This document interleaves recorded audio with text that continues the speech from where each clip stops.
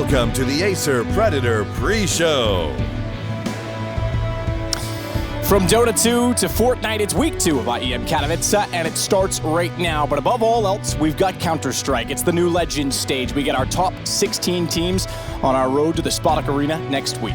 It's exciting times. The big boys have arrived, and it's time to put a test to our last week's teams who have made it through. How can they fare against some of the world's best at this point? And absolutely the case. I mean, the fact of the matter is this one's a bit different because we're not doing this mid-season. We're doing it at the start of a season. Sure. Some teams have played tournaments to warm up. Power Cup comes to mind. London last week in the case of Navi and Avangar. You have to consider sort of if there's been enough preparation. You'd think the boot camp and that sort of, timings and teamwork and communications on, but just getting in for these newer teams to this format. Are some of the teams from last week going to have an advantage? That was a talking point among them. We had a lot of upsets last week. I feel like we're going to have some here today as well. There's lots of teams playing. I guess we can have a look at who is going to be coming in this week. Got the likes of Astralis, Big, Complexity, FaZe Clan, Hellraisers, MIBR, Navi, and Team Liquid bringing it the rear. So who jumped off the page sheet right now? Who's the most excited? Obviously, Astralis number one team right now. Sure. And then you got the teams from last week who made it from the previous stage. And rated by their peers, they were rated number one by all but one team who put Liquid as first place overall. That's interesting. Yeah, Complexity. Well, so you throw out the most disparaging rating. So if someone just trolled and put someone 16th, it would drop that out. Interestingly, in the case of Astralis, being rated second was the one that was dropped out. So they got a perfect 1.0 rating coming into this. Liquid takes over number 2. For me, the ones that jump out are teams like Complexity, who made it through last time. It was a wonderful story to see them do so at London. It was great to see a team like Complexity, an organization like Complexity with such a Was it the 3-0 time. They got last time? I think so. I think they're the first team through. That's right. I think. But just in general, for a team like Complexity, an organization, for them to have such a run in Counter-Strike again was great to see. However, coming into this one, I think they're rated 16th by their peers. Remember, they do have nothing coming in. Technically, not a pro at this point. He's been a mercenary for a couple of teams. He was helping out Mouse Sports last year. This time helping out Complexity. I don't think it'll be a full-time move. But here's the Swiss format, Matthew. So essentially, you can see on the right-hand side, I usually refer to it as like a live system. You're looking to get 3 wins to advance to the next stage. The final win has to be a best of 3. So any elimination or progression games are best of 3s. Everything else is best of 1. If you lose a game, then you go 0-1. You'll play against another team that's also good 0-1. And like you said, the seeding there. Astralis, of course, at the very top. We've got some great games coming up. So what have we got on this stream here? We've got Ents, Renegades, and then we're going to have Big Vitality. I believe we have that game. Okay, so the standings are not actually the seeding. I was going to say, it's Astralis at the very top, so we've got a bit of, I think it's alphabetical order. Yeah, I think so, because Complexity is not rated number 3. No. That's Navi that actually got that rating at like 3.5 or something like that, so there was a bit of disparity among where people put them, and I think that's fair. One of the other ones for me, though, carrying over, if you were to look at teams to advance from last week, maybe Ents, I give Avangar a wildcard shot. Now, the problem with Avangar is they got rated 14th. Sure. Or maybe even, 15th. So they play Liquid to start. That's a tough opening game for them. So number 1 will play number 16, right? That's the way exactly, it is. Yes. Yeah. So basically the seeding system gives you less chance for upset, but it basically... It's the same as you would do in a sports system, hitting a playoff. Well, right? You have the biggest separation. The conversation, right? Because majors are always infamous for groups of death and all that sort of random elements and stuff like that. But we've had some of the most exciting games of CS history based on that format before. Now we might have more one-sided games that are more logical victories. Do you see that being a talking point at all? Or would you rather just be the fairest competition in that regard? I mean, it's the fairest competition in that regard, but also you have best of 3s, which really neutralizes any chance for those massive upsets. You know, you can't have the one-and-done teams anymore. They've got to prove that they have depth over a map pool, that they didn't just get lucky, get a good start, get a run on a team. I think that's the biggest change for me, more so than just the seeding. Sure. But it's nice to see that we're not going to have, 2 heavy hitters at the top play each other and then have a team sneak through because of their demise, right? So it does even it out. And last week, looking at it, when you looked across the board at all the matches, nothing jumped off the page to me as, wow, that's really one-sided, which is what you want. Absolutely. And as each stage goes on of this factor of the major as well, gets reseeded after the first round, right? So going to round number 2, reseeds based on the results. And then obviously if you beat a massive underdog beats a massive highest seed, then they get more points going forward, right? Yeah. And the reason that I point out the fact of the matter of the rating for Avangar is because let's say Liquid is cold. They seemed very confident yesterday talking to them. But let's say Liquid is cold and Avangar just comes out flying out of the gate and gets that best of 1 win over them. Great for them. They get moved up the order, but it's going to be hard for Liquid then. They'll still go down, I think, just a little few points, and in the next match they should still get something fairly even. But it's a possibility that one of those upsets can happen today. In the pick'ems, they've actually got them in order of how the ratings came through. In my opinion, I think this is how it was. So you've got Astralis, Liquid, Na'Vi, MIBR, FaZe, NRG, Big, ENCE, Renegades, Vitality, NIP. I'm just going to read them all off because I'm already done now. Hellraisers, Cloud9, G2, Avangard, Complexity. I'm pretty sure that's the exact order that they were rated. So I think you're absolutely right. The way we've got it on here, that's the way to do it. You think Avangard might be able to sneak in as your wild card? I think there's a chance. Yeah. I'm not going to sit here and go, yes, they will make top 8. No, I think they can be a team that can surprise a few people, get a few wins, and hey, maybe they can, but they'll be a pest to everyone they play. They could just be one of that team that takes away a victory from someone you might expect and not necessarily make it through. Either way, we got our first game coming up right after this break. Do not go anywhere. The major stage 2 is about to kick off.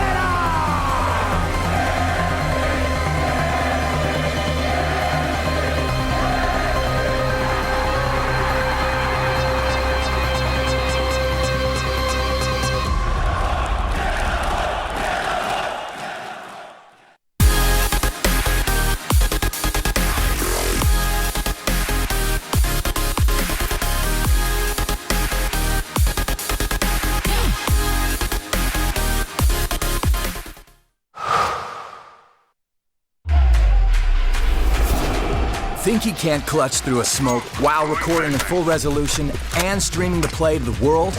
Watch this. Counter-terrorists win.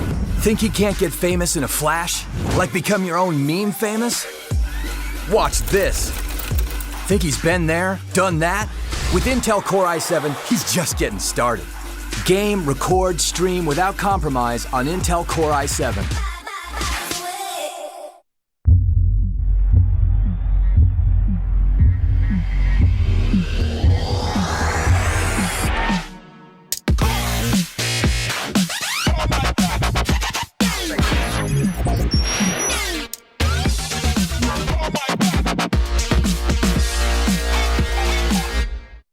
Prepare for combat. Go forth and conquer.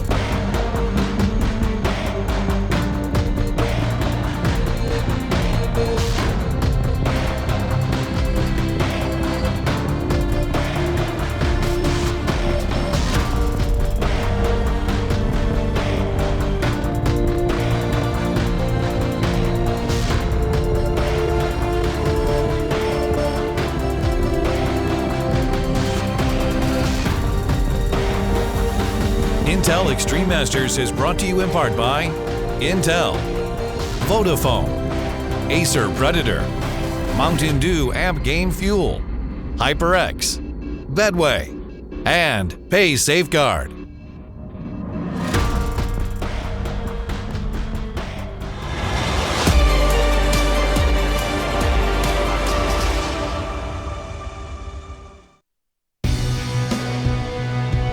Vodafone presents the pre-match. An absolutely lovely shot of the Spodek. The question on everyone's mind this week is it a UFO or a sombrero? A bit of both, I think. A bit of magic in the air as well. The majors here. Yeah. It's always been a historic event. Katowice has had its majors here before, but not an Intel Extreme Masters major. Exactly that. We've had ESL 1 and EMS 1. Exactly. Yes. I had to think back as to what it was called back then. Yeah. Not number 2. They're both number 1. Indeed. Like Valve, we don't count up. This is going to be an interesting game. We're going to get things started shortly. We already talked a little bit. I mentioned Avangard is kind of a dark horse. Ents Renegades certainly could be, and they play off against each other today. They do. But why don't you kind of cue us into where we're going today? On this stream, we're going into Big versus Vitality, which for me is a very interesting game. Big, a team everyone seems to be getting very excited about once again. They've made some changes, removed their British sniper in the form of Smuya, and brought in an absolute powerhouse of talent, the Turkish-based player Zantares, who, you've mentioned this last time a few times, that he was the number 1 ranked player on HLTV for the longest time, but obviously you have to take that with a slight caveat that he was playing lower tier opposition, but still, his mechanical skill is one of the very best in CSGO right now. Will it be enough to get Big up to elite status? I think so. I feel like with the tactics and the firepower they have now, this could be a very interesting package. I think absolutely so. And it's interesting that they also, so I was talking to Jason, who had the pleasure, he and I each interviewed 4 of the Legends teams yesterday, which they'll play throughout production. A lot of people were asking on Twitter when they'd see those. Those will be throughout the B-roll and throughout the event.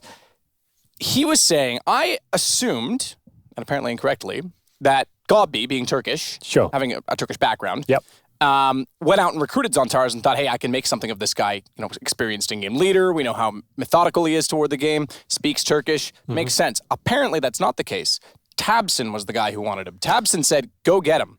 Wow. And that's what happened. So Gobbi can communicate with him. That's brilliant. It's probably the best signing Zantares could have. It also means he's going to learn English through Gobbi and through playing with them. So in the future, he'll be more of a prospect for other teams, because that was always the issue with him, is he wasn't that well spoken in English. So they will have some communication issues, but Gobbi can speak both and should resolve it. Well, they've had to overcome communication issues when they brought Smuya in initially. They were a German-based team speaking German, then all of a sudden having to speak English. They seemed to be fine with it. There wasn't seem to be like a massive talking point around that. It wasn't like the MIBR USA situation. It was it seemed a little bit more synergized in that whole thing. I think Zantares is going to take him time to be his absolute best in this team, but his individual talent is fantastic, and hopefully that will be enough to just put a bit of a show on today. The first game of this stage of the major, we want to see him go off. And are we allowed to talk about the map yet, Matthew? I'm not sure if we got the veto coming up. I don't want to jump in and say this is the map, ruin the surprise for everyone. Apparently it's coming up right now. Okay, so we can look at it properly. We've kind of been cheated because we jumped into the server so we can see it. Remember, today is all best of ones, because these are not either decider or advancement games. These are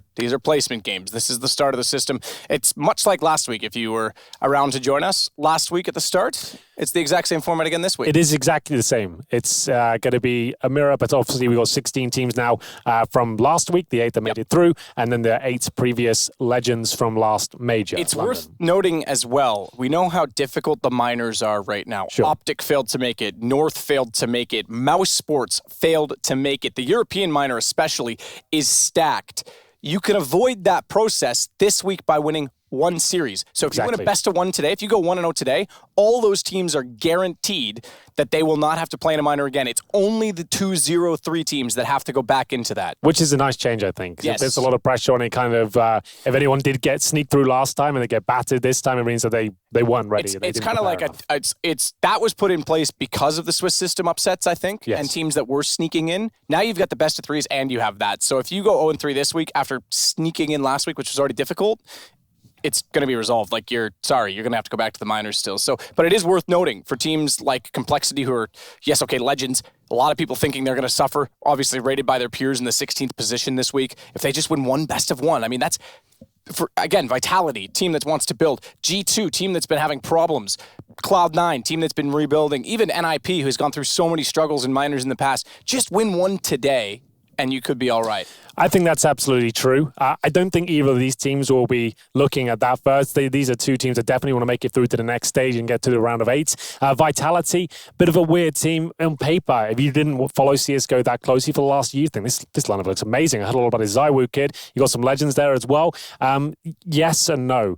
We've seen some promising signs of life for them this week, or last week, I should say. And we thought, okay, they're getting better. But overall, this project so far, Vitality, has been disappointing. It started initially with Happy instead of Alex coming in. We thought that looked a little bit long in the tooth, perhaps. And then they removed Happy, brought Alex in, and it's been slow. It hasn't been an amazing start for them. They've just about got through to this section of the tournament, and they're hoping their star player, Zywoo, who is up there with the likes of Xantares in terms of individual skill, can deliver. He seems to be the main catalyst of this team for them to really go off. If he has a quiet day, they're not going to do well. Luckily, MBK and Apex have both looked astonishing recently, and MBK is the in-game leader and seems like he's really found some individual form as well. Yeah, we get the narrative of building up Xantares because he's been around for a while, but playing in that tier 2 scene. You're right to say that Zywoo is like an equal talent, if you will. Yeah. But we don't have that backstory because he kind of arrived and bursted straight into the tier 1 scene. Doesn't Yes. have as much maps in his history that we can look at and much stats that we can pull. But yeah, those are 2-star players that'll be going head to head. And I personally, I can't wait. I think that's going to be a fantastic battle. Difference that there will be for Big, obviously, is without Smooya, Xantares isn't really an AWPer. No, but Tapson is. That's what I was going to say. You're going to see Tabson, who was phenomenal on the rifle last year, jump over to that weapon. It's going to change the complexion of the team, but so much skill still there. Yeah, Tabson is definitely confident in his AWP ability. I think he's such a good rifler. I'm sure he can handle the AWP responsibility, and I'm sure he'll be absolutely fine. But it's always a shame to see these really exciting riflers to switch weapon up. But at the same time, I'm sure they know what they're doing, and hopefully he can deliver a world-class performance. And he'll be up against Zywoo in that department. Zywoo is the main AWPer for Vitality, so it's going to be an interesting battle. Nonetheless, there's we have to look at the lesser skilled players as it were. We got Next coming back in from injury, so we're not sure what to expect from him. He was phenomenal back in his heyday. Waiting to see whether the break he's had recently. Some players actually find themselves when they go on the bench for a little bit and come back, they actually look a lot better individually. So we'll see if that rings true. He's been around for a long time, an absolute veteran of the game, played for Mouse Sports, now for Big, and now back off the bench, it seems, as they want to bring him back in once Smooya was removed as well. So there you go. Xantares and Next coming back into the roster. God B, always been heralded as the tactical mastermind. We're always seeing nice innovations from him, and we will see them very early on in the tournament. It's yet to be seen, but I feel like this team, they want to be making sure they win every single map they can. They can't take any chances here, so we are going to see anything new. I'm sure we will see it today. And Vitality certainly had a few days to look at their notes as well, right? They didn't look their absolute best in the opening stage of the tournament, and they've had 2 or 3 days now to work on their mistakes, and we will be playing Mirage. And hopefully, I just don't want anyone to get run over. That was like a bit of a problem the last day, especially last week, of teams just not turning up at all. We had like 16-1s, 16-1s. Going back and forth is a little bit problematic in that respect. Teams not looking quite ready on their map picks. It was quite odd. And I'm just hoping to see this one go the distance. A nice 16-14 would be a great way to kick off the B stream today. Be fantastic. I mean, this on paper should be a great game for all the reasons stated. Zywoo, Xantares, team building, methodical in-game leader on one side. French scene, I think this team, the more tactical of the two currently, with NBK involved, and certainly, you know, a structured player like Apex and RPK, both those guys very fundamental. Still improving in that asset, I would say, though, and still trying to build out that teamwork so that they don't overcommit to force buys, etc. G2 was a little bit more guilty of that last week, but we certainly saw Vitality give up a few rounds that shouldn't have happened. Well, in terms of predictions, Matthew, I guess it's our show. We're going to have to do them. I've gone with Big on this one. Just because, to be fair, obviously haven't seen them play, I haven't seen them practice. It's just a gut feeling. I feel like with the Xantares coming in, they're going to be fired up. And Vitality, if they have that slow, flat start, they could get run over. Yeah, it's a tough one. It really is for me. I think I lean toward Big. Okay. But I have this like, a lot of people were saying Big could be a 3-0 team. And I get that, sure. They're very structured under Gabi and Xantares. Yay, great. It's fine. But I still think there's going to be a few teams today that joining the Legends stage late are going to get caught off. And this could be one of those games. I think I still lean with Big, but it'll be close. Well, we will find out, ladies and gentlemen, the first game of the day, at least on this side of the equation. You do have the A stream as well. It will be Big versus Team Vitality. It's a difficult one to call. You can see the rosters there as we head into Mirage. It will be a CT start for the German organization with Vitality on their T side, and that's a nice on their T. We're good. All right. It's a speech jammer test. It was just Henry. a You nice failed little test. miserably. I did. I couldn't really process that at all. We have 3 smokes, though, for Big to process. It looks like we have the standard steps jungle smoke where we want towards spawn as well, as the flashes will be dropped over as Zywoo to lead in, as all 4 players for Vitality head towards the bomb site. It's going to be Zantara to challenge with that P2000. Gobby still back towards CT. Good shot. Takes out Zywoo immediately as he crosses over. Bomb will be planted by MBK in the meantime, so Gobby goes aggressive again from CT, but smoke down late. Post-plant smoke. They saved one for that. It's going to make things a little more difficult. Now, the advantage to Big on the retake is that simply armor. The ability to take the fights. Apex and Alex both without. Still an aid and a flash for Alex to work with, and that aids RPK as it came over from Main. He's got the shot. Apex goes down, though. Taps him with the headshot. All onto Alex. 3 players to face him. Oh, nade on the bomb. It missed. Tabson was low enough, 1 HP, that he would have easily been taken down, but then he had to peek, and peeking against 2, it just would have been shot after shot going right through the armorless body, so it is 1-0 for Big. Well, 3 players survive as well, so that's a convincing victory for the Germans there. It will be Gobby to open things up. You can see, I was expecting a smoke towards spawn, but it really begs the question as to what was going on with that third smoke. I assume he went towards connector, as we'll see him retake the bomb site. It's going to be Tabson, one of the key fraggers of the squad. I like the fact they got so many raw, talented players on this squad now. It's going to be interesting. Tizian's normally the anchor.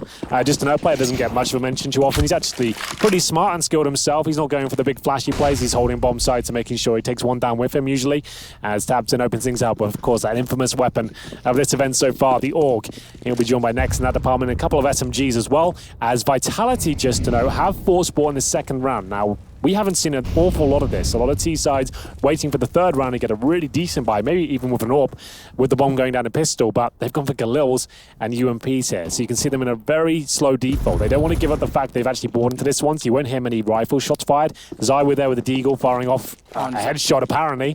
And there it is. Zantara's as well, just to note. Yeah. You want to cue that little battle up.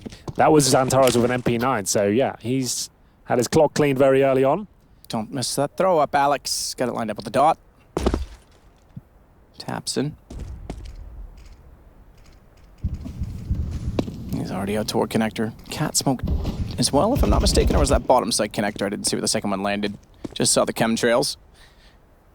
As Gobby waits towards CT. Tapson out with 1. RPK goes down. Bomb drops. That cues in Gobby. He follows it up to take down MBK as well, dropping the bomb yet again, but Zywoo's second 1 dig of the round. Third. Alex, he did get a third. He got Gobby. Alex inside connector has taken out Next. We snapped away as that looked like the more promising action, but what a fantastic deagle round for Zywoo. He will eventually perish. He goes down to Tizian, who has the HP advantage, a kit armor. He can concede the bomb plant, but an AUG picked up for Alex. He's got head armor as well. You may give him the advantage on this. If he can get the bomb down and actually get some distance between he and Tizian, or just take the fight. Oh my goodness. Might have got away with 1. Maybe you thought the situation there was expecting a CT flank, but Tizian plays it to perfection there. 2 versus 1 after 3 Zywoo 1 digs come through.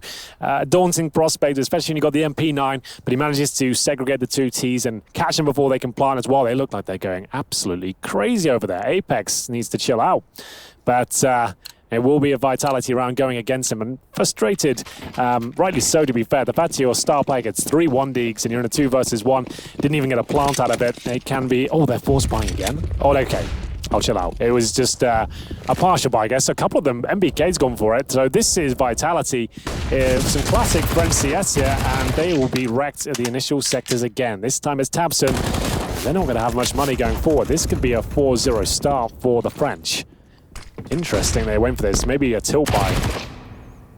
They don't get a plant here, Matt. They are done for. RPK's got him down. Okay. He's got another. Follow it up. What? Distance Zywoo again with a deagle on Zantara's. Second time he's 1-digged him. This is becoming a massive problem. Twice that they're going to have. They're not even waiting for them to plant. I guess they thought that round was just tied up completely, and they didn't expect RPK to go off like that. They were very aggressive. It's scary, though, for Big. The fact they've given up 2 rounds now with a ton of kills. No bomb plant in the last. I still think Alex should have held the bomb plant. Had the AUG. Would have got more money as well for doing so. Obviously, he was trying to win it, so you can't really fault him for that. Sure. But retrospectively, it would have helped a lot. If they can get a bomb plant down now this time, too, with the kills that they've had, the reinvestment that they're going to force out of Big, this is a fantastic recovery from Vitality. They still have a couple of smokes as well, and a flashbang, but unfortunately, Zywoo goes down, leaving the tank with just 7 HP. doesn't look like he'll be winning this one. They make it incredibly close again. And if they got enough to force it, they could go... Yeah, you know what? They got the rifles. Yep. So it's just MBK that will be hamstrung. Zywoo can even afford the orb. So it's actually not looking too bad with the investments of the previous round. Ideally, could have got the bomb down and have a full array of rifles. MBK might just go with the pistol here.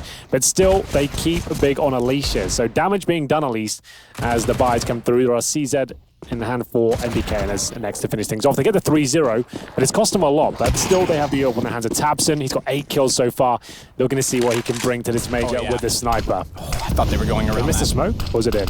It's in. It's in late. They threw it from the top side of middle instead. I thought they were going around the corner. It blinded up as it appeared the model was. I thought they were going all the way around, and that would have cost them out dearly. Zywoo's the deepest in mid right now. He's got a player working out from underpass. In fact, 2, MBK and Alex, but he's got the bomb. So he's got to be a little bit careful of his position. Next won't be able to spot him as he gets that far down the ramp.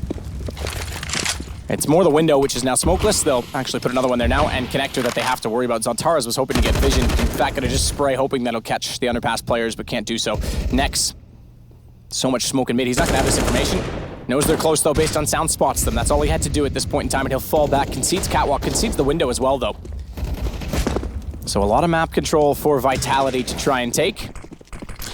Well, they pretty much have to go B at this point. 4 players towards short. There's the flashbang. CT's waiting on the side. You can see Tizian up there in the apartments next to just the FAMAS. He's surely going to struggle at this point. It's a nice shot to open things up, trying to bait his teammate in. There's a low HP RPK in front of him, and Nex is finding kills all over the place. But RPK, they keep fighting back here. In situation, looks like they're done for. They make it winnable at least. And now it's 3 versus 2. It's Habson on the AWP. Zantara is being removed. He can't seem to get going here. And maybe a round for Vitality as they take the advantage here with the bomb down. Yeah, you're absolutely right. Zantaras has had guns 3 times and gone down 3 times. It's not the best for him. Tabson, though, 9-2 now with the AWP. RPK, he pulled it back. I have to give credit to Nex. He got information when there was no one else able to spot inside of middle, fell back, stayed efficient, and found 2 kills inside of the site. It's quite spectacular, but it's all on the tank to pull it together for Vitality. Flash out, it worked. Caught off Godby, took him down, but got a dink through the wall in the process, and he's got to find the off ball. That's easy. He spotted it. He had dead to rights, and Tabson responds his 10th kill in 4 rounds, and it's big up 4-0. Vitality can't catch a break. Bid go 4-0 again. So tantalizingly close, and it all falls apart. It was big to get the opening picks. It looked like another successful round, but then once more, RPK finds kills out of nothing. He makes it to a 1 versus 1, and like you said, this looked like a done deal. He should have killed him, to be fair. Fantastic shot from Tabson, but RPK could have just one-tapped that straight to the dome, went for a little spray, and that cost him his life. And they're going to be able to buy again. They've got maximum loss bonus with this bomb going down. If they just win one of these rounds, they'll break the economy of big, but so far can't find it. It'll be Zantaras looking to get off the mark here. It's 0-4. Really had a rough start, but very early on in this best of 1. But big do have the lead. But remember, as soon as they lose a 1 round and no one survives, they're double eco for sure. So we'll see what happens here. Zywoo waiting for aggression towards short. Tabson has got his AWP from the previous round, but you can see they're certainly struggling financially with just 3 flashbangs at an HE at the 1:20 mark. They've got next to no utility, and it seems like Vitality are aware of it. And RPK is having a good start as well. Down 0-4. He still has 6 kills, but that last one's going to haunt him. Yeah.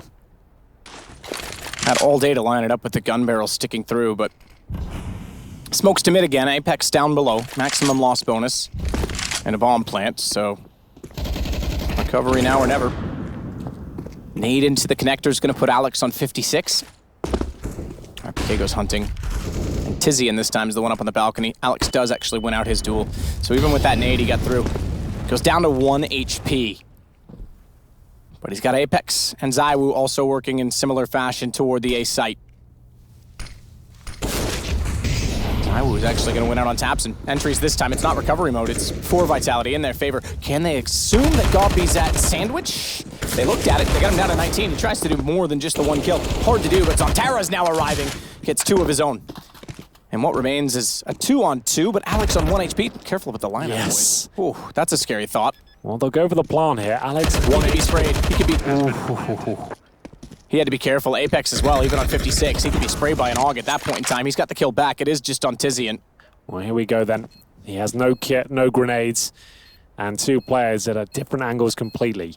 I'm not sure how he'd even approach his situation, as he'll have to touch the bomb, hope he can bait someone out, but then where does he even look? At this point, is he going to struggle to even defuse the bomb without a kip?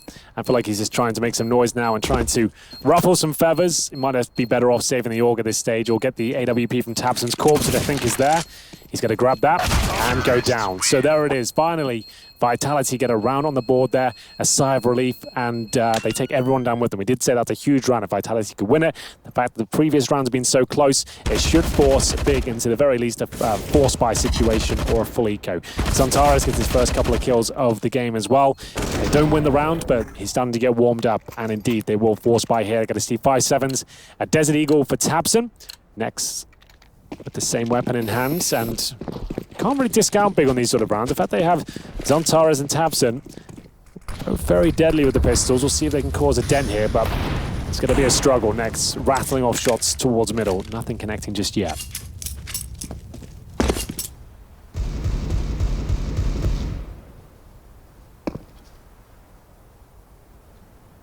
Tizian's pushed up aggressively this time. He's not done that so far in the B apartments. I love the 5-7 for this situation as well. CZ's great, but it is limited with its ammunition. 5-7, I think, is very underrated at holding angles like that, where you're potentially going to be rushed or at least see more than one player. Back to the A execution by the looks of things. Maybe just a contact play. Don't want to telegraph it too much. Get everyone as close as possible. Flash over. It looks like that will be the case here. Zantares will do exceptionally well to get 2. He does manage to get the first, but it's a trade from Zywoo. Apex already confirming that at least no one's poking out from jungle. They could walk up the stairs, so it's not like it's fully confirmed as clear, but he allows his teammate a bit more confidence working out from A main just in that position alone, and he'll watch top stairs as the smokes go down late. They want them to go down as late as possible because they want to try and get the plant and still have them in position. But you pointed out something interesting, and that's Tizian. He's on a flank. He's at A main. Flashes just went down. 2 players going to have their back exposed. Bomb going to be planted inside triple, already on 3 HP. If he gets caught out right now by Tizian, they won't get the bomb plant. 26 seconds, he's done exactly that, but he's only got 12 HP, and they know exactly where he is. So this comes to kills. Good read on the flash. Molotov's going to be a problem. That's got to spread. Surely it has to spread, but Alex knows he's pinched into the corner either way, and he'll get Vitality their second round. A little bit scary for Vitality there, but they win the round. That's the most important thing because it sends Big to win eco at this stage. Tizian's flank could have been everything. Managed to get himself a Galil as well. Denied the plant, but at that point, taken down to too low of an HP. I think if he struck maybe 5 seconds before, he would have had a chance to win the round, but he was detected by Alex, dinked up, and then at that point, couldn't win the round. So there we go. Big will have to just take this one on the chin. They can get a little bit of investment with some upgraded pistols, a couple of PD-50s out of Deagle as well, but Vitality online now at least. This is certainly a CT side of the affair, and the fact they'll get 3 rounds in a row now will make things a little bit more comfortable as the loss bonus starts to rack up. The CTs will get $2,400 each into the next round and should be able to bring out a nice healthy buy, but anything but healthy. Zantares is going to be dead at this point as the Molotovs come through. It looks like they're just going to be focusing their efforts towards the A side, and this time using a lot more grenades just to flush out any CZs or PD-50s that could be close range and make sure they can get this down as cleanly as possible and make sure there's no stress towards the late stages, which seems to be going very well for them. Yeah, that's their best round yet. All 5 stay alive.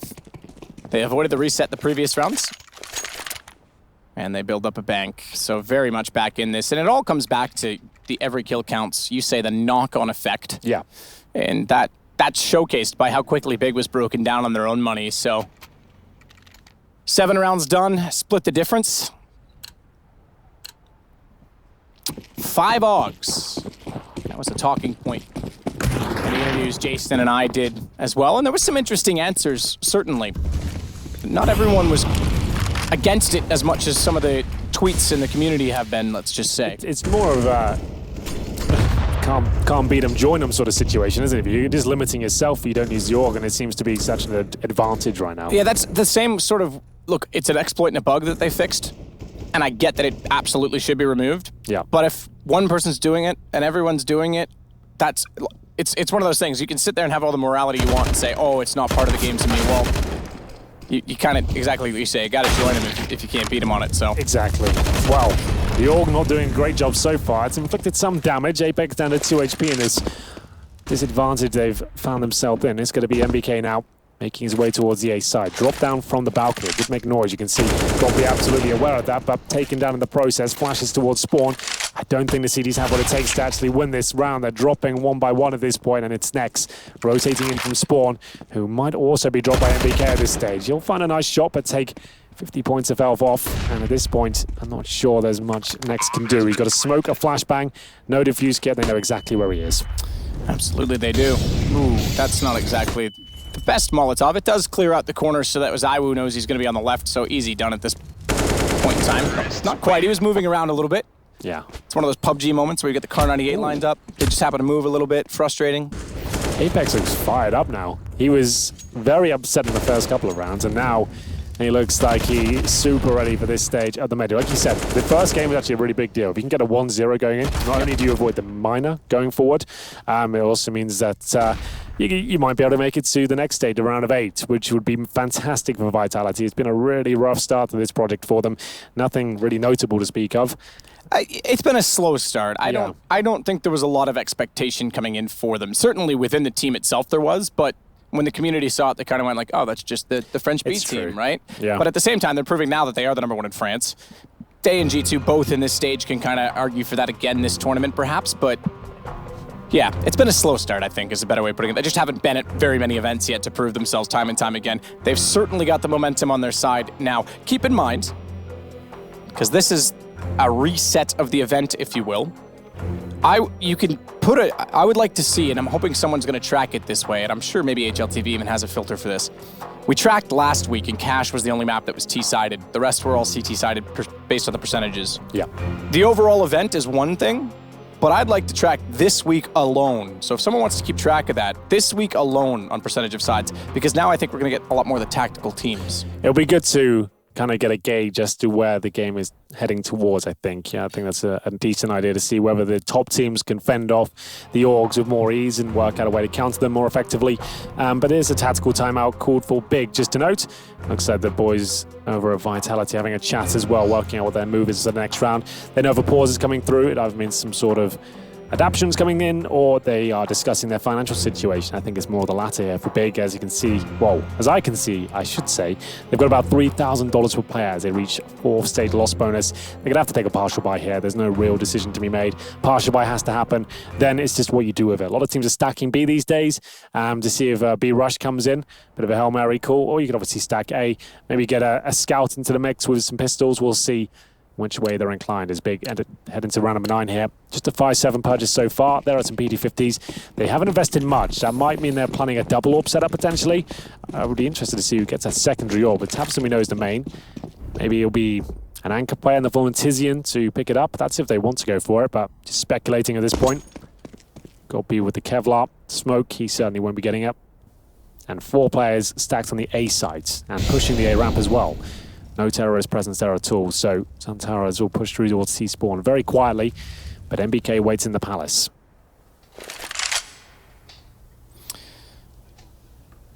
He is indeed. He might be... Oh, caught off by Godby. I was going to say gifted a kill, but nope.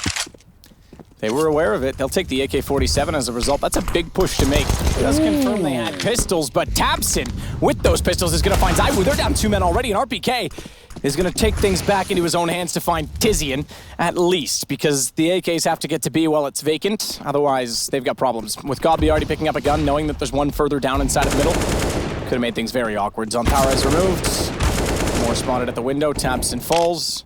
Godby may even just consider saving that weapon at this point. He is still in the doorway at checkers, but if a bomb goes down without a further kill, you could consider it. Except, I thought Apex was watching this. They've given up the second AK.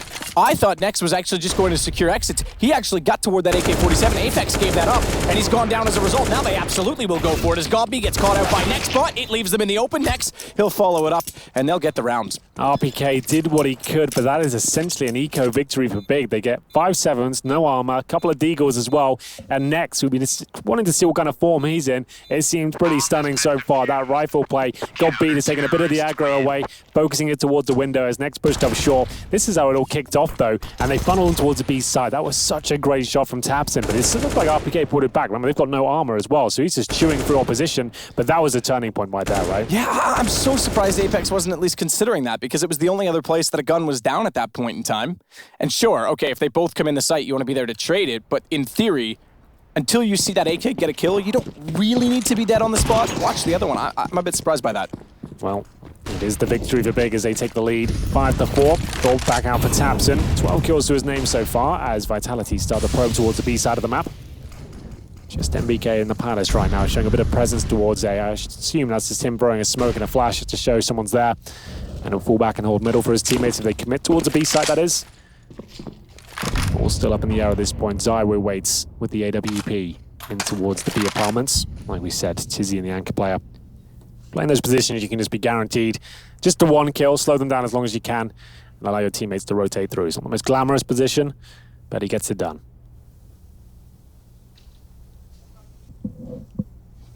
Zywo wants to creep in slowly. We saw nearly 2 force buy wins from Vitality early on, so Big's kind of answering that call. They're up to the task, because otherwise the game was slipping out of control. That's a very important round to win on the eco, and this one's easier. They'll keep all 5 alive, just as Vitality did 2 rounds ago, and now it's them back in the money seat. It's quite an interesting game. It's a bit of a pendulum. I needed to see that from Nex's POV. It sounded very good from him, but also no pressure at all. You could see he gets those first 2 kills. Whether he was blind or smoked out, I'm not sure, but it seemed like a slow contact play from Vitality.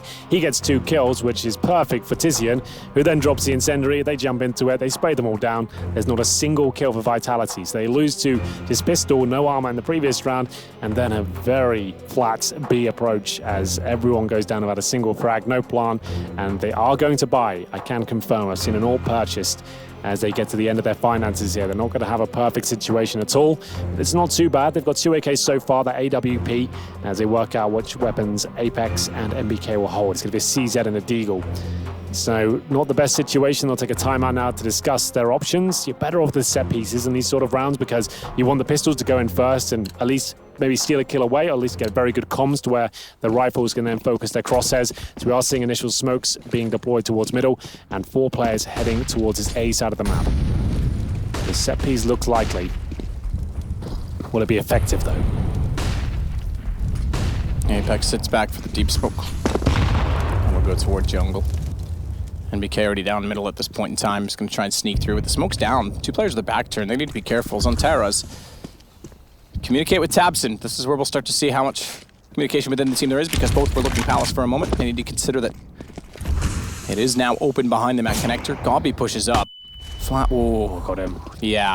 If that had been a foot further, he would have peeked that, no question. And they're anticipating with that flash being where it was that he might be close. So they checked it, and Zywo nailed it up close to the AWP. It's RPK to follow up on 2. Partially blind. Still sprays through. And I think they tripped over themselves a little bit, not only with the flash, but just having 2 toward the stairs that weren't really sure where to look. Nex gets back in, but Apex catches him off. I thought he had the jump on that.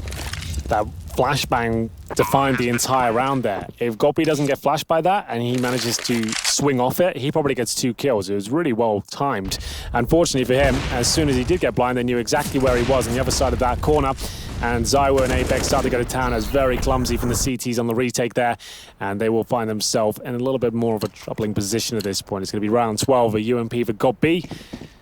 It's RPK, though, finding the majority of the frags as they always seem to claw back into these rounds. We go 6-5. They have the advantage here as the CTs go aggressive. We yet to see the most out of Zantares. 3 kills to his name, but he could get one here. Not quite. Alex actually outduels him completely, but it still goes down to the 4-on-4. MBK around the corner, already checking it. Flash this time. Do they anticipate twice? It's the same flash they wanted to throw last time to get Gobby in. They read that. They check the corner. He's making a lot of noise, MBK, but do they check it this time? Not quite. 2 is going to work for Gobby. Smoke not down. Flames to get away. Not going to happen if Zywo's in position. He won't be able to spot towards CT, mind you, but he is anticipating that Tabson could put himself up on the ticket booth. Either way, he'll hold the angle, trying to get his teammates in farther, but no one spotting toward the top of the stairs, and his head still showing. Easy shot, I have to say. Apex pulls it back. Still, though, oh, Tabson's got to hit those, because there's no smoke at CT. They could be caught on it. Flash, that puts him off the angle, just enough for RPK to spray in, and he does so successfully, but he won't put Tabson down. That's when Tizian works back to connector, and at connector he'll get a crossfire setup, but he's lost his teammate. Now they can play safely, plant the bomb toward default. Tizian can't do much about it. Well, he spotted one player towards spawn, so he separated them in that sense. You know, there's a planter and a CT player. Apex, though, on the ticket booth. He scoped in, but it doesn't seem to stop him at all. Nice shot from him. It was a bit of a gamble to jump over and get the AWP, but he successfully does it. Closes out the round. RPK finding kills once again. Got B, like he said, same position. Got baited in by teammates again, and then they followed up the incendiary to allow him to try and retreat. But Zyro is so quick on the AWP, he took him down before he had a chance. And this is where Apex made the jump, managed to get the AWP, and then close out the round. It is going to be 6-6, and money should be broken for the big squad. They have got 6k on Next after saving a couple of times. He's currently got 12 kills as well, the very top there. 4 big. Next will get to Deagle armor and a flashbang. The rest of them, as you can see, 5.7s and PT50s. Should be a vitality round, but they've given up to these pistols before. 4 AKs, AWP, and there's still an important one for vitality. Can't afford to lose this round again. There would be reset. We continue here. You can see not too much of a stack from either side really. Big will just be playing 3 towards the A side of the map. And they've lost Tabson. That's going to be Apex opening things up. Sontaras, 3 and 11. I haven't seen those numbers from him before. He's usually at the very top, looking very comfortable. But I would say this will be a T side of the affair for him. That's where he can do most of his damage, let off the leash a little bit. They've had a rough start here. Well, actually, they had a fantastic start. The mid stages where it all started to go wrong. Yeah, absolutely. I mean, it's been back and forth, right? 2 rounds ago, we saw a round in hand for Big, and then Vitality answered that call just as they did having lost the pistol. They may have gone down 4-0, but rounds 2 and 3, they got 4 and 3 kills respectively, leaving just SMGs in the second one. They forced out a lot of money, and it's really been a game of momentum at this point in time, but neither really wanting to give up much. In fact, not wanting to give up pistols this time. It seems Big's going to back off, try and save it. They do have a lurk outside of the vent position. That is Apex, and he's got a kill for his troubles. MBK, does he get spotted by Godby? Pistol obviously was picked up, so that made it pretty easy to anticipate the arrival, but Apex is going to catch off Godby, and it goes to 7 for Vitality. They're back in the lead. They certainly are. After a 0-4 deficit, Vitality are back in the driving seat. I have to say the coordination not looking as spot on as I expect from Big. We haven't really seen them present anything super aggressive apart from on their pistol or SMG situations. And they go into another round here with Tizian on the MP9. He plays that B side, remember. Tabson back on the AWP. He is now top fragging with 13. Smokes towards middle. We'll see if we have any sort of change of setup here. We have got Tabson dropping down towards that connector, I'd assume. He actually holds up towards the underpass right now. He's actually in a smoke. This could prove problematic, but he seems to be doing very well with it. Jumping through the smoke again. Taken down, though. RPK continues his rampage here on Mirage. RPK battling in towards the Palace area. Just trying to bait out some utility here from the CTs. Showing some presences once again. We're actually focusing more on the B side of the map. With Tizian pushing through the MP9. He actually manages to get himself right towards the mouth of the B apartments there, waiting for a close range kill. Same story for God B at the A ramp. Alex still just holding out, you're right. Godby's been quite aggressive in this position. This time beyond the tunnel. Twice he was at the corner. Didn't really account for that angle though, did he? No, not at all. Alex had an easy one. Spotted at his feet and just fired into it. Sontaras wants to get back in. You can even see him close his eyes in disappointment that he was blinded this time. He'll go down because of it, and he doesn't look too enthused. And I think they're backing out again. So it's going to be Vitality on 8. AWP saved for Tizian. And Next wants to keep the AUG in his hands. It's difficult to think the Big have only really got a couple of gun rounds under their belt. Remember, they won the pistol, and the second up, forced by from Vitality. They managed to take that down against Galils. They were up 4-0. Lost 4 in a row, then 1 with the pistols themselves. So 2 gun rounds in total. And you can see Sontaras 3 and 13. Odd to see him with those sort of stats. But overall, it is going to be Vitality taking the lead even further here as they get 8 rounds on the board.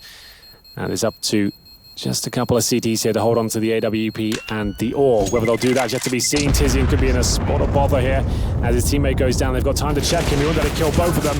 He'll get one, but dropped, and that's going to be Vitality have a huge advantage here in round 15. They needed that AWP and the Orc, as his Tabsa did such great work. They find advantages, no problem. It was just such a compromised position there after jumping down towards the underpass of the Orb. And here comes Alex just to take down Zantaras, who was very blind in the process. They won't have much to work with here. 4 MP9s and a FAMAS. Do they go for a push, or do they hold up in crossfires? I would say you have to push somewhere. Trying to get a kill back, get a rifle. Gobby goes aggressive. This is the push. The flashes for him have been very unfortunate. Either he's a step further than they anticipate, or they're just not throwing them correctly, because he gets blinded again on a golden opportunity to run around the corner and find 2. For his sake, thankfully, Zantares was trailing in tow, because he got 2 immediately after to even up the situation before going down, but it's still Vitality with the advantage. Yeah, quite a significant one as well. If you think about it now, this is big with a lack of weaponry, and their defense has been spread a lot thinner now in an equal situation where the Ts can focus on, let's say, the B bomb site with 3 players, and you could actually just have 1 CT with an MP9 trying to defend that. That's why it's such a massive advantage for the T side in this sort of map, as we'll see Zyro smoke towards the window. And it's not even really like you can go for a stack retake either, because you don't have the weapons for it, but there's no kits. Yep. It's not like you can play the time to try and work in as a unit at the end either. So they are going to have to be completely spread out. And you called it, 3 players toward B against 1. That's exactly what we're going to see. Nex is near enough to the window. You can get toward Catwalk, but MP9 at range, it's not really going to work out for much. Well, we'll see what he can do. They're eradicating risks here, clearing out the van and the close-range positions, but have they accounted for the bomb site here? They certainly have. Zywu continues to be a menace here on Mirage, as he confirms the round in my book. There shouldn't be a world where Tabs and the Next can win this without any utility or kits up against 3. With the weaponry they have, it just looks like a very unlikely procedure, but that is a great play. Yeah, great read. As soon as the flash came in, he knew what it meant. They have this. They could push this. MBK's not in a great position. He's got 1 on either side. As soon as he faces behind, Tabson wants to pounce, but he knows shortly that MBK's considered that. He nearly got away with it, but Nex holds on. We're going to have an 8-7 half. That's huge from Big. They shouldn't have won that round. Vitality with a massive advantage in terms of the firepower and manpower as well, but somehow it will be Big to defuse the bomb without a kit. It is going to be 8-7. We split it right down the middle. A nice lifeline there for Big right at the end. It's good to post around like that at the end of the half, and that's exactly what it is. We'll take a break and be back with the second very shortly.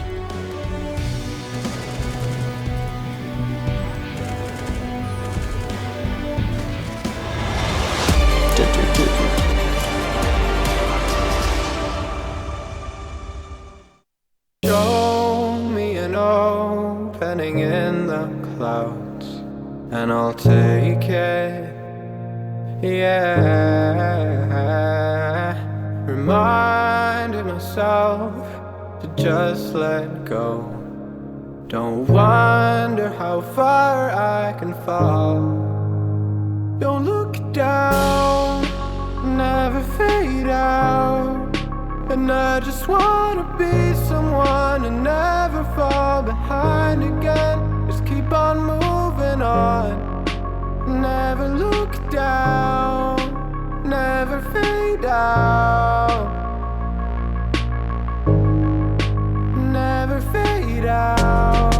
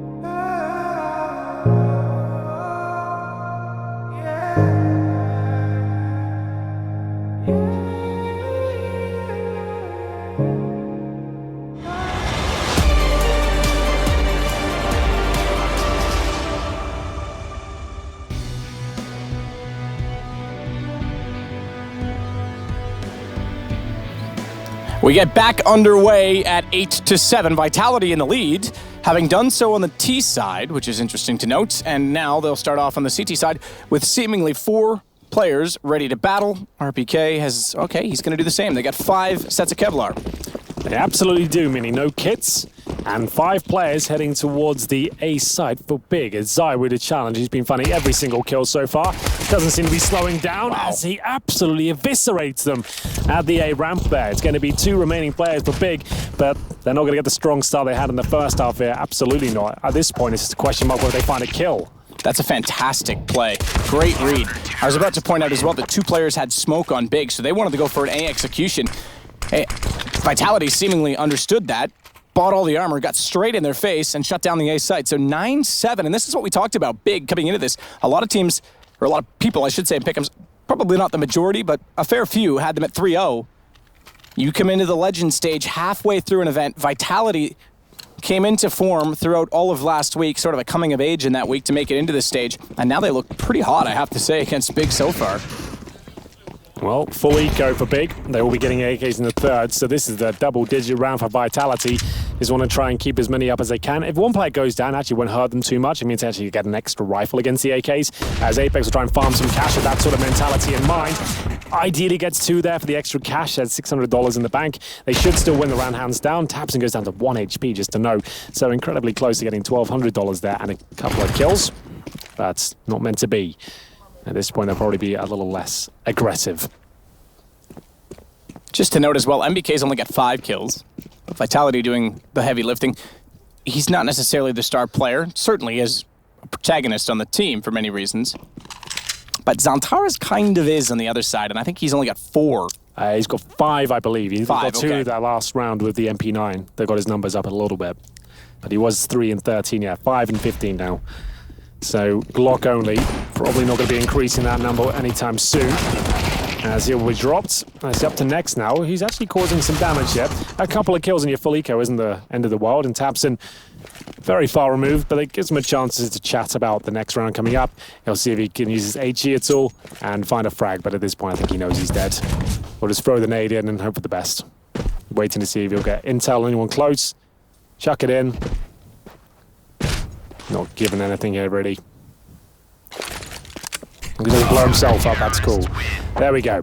It will be a reasonably successful round for Vitality, considering up against Glock. Losing 2 is a bit of a pain, but overall, like I said, they can actually get rifles now as they go into round number 18. The AKs and a Krieg for Next, just to know. Now, that's a weapon that we didn't see as much of in the previous stage of the tournament. We saw plenty of Orcs, that's for sure, but not many Kriegs. And they've got a couple of them. It's God B and Next. Maybe they've got an inkling as to whether this will be a new meta going forward as well. There's some talk about it. The popular consensus is that given the rate of fire on the AUG is actually very similar to, if not the identical to the 4, that the Krieg has such a different spray pattern and firing rate to the AK, it's a little bit more difficult to learn, but also that the AK has the 1-shot potential still, right? So you're not going to get as much of a benefit from it. But there were a couple of players talking about, you know, if you want to play the angles game, if you want to get out the Krieg, you can certainly play it right back on some of the entries. And if you're a player like God B, for example, holding flanks and making sure you're positioned correctly, that could be a fantastic weapon. But there's Xantares again struggling as he goes down with no real damage inflicted. By himself, not flashed in, just challenged with the AK, and he will be dropped in the 4-on-4 now. 1 minute remaining, Tapson. He's got connecting control. You see Apex holding the pallet. It's a very strong position for the CTs to hold as RPK suspects activity towards connector. Looks like the A player will be coming in. They got 2 players at A ramp and at a connector. As they throw in some smokes now, RPK reads it well. Takes down Tapson, one of the main fraggers of the squad. It's up to Next now to find his second on this Krieg.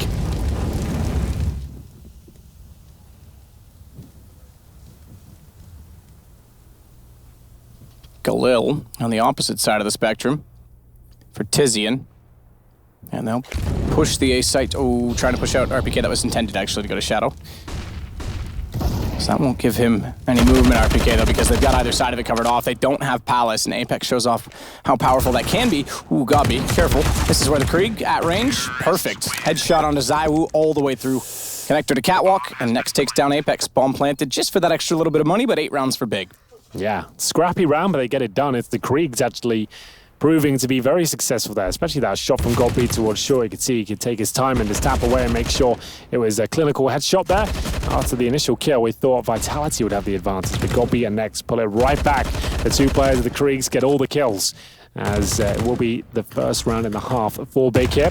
They've actually shut down the money pretty reasonably for Vitality as well. They are going to force. They've got one rifle in the form of an AUG for RPK. The rest of the players are either an SMG or pistol. There's 3 CZs out and an MP9. They have no kits and bare bones utility. So Godby is playing a very passive, like I said, holding angles, waiting for pushes. Krieg's the perfect weapon for that, as he'll be seeing if there's any opportunities at the start of the round. Santares waiting for the A push. Got taken down in the Palace last round. This time, Nex is there.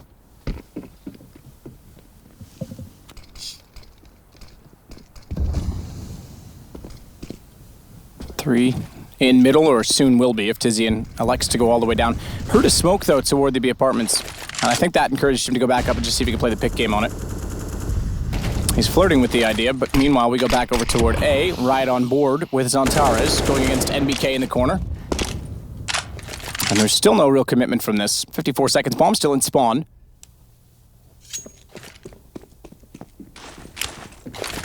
That smoke goes into the B site toward window.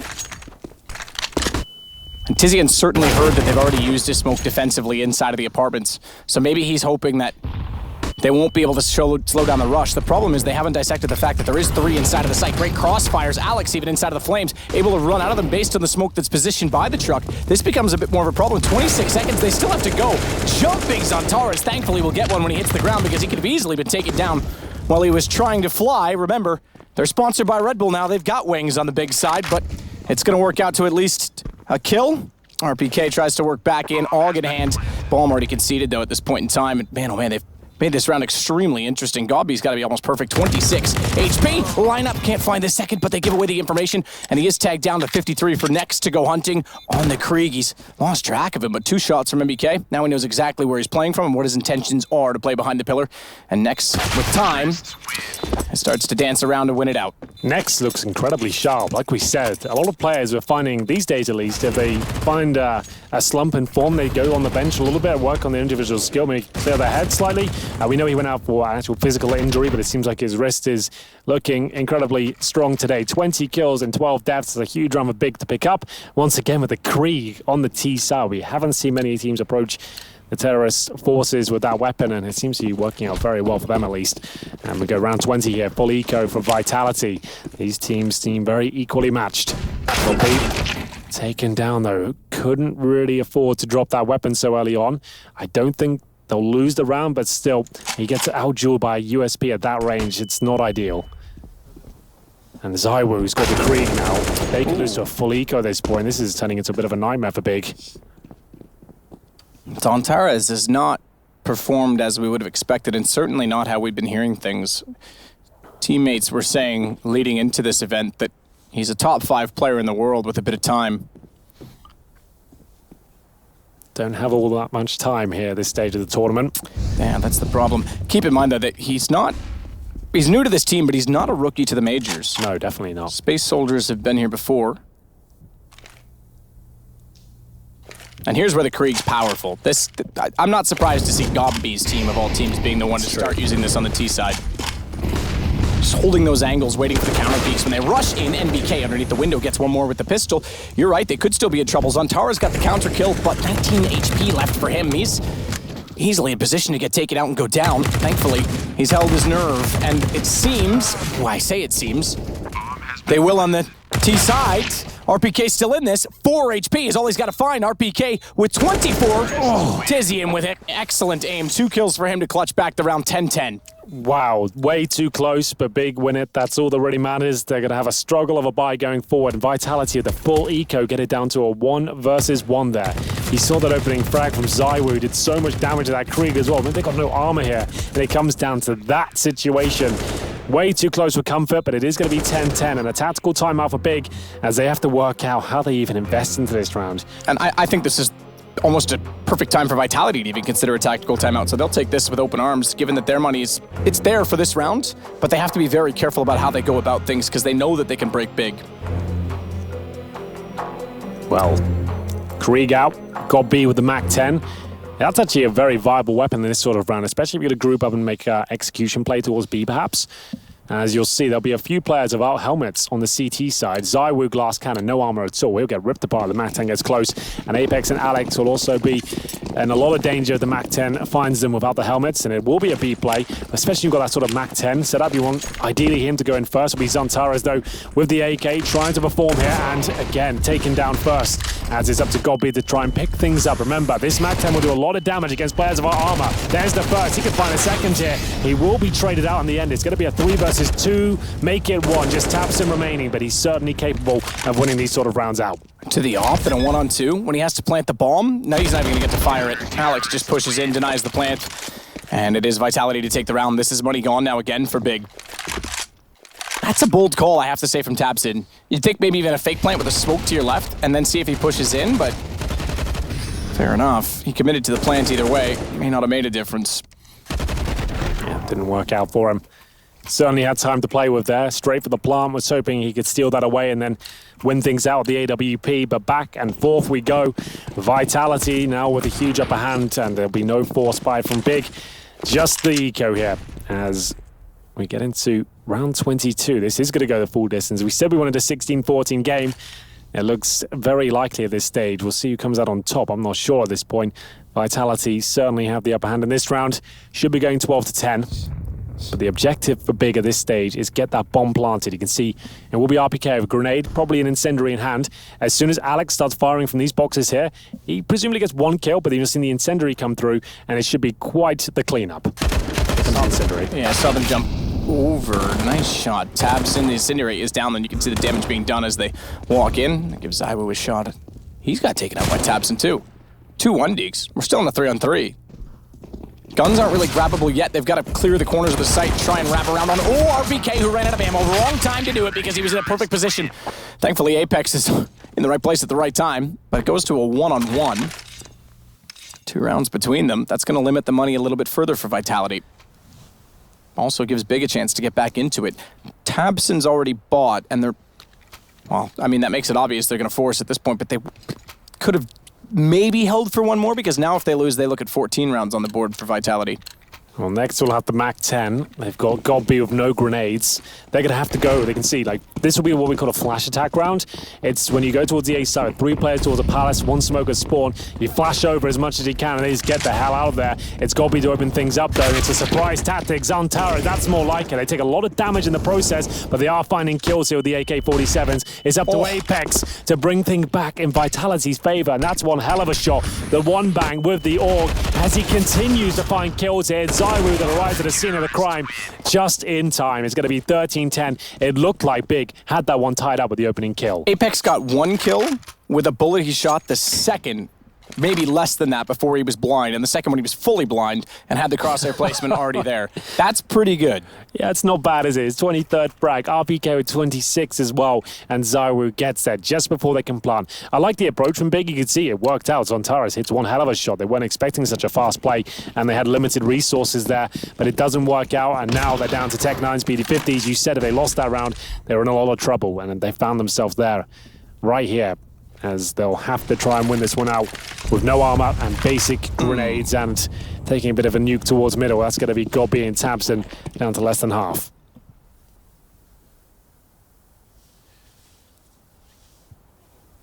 NBK. Considering Palace, because Apex can't watch it, he's busy holding off Connector. He'll now shuffle further inside jungle, knowing that if one's watching Palace and the other's watching Connector, who's watching A main? Well, no one. So he has to consider the fact that they can be encroaching on that position and try and wrap around. Good flash. Apex still somehow got away with that. I thought that was going to catch him out as well, but Godby goes down. And Godby might have been partially blinded by that as well. So team flashes for Godby this game have not really been something to write home about, considering he's your tactical leader and designs a lot of these plays. He's going to be a little bit annoyed by that, I think. I think you might be right. 4 kills for Apex in the round. It's now 14 for Vitality. Update on the A stream, Renegades versus Ents. They are completely splitting the difference as well. It's 12-11 in favor of Ents right now on the T side of Inferno. If I'm not mistaken as well, that's number 8 versus number 9 in the rankings. I think there you or might be thereabout. right. Let's have a look. I've got it here. So one, Yeah, two, they're right beside each other, so that would be the Yes. middle. Yep. So that, and slightly ahead of Renegades, even though Renegades actually beat them in the Challenger stage. That's true. This is a bit of a rematch, isn't it? That's why I thought this would be match of the day, that one. Yeah, well, and it's proving to be. I mean, they're dead even in the ratings and dead even in the score. There we have it. Zantares.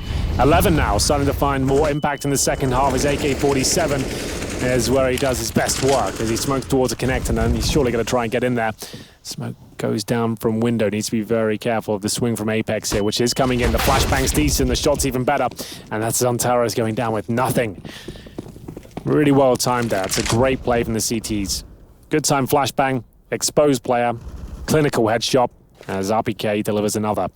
It is going to be round 15 unless Big can pull something magnificent out of the hat here.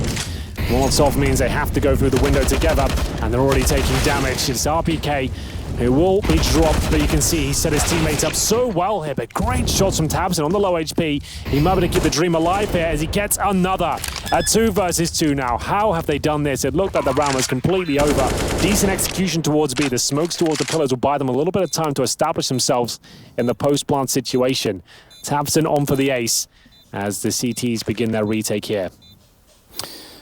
Next, oh wow, found by MBK already. Usually a good position to hold the window from. Tabson's taken that information though and counted it off. And he's left unpunished to go against the op. 4 kills. This would be an ace for Tabson. And he's looking like he's going to get it as well. Oh, definitely. Zywoo is going to go for the bomb. That gives Tabson all day to find it. Bomb might deny him of it. Now that he's spotted, he actually will get taken down, so not quite an ace. No, he hasn't got. I was going to say, he doesn't have the time on that. No way. I was going to say that'd be a massive mistake. It was close. It was extremely close.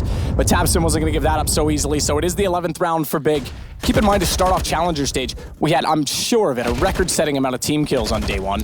But probably a record-setting amount of aces on the day as well. I think there was something like 6 aces on the first day. 6 aces. You're absolutely right. Tabson, though, that wasn't supposed to be a big round.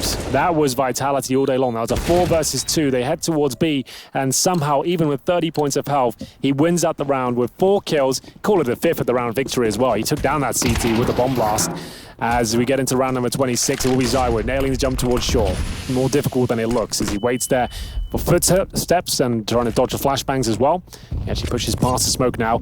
You can see Big, even after winning the previous round, still have 2 SMGs here. So they need to win this round before we can talk about a bit of a comeback here. As they all have 3 players, including the bomb, waiting at A ramp. And then we'll have Zantares and Tabson, your 2 main fraggers of the squad, together in towards that underpass. This is the fragging unit here. This is where the damage will be done. They'll head towards Connector and crack open the site before their teammates make their way through.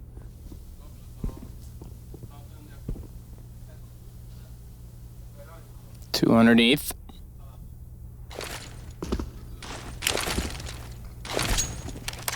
Gives boost potential considering there's no one else at top mid, but if they boost, they've got to be very careful of the fact that Zywoo is right behind them. He spots them, but he doesn't have the AWP ready. He'll catch the player going to window. Thankfully, he communicated that as well. He did so much damage. Apex just had to walk out and take a shot. Pretty easy at that point in time. Goppy gets Alex. It's the 2nd kill so far for Big in the round, but they are looking like they are running out of space, running out of health, running out of time in this series. Goppy down to 4 HP, unfortunately, because they couldn't really afford, they had to be perfect almost to pull that back, and he's just going to try and beat them to B, but that looks unlikely at this point as well. They'll have enough time just about to get there and plant, but will there be a CT waiting for him? I'm not sure there will be. It looks like he's actually done well to even get the bomb planted at least, but this will be a very difficult round for him to win. If he does win it, that's amazing. If he gets a plant, that's enough for at least some weaponry in the next round, because it is going to be the 15th on the board for vitality. Bomb planted, and God B now. He is a bit of a master in these sort of situations. He's certainly not the biggest fragger in the scene, but in these sort of situations where he gets time to think and how he can outplay his opposition, his brain is there. It's very good. Trouble is, he's put himself in a very one-and-done position. Highly tradable. Or is it? Easy headshot. They're not together. He now has the bomb working in his favor. Zywoo just barely gets underneath the van, and Good try. He'll pull it back. 15 to 11. You're right. It was a good try. The fact he gets that even one kill there and makes things uncomfortable, it's enough. They're going to be able to buy next round. You can see there was no kid as well. If he even somehow delayed that for 5-6 more seconds, it might have been a chance there. But Godby, enough for a plant. That's fantastic, I think. The fact they were so far out of this round, he managed to give them a bit of money at least. It's not all done in round 27, but it's not looking good either. They're going to need 4 in a row just for overtime here, as we'll see Big take another tactical timeout. And they've got on average, it's not looking good, around 3K at this point. The very top of the table has got B, of course, with those 3 kills and the plants.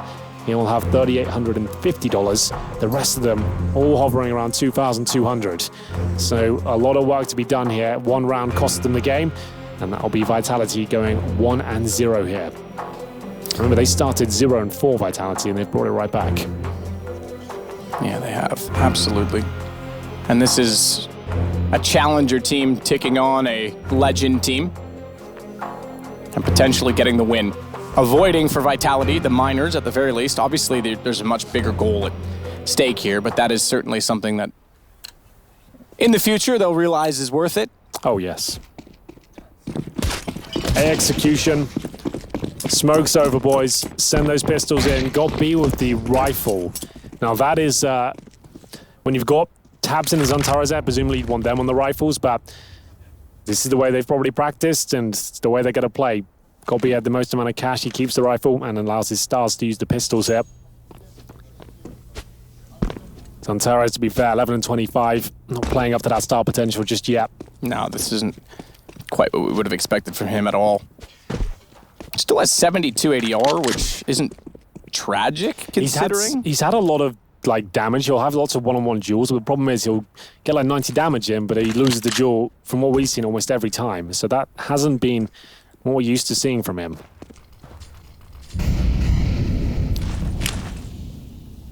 Smoke's already down at mid and B. It looks like the split is the call, but Alex easily already standing on catwalk. Double smoke behind him. He's limited from the sight, but he just easily can cover off catwalk with the scope on the AUG. Zaiwu still inside quad watching. First window has a player at bench in the form of RPK as well that'll play off of him. First shot goes his way. Second one spraying in massive damage. RPK adds to it. Alex has Godby, and it's done. 16-11 for Vitality, and they look pumped about that. Rightfully so. I think so. That was actually a very good performance from them, especially in the second half. They managed to get off the 0-4 and look very efficient in the gun rounds there. It seemed like they weren't really under pressure at any point, especially towards the end of the game. They had a real huge upset with the reset towards the end after winning 4 rounds in a row, and it seemed like it was just a done deal at that point. Big not looking their usual selves, so we expect them to be a very tactical team with some stars in there. We saw some great moments from Tabson and Nex. That was good to see Nex returning to form, especially that Krieg as well, some fantastic moments there. But Zontaras, unfortunately, if you want to be the star, you're also going to be under the spotlight when things aren't going too good for you. Yeah, absolutely. And Nex is the player that obviously came back in after the whole Smooya thing. Yep. And they decided to bring him to this major. In fact, many websites still had Smooya listed. I think Liquipedia still had that. It's the same thing we had with the Golden other teams. M's. Yeah, exactly. Yeah. It's that sort of thing going on. So they don't have a coach behind them, I don't think. So that's the same situation. Yeah, well, nonetheless, it's a fantastic performance from him. Great to see him back in the lineup performing well because he's certainly someone who fell off of form last year. But overall, yeah, Zontaras didn't do much. The other guys stepped up. They get the win. That's the first and foremost. That's the goal on the Vitality side. Zontaras is going to have to really dig deep and make sure that they get him firing if they want to make it through at this point. Because again, Big comes into this. I think everyone's highly rating them. I still kind of have them on the edge. I think after seeing that, I might feel the same. It was a massive unknown quantity coming into this one. What kind of big are we going to see? It's only a best of one. We can't take too much away from it. We got some signs at least of what to expect. One thing I will say for Vitality, one thing that's jumped off the page for me is the fact that RPK, he finally has a huge performance there. It was all about MBK, Apex, Zaiwu. We haven't talked that much about RPK because he's been there, hasn't been abysmal, but he was very quiet last week. And now he looked like he's ready and finally firing on all cylinders. And from the very start of the game, too. Yes. Aside from that one kill that he should have had against Tabson on the op, he really was in every single round, at least with a shout when they were near him or they were executing. So, yeah, good point to see him on that level. I think he's the third oldest player currently at this major. I think that would sound about right. From last week. That's probably changed again this week to some extent. 29. So, yeah, he's up there. But he's been around for a long time. Remember, he's been playing since 2005. So he's been around CS for a while. So I don't know. That's an interesting conversation altogether. Do you ever think there'll be a cutoff point in age? We have never really got this far in Counter-Strike. I had this conversation the other day, right? So in athletic sports, yeah, more than just dexterity of a keyboard and mouse. I know. Sidney Crosby's a great example in hockey. Came into the league, was firing on all cylinders, chasing every puck, taking every battle, trying to win out along the boards, basically abusing his body. Sure. And aside from Ovechkin, a lot of players can't do that over a long period of time. Now he's playing more like Gretzky did. He goes to the open space. He's working smarter, not harder. And that's what you see the sort of the transition with wisdom do in a real sport, because the body wears down and breaks down. In esports, we've never had a long period of time where usually guys that get to 25, 26 in the past, the money wasn't there and they say, well, I've got to go get a real job now, right? So the point that I was making is, first, we're in unexplored territory with that, with older players. And the second is, if reflexes are to break down in a similar way that the body does, reflexes are still required. It's not like you can play smarter, sure. You can play more passive angles. You can adapt from being the aggressive entry fragger that nothing used to be into an in-game leader. But you still, at the end of the day, have to win duels. And if your reflexes drop, that's where the younger players should always have the advantage. So it is going to be interesting to see who goes the longest and how much we really get from players. I think this year, 2019, is going to be very indicative of which way it's going. Well, we'll see some of the old names survive. The color, it seems, was coming in. It just feels like the young stars are just taking over right now. So many young guns coming through, replacing legends and looking really, really good at this point. And I think we'll see some of the older boys drop off, because it feels like it is a young man's game, essentially. Not in the sense of you have to be young to play. It's just so much travel, so much stress. And if you start getting a rut with the team and you're losing, you're just like, I'm just getting too old for this at this point. There must be some other option for me to not be stressed out my skin every single week. Well, with that said, we're going to take a break on the B stream. First game done. Vitality beat Big. They go 16-11 and into the winner's bracket. We'll be back in just a bit.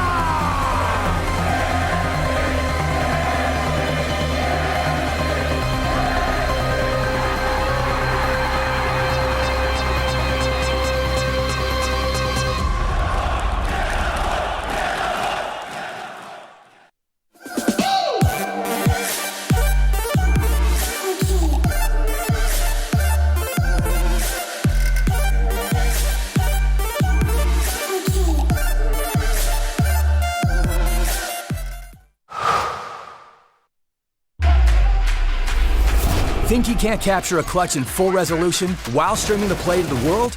Watch this. Game, record, stream without compromise on Intel Core i7.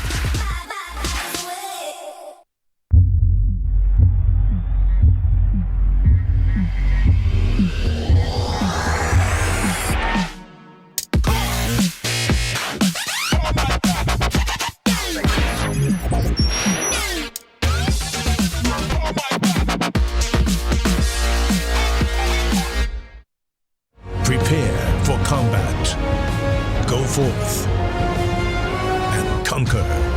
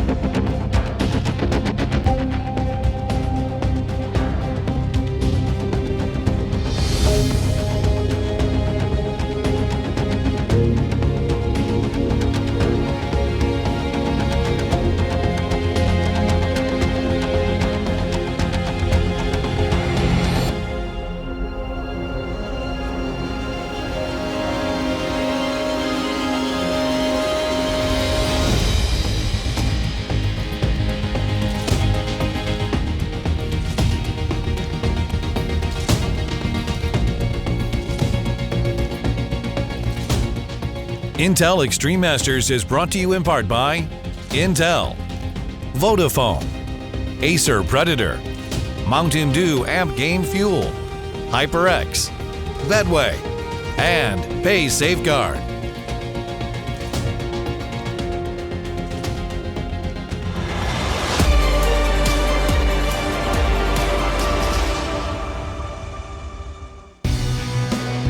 Vodafone presents the pre-match.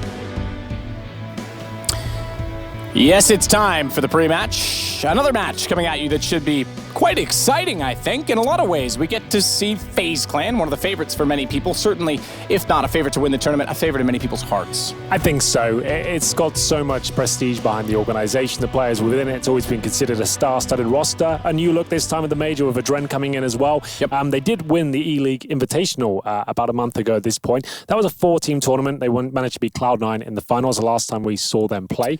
It was a 2-1 victory. Yeah, and it was a double elim bracket, and Cloud9 actually beat them in the group stage rather than the playoffs. So it was an interesting one because they kind of went one-on-one with Cloud9. But yeah, you're right. They were the champions. It's the format. And this was the team that we thought was going to pull the Astralis, that we thought was going to go on an unbelievable run last year with Kerrigan at the helm after they traded out Kiyoshima and Alu and brought in Olaf and Guardian, arguably the best operator in his time, and Olaf, the best player undisputed in 2015. We thought no one's going to touch this roster, to the point where it struck so much fear in teams such as MIBR that they got rid of their all-Brazilian lineup in an attempt to secure Flamey and Simple. That fell through. They went with 2 Americans. Everyone was panicking in the scene, and it never materialized. It's a very good point. I think FaZe has been disappointing in the sense that, yes, they found some trophies. They've had plenty of finals. They haven't had that major victory, though, yet.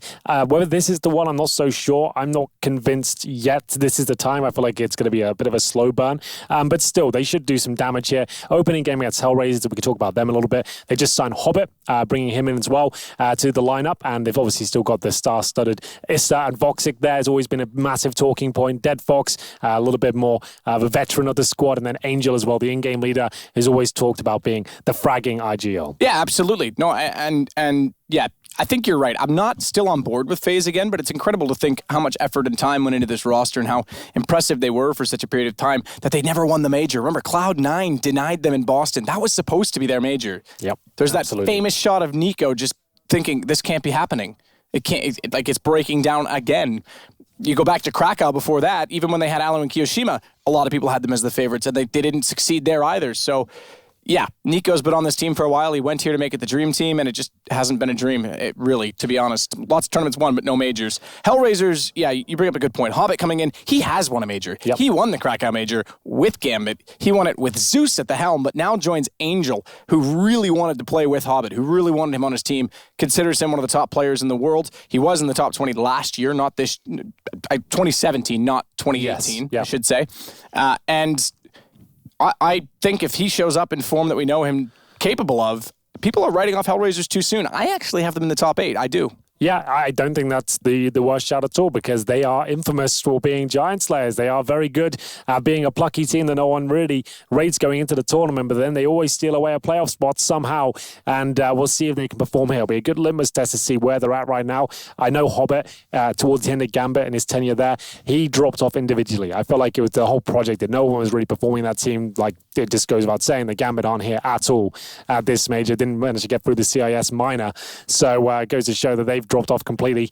And there's a player that's got a lot of conversation around him as well. The Norwegian powerhouse Rain, who had a very disappointing 2018, I would say, by his standards. What we expect from him, he started off the year very well, and then towards the end, the last 6 months, he was not really at a level we expect from him. From what I've heard, from talking to pros, apparently he's back and looking sensational. We saw glimmers of that at E-League as well, and we'll see if he can perform. He's definitely vital. We are going to be playing Train here, and that's one of his most infamous maps. Had some of his hugest clutches on this particular map, and we'll see where he can perform here today. From what I can see, it will be FaZe starting on the T side, though. So it's essentially their pick, I guess you want to look at it like that. And Hellraiser starting on the CT side. That's definitely going to be an advantage for them. We don't really have much information on the Hellraiser score. They haven't been at many tournaments as of late. We've only seen them from the latter stage of the last year, attending a few events. Didn't really look their absolute best, but they're always going to be a dangerous team. Lots of power here.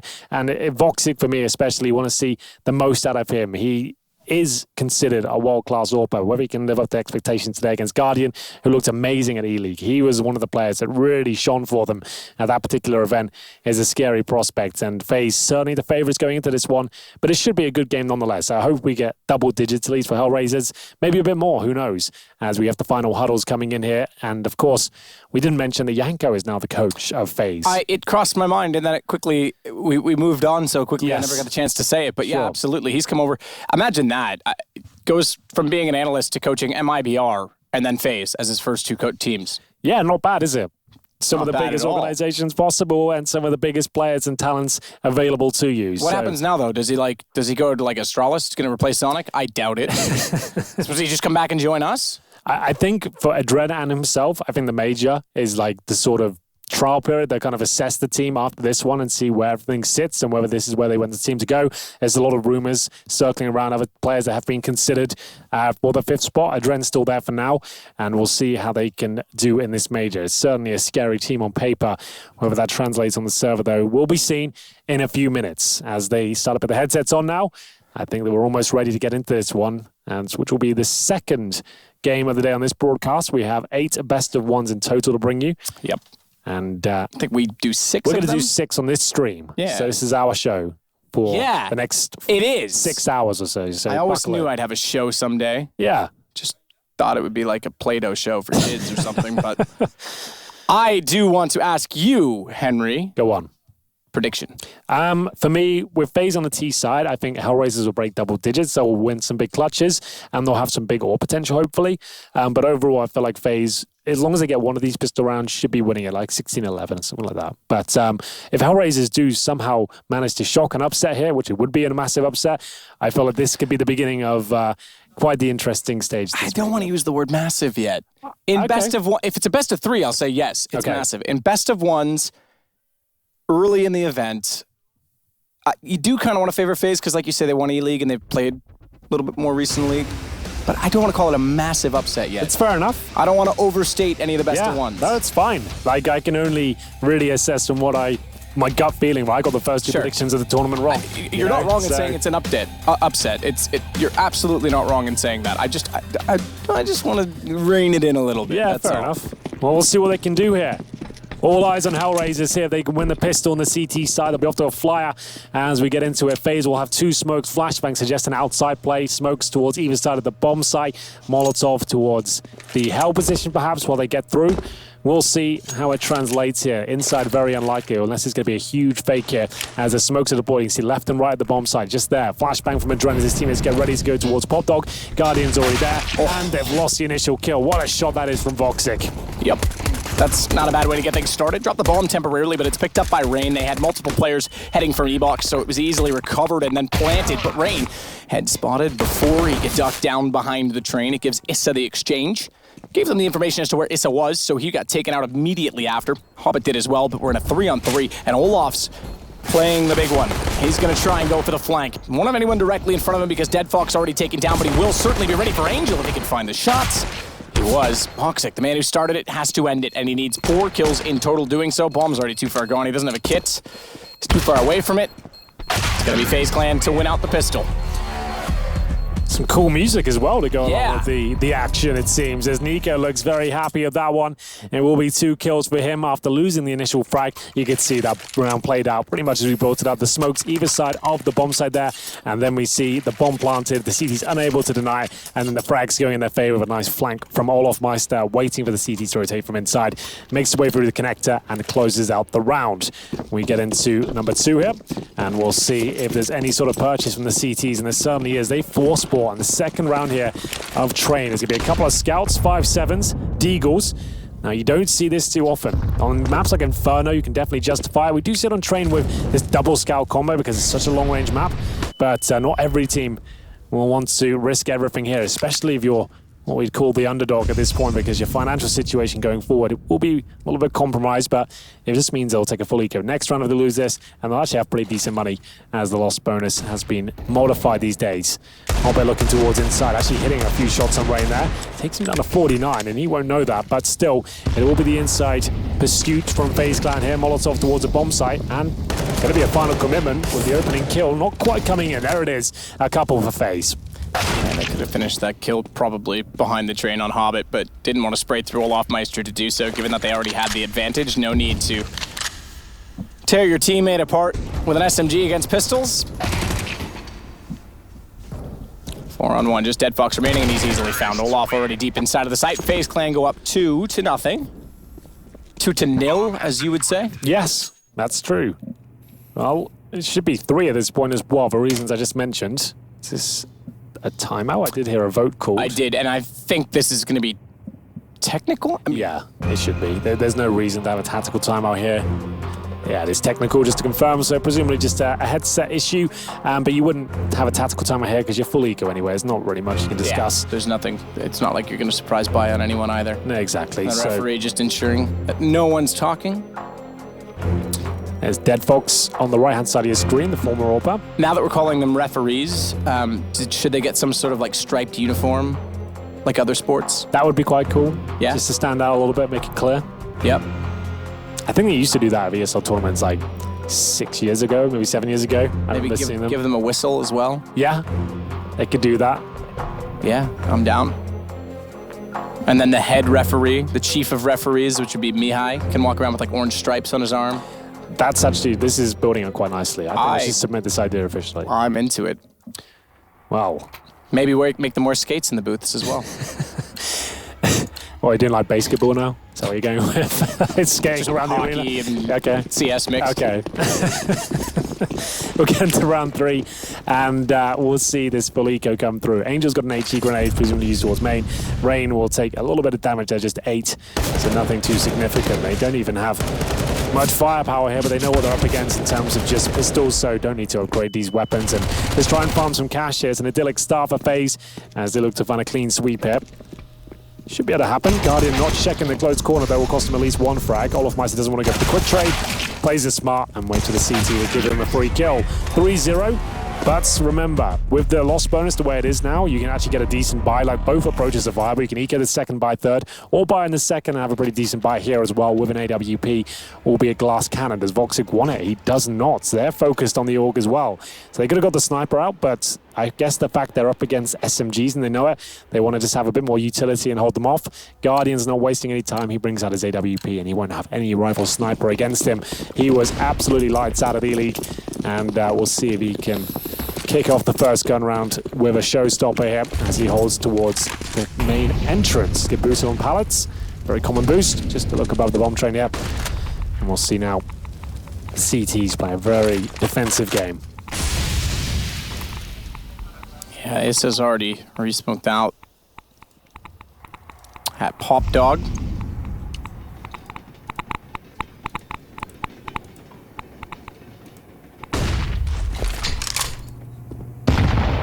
Rain moving out above the ladder, just sprays in. Pretty standard nade deep.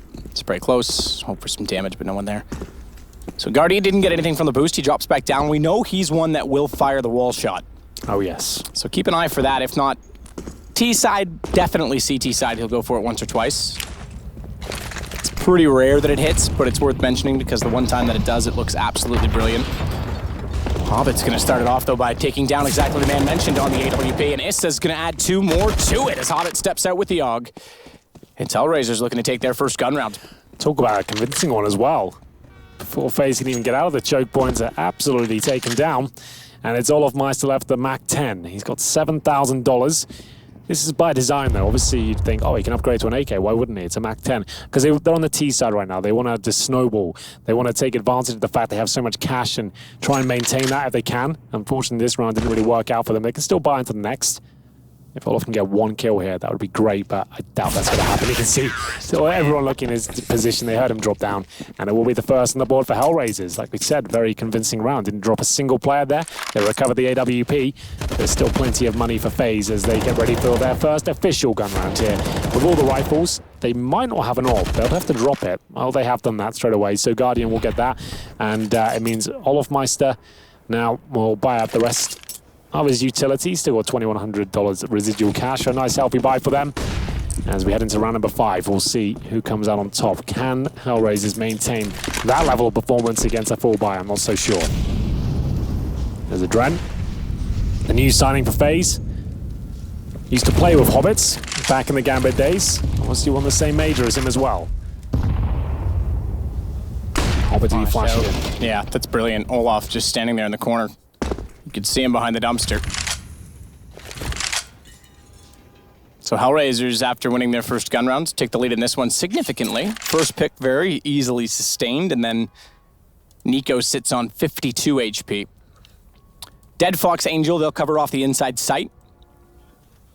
And it does look like that's where things are going. No further action toward the Ivy position, so They are concerned a little bit about A main and Pop Dog, obviously a very popular and potent split, but they can easily get a rotation position from Issa. Good counter Molotov. They're completely segregated. Still, though, they find the kills. Rain gets one on Angel. Guardian's got Issa. He was the first to arrive inside Z Connector, and he had the high angle. Guardian, he follows it up. I take that back. He was low side. I thought he was the one that entered by the ladder. It's a 2-on-2. Bomb's not planted until now, and Guardian's left alone with Voxic staring him down as soon as it was.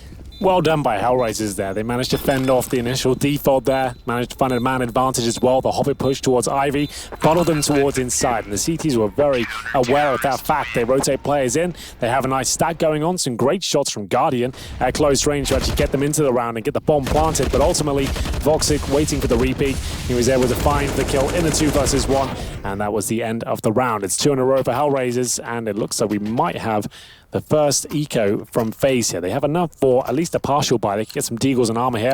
I'm sure we'll see a little bit of that action come through.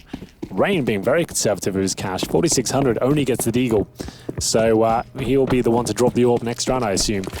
As we get into it, Hellraisers should be able to tie things up, no problem. No real grenades. And this will be an inside play with the 1 flashbang from what I can see.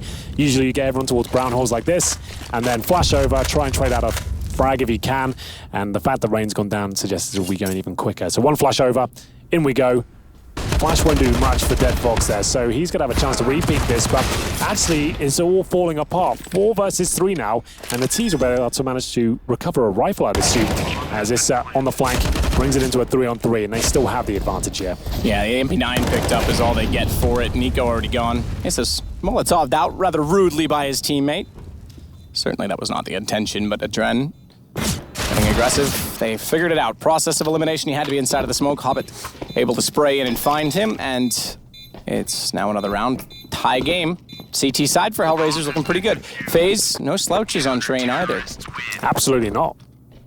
Well, that was their eco. They get 2 kills and a bomb plant. Nice healthy situation now. Olaf Meister and Adren getting it done as Issa came in on the flank. At that point, the round was over for them. Issa manages to clear things up. Hop with the final kill there as we get into number 7 here. We're all tied at 3-3. Orb will be out for Guardian this time. No tactical timeout yet. You can see utility level great on both sides. I mean, it's a nice full purchase. Hop this time with the Org once again. Adren holding for initial aggression.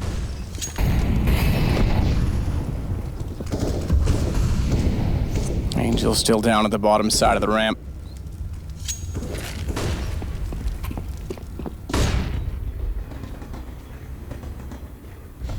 Push up from Issa.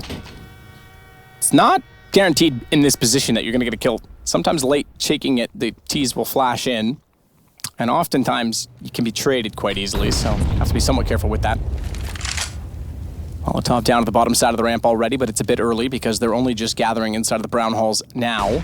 In fact, there's only 2 there. I imagine...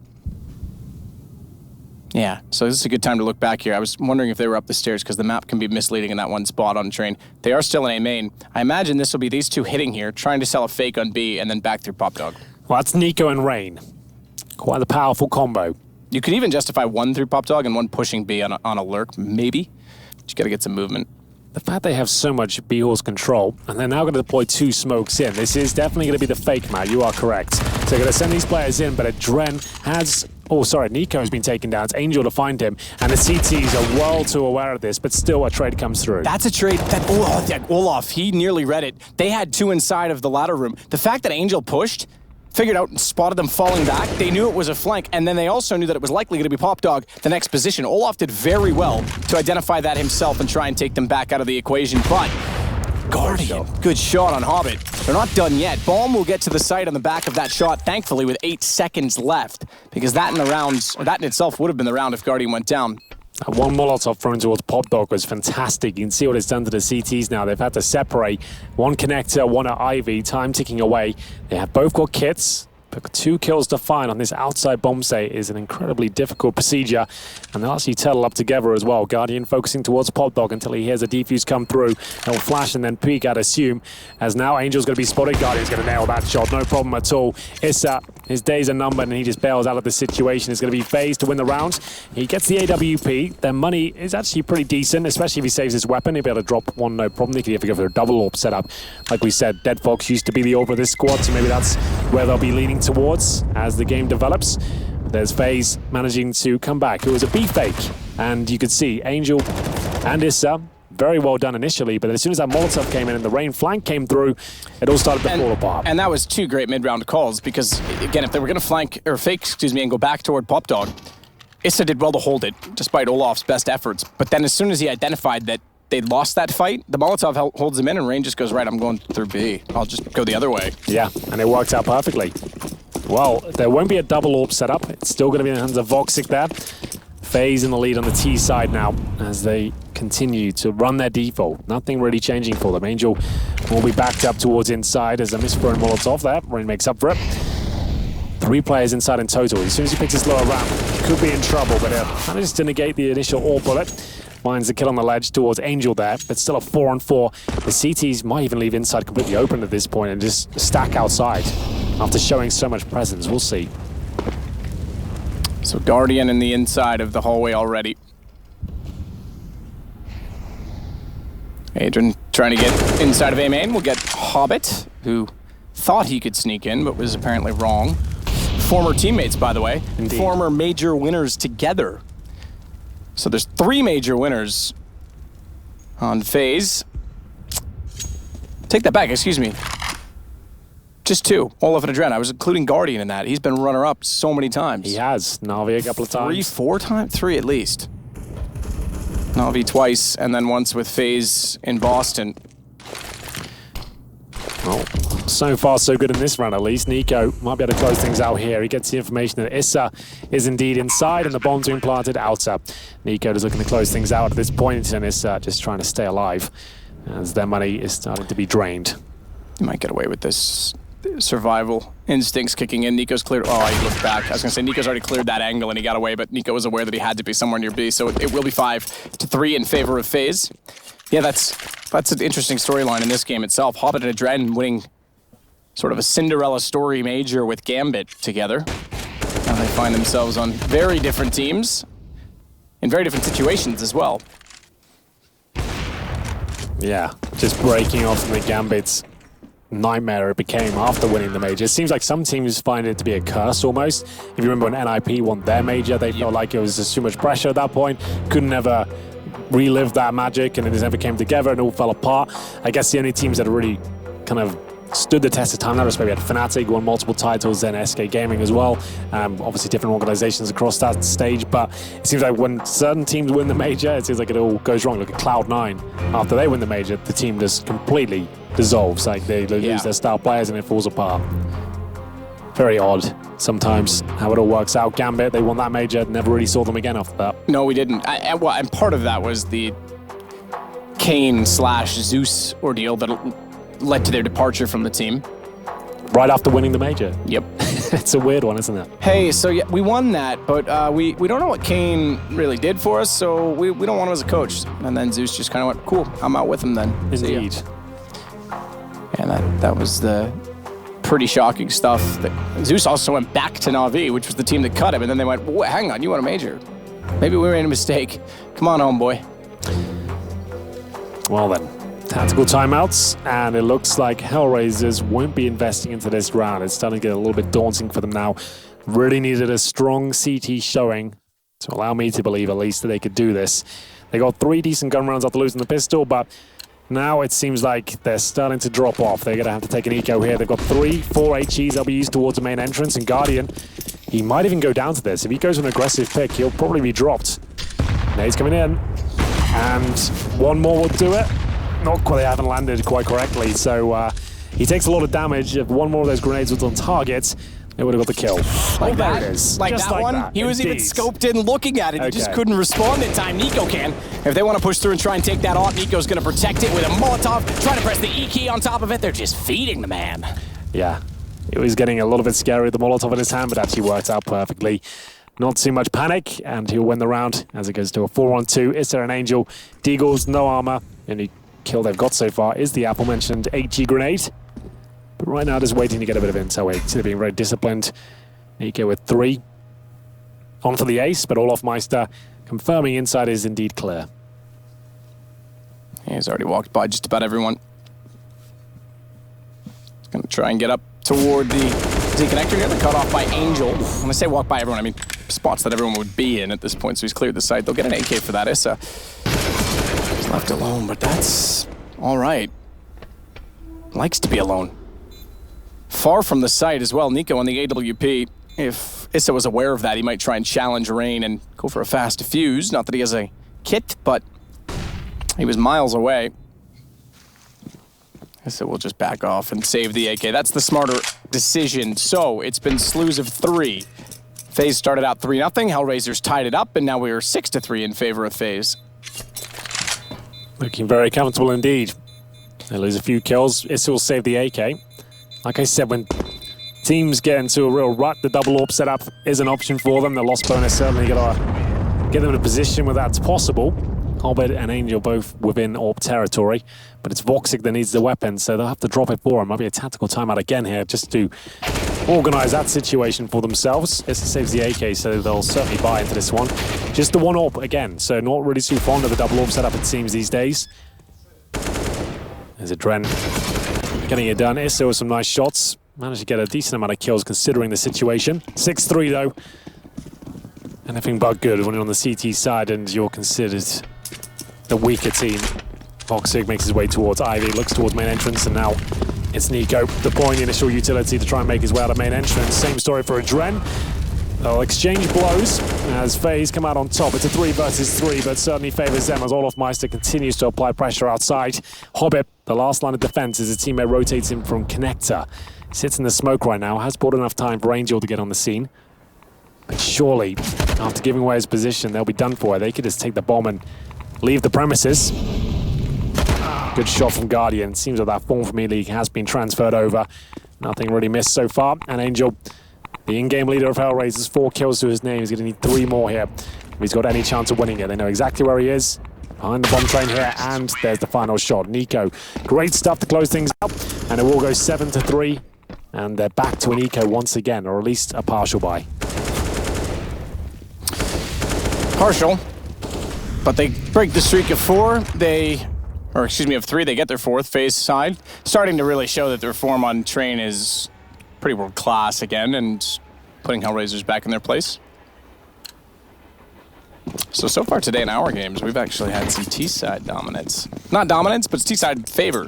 Yeah, it's weird to see it on train especially, and maybe that just goes to tell you that this matchup might be going well in favor of FaZe. If they could break double digits on T-side, I'm not sure Hellraisers will be able to bring it back, but here's Angel. He's got the MP9, and, well, not for long.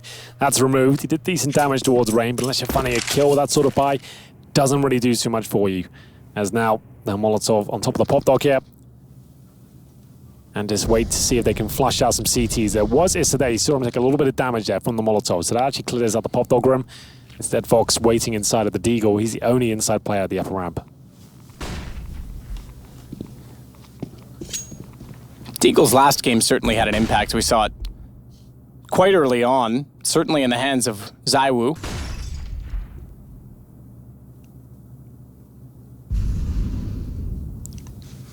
He's going to wait above. Does spray and eventually get impatient, but Dead Fox, if he's going to go, he actually wants to hold. He wants to let Nico walk into him. Crosshair placement's high if Nico crouches. Reaction time was there. Crosshair placement not. Nico gets the 2nd kill in the round now for FaZe. Cheeky little battle with Woxic, trying to get information as to exactly where Guardian is. That's where he was, not where he is. Guardian's not that foolish. He won't stay in the same place twice, excuse me. He's had enough of this battle. Yeah, throws the Molotov, that'll push the CT away. They've got inside under control as well. The AWP wants to be on lower ramp, ideally let someone else deal with the pop dog. And the CT's now not looking too infused with this one. Might as well save their Deagle and armor. Might sound a little bit silly in that regard, but they actually will save a lot of cash if they don't have to buy armor going into the next one. You can see this will be maximum loss bonus after losing this. Voxic, a player we had to see perform on train, especially 4 and 7. Angel 4 and 10. It's Issa at the very top. Hobbit was 7. But Nico, he's found all the frags, along with Guardian so far. As Olofmeister will be dropped to recover a weapon from that, perhaps. Hobbit, though, unable to finish things off, and it will just be a 5-7 and a Deagle save. This has got a helmet as well. So not all is lost, but very comfortable so far as FaZe go 8-3 up. Will we see a change of setup here? We'll see some aggression from the CTs. There are little plays towards the Ivy position we saw Hobbit flash through. That was very good. Maybe they want to try something like that out again. Yeah, that worked extremely well. That was what got them their first round quite convincingly. They won that, and then they also caught out, interestingly, the one round they lost, they also caught out exactly what the Fake was up to with the push from Angel. So the aggression early on was finding them kills. It just fell apart very quickly when the money was gone. Voxic's going to be on the AWP this time. And already looking toward A main, he won't be able to spot anyone aggressively. Nico's already gone toward Brown Halls and blown out the windows. Molotov's down to the bottom of the ladder, and they were hoping that that would push people back to Wolof, but he's slightly ahead of the play. And a Molotov still at his feet. He's forced over to the left on entry. Put him directly in front of the AWP. So timing a little bit off for FaZe as a result. Angel, top of the train. At this point, falling off the angle so as not to be spotted if they walk in the ramp, is watching upper, and with the smoke down, he's hoping it's going to funnel them that direction. So far inclined. That seems to be where FaZe are going. And Dead Fox is slow to react, but there, he's got the headshot on the AUG. You really wanted Guardian to pick that surely first, but either way, he won't, and they'll have to go in through the upper round. That's why, because he's got the AWP, he can actually challenge that angle, and Nico dropped. It's going to be a 4 versus 2. Still recoverable, though. Guardian and Rain might as well go for it, because they've got so much cash here coming to the latter stages of the half, as Guardian actually sneaks past the CT, but I'm not sure for how long. And it will be Rain left in the 3 versus 1. 45 seconds, might as well get the plant down and see what's available to himself. Baits them out, and at this point definitely will plant because he knows this round is going against him. I was going to say, I thought I saw a nade a minute ago, but it was in the air. That's why I lost track of it on the HUD. There it is. Yeah, that was cheeky that Guardian doesn't go first, but great play from Angel. He played an angle to upper. As soon as he knew that the upper kill came in, they backed. Guardian got the pick. Probably going to try and attack the site from lower at that point. So he peeked back out, perfect timing, got the kill. 8-4, Hellraisers pull one back. Not really a change of setup per se. Not really, no. But they just had the weapons to find it. This time they are limited slightly. Dead Fox goes onto a FAMAS. And are they limited, should we say, having an M4 in the hands of Issa? Possibly. Is that not an AUG? Yeah, that's true. And Dead Fox, well, he'll be helping out Voxic there at the start. It does the damage with the incendiary, and it follows up with the wallbang from the AWP to get the first kill here. Starting to find some ground at least. It will be Hellraisers with control of the main entrance. They've taken down Nico. Issa doesn't want to pick up the weapon just yet and give away the fact he's in that position. But it does funnel them inside. There's only one player there. Guardian, there with Rain right now. Waiting for the smoke to go down, they'll go for a contact play, knowing that Angel is anchoring alone, and he pulls out the incendiary, unaware they'd be so close, and Guardian brings it right back.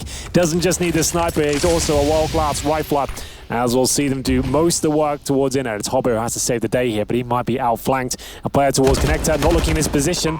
That's Rain going down as the 3-on-3 ensues. It'll be up to the CTs now to rotate in. They're quite a distance away. Big round as well. Reset potential for FaZe against Hellraisers. Hobbit still trying to find that angle. Smoke finally dissipates. 1 in the halls. And 2 already in T-spawn. They're not even going to consider this. They're certainly not. I expected they'd give that a little bit more of a go with Hobbit so far inside of the site, but perhaps they didn't feel the rotations were favorable to walk through the hallway, so it's going to go 9-4. They'll keep 3 guns, and an AWP. Hissa's got enough carried over. He can drop one. The others are going to be fairly limited in options. So not ideal, and they give FaZe the round as a result. Well, the easy one for FaZe in the end. They actually lost the first kill, remember. It was Hellraisers to get in towards the main entrance at the outside bomb site. And then the recovery play is Guardian and Rain contact down the lower ramp just as Angel pulls out his incendiary. That's Guardian getting the majority of the kills there. Hobbit had a chance, like he said, burrowed towards the inside site. Might as well given it a go, but they opted to save 3 weapons and try and force around them. MP9 and UMP to be brought out. That's Dead Fox and Angel using the lesser weapons here. Round 14. And they still have the AWP as Olofmeister now throwing the initial utility to push the CTs back. I suppose the option was if they went for it and lost out, they're kind of in a, not quite a double eco, but a pretty limited situation for the end of the half. Now they've got weapons and they're fighting. Voxic burning one. He'll follow it up on the AWP to get Nico as well, but Olaf's got one on the nade, and I don't know if they're aware that he's already snuck inside a sandwich, so if they overlook the position, he could catch them off quite considerably. Hobbit getting closer. Who's going to spot the shin bone of the other first? As he peeks out toward E-Box, he's past Olaf's position, but if he advances even slightly, he'll be caught off in the gun barrel. Not quite around the corner. I think Olaf gets this. Yeah, absolutely. Hobbit had no idea he was that close. It was so touch and go who would win that battle, but Olaf Meister certainly does. He's got 2 kills to his name. Guardian continues to find frag after frag. Round 14 going in favor of FaZe at double digits on the T side of Train. Might not be recoverable at this point. They're not going to have much cash for the final round. It's likely to be 11-4 at this stage. Just a formality now as FaZe make sure they don't make any mistakes here. Give Angel nothing to work with in that final round. Let him survive at this point. If you know he's got an MP9, might as well let him keep it. Don't even risk the fact he could have an AK for the next round as he tries to recover the AWP here. He knows they're probably watching it, and he'd be right in thinking so. Olaf Meister watching it like a hawk right now. Angel waiting for the bomb to go off, presumably, then he'll grab it. But I don't think that's going to work out for him. Here comes Rain. Yeah, easy. Line up the shot. Make no mistake about it. Yanko seems pleased with the progress of FaZe so far. Love to start off 1-0 today. Top 4 potential, absolutely, for FaZe. There's no question that's almost expected, I think, in many ways. Yeah, you'd have to think that way, considering the players available to them, the time they've had now, the changes being made, and it seems that the players are turning up at this point. If this is a sign of things to come, it's quite a scary message. At this point, at least, 10-4, Nico with a decent spawn trying to beat the smoke. He's actually pushed past it. Remember, they have been completely wrecked financially. Hellraisers will have SMGs and a FAMAS at the very top end of the spectrum as Olaf Meister's got a boost. Wants to make sure he gets the angle right. Pull Rain back slightly. Now we'll walk up together. We can't see it right now, but Olaf's actually just creeping a little bit further up on his head each step they take so we can clear off the entire top of the blue train where Nico now is. Does the heal show? It does. Yeah, you can see that. He didn't realize it. It's a pretty small, dark texture to spot. We have X-ray that makes that easy. That one's easy, but Hobbit got away with that. Because Nico would have been able to spot it if he was very keen-eyed. Guardian might have to be careful here. We got a flank going on at long right now. It's Voxic that wants to slip in. If they're slow about getting outside of A main, that's the bomb as well. 48 seconds, they should be able to turn to recover it. But if he gets in there in time, and Rain turns around to go back, Hell becomes a problem. Issa's down, he's got no HP. And one thing at a time, Voxic's also been found, so forget that proposition. It's been covered. FaZe are gonna go 11-4, it looks like. Looks like it. Hobbit has got AK and armor though. It required an ace to actually win this one out, but it looks like the bomb has actually gone towards inside. So any chance he had has been officially shut down. FaZe were the favorites coming into this one, and now the absolute favorites close it out. 11-4 on the T side of Train is an almost impossible comeback for Hellraisers. They're going to have to win the pistol, and we'll find out if they can after this break.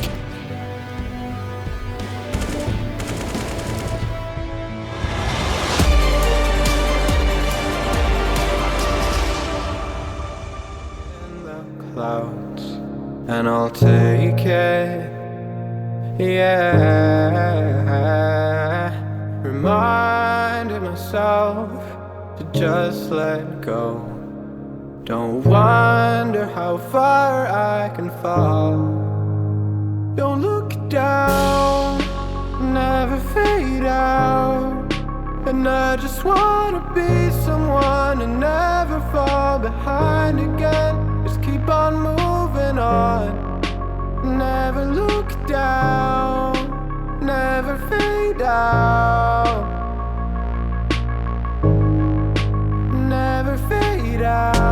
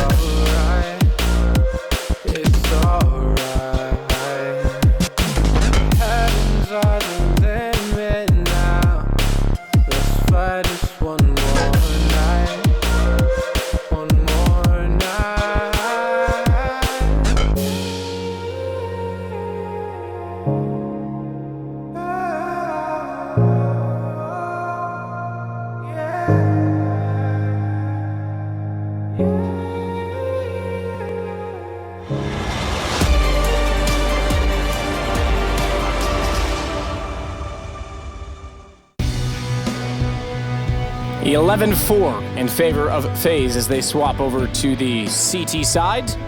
Had a moment of comedy in our break that no one got to see. Do you remember when the observers used to dance to the music? I do very well. Yeah, Rushley was doing that, and it booted him from the server for too many commands, which I thought was rather comical. Well, luckily it didn't happen when the camera was on, but you've made sure. That Rushley got roasted? Yeah, I was having a chuckle. Those odds are incorrect. That's backwards, I would suggest. Yes. So just so notes, either way, it's going to be Issa who opens things up. A fast Ivy play here yields 2 frags, both of them headshots on the Glock, and it's going to be an impossible recovery here for FaZe. They've got to rotate into this one as Rain comes back with 2. My goodness. It looks like they might have a fighting chance. It goes down to the 2-on-2 here, and it's Adren and Guardian somehow bringing that round back to life. It looked like it was absolutely done for. If you lose 2 kills like that and they get out of Ivy, you'd assume the rotations are coming through. You're not going to have time to actually get in position, but they somehow hit every single shot and deny the plant as well. I am gobsmacked. That's going to be gutting for Hellraisers. That felt like it was theirs all day long. As we'll see it go 12-4. Hellraisers, no plant. Going to have to force buy in this second round considering the scoreline. And Rain, calm as ever, just to close things out there. It's Adren backing him up.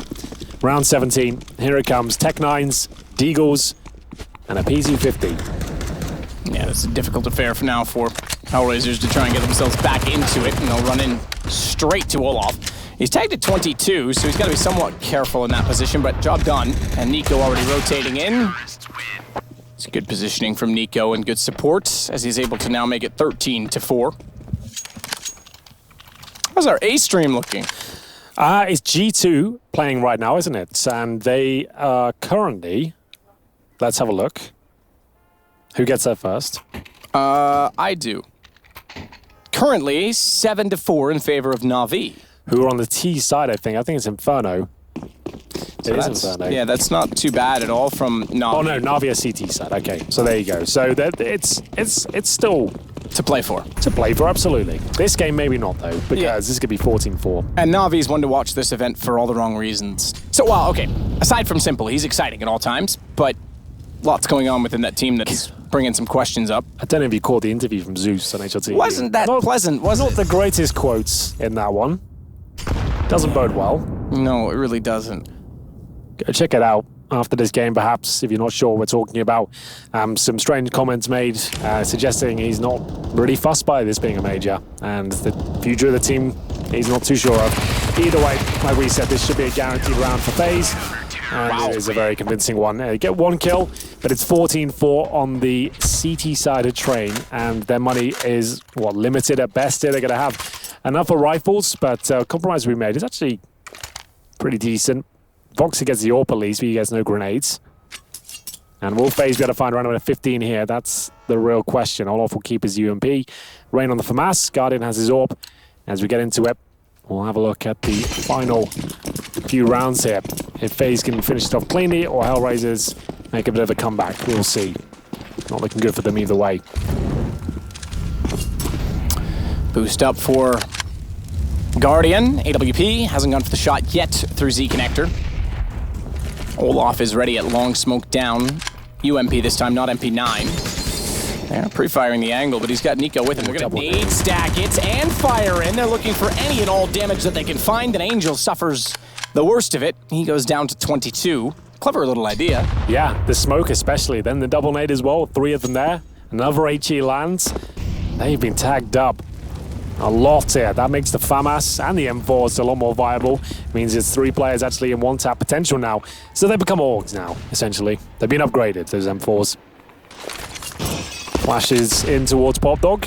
See FaZe have got some tricks up their sleeve here as they funnel them towards inside. There's Angel, who's going to stay towards Ivy on that low HP. Just going to keep showing presence, potentially go for a backstab. He throws 1 smoke towards the end of Ivy, just to keep Olaf Meister entertained. But what a smoke that is. Perfectly done. That timing couldn't be better. Just as they're getting ready to deploy their final play, smoke comes down. That's another 15 seconds they've got to wait. It means their final commitment here will be panicked as they try and trade out kills and get a quick plant down. Flashes through. Down the lower ramp they go, but they've got to deal with this man here. Guardian misses the initial shot, but Adren, he holds strong here. Doesn't overcommit, wants to make sure they maintain the advantage. And what a great position from him. The incendiary goes on top of the bomb, and that puts things into a really difficult spot for Voxic. He'll grab that bomb and actually get it down towards the left-hand side of the tray. In the smoke as well, so they wouldn't be able to spot him, but they know he's on that side of it because they've just cleared from upper, as well as Guardian advancing. AWP looks for Guardian. He was already well aware of where he'd gone. Nico was watching the backside of the train. They had him pretty much checkmated at that point in time, and that's pretty much how they've got this game. 15 rounds now for FaZe. Hellraiser's looking flat, I have to say. Remember, this was 3-3 at one point in time. It's now 15-4. Yeah, it's really gone wrong for them. That's guaranteed victory for FaZe. It's just a matter of time at this point. Hellraisers looking to get some rounds on the board just to kind of make this a little bit more dignified. Voxic, glass cannon, 4 AKs to get the plant down. Loss bonus on their side, but time is certainly not. Dead Fox 6 and 17, Angel 6 and 18. Couple of names you wouldn't expect at the top, but they're certainly a little bit absent. That's a fantastic way to open up round number 20. Guardian gets dropped. Difficult shot to make, and Voxic nails it. Hasn't been his best showing on train. 11 kills. You really need to see him post 20 plus in the first half, hopefully. When he's on the CT side, we wanted to see him really go off, but couldn't get going at all. And it's at the Hobbit now as he goes towards the upper ramp alone. And there's no trade potential. There's no execution there. He's just walked at upper and been dropped by his former teammate. And that's back to the 4-on-4. Voxic will take bomb back down the brown halls. Or away from them, I should say, to be specific. As Angel's starting to go at Ivy. He's making this call. They're kind of relying on his information. No one's going to be directly in front of him as of yet.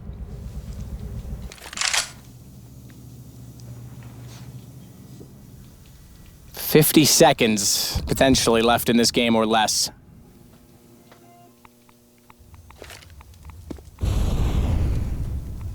Be a whole lot more as well if they can find picks on entry on the Hellraiser side. That smoke makes things complicated again. That's the bomb smoked out of the sight. Players towards Ivy, but what can they really do there? And hopefully a bit more of that comes in their favor. They will re-challenge the orb. I'm not sure why. But Angel is dropped, and now it's through the grey screen they go, and it looks like we are going to go 16-4, man. Solid read from Nico. Took one at Ivy, looked back, even dodged the flash coming out from A main, and re-scoped in. Perfect timing. Olaf spots Voxic, takes him down 16-4. Great from FaZe, exactly how they want to get things started. Not so much from Hellraisers, and a lot of people have sort of been writing them off coming into this event. Maybe, hopefully, something to turn it around, but they'll go 0-1 to start. And FaZe will jump out with an early lead, and I think they'll be pretty relaxed with that. I think so. Nico played very, very well. He finishes a 16-4 game with 20 frags, so you do the math. That's actually a very strong performance from him. Guardian as well looked fantastic on the orb, and I think the main problem for Hellraisers there is Voxic was very absent there in the CT half, only getting 4 rounds in total, and then losing the second half pistol. It all just went really, really wrong for them. Hobbit was the only one really, Issa to an extent on 12, but Hobbit with 15 kills is really the only one there. There was 2 players that ended on 6. That was Dead Fox and Angel. I'm just looking here because it's still on the screen for us, but yeah, that's a bit of a lackluster performance, I think, from Hellraisers. But from FaZe perspective, when you've just made a change to bring in a Dren, you've already won E-League to start it off. You've got a new coach as well in the form of Yanko. Yep. You've had majors slip away. You want to make this as stress-free as possible before the playoffs, and that's a good way to start it. Especially if you get that 3-0, there'll be plenty of days off as well in that respect, so you can work and boot camp a little bit more. So you want this to be as clean as possible. You don't want to get your practice in on these servers. You want to do it outside, back at the hotel. Absolutely. So that's FaZe looking very good. A dominant performance there, 16-4. And Hellraisers, I'm not sure we'll see much more from them. That didn't excite me enough. I didn't see much that really said, wow, they're going to do damage here. I did say I had them getting through to the top 8. That puts that in doubt because you've got teams like Energy that could, no question. Ents, Renegade's already beating Ents. Maybe they've got a chance to go through. That would be quite a story. They've already secured that they, or insured, I should say, that they don't have to go to the next minor, which is impressive from them. Nonetheless, that's always complicated when they're playing in North America and they have to go all the way back to Australia. That's a very good point, yeah. Yeah, Peter from HLTV. Peter from HLTV, he tweeted it out already because they missed a Pro League and I think they missed an ACS as well from that situation. So that's pretty significant in its own right. But yeah, there's lots of teams that are going to be chomping at the sort of the back 3 positions within the top 8. Yeah, I feel like teams like Avangar are going to be more surprising than Hellraisers. I feel like they've got more tactical depth and maybe more star power as well. It's the first best of one for them. We can't take too much from it. Like the same story for Big. We didn't have Zantares in that game at all, but I'm sure he'll develop into the tournament. So we can't take too much information here, but it's not looking good. With that, we are going to look good. On a break, we'll be back with game number 3 on the base stream in just a minute.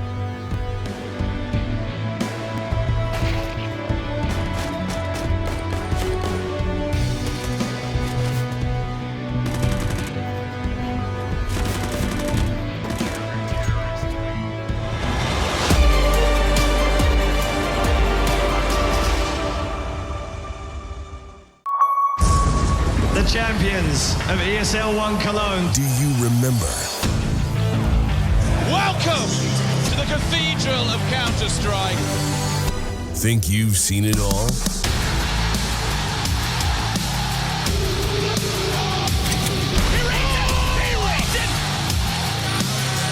you ready to be a part of Counter-Strike history? ESL 1 returns to Cologne in 2019.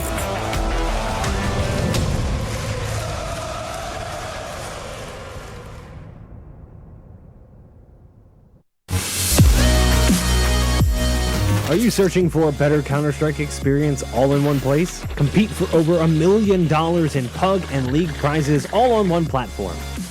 Track and share your performance with our advanced stats pages. Frag out and rank up on the industry-leading anti-cheat. Sign up for ESEA today.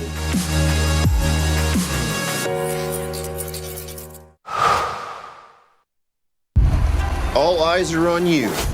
So give them greatness with Intel Extreme Masters certified PCs and notebooks and game like the pros. When you see the unique IEM certified stickers on the outside, you'll find high-grade components with Intel Core i5 and i7 processors inside. Every purchase includes in-game content and supports the prize pool of Intel Extreme Masters. Game like a pro, because the world is watching.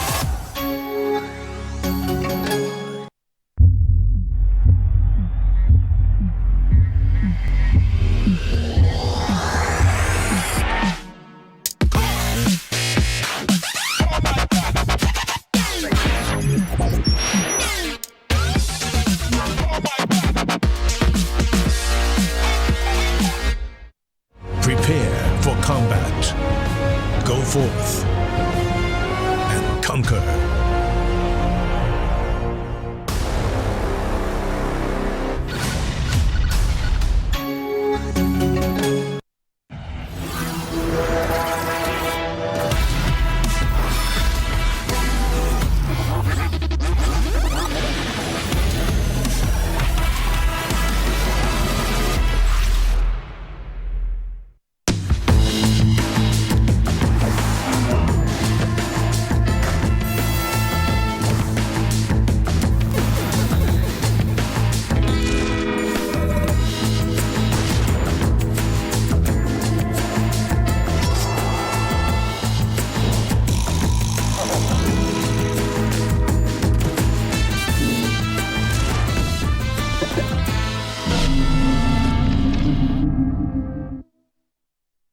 I've been there since the beginning.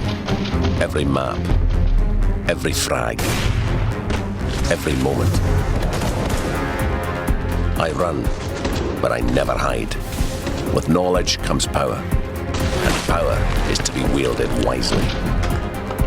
Which is why, as the expert, I bet with Betway. If you know CSGO, then you'll know the best way to bet on esports is with Betway, for the love of the game.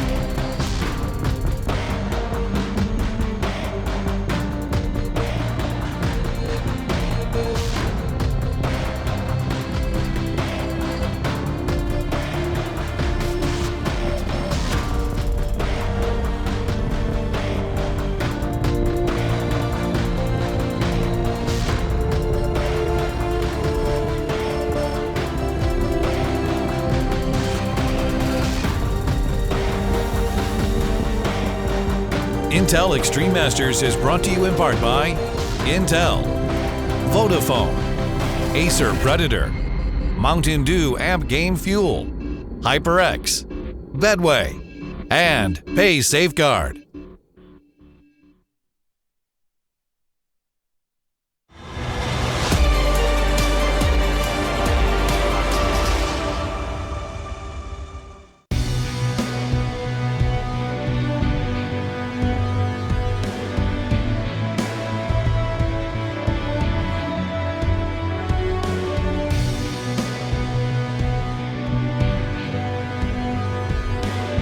Vodafone presents the pre-match. The pre-match indeed, and this one has lots to look forward to, but a scary proposition. Team Liquid rated number 2 by their peers, with the exception of one team who I can't remember put them at first, and a team in the form of Avangar who rated them 3rd. They now play against Avangar, who, unknowing to them, would have been rated to play against the 2nd place team. So it's not like they rated them 3rd to try and avoid them. They just, by luck of the draw, got them. Now, this is, I think, pretty challenging for Avangar because I have them rated higher than the 15th, excuse me. And as such, it means lower down they are, the harder their games are going to be, which makes their journey to the top 8 more difficult. But at the same time, they're coming out of a week of play going against a team that just showed up. Absolutely. We're not sure what to expect from Liquid, really. We know they've always been a very established team. Last year was pretty good for them. Not as many trophies as they'd like, but they got plenty of deep runs in tournaments. Now they bring Stewie into the equation as well, replacing Taco. So whether that invigorates them or maybe adds a little bit too much chaos into the recipe, I'm not so sure. I'm aware that they've changed coaches. Well, the big thing I'm excited about is Adren coming into this team. Not the Adren we just casted, Adren, the coach from used to play for Liquid as well, right? Yeah. So Eric Hogue. That's right. A long also time played ago. for like Team Dynamic and CSGO. Exactly. CS Source. And iBuyPower. CS Source, sorry. Yeah. That's what I meant. Yeah. And then iBuyPower and CSGO. Great tactical mind. A little bit. Been out of the scene for a while, but he's always been a similar character like Sean Gares in that respect. Always watching the demos, always counter-stratting, and always has a great understanding of the game. I think he's a perfect player for a coach, and hopefully we see him come in and make this team a little bit more tactical, perhaps. In fact, that's what these guys have been saying. We saw like snippets of Twitch chats and interviews and stuff saying that they feel like they're a more tactical team now since the departure of Zeus and Adren coming in. So that could be very interesting to see how it develops. Yeah, and interestingly enough, I assume that Avangar, with respect to Na'Vi being from the same region, actually rated them second over Liquid. That would be my assumption. But that's not really here nor there because this is how it all falls into place. Liquid seemed extremely confident yesterday. Chatting with them, I had a decent chat with both Nitro and NAF. And they pretty much said it. And like, it's not enough to be called the best North American team. It's not enough to be second place all the time. This is it. This is them going for it. And not just for this major, little yawn from Nitro, but for the entirety of 2019. They want to try and make this their year. Do we know if Nitro is still in-game leader for them? Didn't ask that, but I didn't have any reason to assume otherwise. I hinted toward it. I talked about him sort of reinventing himself from being entry fragger back in 2015 to lurker to AWP player for a period of time, and then now in-game leading. And he didn't correct me, so I assume as much.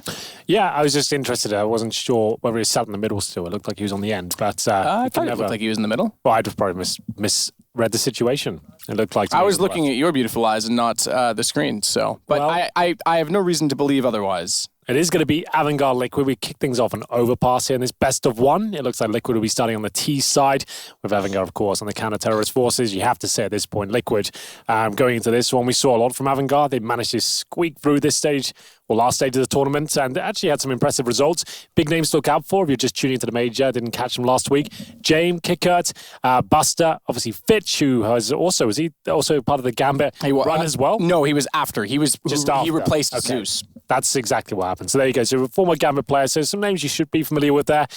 James is the AWP of the squad who was benched back in April, brought back in recently. And we saw them play back in London with Na'Vi.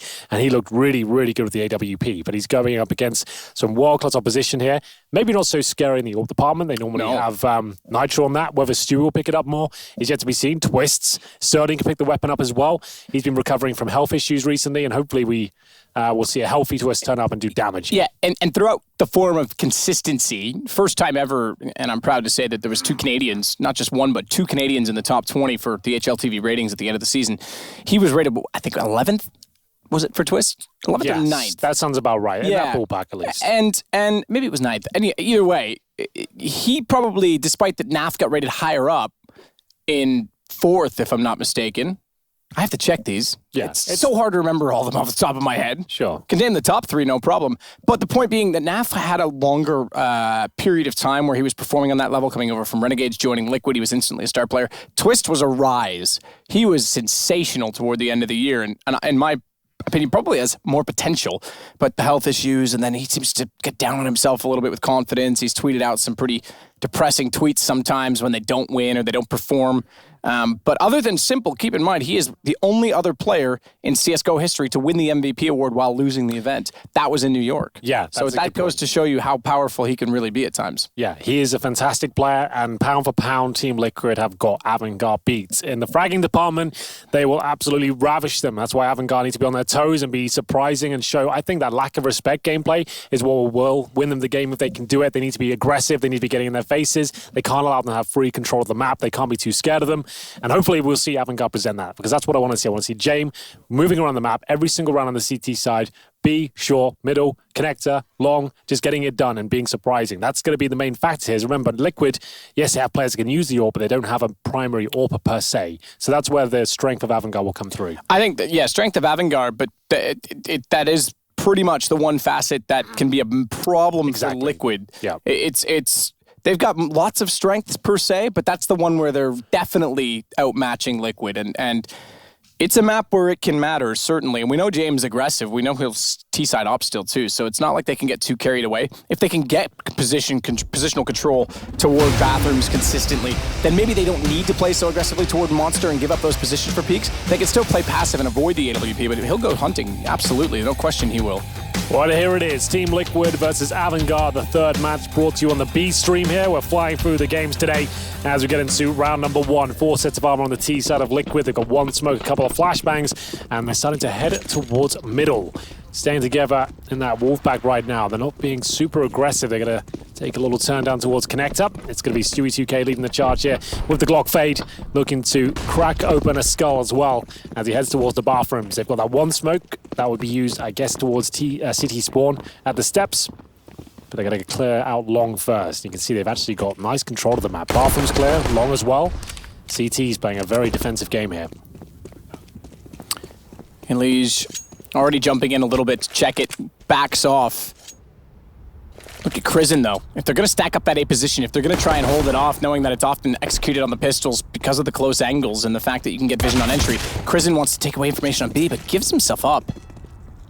Caught in transition going back toward the site. Twist was able to hit the shot, and now they'll throw the smoke. Oh, I think that missed.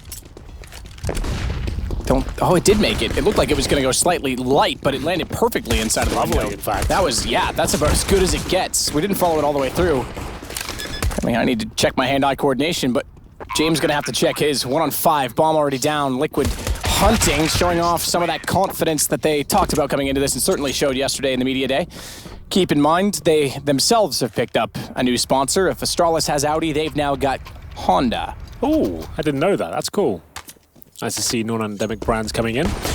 Just to note, that 1 kill from James is actually significant in more ways than one, because do you get 1 kill in the pistol, you full eco now, you can actually afford the glass cannon AWP in the first gun round. You need 1 kill, though, to make it happen. So that's something, at least. The man who wanted to get the frag did get it.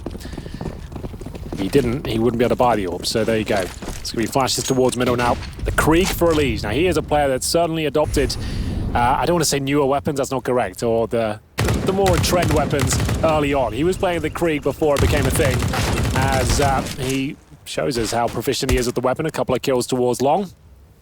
James gets another. That boosts his chance of getting the AWP even more now. So that's the player you want getting all the kills. He goes down, but like you can see now, he's got 5k. That's enough for an AWP and a smoke at least. Won't have any armor, but I'm almost certain he buys the AWP here. And he will. So AWP smoke purchased. AUGs are coming out. A couple of M4s as well. But this is where Liquid really are going to be tested for the first time. We'll see if they want to upgrade any of these lesser weapons, like a Galil, UMP. I doubt it, considering they know they have financial control here. There'll be players without helmets. There's actually 3 of those. James without any armor completely. So a difficult round for Avangard here.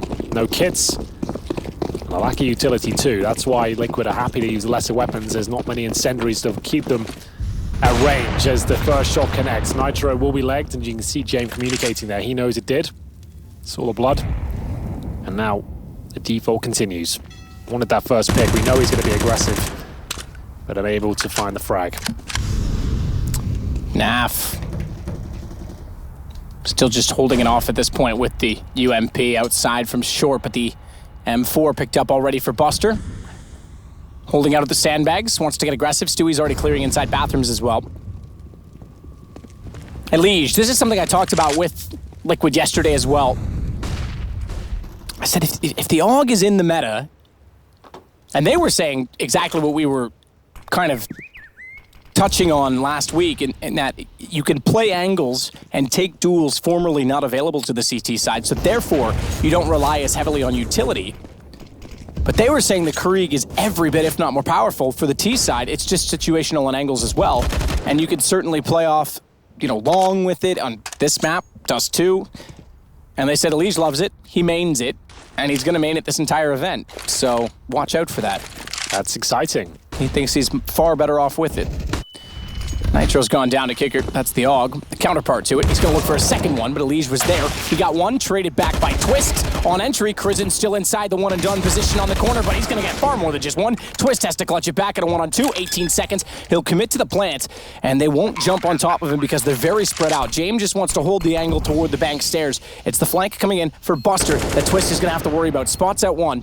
Smoke down, headshot stairs. You can actually slip through this, but he's aware of the fact that Buster's likely arriving behind. Wants to watch bathrooms. Head's going to show at the flower pot instead. Buster's got it, and it's Liquid that's going to give up the first gun round to Avangard. Well, there it is. It comes down to the 2 versus 1. Nice slick moves from Twist to actually get close towards the dumpster position. If he'd have killed James there and that all exchange, that would have been perfect. But unfortunately for him, flanked out, incredibly difficult shot. Just the head showing from the flower bed there. And yes, the first gun round goes in favor of Avangard. But Liquid have plenty of cash from their Glills, UMPs there. And they've got enough to buy in a healthy fashion. In round number 4, there'll be one compromise. We'll look at things. Stewie with 2,500. That was the low HP Nitro going down and kick up. Been a great rifler for this squad. Twist, as we mentioned in the pre-game, so much fantastic moments from him over the course of 2018. We've got a slight technical issue here. Looks like Naf and his lovely pink mouse there having a few issues. Stewie 2K started off 2018 in Cloud9, moved on to MIBR, and now finds himself at the beginning of this year in Team Liquid. It's a scary team on paper, but I'm sure he feels more comfortable in a full NA team, and I'm sure MIBR feel a lot safer in a full Portuguese-speaking team as well. So maybe everyone will come out on top, who knows. Best of 1, third of the day. 8 for you in total. Thought we were bringing you 6 of them. This is our third. So still waiting for the buys from Liquid as they resolve their technical issues. Here comes the buy now. Stewie will get Deagle armor, but looks at things. He's not going to be dropped a weapon. Krieg, like he said, maining. That's going to be a Elige.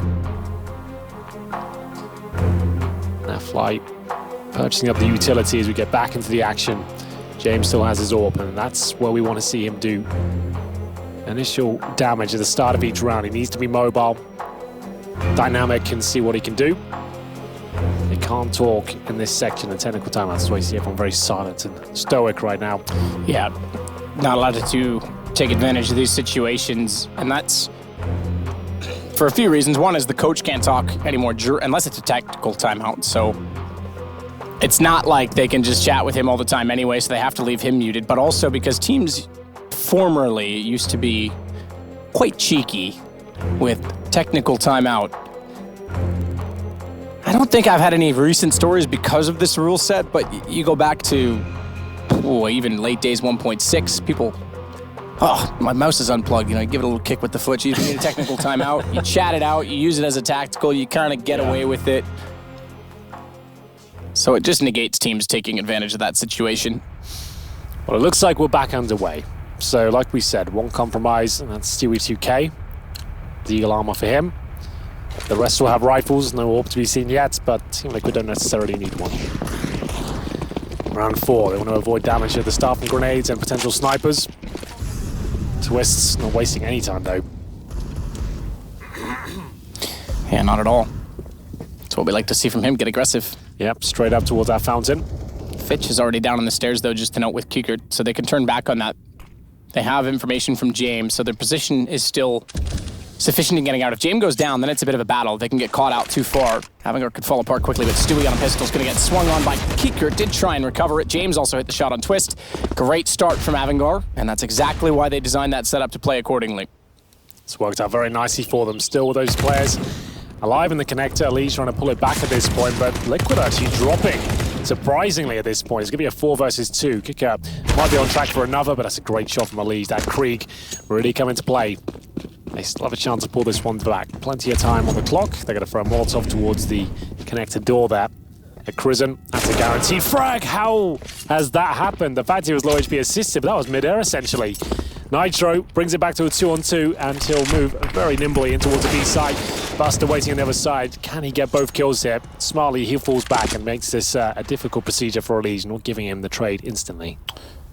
Yeah, he does absolutely make the right decision here, because now they can split him. play it together. James actually just takes the straight peek. Avangar's looking sharp, and this is what we talked about. Liquid certainly, absolutely, no question, a favorite to go through to the playoffs. But you come in cold in a best of one against a team who's looked pretty decent lately. And nothing's guaranteed, nothing's sacred at all. And James already showing off that the AWP is going to be a problem for them, as he's up to 4-2, leading all fraggers early on as well. So usually you see an op come in late in the half when the money starts to build. He's already getting the job done. So we wanted to see, and he's delivering. Avangar actually on track to take the lead at this point. They should go 3-2, but smoke towards the bathroom from Nitro. He's going to try and set them up as they go for a connect and presumably pop out towards middle. Smoke does connect, and will they be able to do anything with this? They have no armor, just PD-50, so I doubt it. If they can get a plant, that'd be fantastic, but it's a very difficult map to make that happen. None of Elige is causing that sort of damage, though. The fact he's taken down Fitch so easily is surprising, and managed to get the MP9 from it as well. So, not the best pickup, but we'll see if they can make it work. Still have one flash and an HE.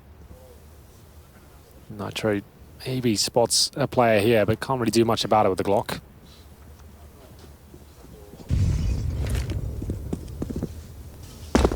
Well back is Nitro, waiting to throw a flash for Elige. At least it appeared that way. Crossover monster cleanly for now. That'll land inside of the tunnel. Buster immediately able to trade off of Elige. He did do well to find Crizzen, so at least it's a kill to add to the one they already found. Now the attack goes elsewhere, and they're hoping that they can overwhelm the two players on A, but there is two. And again, they've got that corner covered off by the truck. With a gun, it's extremely powerful. It's not so much one and done because you've got that spray potential when they walk up the stairwell. Well, the fact they're going towards A does bode well. James there, if he misses a shot, they've got a chance to win it out, but that's a big if. He misses the first, but his teammate baits it in now. Can they trade him out quickly? It doesn't look like it. James with the P250 and kick up holding position in the one and done. It will be 3-2. It was a difficult start, though, at least getting a couple of frags there, but they deny the plant, so overall successful from Avangar. He was a lead. I don't know how he made that happen, but it all works out for him in the end. Kicker, though, managing to stay alive as long as possible as James assisting him there with a P250. We go to round number 6. Stewie still limited. He had a Deagle armor before, now on Galil. Opting for more utility. Will we see an execution-based play from Liquid here? Maybe going towards B instead. Seeing what's on offer. Keep an eye on Elige as well. 8 kills already. Swapped over machines. Observer radar stopped on A, so we've jumped to B. That's why we had a little sound thing, but now we're here. And now Naf is here. He's already toward the bathrooms. Correctly so. They've lost Twist in the exchange already, however, and this has started to become a little bit of an issue, a little bit of a concern, the fact that they're not finding these picks, and the aggressive bathrooms positioning from Avangar looks pretty solid so far to counter off Liquid. Shadow, I think Buster just saw one. They jumped over the railing, slight shadow to show. Nitro, who had a little yawn to start things off, we saw in the pregame, does look slightly, I don't know what the word is, I don't want to say concerned, but perhaps annoyed with the fact that they aren't running away with this one early. It was all looking so good for them in the first 2 rounds, and then Avangar, and James especially, showing up. Twist taken down early, and 45 seconds remain. Nitro might be caught out of position here. Buster more than happy to play heads-up CS at the AK, but so is Nitro. And that'll be the cue for them to flash forward, and this is looking very good for Liquid here. Crizzen absolutely done for, and they might be considering a save already. There's smoke out towards Heaven, and it's really down to the AWP to see if it's worth it. Kick out on the Orc. Looks like they don't fancy it. They'll be dropping back in. I think that's the right call. You have the lead right now. No point throwing away weapons. Your money isn't exactly established. As you can see, the scoreboard come through at Elige on 8 kills, doing great work with that Krieg. Twist second with 4, same story of Nitro, and James at the top of the CT side. So what do we expect from Avangar here? What do they need to actually win this game? They're going to need at least 9-10 rounds, I would say, on the CT side. Team Liquid always quite strong on overpass, and we're not really sure what to expect with Stewie coming in, but it looks like it's more of the same, to be honest, and maybe a bit more firepower than Taco. But the CT holds will be interesting. Can Stewie be kept on a leash to fit into the system? Have they changed things up dramatically? A lot of question marks in that regard. We'll see what goes down. Round 7. Decent round there for Liquid. Weapons saved there by the CTs. More importantly, the AWPs. They call for a tactical timeout. That was a talking point of this team. They always seem to use all 4 timeouts. You're entitled to 4 30-second timeouts per map. They seem to drop every single one. They're one of the youngest teams in the tournament overall. So definitely want to get the coach involved and see what he says, what can be done as they coordinate their financial situation now. 3 weapons saved, but the others still looking quite weak. I believe they'll have to invest what they can. They are going to go for it, but it's going to be the 3 weapons and an M4 and a P250, I believe, for James. So he'll have the AWP on the floor. Well, with that, Liquid do get back to a tie game, but James has the op still. And they did it with 3 players surviving, but also just getting into the round and getting the execution done. It wasn't like they got the opening pick still, so it's not the most convincing round for Liquid, but a win's a win. Just got to make sure they manage the economy moving forward against this very impressive Avangard team. So far, Krizen as well, also as Buster, have been playing inside of the B site. They're going to stay passive this time by. Ooh, good spray. Elige tagged down to 17, and that was an audible dink. They'll certainly know they made contact onto him. They won't follow it with a nade, but they'll be calling that he's been hit. James solo A at this point with the AWP. They are rotating Kiekert back over.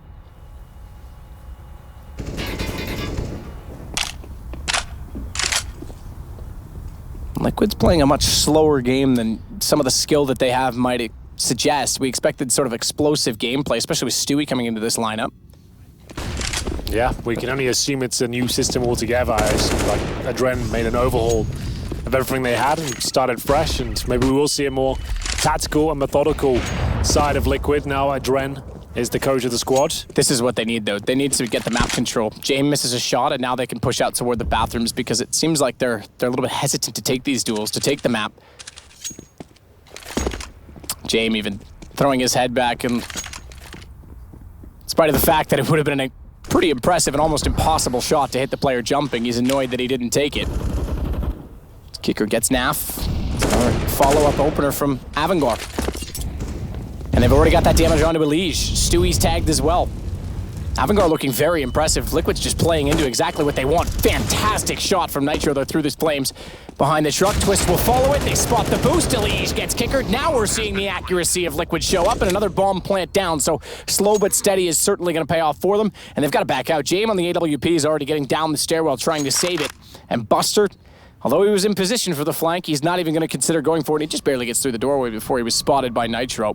That's just a nice classic round at CSF from Liquid. They know they're playing against an aggressive team like Avangard, who are going to go for those initial picks at the start of each round. They hold up, they play defensively, they run their default, and as you pointed out, got decent map control towards bathrooms and long. They execute efficiently towards A.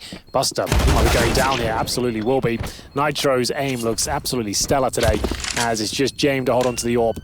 Not really much can be done. He hasn't found a kill in this round, and you know the round's gone very well. If you execute fully, the bomb's going down with about 10 seconds to go. You're finding your frags and holding the CTs off. They're not even getting close to denying it. You know you've done a very good job in that regard. Nitro, great shots from him. It was about 5 seconds they went for the plant, so actually it was a little bit dicey for them, but they win the round. That was a convincing one. James saves the AWP, but I don't think they can afford much to go with it as Team Liquid edge lead just now. Round 8. Not much invested.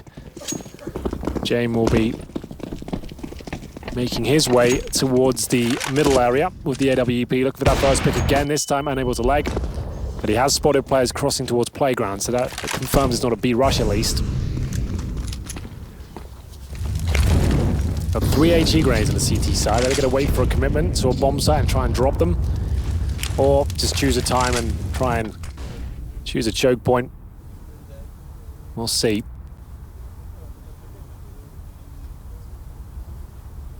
He's going to find one here. You just get that feeling. If he keeps going just that step further. Ooh, Fountain, it's a risk. He's aware of it. He knows he's alone on A as well, so it'll be a massive risk if he goes down that early. But he certainly knows they're at the front of the bathrooms.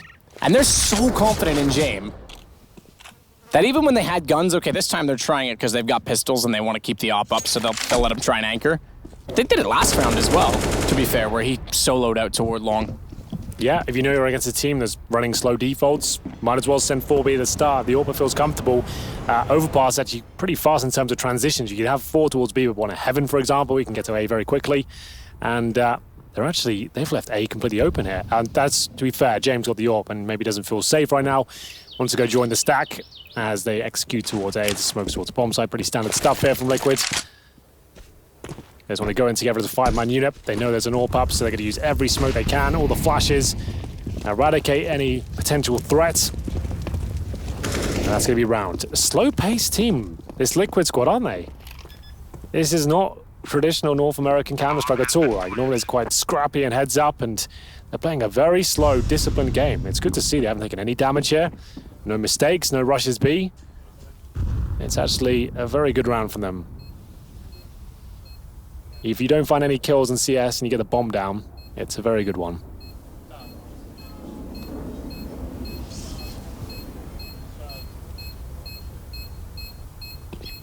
So this is Liquid with 5 rounds. 3 in a row based on bomb plants, though. So Avangar certainly playing a slow game as well on the CT side, but keeping money up more importantly. And a lot of that probably, frankly put, has to do with the fact that they just want that AWP in James' hands. They want him to constantly have one because they know that, like we talked about, is going to be the advantage they have over Liquid. So don't be surprised at all if that just becomes part of the strategy. Just keep the AWP up at all costs. Well, they managed to get them 3 rounds. Can it find much more? Liquid starting to establish himself financially. Stewie 2K enters this round with around 9,000. He's going to finish it with 7K, but that's 2 buys in hand really on the T side. Round 9, Avangar did save the AWP. Got the AUGs now, the M4s, 1 kit.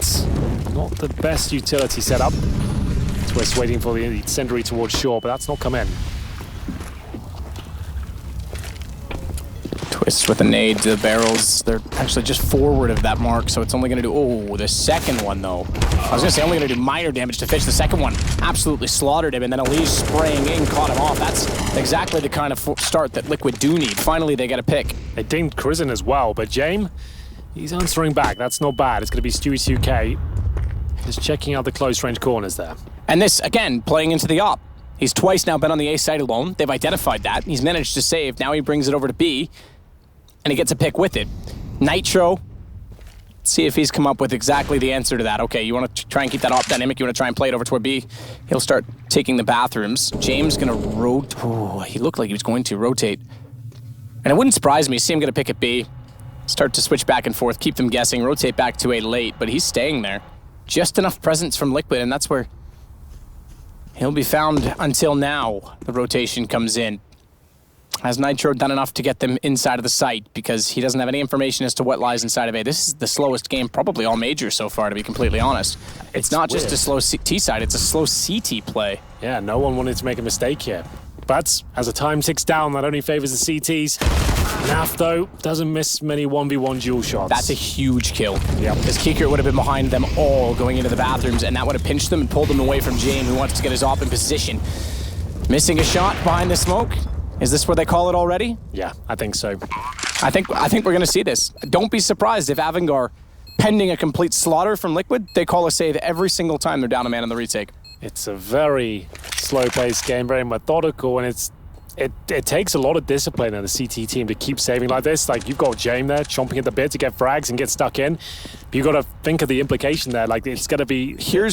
Go on. Well, I was going to say, here's the one thing. He's got 3,100 now. He's going to be in range of getting an AWP out, save or not, next round. So it may come to a point where they say, right, let's go. Let's go what? For the retake. Okay. If you know what I mean. Rather than save every single round. If he has one in hand, if he can save up enough, then they might just say, right, this is the one we try for. Yeah. Well, they'll be saving this round, and we'll see James hold on to the AWP once again, bust up. Crizin hold on to their AUGs and M4s, but Stewie, with that initial grenade, set the kill up for Elise very nicely. And we'll see that B bomb site crumble down around them. Nice plays from Liquid. Very slow using the HGs. Taking a leaf out of the Astralis book, it seems. Round 10. Still no wall on that T side, and they don't really need one. Seems like the rifles are very effective. Elise still maining the Krieg. And here comes the flashbang from towards connector. No one there to receive it. Now fly with the spam towards short. Stop anyone pushing that position, no damage inflicted.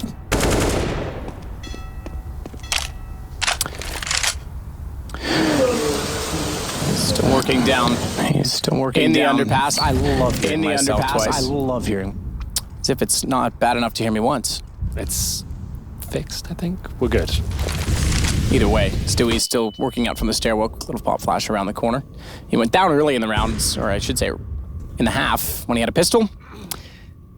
Round 4, I think that was, when they got Kickerts down there, and then they had the op up above for James to hold off, as so often they've tried to do. And they're still trying to go for a boost for James this time as well to see above the smoke, but it's now gone away, faded out. Kickert's going to try and get another one in position. One of the youngest guys in this event. We did lose our youngest, last week. Paul Brolan. Yes. He seemed quite distraught with that result as well. First major, wanted to prove himself and couldn't get out of the first stage. He was very sad to see. But again, down to 25 seconds here before the execution. It's so bizarre from Liquid, but it's working for him. It's working, yeah. But again, this is like a CIS approach from the North Americans. Good spray from Kicker. He gets 2. Flash certainly helped him in doing so. That'll be an assist for, I believe, Fitch, who threw out the first one. He's going to swing out himself, but Naf's got that back, and he found Krizen beforehand. Bomb to go down again on 6 seconds. They're timing it to perfection. Is this what the challenge is? Is this maybe not just playing into Avangar? Is this not situational? Maybe they are trying to become very slow, as you say, bringing in a Dren. Trying to change things up to catch off Astralis. If you think about it, you break it down. If you can be efficient with this and you've got it down to a T, your idea is to bait out all the utility you can right until that last few seconds, and you're planting with an open, clean bomb site. You've dropped your utility, and at that point for the retake, they've got nothing left. It is absolutely a viable strat. That's why we saw it for so many years. In the earlier stages of CSGO, like you said, Na'Vi, most famous for running the clock right down, but this, with the firepower Liquid have as well, it's quite a daunting prospect. But obviously, we haven't seen it go horribly wrong yet. It's until you start seeing them have the games where they start losing to a timeout 3 rounds in a row, that you start to question its longevity overall. But it's 7-3 now, and it's Avangar who continue to save weapons. They've got double orbs going to this next round after losing 5 in a row, all to explosions. They've just saved so many weapons, and they will actually have 2 orbs going into this one, and residual cash as well. Yeah, I mean, it's very evident that Avangar is trying to use exactly this tactic to try and get James to be the difference at this point in time. See if the Augs can make a difference. They did early on. Liquid, this is why I question if we're going to see this throughout the whole event. First off, it's overpass. You can certainly play it slow because the CTs kind of have to use utility and play aggressive. So that favors it. But also, they slowed it down at exactly the time that Avangar was getting opening picks, and now they're winning out the rounds because they're getting information. I'm curious if this is adaptation or if this is just the new style. Team Liquid, I reckon after this timeout, they have like a rush B or something like that. They do just completely start saying, you know what, we're going out of this default, we're going to change the pace up. It won't be towards B, but it looks like it might be a B split eventually. We'll see which way it pans out. A change of pace at this point would be a lot of fun, as James does get the first kill. That's Nitro going down much earlier on. But now they know the ops on the off site, back on A, because he's been trying to be dynamic and catch them off. They tried to go on B as a result of it, but Naf making contact does not have a leash anymore. He still is able to force Fitch out. He's lost Twist as well, but pushing through. Inside of this smoke, he gets Krizen. He's not done. Stewie's going to go aggressive. It's Naf versus James. The man who pulled things back for Liquid and the man who started it for Avangar, and they're both rotating this off to A. Smart from James. He'll hold to window. This is the fastest to get the A site, and he can still see B and has the advantage with that weapon. But Naf is going to take the time he needs to win out this round. What an opposite affair that was. We go from pretty much every round going 1 minute and 50 seconds before the bomb goes down to this one just being explosive. Well, Avangar called the timeouts. That's when you know they're adapting to what you're doing, right? They're going to start changing things up, so you want to throw a bit of a spanner into the works, and so far, so good. HP not really an issue for Naf here against the AWP, but James lacking information there. You can see, yes, he's in between both bomb sites. That smoke will go down, and Naf, they'll have plenty of time to reposition off that smoke and see what he can do with this. And Naf's not foolish either. Yeah, he knows exactly. He's been a hybrid opper. He knows exactly the situation. If you're an op and you're in a one-on-one, you're likely going to be inside a window for the exact reasons we talked about. This is clever. James has a kit. He's not even close enough. Naf can't do anything. This round's over. James done just enough to pull it back, and Naf realizes the situation. He'll just stay inside of bathrooms, little smirk on his face. Yep, I got outdone there. It's 7-4. That's only the 4th round for Avangar. It's taken them quite a few to get back in that position as well. But that was aggressive from James. And Nitro, you're right. They wanted to change it up. As soon as he had the information the op was there, yeah, go B. Absolutely. Naf did a great job. Just to get those couple of kills, jumps up in the smoke, and you wouldn't think he had the advantage there. He gets the headshot, comes right down to the 1v1. So yes, Avangar win the round, but only one player survives. Their money is absolutely wrecked. And you can see Liquid have got 10k on Twist, 6k on Stewie, and 11,000 on Naf. So they've got plenty of cash there, not a problem. If they win this round, that could be the rest of the half. That'll be 11-4. In their favor. CTs go into this with barely any utility. Buster's about to find Nafly in more ways than one as he can take off his head as well. That's going to be a lovely shot just to open up the round in favor of Avangar. So the pace certainly has picked up a little bit here. Well, the advantage given, and now Twist will be smoking towards the bathrooms and they'll go for that mid-control. We'll see if that works out for them. Yeah, and that's where that James is this time though. He's going to try and just hold it off with support.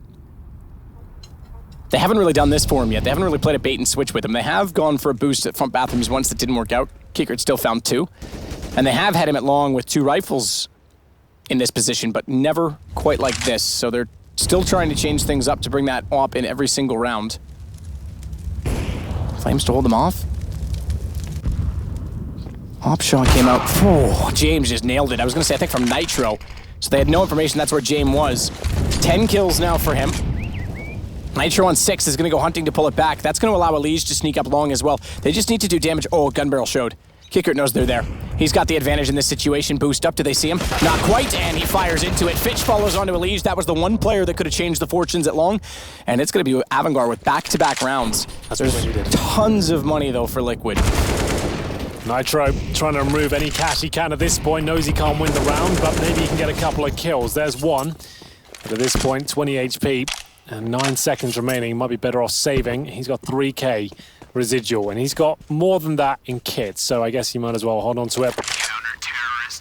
And at this stage, it looks like he will survive, no problem there. But Avangar, they're actually starting to impress me on these gun rounds. They're actually, in terms of the 1v1 duels, they're starting to wake up now. And Kick Up is joining James in double digits with the frags, and Buster, that was a lovely play from him, went short, gets the first, and then James continues to be impressive with the AWP. Round 13. Still not a sign of a sniper for Team Liquid. They have got a scope though, while he's still in the creek.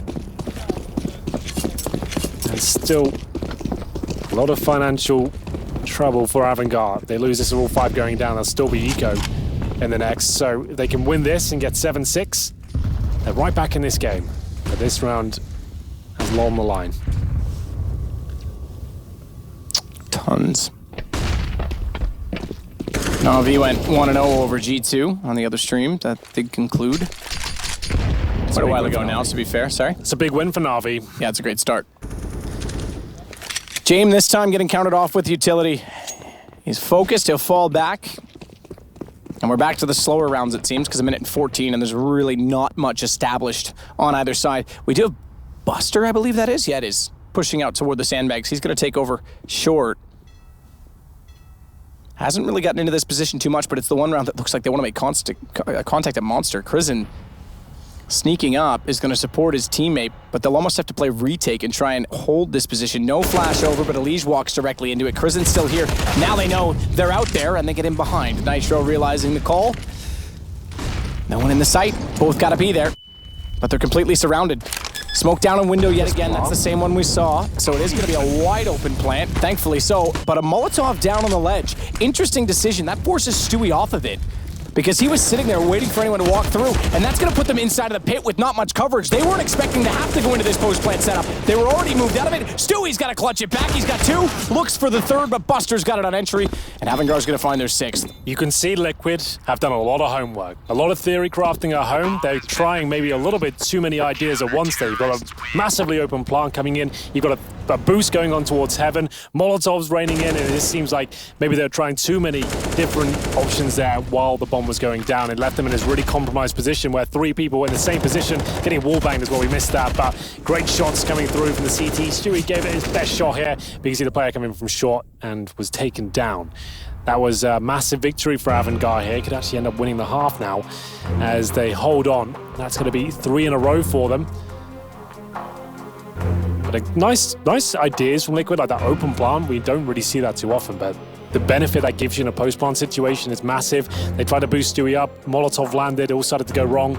And at that point, the retake was actually possible for Avangar. They've been saving so much. At this stage, they've actually got enough financial backing to go for some retakes.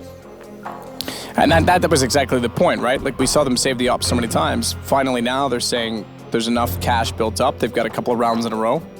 They can take those challenges, which is exciting. A little more action-packed. Round 14.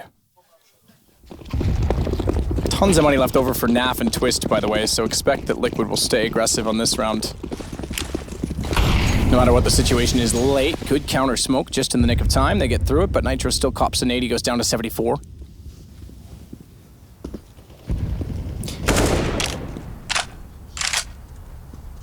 Buster this time stays more passive. Same setup as we've seen twice previously as well. Jame alone, 4 in B.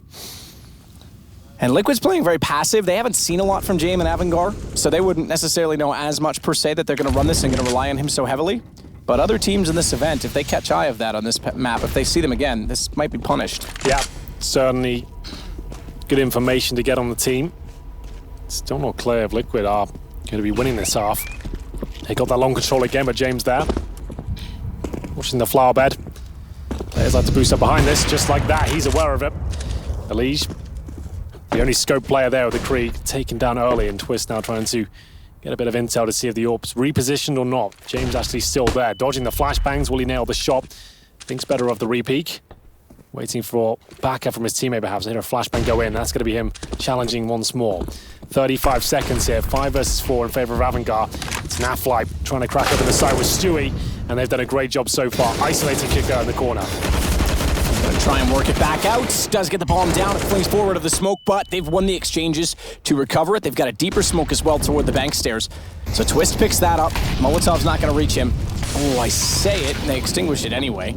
Just in case. Well, it was extinguished by the CTs, if I'm not mistaken. I saw 2 trails go in, but I thought maybe it was a CT smoke trying to get them closer. Maybe I'm wrong on that. I'd have to see that in a replay perhaps, but Kristen's got Twist either way. Trying to get away from the bomb. It's all on Stewie. 2 kills already. Wants to ensure Liquid get the half on the T side. He'll be smoked off and spotted before it bloomed. Kristen gets the kill. We go 7-7 at least for Avangar. They might still win this themselves. Could be the case. This would be a massive upset. We don't really have much information on Liquid coming into this one. Haven't seen them play many official games since Adren and Stewie came through. But what we can see so far and our very limited information gathering in the first half, they seem to be much slower pace. They've got lots of little novel tricks up their sleeves, and their Angels look great, but now Avangar are actually aware of what kind of playstyle they're up against, and they're moving Jame around and allowing 4 players to sit in that B bomb side as well. It seems like they're countering them almost. As we get into the 15th round, the final round of the first half, we didn't see a single sniper on Team Liquid in the entirety of the first half here. Don't say that about many teams these days. Certainly not.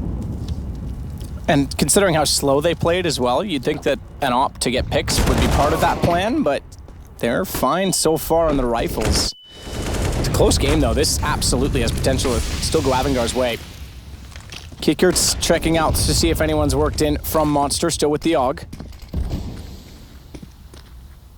James not gone down often either. That's the other interesting thing. With him saving and then playing around him so much, they haven't had anyone to counter off the picks. He's died 3 times. Yeah, 3 times, and it's 7-7.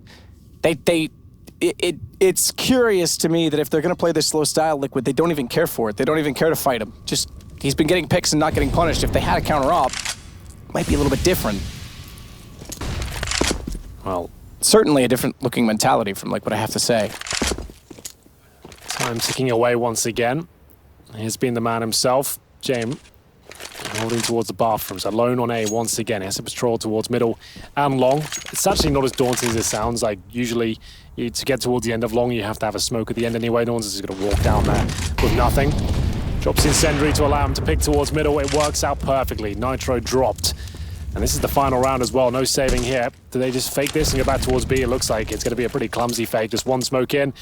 Run back towards the site. Not very convincing. The CTs aren't buying it. No, third line's going to say, look what's already there. Fitch waiting on the pillar. Does go down to Naf. He's been excellent on entry. Stewie's got kicker. They did cause some movement on Crizin, but even on low HP, 22. He finds 2 kills, and he's got a chance for more. Naf has to shut this down. He and Jame in another one-on-one. You're right, there is no time. Jame wins this one on time. He won the last one on a defuse, which is arguably a form of time. And it's 8-7 Avantgarde half. They get 5 rounds in a row at the end. They took a timeout, they adapted, and they end up winning the half. Avantgarde 8, Liquid 7. They are on the T side, however, and they'll move over to the more favorable CT side. They're still the favorites in my book. We'll see if they can close it out in the second half. We'll be right back after this break.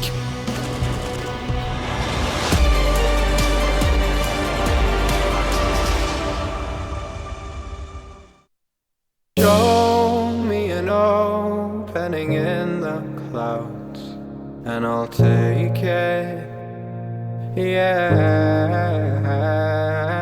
Reminding myself to just let go. Don't wonder how far I can fall. Don't look down, never fade out. And I just wanna be someone and never fall behind again. Just keep on moving on.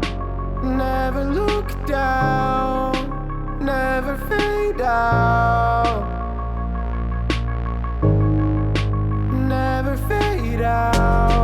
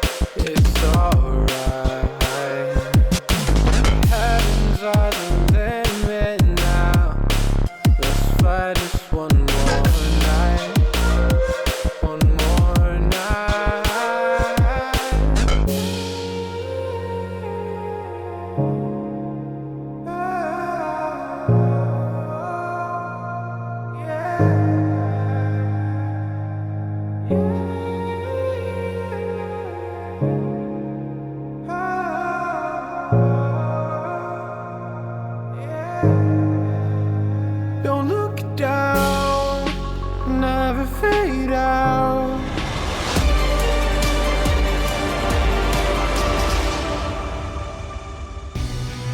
8-7 Avantgarde take the lead by 1 after winning 5 rounds in a row to end the half. Just to note, Liquid won 5 themselves in a row.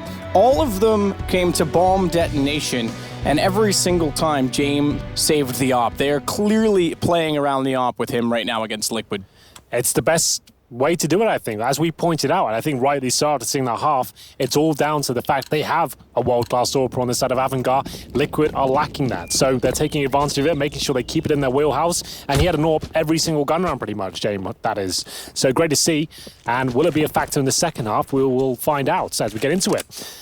4 sets of armor on both sides. We've got 2 utility players, Naf with the diffuse kit and smoke on the CT side, Crizin with the smoke and Molotov, and you can see the stack towards the B side. Nafly going for the Tizian play by the barrels. So that idea is you look to the floor behind those barrels, wait till they like plant and run past you, and hopefully they're so focused on that boosted player they won't check the barrels for him. So that's going to be interesting to see if we get to see that little setup come into fruition. They're heading back towards B. I'm excited if they do it.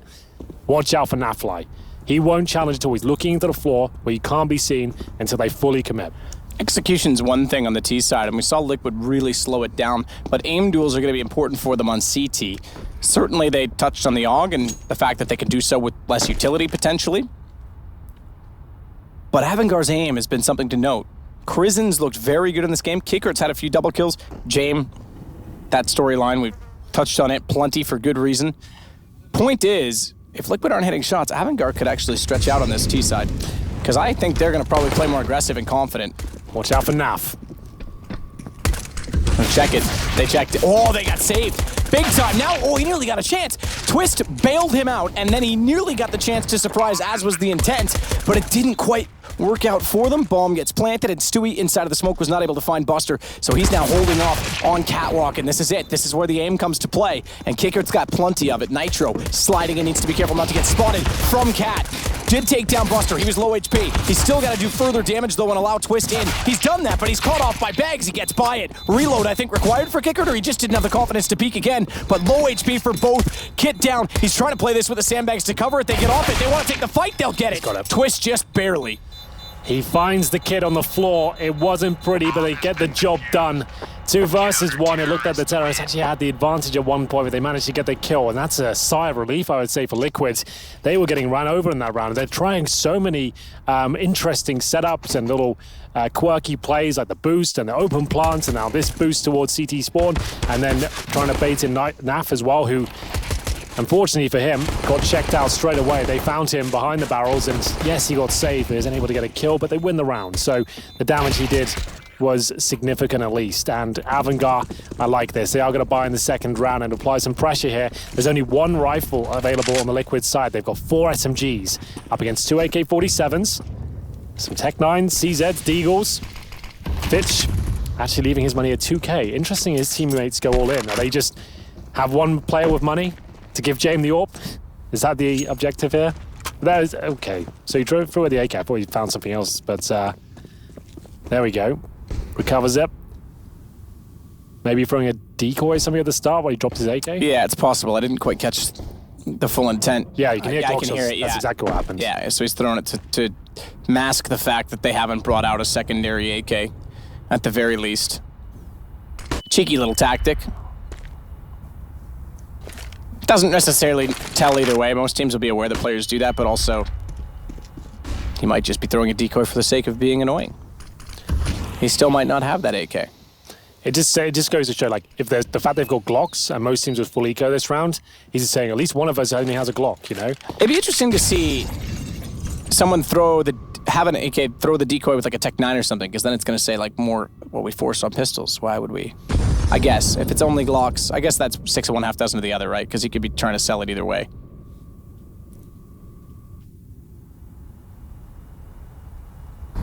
Stewie. Completely blinded, didn't have his crosshair in the right place. Twist only gets 1. That's the AKs. Now they know they're there. Now it's a problem because Nap's forced out, but does get the bomb down. Trying to play the pillar perfectly, use the movement mechanics of the UMP. That's what Elige does. But Buster's got him back, and it's all on Nitro in a 1-on-2 against 2 AK-47s. He finds the first. Krizen's planting. Nitro can't do much about it because of the flames, and Krizen's already going to get the angle, knowing he was heading that way, and Avangar steal back the round. I really liked it when we first got into that round. It's the second round forced by certainly a gamble, but Avangar are going to have to take a few of those if they want to take down the mighty Team Liquid here. What a round that was. Managing to duke out the fact they might not even have AKs there, the decoys at the start. Then they challenge as a 3-man unit towards Monster. Get the advantage, get the bomb down. Sure, some decent trades come in from Liquid, but it comes down to the 1v1, and that's where they come out on top. Force buy and response coming through. First time we've seen a sniper on the CT side, or any side of that fact of the matter. Liquid have a scout in the hands of Elige. Pistols on the other players here, but an incredibly difficult round ahead of them. Done decent damage towards Buster here. He goes down to 52. And a stack towards Connector for CTs, but they're taking damage and flashbangs. Kicker does do some damage, but Fitch got the kill. Ultimately unassisted too, which is a bit surprising, but they'll take it. Naf goes.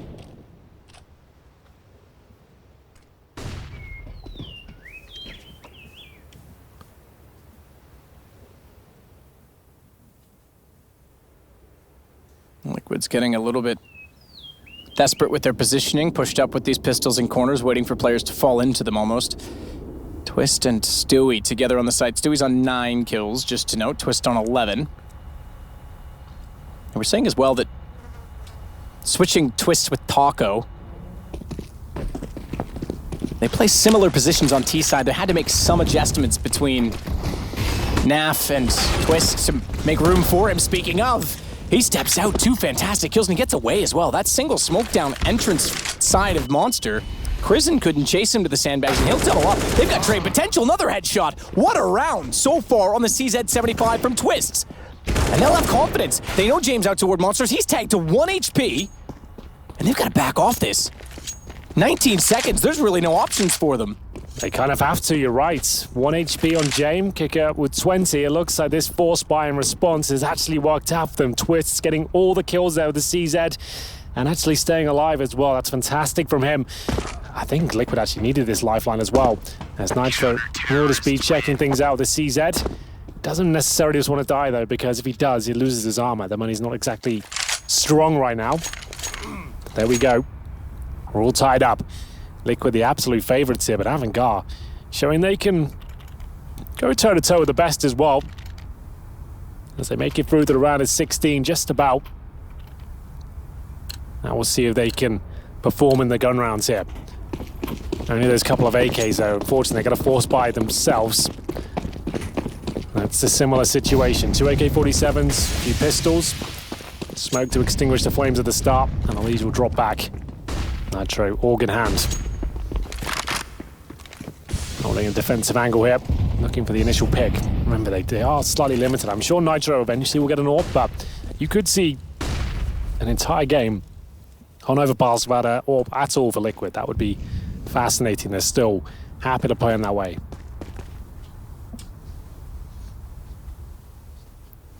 James gonna take the AK to the fight this time. Gets Nitro easy. Good play from Elige. I thought he was gonna just step really wide on that and go exactly into the same position his team died. Subtle detail, but he doesn't. He stops 1 step shy of that, doesn't give up too much of a target, gets the kill back. How many times have we seen that lineup go against people though? So Fitch with a deagle. Elige back out to long spots, another. He'll see 2. 2 is too many because he steps wide and Buster's got the deagle shot. These guys are absolute aim stars. You can't discount Avangard in that way. Yeah, absolutely. 4 on 3. Advantage Avangard, who recovered another rifle now. They started with 2, now have 3. They actually have more firepower, even more so now with the AUG recovered. CTs with barely any utility, trying to bait Stewie in. It's up to Nafly to cause as much disruption as he possibly can here. Timing a little bit off on the first, and it's presumably going to be the end of Stewie as well. He'll get 1. That's about all he's worth as the bomb is planted, and it's Twist rotating from the B side, hoping this nade just denies the plant, but it does a bit of damage, but that's about it. Trading rounds, back and forth again. Twist, he still considers this? Surely not. He doesn't have a kit, and he's got an AK. Next round, so might as well. I suppose I was going to argue against it in the fact that you're going back and forth in rounds. He's got an AK to carry over. You could still break them down, but he wants more. He's going to go aggressive with it. He's got to make a decision now because no kit. Timer's already too far gone. And if you are full eco, the AK is still worth something, and he's trying to do exactly that. Economic damage as best as possible, so at least they have a chance to pull it back if they can win another force buy. Buster, he'll be fine from that range at 58, but Twist is going to get him. Hunts down another 3 kills. He's up to 17 over the last 2 rounds. Unfortunately, one was brilliant with the CZ and won it for them. This one was just picking up scraps. So now if they do want to force buy, which they're going to just, by the way, he's killed everyone, and that's only $3,500 per player on the Avangard side. If they fully invested previously and had nothing left over, that means a lot of compromises will be made. I can see the buys coming through. Krisen, Mac 10, 4 AKs, and no smokes on 4 of those players. So they've got bare bones utility at best. This round breaks it wide open with a slight asterisk on the fact that if it comes down to just 1 player remaining for Liquid, because then they won't be able to pick up the AKs, carry them over, and they've bought to 0 on pretty much everyone. So there's still a chance there that their money will be limited, but they'll break Avangard, no question, in doing it.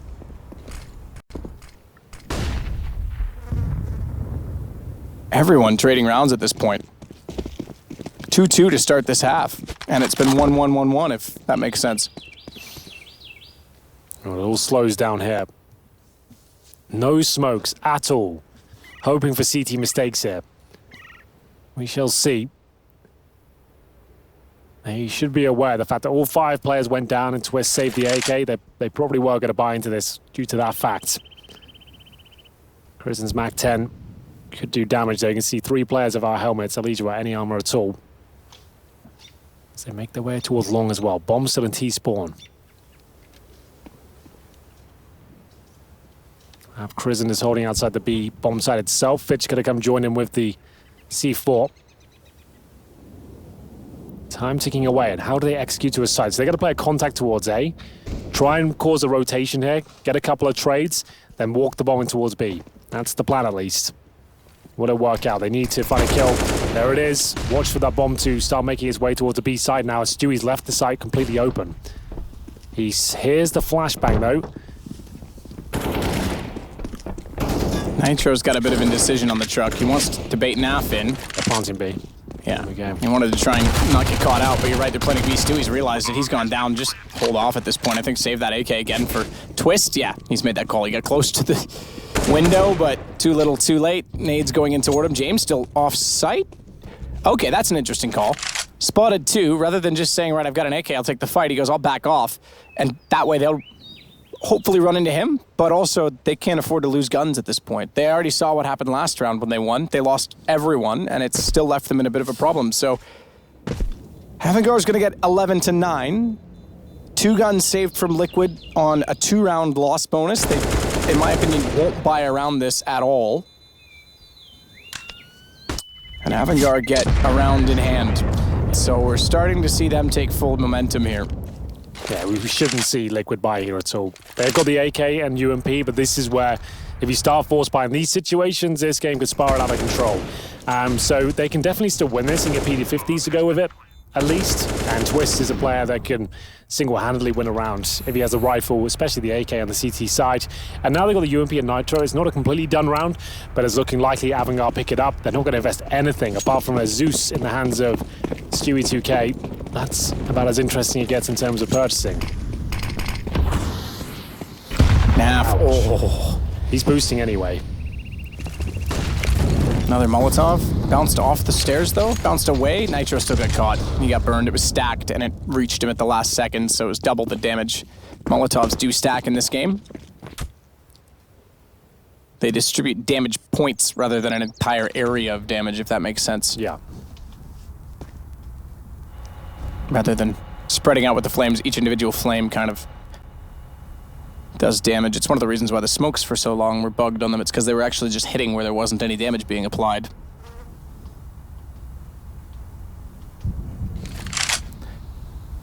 Zeus being held by Stewie.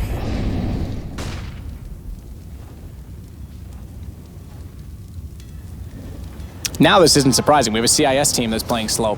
This makes more sense. It was surprising to see Liquid at a snail pace on the T side, planting with 6 seconds on the clock, 3 rounds in a row or so.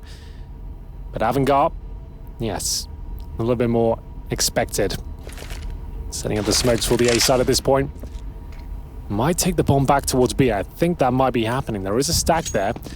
It's not too deadly considering... Oh, they actually opt against it. Just going to send Krisen in with the Mac 10 and see what's going on.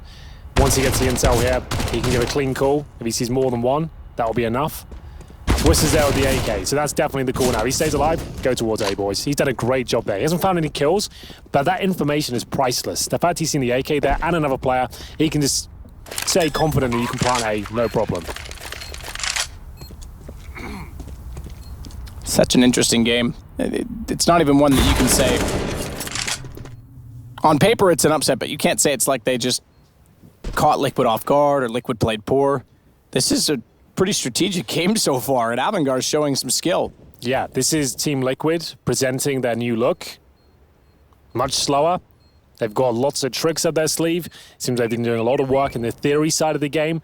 And actually, it might not suit the players as well, you know, because Havengar, yes, they're doing a very good job at replying and adapting to it, but we're not seeing the show-stopping plays. We're not seeing the crazy entry potential as Liquid go so slow, and then they don't really have as much to work with. And we say that they're going to drop a few players towards the end. They still can buy here, but limited. It may not match their skill sets. And the problem is, too, that that is highly dependent on opponent in a lot of ways, and I'm wondering if they put so much eggs in it, like, how do we beat Astralis? If we slow it down, we try and bait out their utility, try and get the information. The problem is they played straight into Jame in the AWP and it didn't have a counter for it in the first half. Well, that is the problem as well. So, like you said, the Orc could stay alive so much because on a long-range map like Overpass, he doesn't have to be challenged. He can just go for the picks at the start. They're just trying to avoid his bullets rather than take him down. And he can just fall back and stay alive when he has to. And he had the AWP every single gun round. He died 3 times. It was pretty insane. There was an 8-7 half, and he only died 3 times. And he hasn't got a ton of frags, but he's certainly being impactful in the rounds they're winning. Avangard 12, Liquid 9. As they purchase up again, no sniper available. AK Saber twists. Orgs out. To note as well, NIP currently up 7-3 over NRG. And that's on Nuke. Apparently there's a PC swap going on currently for Ethan. Who's CT side, out of interest? I will take a peek. Bear with me a moment. Well, they're going to be playing very slow-paced CS, so don't worry about that. But yes, that sounds about right. Still could be anyone's game, but that's going to be a good one. There's another one that jumped off the page for me today. NRG looking likely to make it to the Legends, well, the final round of 8. Yeah, there's some people saying that they will this tournament. And there's others that say they still aren't convinced. That's within our camp alone. So there's quite a divided opinion out there. Stewie does take Crizzen. That's a great start for Liquid, exactly what they needed. And that one's probably the easiest kill Liquid's achieved in a while. It's not like Avangard's been giving them up too many mistakes or getting into positions where they're caught out in the open as that. Good point. You're not seeing them just walk into contacts by themselves, no trades. Here comes Jame though. Oh my. Good damage, down to 1 HP. Nitro still alive in the round, but are Liquid 5 versus 3 in their favor. Will they be able to shut this down? Naf Khan, Elite coming in as well as Kicker. We said to watch out for him. Here's an absolute menace on the A side at this point. Nitro still on 1 HP. An HG, a bullet in his general direction. Everyone sneezes on him at this stage. He will be going down, and they have not got a kit. I think they had one at the start of the round. It's over there. So they need to recover that first as Twist looks to grab it. It's going to throw an incendiary in. I question the fact that Nitro's still alive, and I'll come back to that. He's tapped the bomb, 1 HP. He's trying to be efficient in this, and I'm not sure I agree with that decision, but Twist gets an AK, and he's going to take it to work. But watch out on top of the bomb. Stewie gets around the corner in time to get Fitch. The reason I question Nitro being alive on 1, he jumped out of the corner behind the truck, simply thinking strength and numbers were better. The problem is he went so defensive that the 2 and 100 HP had to take the duels. Kicker won both of them, and he can't trade. If they send Nitro first, maybe they're able to trade off of him. It's a good point. But either way, Liquid will be winning the round by the skin of their teeth. Luckily, they had smokes there. So even without the kits, they're still salvaging those kits on the floor. They can throw the smoke down and just touch the bomb. It's going to bait out the T's, whatever happens at that point. So they're going to get the jewels they need. And like we said, we know pound for pound in a straight-up heads-up duel, Liquid should be winning, which they do there. And for the first time this game, round number 23, Liquid will begin the round with a AWP here. It's going to be in the hands of Nitro, of course. 10 frags to his name. But he is a very handy sniper as well. There you go. First time he has it, opens things up with a kill, takes down Bust Up, and the reply now has to come from the Avangard side. This is impressive on both sides. The fact that Liquid have slowed things down and are taking a very different approach. But Avangard, we said it in London, they're a team that's so close but never really there. I'm fancying them right now. This is a good look. I think top 8 might have their name on it. Kiekert, especially this game, has looked exceptional. Takes out Stewie again on entry. This time, they're still playing from behind, and that's a trade. Still one unanswered, and they'll go back around to get the bomb. They've got Jame in position, though. He's already up at long. Scoped in as well. No need really to peek this for Liquid, but at the same time, it's one of those positions that they sometimes check just for information, or cross directly in front of, as Elige does. He's gone. He's been removed. It goes down to the 3-on-3 once again. Still 35 seconds remaining as well, and they're heading towards that A site. They still have smokes, flashbangs, Molotovs. As the CTs scramble for position here, it's Nafly who's low. He's already on the site, but not for long. Nitro hits his second AWP shot of the round. And is it enough? Gets himself towards a truck, but the T's are obviously aware of that fact and looking to trade off him here. They are, and James still up. We know how fast he is. Nitro gonna have to try and hold the angle against him. Twist is flashed. Oh my God, what a shot! Not bad. Caught Fitch mid-air with 8 seconds left. That alone could win the round. Nitro buries into the corner, and James once again has to go back to saving the AWP. Jumps for information, gets a lot more than he bargained for, and James indeed will save the AWP. Their money is actually in a problematic situation, I dare say. If they've got a tactical timeout left, they'll use it.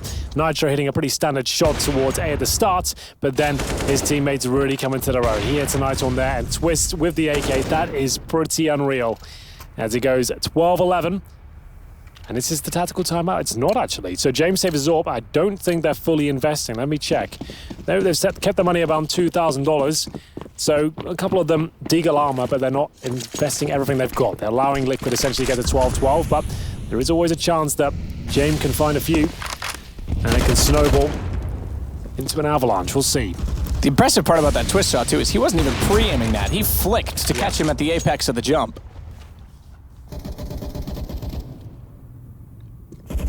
Kicker runs the underpass on the stairs. Deagle in hand. He's going to try and clear out the angle, but again, it's James down to 23 already with the AWP. Kickert has armor as well. AWP doesn't really matter for HP, but just something to consider. Certainly if they get another gun, they'll want to give that to Fitch or Kickert. Shoulder checks from Fitch, but Liquid playing very passive, it has to be said. Hopefully that doesn't cost them, because just as we talk about sort of saving against the CT side, walk into a stack, you don't get the information, you don't really play the default correctly, you harp on this all the time. Similarly, if you play too passive against pistol CT side, you can get overrun, because they can just march into the site with absolute velocity and get that movement mechanic to get the shots. 40 seconds, 2 smokes remaining on the T side. They're going to use them. Bank, CT steps, try and get through. Nitro, though, in position, but not for long. That's the opening pick they were looking for. Flashbang towards Elige as well. That smoke will help him out. Just going to get a little bit deeper towards long. They're not going to have time to really check that. They'll get the bomb down, and that should be a chance for the retake to come through. He might find all the kills himself. It looks like what was turning into a bit of a horrible situation there for Team Liquid is recovered by the nice positioning of Elige there. Noticing there was no presence towards long at all, he manages to just tuck himself in, wait for the plant, deny it, and at that point it is going to be 12-12 with Avangar with another buy available to them, but James hasn't got any cash. Yeah, and he lost the AWP that round as well. That's kind of unfortunate. Yeah, exactly, for once. Nitro tried to bait out a shot for information. Didn't really need to. That's when James got the shot, and I thought there might have been on for it, but you're right. Elige, excellent positioning. So Nitro back out toward Fountain. He's actually just going to hold to throw a nade this time. They don't want to go too aggressive. AK is certainly up. We know that, but they'll know that as well. They'll be absolutely certain that there'll be guns back in this round for Avangar. This one looks to be our longest game of the day, not just score-wise, but just in the fact that every round is going the distance. It really is. We had some quick ones earlier, but this one will be as far as it goes. We have got James, who's made his way in towards the bathrooms here. He's only got the pistol, so he's trying to show a little bit of presence towards the A side, maybe sneak up all the way. He can't really afford to walk towards the side, though, because he's got no smoke for the end of long, so maybe he's holding for a long backstab once his teammates head towards B. That could be an option for them. There's still a minute on the clock, so they could even just fall back and join his position. We'll see. It looks like that's what the call's going to be. Head back in. The one smoke they have, try and play off the fact they have long control. And I assume they all just make their way towards that sort of side of the map. They don't really have enough grenades to actually go for mid-control on map. They have to go long, really, with the majority of their players. James as well, you mentioned it, got through the bathroom earlier in that smoke. He was already there. That's why they take this approach instead. He's trying to lead this time with the CZ. Passive again from Liquid. Such a different game style. This is not the aggressive, flashy Liquid that we saw last year, that's for sure. And Nitro, same time, same position, goes down this round as well, because it's about the 20-second mark last round, as Elige has to try and play in behind the smoke. Very awkward position to be in, because he knows they can wrap either side. Here's them on the other side of the truck, but needs to be careful not to get rid of all of his ammo. Naf gets in behind him. He'll get a reload in position, get back out, swing in. Twist already finds the shot on James, but they've got the post plant covered off inside of the bathroom. It's a 3-on-2 in favor of Liquid, and they're going to get on the bomb right away. Still holding it, though. I don't think they're going to get away. It's Twist. Okay, he's got it all the way in the corner. I thought they might get there faster than that. And he's showing some style today. The second time he's killed them all after the round, this time with the win. 23 kills for Twist. He certainly is keeping them alive in these real touch-and-go situations here. It looked like he was done for, but luckily the bomb was planted in such an awkward position for them that he could actually go for the full defuse, even with his teammates dropping down. That was enough time for him to get the 5-second defuse in, and they will take the lead once again. Avangar have got the cash to buy, but once again, I think they have one player on a pistol. That's going to be Kicker this time, and the utility is low. This could be the storyline of the rest of this game now, as the loss bonus gets to maximum in the next round. And we'll see if Elise in this aggressive play finally starting to see some plays on the CT side from the CTs as they get a little bit more comfortable, but still they're at breaking point too. Very back and forth game here. Still not clear who will win. Extremely back and forth. James limited to an AK, so the fact that he lost the op 2 rounds ago is still haunting them, if you will. AK's fine, but it's not what they've set themselves up for. Naf gonna try and rip them apart on that MP9. Twist as well, just to note, considering I talked to them about the AUG and they were really upbeat about its potential to take duels, to the point where I asked the question, well, if you don't need the utility, does that kind of even out the buying power that the Ts have with the lower price on weapons? That was a bit of a hard topic to cover quickly, but we touched on it. But Twist has been picking up the AK and picking that every time. Still over top of it. So every time he can get one, and he's making good work with it too. He's had tons of kills on the AK this game. Because you and I were theory crafting that at the end of this event, we'll look at the kill distribution per weapon and the AUG should be well ahead.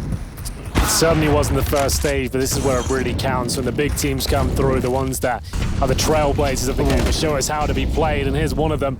Here's Stewie2K getting it done with the AUG, and he gets 2 kills, and that's going to be enough to confirm the round. Kick up with just the Deagle, remember. They'll give this round out. That's going to be 14-12, and they'll actually be in a position where, yes, they've got maximum loss bonus, but no plant there. They'll have 3,400 per player. Quicker with a little bit more on 4,500. Will they go for the buy? They'll at least have a timeout to discuss it. Kickout's board straight away, so that answers that question. Think back to the start of the morning as well when I said Avangar, first off, have absolutely every chance to upset Liquid given that they're coming in hot. Liquid's coming in late in this tournament. They didn't play last week. That always presents upset potential. That goes for everyone today, of the challengers, that is. But also that Avangar, I thought, were really surprisingly low rated by their peers and got that 15th spot. They then have to play Liquid in their first game, and they're going to be the underdog in every game going forward in the seeding system. They've got the hard road, and I think unjustly so. I think I would have probably rated them 8th, 9th, somewhere in that range with Ents and Renegades. So the fact of the matter is, any other team playing like this might be a 1-0 situation. Yeah. Well, Avangar with their last life here. This could be it. They lose this round, it will be map and match points. As Team Liquid finally are using the snipers now. It's Elige who had the better spawn. He'll be focusing toward those T-steps. Throws the Incendiary. Falls back as he detects a default being initiated. They're going to fall back towards B quite quickly here. Looks like they've got something in mind, maybe a bit of information, but this looks like a set piece sort of setup. Are they just rushing in? Okay, whoever's made this call, balls of steel, as they're just going to go through Monster and see what can be done. Wow, they're going to get it. So passive, Liquid.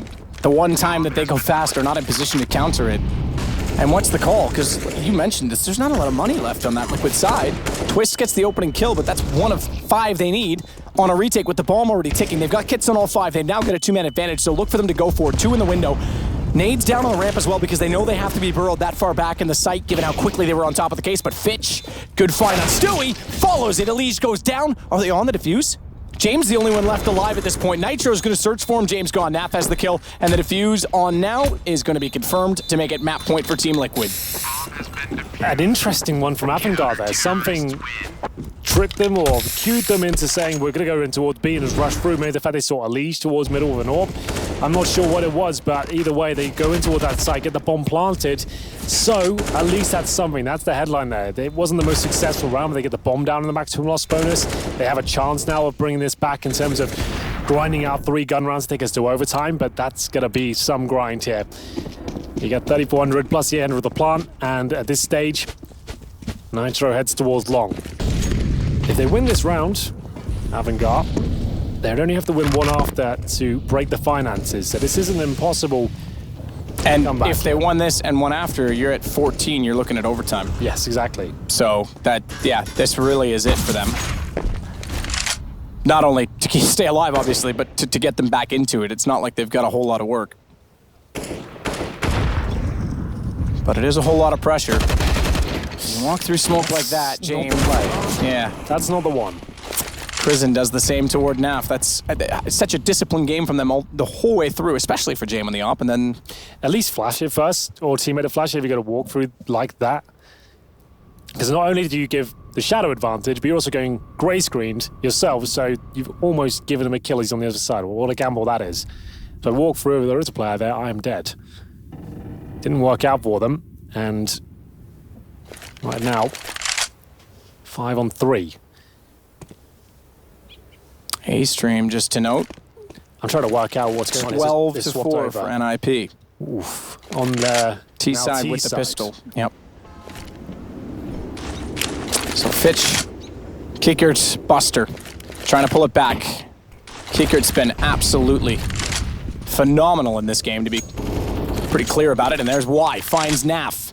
His entry has been so good, and Stewie's going to have to hold it off. Smoke down, bit of a gap on the inside of it. Stewie doesn't need to play off that, but Kickert's going to go in wide. He actually gets the headshot lineup, tries to go through. Stewie's got it instead. He found Twist. He actually found Twist behind Stewie, but Stewie holds ground, holds firm, and it is now 16 to 12. The map goes to Liquid, but what a close game, and I'm not surprised. I think Avangard is extremely underrated in this portion of the tournament. So 16-12 looks like it was a pretty convincing victory for Liquid in the end, but I don't think that tells the full story at all.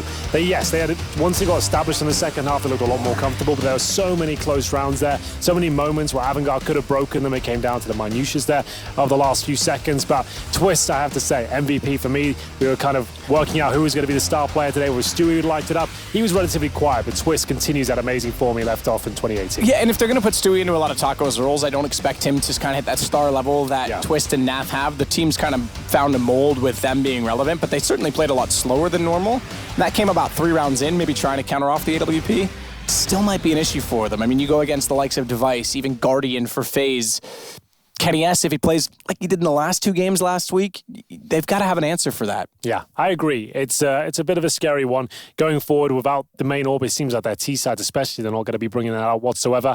But either way, it's the first game of the Swiss format for them. They've got the 1-0. That's what they're looking for. No one's ever going to look back at the first game of the tournament. All they care about is the victory, right? Unless it was a massive upset, all they're going to look back and say, oh, they won that game and moved on. So they've done that. And that's exactly the case. So they are 1-0. They'll be in the upper bracket. Avangard drops down 0-1. We'll find out who they play, much like Liquid, a little bit later on. For us, it's a break on B Stream. We'll be back with yet another game in just a minute.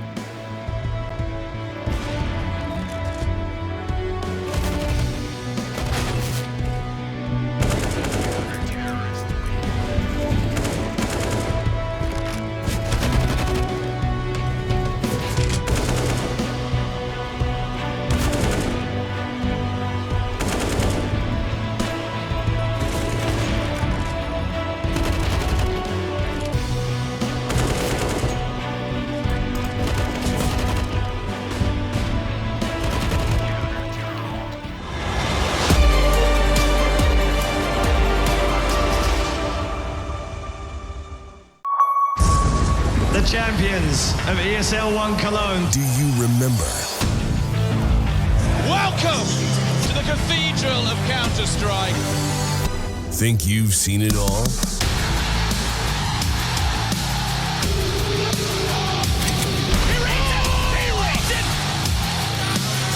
Are you ready to be a part of Counter-Strike history? ESL 1 returns to Cologne in 2019.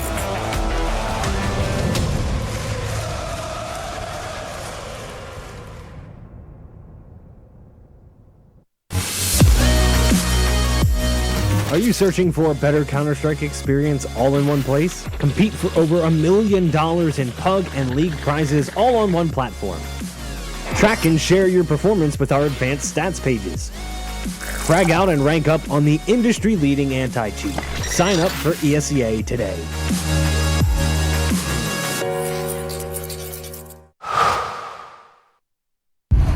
All All eyes are on you. So give them greatness with Intel Extreme Masters certified PCs and notebooks and game like the pros. When you see the unique IEM certified stickers on the outside, you'll find high-grade components with Intel Core i5 and i7 processors inside. Every purchase includes in-game content and supports the prize pool of Intel Extreme Masters. Game like a pro, because the world is watching.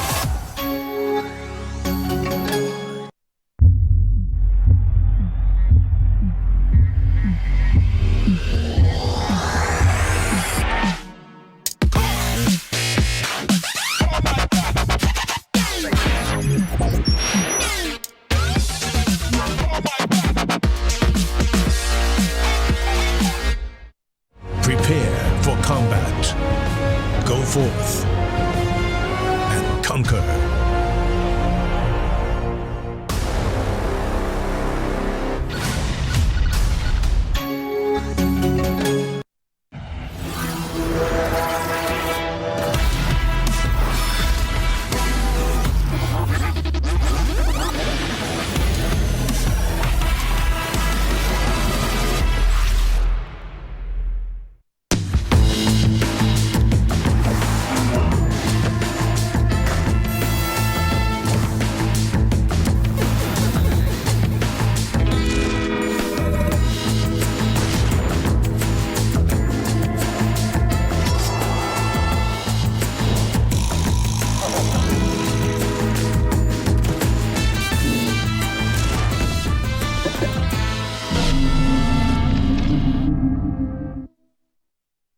I've been there since the beginning.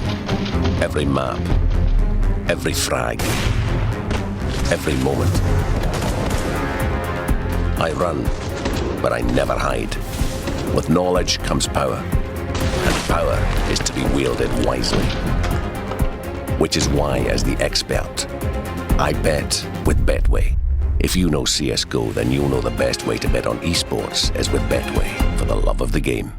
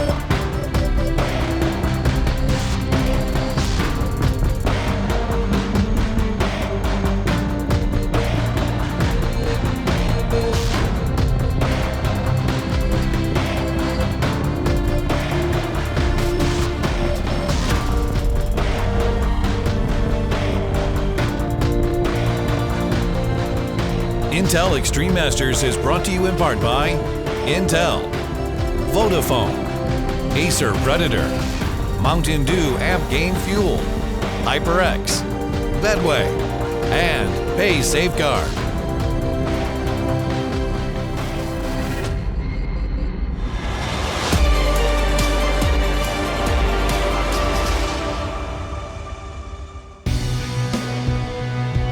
Vodafone presents the pre-match.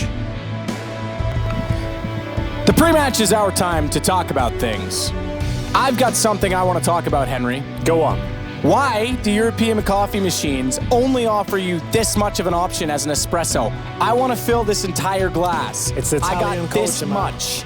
Tiny little espresso, nice pick-me-up, full of flavor and intensity. Yeah, well, everything's bigger in America. It's true. North America. We are going to get into our next game. One that might not sound that interesting on paper. We got number 1 seed against number 16. That's Astralis versus Complexity. But I guess the fact that we've got a bit of an unknown factor going into this one, and the fact I've heard is a bit of inside information for some of the pros. Complexity have looked very good in practice, but whether that means anything here. Yes, iBuyPower looked very good in practice. Katowice at 2015 and got absolutely blown out in that major. So, yeah, that can mean anything at all, really. If I thought the Avangard Liquid game was close, because that was the next furthest apart in seeds, that was number 2 versus number 15, I thought Avangard was underrated. I can't make the same storyline here.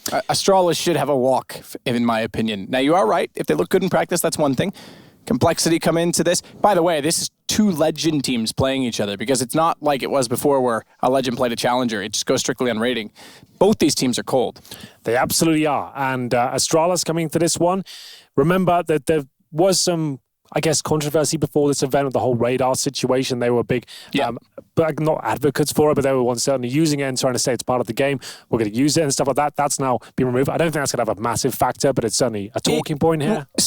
Yes, I don't think it's going to be a massive factor, and they're a good enough team that they're going to win without it. Not necessarily win the whole event, but they're going to win games without it, right? The key moments against top opponents, they're still number 1 in the world, in my opinion.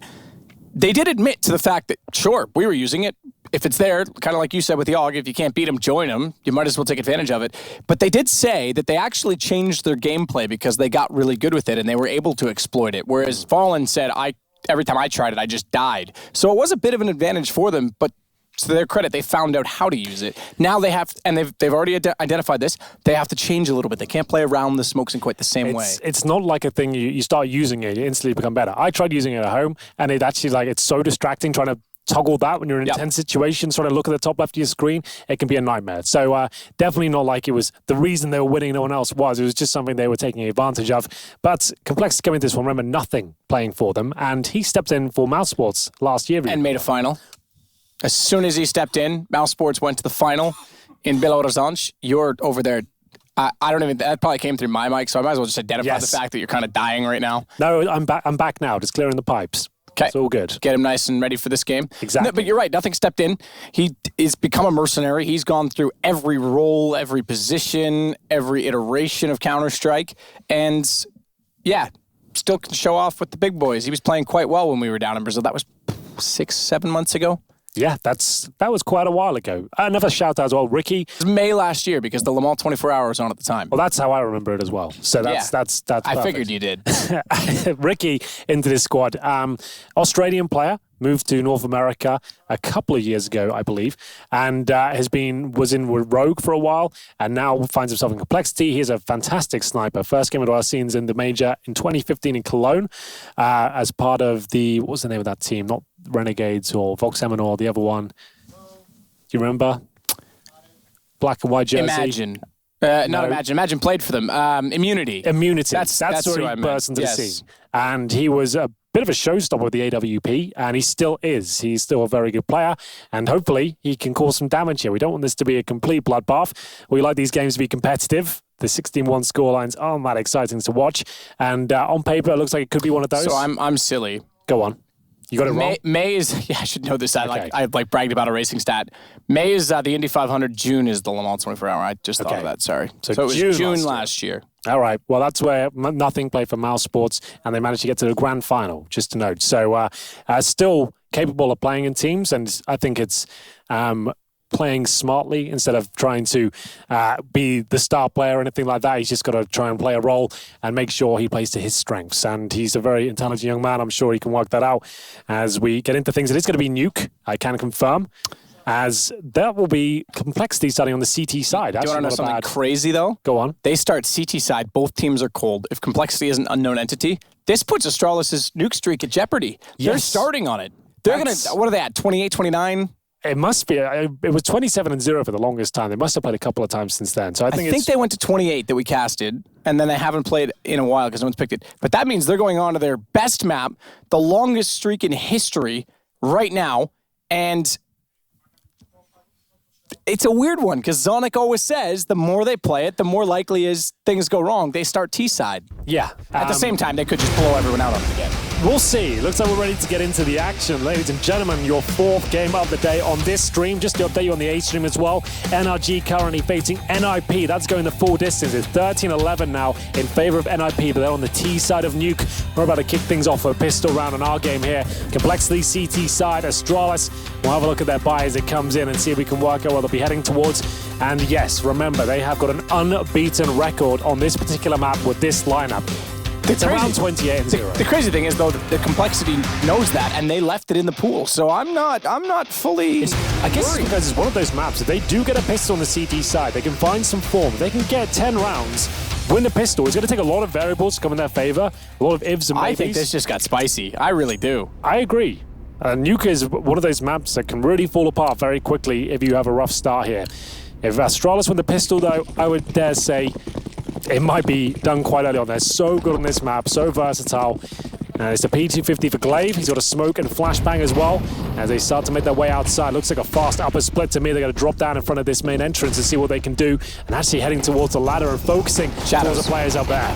Shadows. They thought they jumped around and avoided main entrance, but Stan saw one shadow and they were already ready for it with a pinch position. You said it. If they can find a pistol, they've got something in this. Unfortunately, that's going to be easier said than done because they've lost the man advantage that they had. It's back to a 2-on-2, but Stanislav finds Device, and Zipix, clutch minister as we know him, is going to have to do all the work with the Glock, not with the bomb either. This was an interesting call and well struck by Complexity to shut it down. Nothing in Stanislaw now. They've got the control of the bomb. Zipex, aware of that factor, he has no armor, just to note. He brought up, I think, the PT-50 for Glaive, perhaps. We'll see. But he's got to recover the bomb, get a kill, and potentially a plant as well. Ideally, he gets that USP, but that would give his position away. Those shots already do that. Making his way closer now. Looking for mistakes to be made. Will he be able to grab the bomb and get out of there? That's another question altogether. At this point, nothing will actually take him down in a clinical manner there with the P2000 and get them the 1-0. He managed to actually get that initial kill towards main entrance as well. And Complexity pick up a much-needed pistol there. I don't think we'll see the force buy out of Astralis. They'll probably try and get the bomb down. There's a tactical purchase coming in, though, so the force buy could be happening here. So Device, with all the kills previously, he buys an AK, sacrifices his own round, essentially. He's still have Deagle, no armor here. He gives the AK to Dupree, who will buy up. And this is an old strat, much more prevalent in 1.6 than it was Source and CSGO. We'll see if this works out for them. It's up to Dupree to crack open things outside as a dink comes out. I think that was Deft actually hit Glaive at that distance and does a ton of damage. He has no helmet, so he pays the price in that department. Dupree has actually got himself downstairs with the AK. He managed to get past the outside smokes, AK downstairs, and he's hoping he can catch a CT in transition here.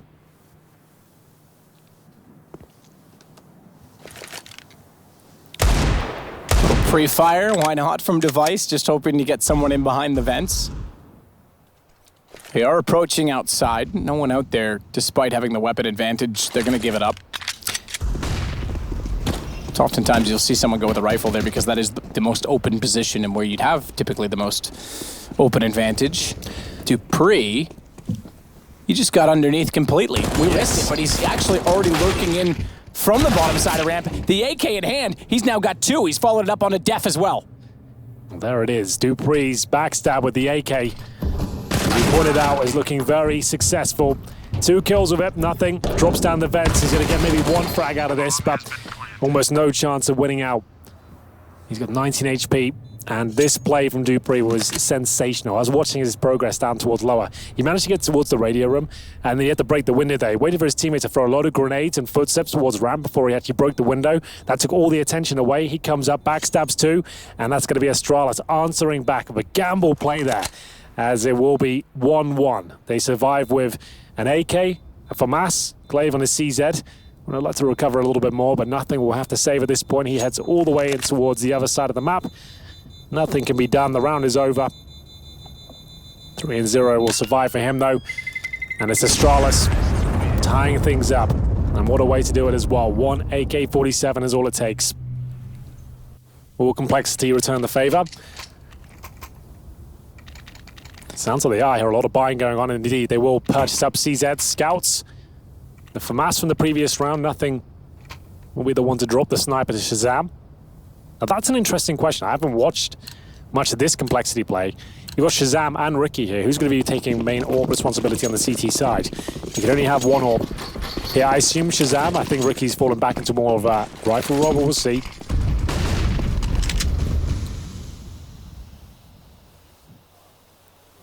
See how Glaive approaches this as well with the MP9. So Astralis showing off how they're so capable of working the map. Remember, that's one thing they're exceptional at, is getting control of lower, getting control of secret, forcing the CTs out of position. It's the T side that defines them, as it often is for good nuke teams. It separates the men from the boys. It's Def. Decent damage to start it off, but he is forced off the angle. He'll back away. I love our radar on this map because you can clearly identify that he is the only one downstairs at this point, but he's not the only one that could get there. They still have position on ramp available to Ricky. He can rotate quickly. But Shazam on the scout. He's already given up that he has it. They're going to nade toward him, and Dupree's holding the angle. Brilliantly done again. The man with the AK last round gets another kill with it this time. Well, he's managed to do at least some damage, Shazam, that is. Glaive and Magiska low, but is that going to be enough? Pistols will be ready to take down the softened up players, but Dupree heads towards the ramp. Looks clean for now. Damage done towards, I believe, the player at the top of the ladder there. Heard some ticks. As Astralis head towards lower. How much presence do we have down there on the CT side? None at all. You can see in the top left of your screens right now, we have the radar showing the upper and lower bomb sites. So now Def has rotated through towards the vents, so he's the only player showing up on the other radar right now. He can't deny that plan, and that should be the round. Should be indeed.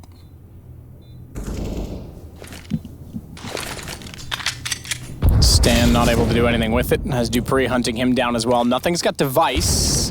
Keep that in mind. There's a story for everyone. We said it. He is standing in. He's become the mercenary, but he's got a massive fanfare, and for good reason. In fact, he's had more camera time than most players at this major because he's on that commercial doing his lovely flash dance. Yeah, and his face is all over the place in this building as well. That's true. He's got a beautiful face, so let's not be too upset by that. They'll close it out. Nothing in Stanislaw go down. Def does get away, but it's only the MP9 that he gets, so it's not an AK-47 carried over. And it'll go 2-1 to Astralis, taking back the lead. Ooh, with that MP9, though, that's going to give him a bit more money. He can't run forward to get the other AK, but he gets another one out of the hands of Astralis, at least. But back in the lead on the T side for Astralis, it's exactly where they want to be. It has to be full eco really now for the Complexity side. After winning the pistol, you'd think they'd be in a fantastic spot, but Astralis, when there's a will, there's a way. They force buy in the second, went out against the Complexity force buy in the third, and now find themselves pretty much gimme around here as they enter round number 4. It's going to be 2-1 in their favor, and only Def has any significant weaponry. He's got the MP9 armor combo. Nothing has got a Zeus. He kind of really started off the trend of that being a thing before he got nerfed.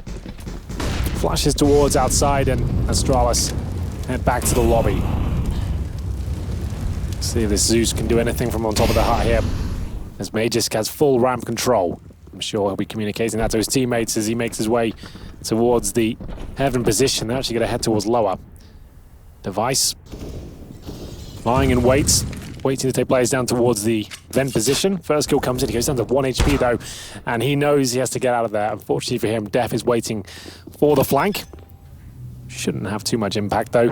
If anything, Def is going to save that Krieg. While the rest of them try and hold the T's on the bomb site and go for an exit kill here.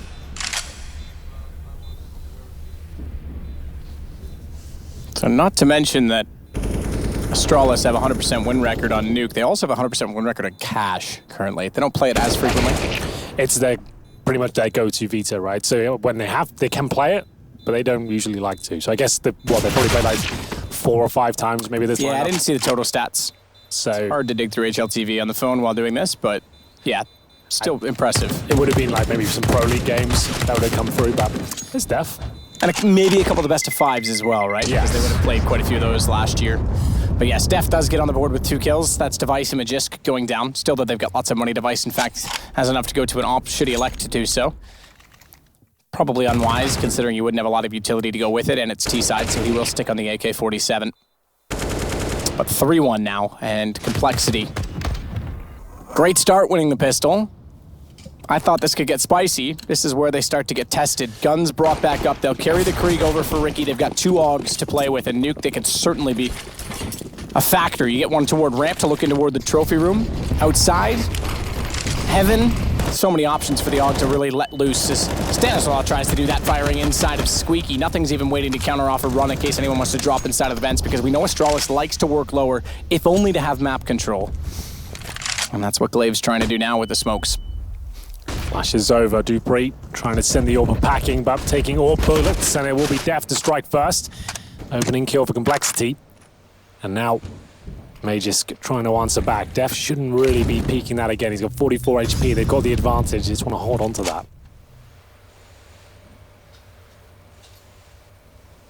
Magisk just waiting for anyone to show themselves outside. Def has stayed hidden since taking that initial damage. No one inside of ramp room as we see it right now. The rotation's gone off toward the bottom side of heaven. Shazam is there with the AWP. And the rotation already underneath is Ricky. He's got the Krieg, remember, but he's watching towards Secret. So the fact of the matter is they can sneak down ramp at this point in time, and Glave's already cleared to control. Shazam flashes it. And he can still re-peek this with the AWP, but that's... Oh, he's going to go up the ladder. I was going to say, that's a bold move to try and do right now with no one to flash him in, having already thrown one. And Ricky, this all falls on him at this point. I'm very surprised they gave up Astralis, gave ramp to Astralis so easily, having the opening pick against Dupree as well.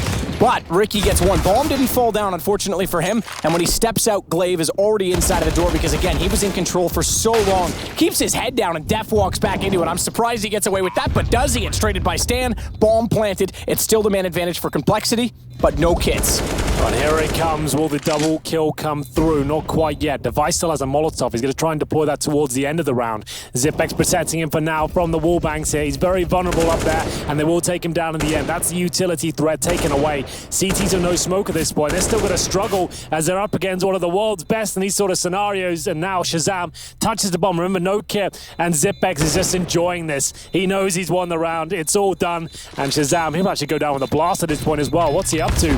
He'll go for a desperate play towards it. He knows he had no chance there whatsoever. Did what he could, but very, very well played. I don't know how even Glaive survived so long. It looked like he was absolutely taken down in that 1v1 towards the steps, but he gets the trade somehow. And here's Def on that flank. And Ricky, he thought he did enough there. He gets 2 kills, but it wasn't anywhere near. As it comes into 2 of the best in the business, Device and Zipex left in a 2-on-2. But again, we talked about those smokes going down. Glaive, he went alone. Def was still fighting with 2 players way back towards Silo, and he walked into Secret. He got down there so early that even though Ricky had a thought and Death communicated that it might have been possible, they gave up ramp doing it, and then boom, they're all over the lower site. Just to confirm, while we've got this eco ahead of us, NIP just took down NRG 16-14 on Nuke. So that sounded like a great game. Both teams well versed on the map, and it went right down to the wire, around 30, as this full eco looks like it'll be quite one-sided, I'm afraid. Astralis looking to fight 5-1, and this is the scoreline we had to avoid on the Complexity side.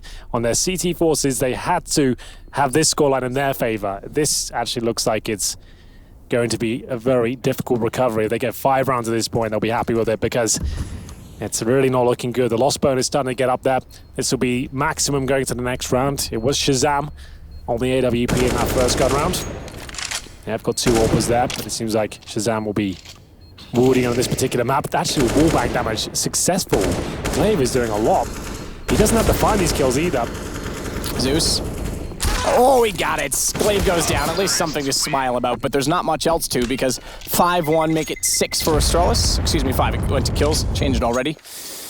But 5-1 for Astralis. T-side's fantastic. That's exactly what they wanted. Big scout for NIP you brought up. That's a fantastic start. They'll now avoid the minors. That puts them back into at least a top 16 position in the next major as well. Starting the challenger stage at the very least, but still a long way to go to get to the top 8 for them. NRG now have to come out of the losers bracket. A lot of people had them sort of in the top 5. I got confirmation. It's 32-0 on Nuke, including online, 27-0 on LAN. Still unbelievable, isn't it? Ridiculous.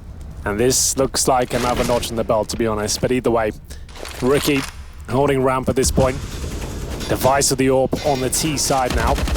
They have got on the CT side as well. That's in the hands of Shazam, but very difficult to have massive impact as an AWP or a Nuke. Like if you get one pick to open things up and you stay alive, that's a success in its own right. Device has been tagged up, I think legged by Shazam. Down to 14 HP.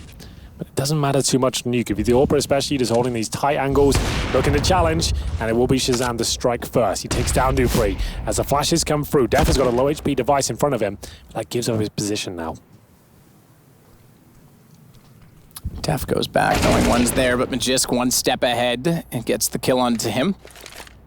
His 3rd kill of the game. Shazam's trying to find an angle just to get in position to find him again because he's gone by. Shazam is all over it, but not quite in the right spot at all at this point. Again, they put Glaive downstairs in secret inside of the stairs. He'll wait for Xyp9x to join, and so too now will Device on 14 HP. They've got 1 CT player down there. It's going to be Ricky this time. He is actually on the bomb site floor with the AUG. He has 1 flashbang to defend these ensuing T-side players. They're going to open that door any second now. If Ricky nails the first shot, no problem. If he doesn't, though, he's in trouble because they're going to sandwich him in just like that. And with Device in the vents, he's more than happy to hold this. He'll wait for them to drop down now. Keep it on Device. There we go. They're not going to go for him, the looks of things, as he'll take down nothing. And that should be the end of the round. You can't even consider dropping down. They're just so solid, aren't they? I mean, even when Ricky gets the shot off, he's been rotating off ramp so much. Second he misses, boom, door opened. You called it. And he knew it too. He turned around, he's like, ah, great. Yeah, he had to hit an instant kill there. That's such a, awkward position to be in, especially with a solo player. If you had, 1 smoke or even an incendiary, you'd think, okay, he can play this. But unless he gets the instant kill there, he was always going to go down. And great adaptation there from Device. The fact he knows, I'm low HP right now, but how can I stay alive and be impactful here? If I hold the vent, if they drop down, insta-kill for me, they're not going to even get any damage off. So, nice position for him to be in. He cuts off Jordan, and it will be 6-1 Astralis. I knew it'd be one-sided. I knew Astralis was going to win this, which is still up for debate. I just didn't think this T-sider would be this brutal, especially after losing the pistol as well. I mean, you couldn't ask for a better start to the major for Astralis. Phenomenal, absolutely incredible 2018. Intel Extreme Masters Grand Slam champions, looking to go back-to-back at majors and win the Intel Extreme Masters Katowice major. And they start out on Nuke, of all things. How to give them a nice, comfortable beginning. Ease them into it. Yep. Warm them up. But a tactical timeout now. Counter-terrorists. Just discussing their options. Working out what they can do here, because at this point, money a little bit limited for masses coming out. Shazam still has the AWP. Warden back behind Complexity, just to note as well, because it was Rambo for a period of time. He's part of Cloud9 now. Exactly, yeah. He's gone over to Cloud9 to help out with Valens. Valens is going to be moving into sort of a data application and analytics role.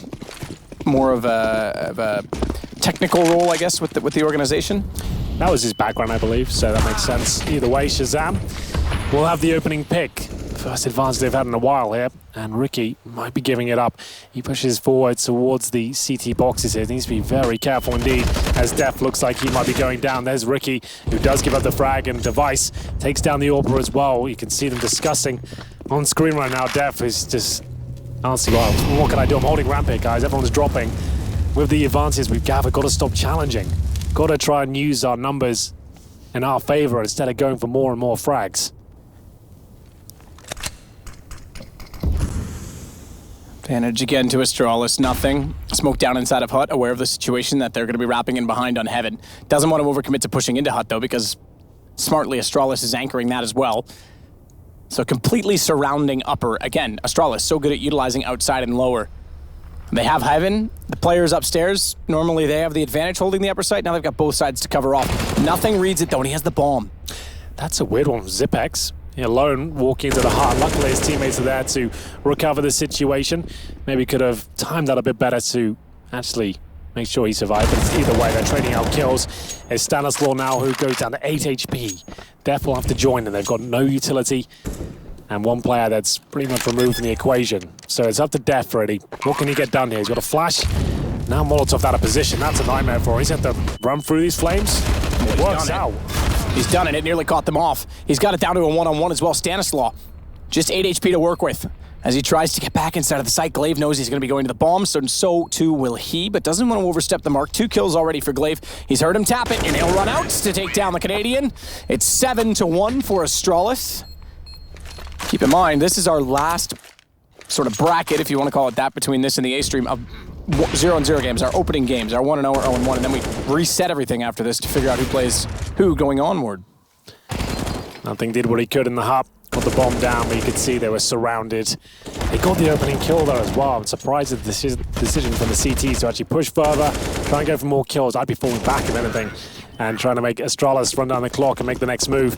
They'll buy up into this round. They got 4 for masses, no kits, no orb, and an orc in the hands of Def. It really is not looking too good for them, as they'll lose the most significant weapon they have early on. They've done damage, and they'll get their first kill. That's still such an advantage for the T side now. For Mass, not an ideal weapon against the AKs. Zipex checking out the ramp at this point.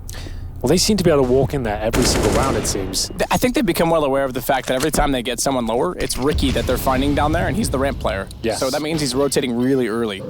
This time he just gets pushed off, so now he's not only not downstairs, he's also still not at ramp. And I'm wondering if maybe it's time to double the ramp position. If you can't win it, you could put 2 there, one to rotate lower or push through. Get the AWP there set up. Maybe have some more rifles towards Secret Step to the start, something like that, just to mix it up a bit. But right now they've got to focus on this situation. They are running out of utility on the CT side, and again, it's a single kill as Magus just walks into ramp room and hands himself 2 frags. He goes down to 4 HP, but I'd imagine he's camps to back box now. Stanislaw at least gets 1 on the trade, but at this point, nothing. And Stanislaw up against the 3-on-2. Time is ticking away, but you can see the bomb's actually heading towards lower right now. That's on the back of Glaive as they get closer and closer towards the bomb site. Door open. You could see Nothing was trying to get inside his Secret just to keep himself alive. Squeaky, that is, rather. But you're right, Zipex already has Stanislaw. They're everywhere. Complexity doesn't have an answer. You can see Nothing. He's sitting there thinking, man, they could be Heaven right now. They could be Mini. I'm going to go inside the doorway because that way I can at least have my back to a wall that I'm not going to get shot from. And then they plant lower. He goes back in. Guess what? There was someone at Mini. That was where the round took a turn for the worse. Zipex covering his teammate as he plants the bomb.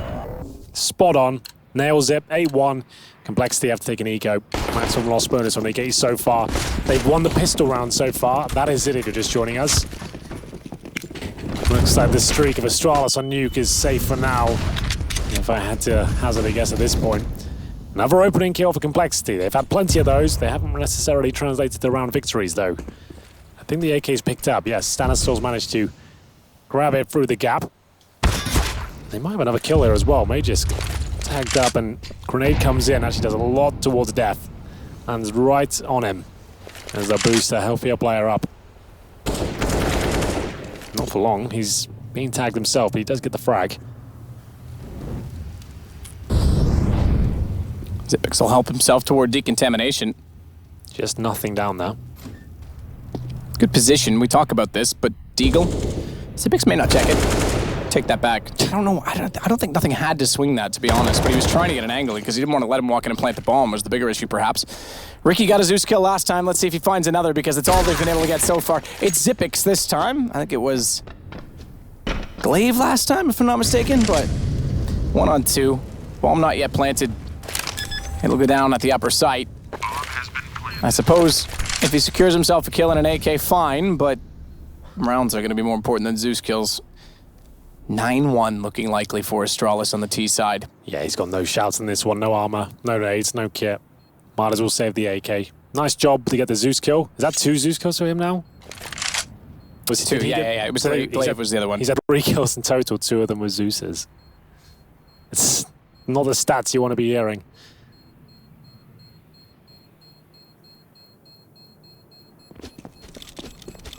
Just taking a peek to see if, the other one's not started. So A-Stream's not started up their next game yet.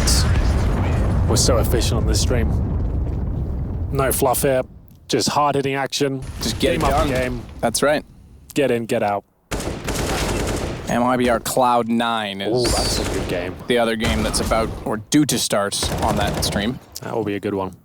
Everyone's going to be excited to see how MIBR just look in general. Yep. Back to the Portuguese lineup. Cloud9, after 2 players departed to join that team. Brazilian lineup, I should say, but Portuguese speaking is what I'm I was going to say something before everyone knows what you mean. Yeah, no, I just thought I'd clarify because someone will be confused by that. But no, Portuguese speaking, which they did admit yesterday in an interview that it was more costly than they would have wanted to admit or been willing to admit during the time that it was going on. But it's also, just to note, Cloud9 to a European roster, kind of, with Golden they are, but with Zelsys they're not. Still very much a North American org.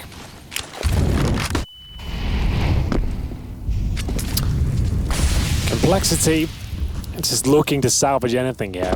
If they can get a few rounds on the board, at least give them at least some hope at digging their heels in the next half, that would be fine. At this point, this is the most CT-sided map in the pool, and you're getting absolutely wrecked. Opening kills haven't been the problem. They've got those a lot. It's just closing things out seems to be where things get a little bit more complicated for them. Glaive goes round to the main entrance doorway, but he's actually just going to hold station for a moment because Dupree's in a battle with Shazam, who's actually come out on top of that with the AWP. So 2 kills finally now for Complexity, but those are turned immediately. How fast is Astralis? It's nothing coming back out from Hut that finds 2, and it's the second round for Complexity. 3 stay alive. 9-2. 3 do stay alive, but still a lot of reset potential there. They can drop the orbs and get all the utility they need. You do need the incendiaries, the smokes, the diffuse kits on nuke. It's all about stopping fast plays and shutting down executions. Is this their chance to get into it now? Ricky with decent spawn, but when you want to do anything towards ramp. Ramp on the CD side, you don't really have many options. You're just holding your position, staying alive, and trying to stop them quite lower. As Device will take a shot towards main entrance. No one there. At least his vision is blocked. There is a CT in position. And there's a couple outside this time. Def will find the first frag to the in-game leader of Astralis. That's Glaive going down. Don't wait for Dupree to get on. Oh, Twinkie to try and get a shot back. He got dinked up twice there. Def actually hit him with a headshot the first time, but it barely did any damage. Magisk was just holding to make sure the bomb didn't get found, but Def finally taken down by Device. He got 3. As Magisk clipped the wall. Still, even with those 3, it's only a 1-man advantage. And an nade thrown to Shazam's going to force him off Turnpike further. Nothing. He's getting aggressive, isn't he? Already pushed into lobby. It's a one-and-done spot, but that's actually perfect for this scenario, right? We'll see if this works out. He's seen the Molotov from radio.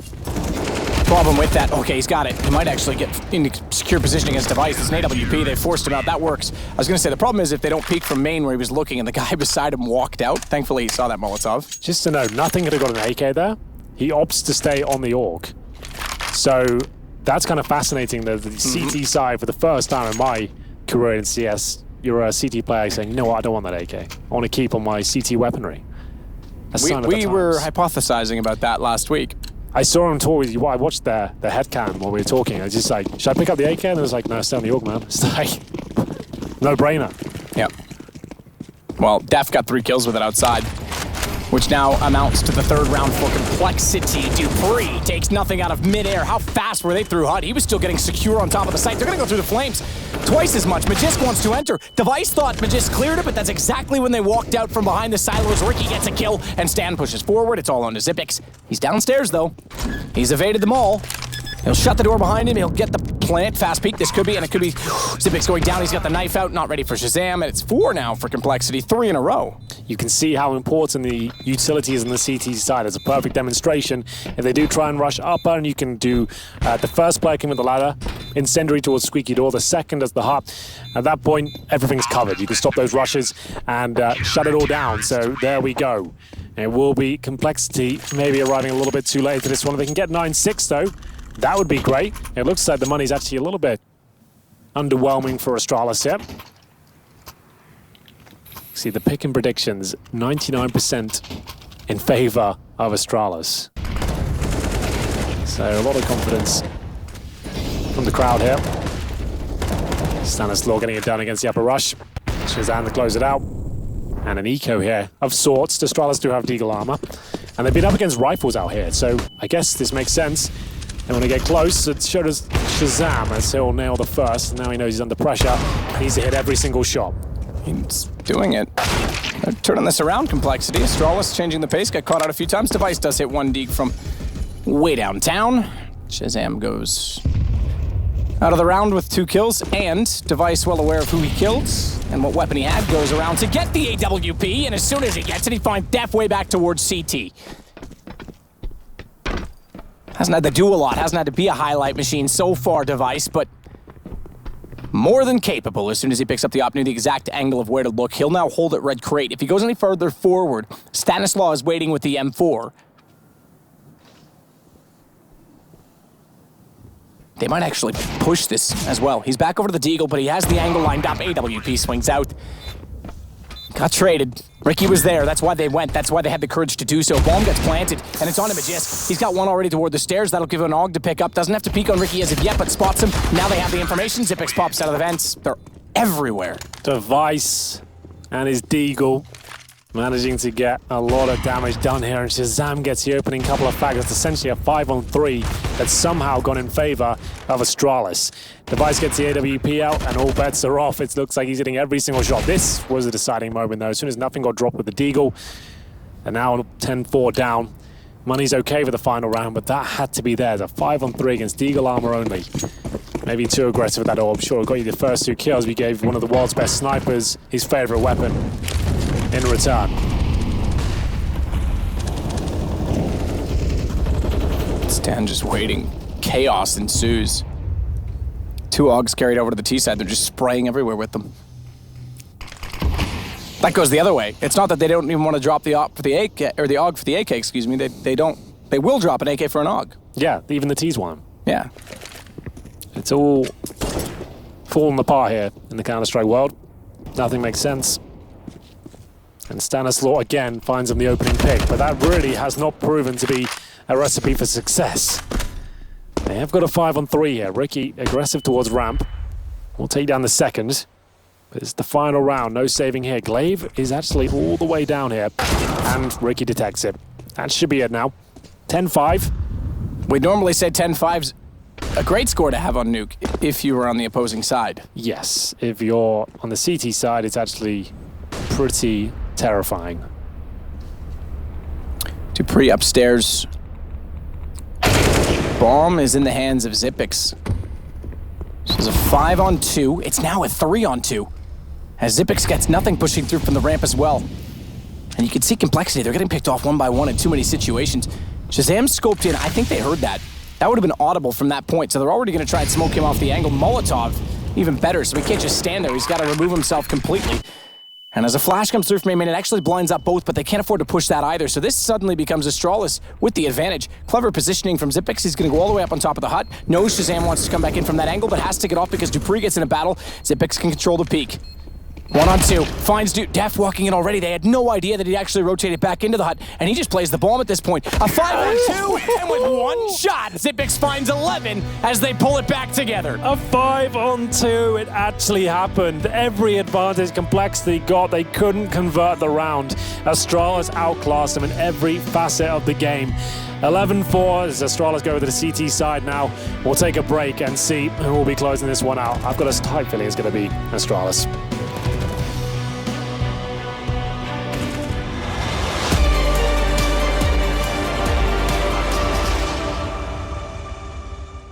Show me an opening in the clouds, and I'll take it, yeah.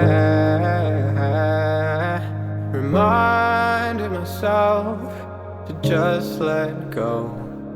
Don't wonder how far I can fall.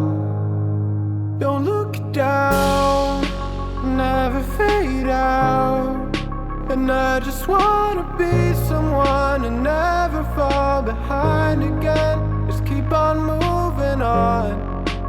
Never look down, never fade out. Never fade out.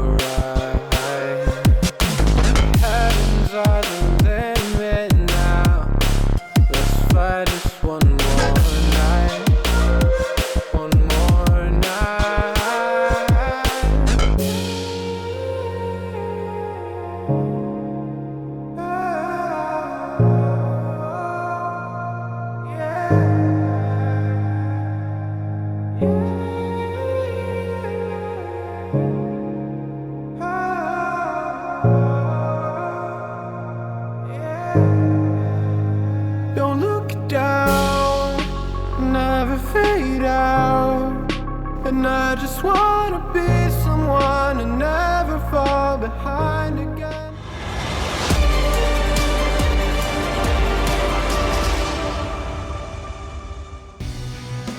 We get back into it. Astralis in a healthy lead. At 11-4, they swap over to the CT side. That says enough for Nuke, and they have a chance to go 28-0 on land. Bear in mind they lost a pistol too. Yeah, that's a good point. That's miraculous. They could get 11 rounds on the T side of Nuke after losing pistol. Either way, I think we all know at this point that Complexity need this one, and not a good start for them.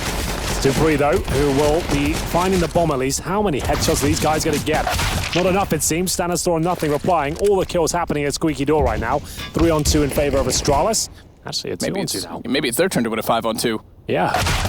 Maybe not. Magisk, who was quiet in the first half, comes out and gets both. He was getting shut down outside on Silo by Def, but they couldn't convert rounds. That was the bigger problem. 11 turns to 12. I was brainstorming with you at halftime when we were off the mic, and you said maybe throw a curveball at Astralis, hope for the best. I came up with something that maybe saves them more dignity. I don't know if it's true or not, but maybe the thought process from Complexity is, look, we're playing Astralis, we're the heavy underdogs. We're likely going to go down 1-0 to start it off. Why not just give them Nuke so that we don't give away anything else to any of the other teams? Yeah, it could be an approach. That way they can't scout it, right? This is a team no one knows much about. They've been really good in practice. If you remember, maybe just throw away a map against Astralis so they save strats, essentially. In London, when they went 3-0, they played all of those on Inferno, if you remember that. So they might have some specialist maps up their sleeve where they're much better on those, and they want to save that sort of approach for later on in the tournament. It might be an idea. I can't see there's many teams in the world who would accept their loss before and say, you know what, we'll save the rest. But I'm just thinking, and normally if this was a full 5 and a team that was performing lately, I would say that never would happen. But sure, maybe with the current situation and that they're just trying to survive in this event, it's a thought. I'm not saying it's true. Well, Maybe I'm being too nice to them. Stanislaw smoked outside. They have force bought this one. I think they probably have to at this point. Not an ideal situation for them. Those smokes suggest they are going towards secret. They could burst through towards main entrance from the roof. Taking damage early on, and they've had so many advantages. It's not the individual skill here of complexities in question. It's the handling of Astralis. Once they get into that mode of, we can win this round, we know what we have to do. Their teamwork is just sensational. I think everyone's aware of that. And the way they play those rounds, the way they're approaching situations and peaking angles, just didn't seem like it. Complexity could contain them. They got plenty of openers. They had a 5-on-2 in round number 15. They couldn't convert to a victory. Good find from Ricky, at least, as they blinded Dupree heading in, but they still haven't moved Magisk from the back of the site. And he'll remove Ricky. He got Glaive beforehand, so they got a second kill from him. Found a third from Shazam, but the 2 players surviving from Astralis is more than enough, as it's now 13-4. 14-4 as well. They have to take a full eco here.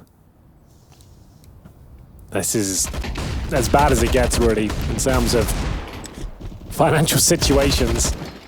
You're breathing down the neck of Complexity, 13-4. You just fended off their force spy in the second. They have to weaken this third. They're going to bring out some Deagles, 5 of them, and hope for the best. Their skill is there.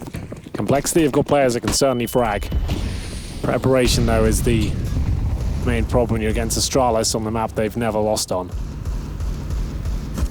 Glaive wants to work back around the corner. Smoke down. He's going to push it. And he's underneath of Shazam, so he wouldn't be able to spot him. Flash is perfectly timed. He doesn't even worry about the second player, just gets back to safety. He'll play the angle, but Shazam's got the shot. So's Device. Yep, that's exactly what I was going to say. That wasn't bad from him, and he got another as well. It's Ricky and nothing. With not a lot on the table, I'm afraid. Deagles, Ricky's been tagged somewhat, and it's not a matter of if, it's when Astralis win this round. As they wait for Ricky, who's had a very quiet showing by his standards.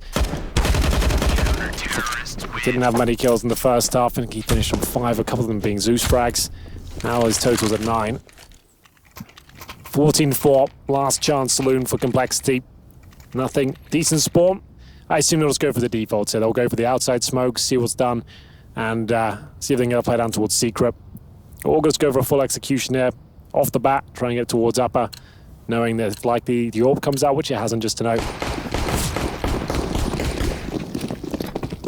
So no early smokes. That does suggest upper execution to me. Quite quickly, we'll see.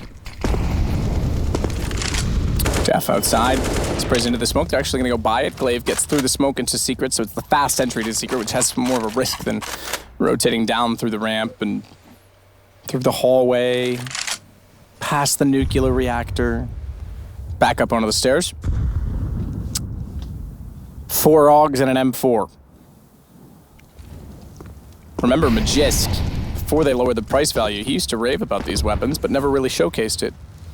That's true. He was one of the original adopters of the Krieg, especially on the T side, before the price reduction. Never really saw many kills of it, to be fair. No, we didn't. But he was using it.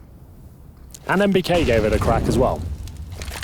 That's a fair point, yeah. It's interesting how he was right, but yet couldn't implement it. I think that's now that people are more used to it and the meta's changed, so it's comfortable. filthy. That is very nice. Positioning is brilliant from Glaive. Edge of the railing, just enough of an elevation. Device, Molotov's off the ramp, tries to slow them down.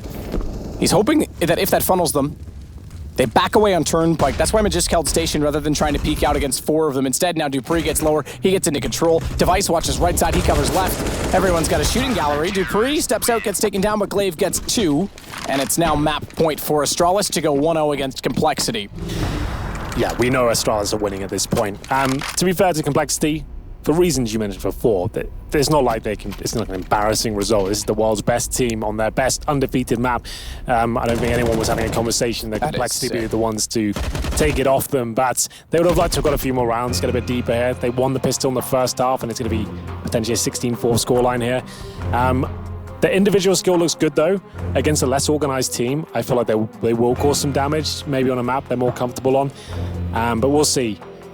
as it goes on. They're going to do the draw after this game, I believe, right? We do the draw for the next round. Yeah, that's so we'll right. have a bit of a break before the next game. And we will for two reasons. One is, yes, we have to do the draw, but we have to wait for all games to finish. And I think Cloud9 MIBR are in the early stages of their game. They were a little bit later to start because the NIP game and NRG went deep as well. Let me just give a score update on that if I can get it really quickly on my phone. It is currently 4-1 for Cloud9. So yeah, 5 rounds in, really nothing to read into yet. There'll be a bit of time because it looks like Astralis could close this one now. Yeah, so we'll have to finish that one out, do the draw, set the teams up. So considering we've finished so quickly on this stream, you might have to listen to some lovely music. And we'll try and do maybe a podcast style thing, maybe 10 minutes before the game. So give you some more action. Make sure you stay on board with the Twitter as well. We'll probably, for the sake of convenience and keeping everyone in one place and not having to jump around, they'll probably show the second half of that game on this stream. That's a good idea. It won't be us. They'll just take basically the feed and split it to both channels, but keep everyone happy. You can stay here and chat with probably less spam than that one will have. Well, for now at least, Complexity have got a couple of kills outside. Remember, the 5-on-2s have seemed to be their downfall. Now they've got a 5-on-3. Astralis still in the round. Maybe not for long, though. Great flank from Stanislaw. Dupree needs to try and fend him off, but he can't do it. It's now just Zipex. He'll be coming in from the ladder here. Gets the flash in. Great little approach there. Fortunate not to get the kill. It's Stan, the man, to get it done. He gets 2 kills. Same story for Ricky. At this point, just making sure the scoreline looks a little bit more competitive than 16-4. They can get some back-to-back rounds here, get warmed up, and feel like they did some damage. That would be enough. No one was expecting to win this game, like regardless of the map. They've come in with a stand-in essentially in the form of Nothing, who only fills in the tournaments now when required. Yeah, that's exactly right. He's moved on to greener pastures, perhaps, doing a lot of streaming and promotional work. Great ambassador for the game, no doubt. Shotgun top hut, not uncommon. It actually gets overrun. It is Nothing that's going to take down Dupree. So at 15-5, they might get a second round as well because it's just Zipex and Device. Very fast play from Complexity and Stan. He's even got Device down. It's all the Zipex who has information as to where he's gone, but still has 3 to find. Not a lot of money left over for Astralis otherwise. Astralis won't be closing it out just yet, it seems. Zipex gets up the ladder again, is looking for any stragglers, and if he can recover the AWP potentially, that would be something. He's just gonna wait, try and find the weapon. It's actually dropped down beneath him. And presumably head towards CT spawn, sorry. And save the weapon. Look at all the kit he's got as well. He's got a smoke, incendiary, flash, HE, diffuse kit. A very valuable save. So, worth it. They won't be able to buy around this, but at least actually have a chance of winning the round. Give that to Device. Maybe not going to be the case considering Zipex has the armor, and he's never really picked up the sniper at all in his career. So he's like the only one on the team that I was trying to think of any moments or highlights he's had. I think he's had like in 2018, he probably had like 4 frags. I think I saw something like that, something ridiculously low like that. Like that might be wrong. I'll go check it out, but he's definitely not known to be an AWP, as you would say. No, certainly not. So 2 rounds in a row for Complexity and money gone for Astralis. They're at least getting something going for themselves. It's important. They need to get some rounds just to get the confidence up moving on because we've got another round of the Swiss system today. It means you don't have a lot of time to reset. You certainly don't have a lot of time to counter-strat the team you're about to match off against. As they do the reseeding, it's not really a draw anymore, so it's unfair to call it a redraw. But when the brackets redesigned, Nothing. He'll hold. Device walks into that and he gets him down. So for that sake, for all those reasons I just said, it's important for Complexity to just get some rounds under the belt today because it's another best of 1 and you don't want to go 0-2 tonight. They did get the AWP to Device. Just to know that Zipex has recovered it from its corpse. And wow, okay, Glaive, that's ambitious and it all works out for him. Now with the AWP in the hands of Zipex, who knows what he can do? A lot of work it seems, that's not bad. He played with a shotgun towards main entrance. He's hoping that show from Zipex will potentially yield him a frag. Stanislaw towards heaven though. And Zipex Oh my. On for another kill. Dupree did damage. You said 4 in 2018. He's got 2 this round. That was me plucking out. Yeah, I can't remember what it was. But it was something 4 like, sounds ridiculous. That's the point I was making. I didn't think we'd ever analyze it, but I should take it back. Foot and mouth. He's got 3 this round.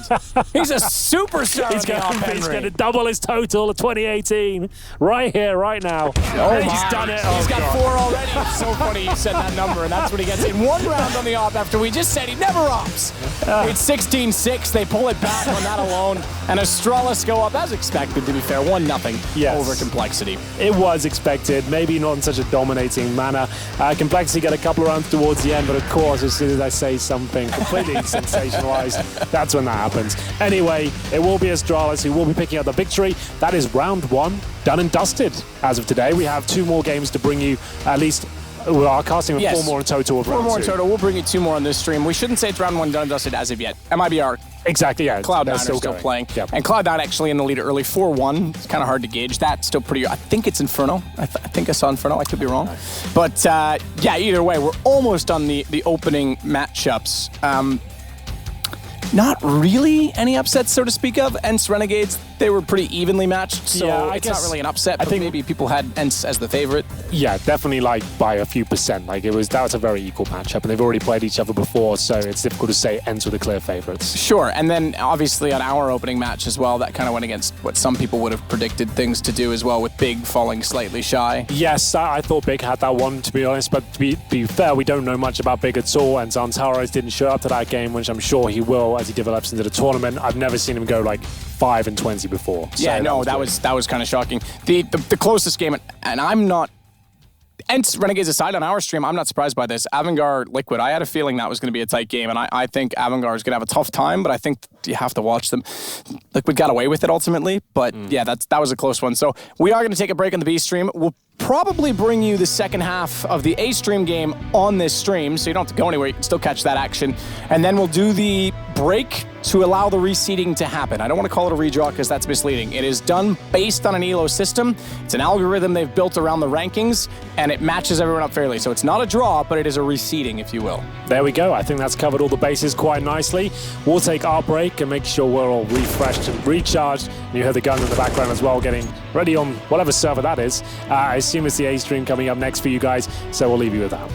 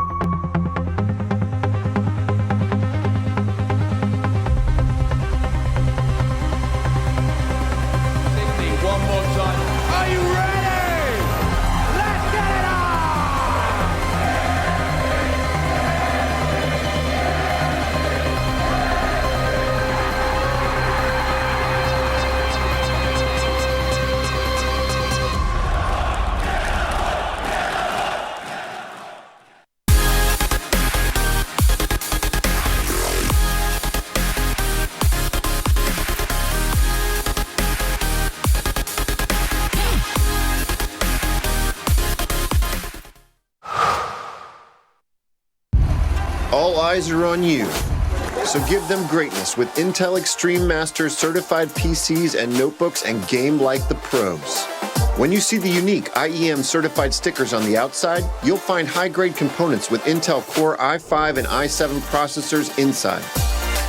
Every purchase includes in-game content and supports the prize pool of Intel Extreme Masters. Game like a pro, because the world is watching.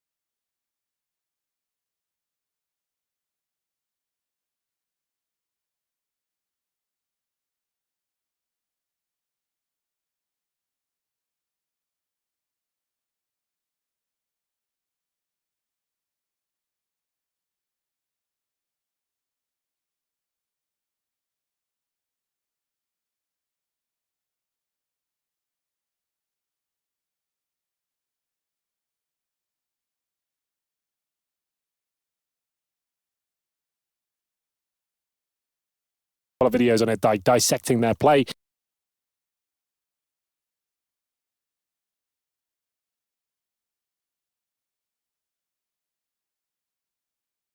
We managed to watch them play on Mirage earlier, so we'll be able to see how they're able to get Zantara some kills. Remember him earlier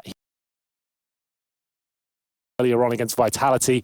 That was a bit of an issue. We normally talk about Zantara as being the one-man fragging machine gun, as he always dismantles his opposition, especially on the T side. But he had the first half with 5 kills. I think he finished with 9, which is not really ideal. So both of these teams, we don't know much about Big in this current lineup. And yes, we want to give them time, but this is the major. We can only offer them so much. Yeah, oh, absolutely so. Big Zantara is definitely a factor. G2, this game is weird to me because Big didn't look that convincing this morning, and if they come out a little drowsy this time, G2, we still know, and we have to say, it's kind of like, honestly, you want a comparison? G2 banned us too? That can't be right. Apparently they did. I can't believe 3 bans in a row. They want Mirage, and that's what Big played on earlier. Okay. They picked Mirage over Dust 2. That doesn't make any sense. Unless they messed it up and in the system clicked the wrong one. Someone needs to go down and find out what happened there. That doesn't make any sense. The only map I can tell you right now, we've just jumped into the server and we're on Mirage. I just can't believe G2 are the ones to veto it. I just don't see that sounds to me like I'm not. Maybe they've got something for us. It sounds like one of those ones where it's like, pick Dust 2. Oh, wait, that was ban. Oh, yeah, no. That's happened a few times. That has happened to people in the past. Definitely. Happened to NRG here twice. You should know the system and how it works, but that could have been it. Oh, yeah, we'll play Dust 2, and then it's banned. It's like, they had the choice between Mirage and Dust 2. They've looked pretty weak on Mirage. The only map they've looked like, wow, they could be dangerous is Dust 2, and they don't pick it, the last 2 options. I'm not saying that's what happened, by the way. Before anyone freaks out and says, like, oh, they played the wrong map. We don't know. We don't know. We're just saying it just seems weird based on the statistics. It's a weird one. Just like I said, their Dust 2 looks epic right now, and why they would play Mirage when they're already 0-1 is a bit of a question. I was about to make a comparison. G2 currently is a bit like Virtus Pro was for about a year and a half, in that they've had terrible results, but every now and then, you never know, you could still get something from them. And we got that last week in the last 2 series they played. They were 1-1, I think, and then they dropped down, but then the last 2 games they played, it was like, oh, hang on. Or maybe they were 0-2. Maybe they did go 0-2. I think they did. Yes. I can't remember how they started, but there was 2 really bad performances. They came back on cash against a team like a Windstrike or something like that. Someone they just about clawed through. It was like they came 1-1, then they went 1-2 and came back from that. That's right. Yes, It was 1-1. That's what I thought. But anyway, point is, they had some very bad performances to the point where even the organization tweeted out, hey, we hear you, community. We understand this is not what we showed in practice. Yeah. This is unacceptable. And then they got through, so it's still possible. Oh, absolutely. You never know this team. Unfortunately, it's the most cliche thing you can possibly say about this squad, but you've got Kenny S and Shoxy there, and those guys on their day, which they've had a couple of this tournament, they can still look pretty deadly. I take pride in avoiding cliches, but I just want to point out they're cliches for a reason, right? Because usually there's truth to them, so you're fair in saying it. So yeah, it's just they were absent at the beginning of the tournament, most certainly, but they did warm up into it. Kenny S actually looked like he was a potential threat in the tournament with the AWP. Shoxy started getting the clutches in, the opening frags as well. The younger guys started looking like they could be handy when I wasn't really that impressed with their initial form. That's Jackson Lucky. And Body, as long as he's a stable pair of hands and just does his job and plays his role, they should be okay. He's normally pretty handy in the clutches as well because he's the anchor on the bomb side who's rotating in. So if he's on good form, they're on for a good day. But it is going to be Mirage, and maybe the reason G2 picked this is because they watched the game earlier or have the demo or something like that earlier. They can analyze it and work out what's going on. It was a very weak-looking Big, to be honest, on Mirage. So maybe they spotted some exploits and thought, we'll take him down there. Yeah, it's possible. I mean, again, we don't know the situation on their thought process going into it, but the fact that they played it earlier and they're going to go against them knowing that they played it, maybe you're onto something. Maybe they did identify an issue with Big's performance on Mirage. Certainly there was one because they were not victorious against Vitality, who, keep in mind, the other French team. Maybe NBK sat down and said, hey boys, we played them. You're about to. Play them on Mirage. They were weak. Here's where they were weak. Try it. That's also a valid point. Could be the case. Who knows? Smokes in, G2, execution off the bat, CT spawn, and That one, if it's designed like that, I guess to plant in the smoke. I thought I was going for spawn. I assume that's the way it's supposed to go. As you can see, CD spawn is a bit of an issue now. It's going to be Zantares kicking things off, this time with a nice headshot. They've pushed off jungle, which is the fastest place in which you can deny that plant from. Mid-site smoke is actually not uncommon. It's old school almost at this point for the pistol, but you can run it in so quickly in a direct line of sight from A main to the smoke and not get caught off. So long as no one's inside a shadow or inside of the sandwich position, you pretty much get a free plant. That's exactly how it transpired. Unfortunately, they could not hold the site itself as Gobby takes out Shocks. It will be big to start off with the pistol. They got Zantares with a couple of frags there. Yeah, that's much better. Yes, you want players like him to have good starts, especially if he's not feeling 100% comfortable speaking English and having to fit into this new team and not a lot of time to prep. But we get into the next round now. G2 have been known to enjoy a force buy. We've seen a couple of times today. Get 2 AKs in this round with 3 pistols and see what your star players can do. Do G2 feel comfortable with that sort of setup? Oh, there's one. And the second and third. So they've gone for 2 AKs here. A Galil, and they have force sport. Kenny S, it's been a massive talking point, at least from my point of view of this tournament. He keeps limiting himself. He had to drop an AK there. He gets Deagle, no armor. If they don't win this round, he won't have the AWP for a while. So we'll see what they can do as Antares facing towards middle. There's Lucky. Young French guns here. Just holding up very slowly. They don't want to give it the fact they've got these AKs until they've got a chance of a kill. You do not want to fire a single bullet. You want the CTs hunting and trying to close the round out quickly. That sort of opportunity is what you're looking for. Yep. Fantastic to find Zantares. So you can see he wouldn't usually play a gun round like that. He thinks he's going against pistols, so he's jumping up, getting intel, meets the AK. No one can take that for granted anymore because of the current system. If there's a bomb plant in round 1 and you get the 2-round loss bonus, you have to consider, if there was kills on the board especially, that someone's going to bring out an AK. So a little bit caught unaware by Zantares, and we just talked about the fact that he had a good start as well. That kind of puts a bit of skepticism in his mind. Yeah, he really didn't perform earlier. Well, a execution potentially here. Won't be much of one. They've only got a single smoke, but they do have another opportunity now with the 5-on-4. They're going to go for a post-plant smoke. I thought maybe they do the mid-side again and just run it in to get it down. And then it's actually a late CT. That'll work. Gobby! He's got other ideas. Back through the smoke, he finds Kenny S. Bomb drop for a moment, and he wants more. Oh dear, where is Nex? He's getting so many kills. He dinked that plants. Oh dear. Wow. 3 kills coming through smokes. Is Nex a short? He must have been, right? Yep, he was. So absolutely. He dinked the initial planter, which alley-ooped the denial originally for Gobby. Then they all plant one by one. Instead of being calm and maybe addressing the situation correctly, all just try to plant one after the other, and it all falls apart. Well done to Big. That's fantastic. It didn't look... Oh, okay, what a nightmare. Why are they planting there when they haven't got short cover? I couldn't tell you. That's why G2 have not looked too impressive recently. Just those sort of glaring issues keep happening. Like, that's a real basic one. You're planting towards short, no one covering connector. Like, is anyone... Do I even have to explain that one? Like, seems pretty obvious to me. Either way, well done to Big. They'll take those opportunities and put them in the bank, as that was a huge round for them. And now, remember, like I said, Kenny S is the one who had to drop the AK before. He will struggle to get the AK out going forward. They're going to get $2,400 on top of what they have now. Luckily, Kenny S gets a kill, so he can buy the weapon. They get the bomb down, he'll be absolutely fine, but that's a big if. Yeah, Nex got baited into drawing his aim away from the first target, and that didn't give him the lineup when Lucky showed up. Shocks got the kill. Tapson, bit slow to respond when he gets to the doorway. Leaves us now still in a 3-aside situation, but need to the site. Kenny drops bomb, going to be taken away from Lucky as well, and should be the round. Tapson's on 10, doesn't need to reface. He'll let Zantares do the work. Another 2 kills for him, 4 in total after 3 rounds, despite going down in the last one. They held on to it. Gobby leads the way after 4 kills last round, 1 this time, sits on 4 total. And now it's 3-0 for Big. Kenny S has the op, however. What else does he have? So you got Kevlar, due to the fact he got those kills there. So that's good news for him. At least he can get the weapon out. And they got AKs around him. Shocks with no utility. Big with a much better start this time. 0 for them. Oh my god, Matt, have you ever seen anything like it? He's killed his teammate at the very start of the round, and they've lost another kill in the process. That couldn't have actually gone any worse for them if you'd have tried. Wow. Team kills were the name of the game last week on day one. There was like an incredible amount of team kills on day one last time. This time, we've got one, and that's So just to talk that one through, he's pre-firing the window, and he's so honed in on that position. If anyone crosses his scope, it's just a natural reflex, right? They hit mouse one, and he's blown body's head off. It's not gone well. And everyone's dropped in the process. This is G2 gifting another round away. So sloppy on that plant previous. Now a team kill in a best of one.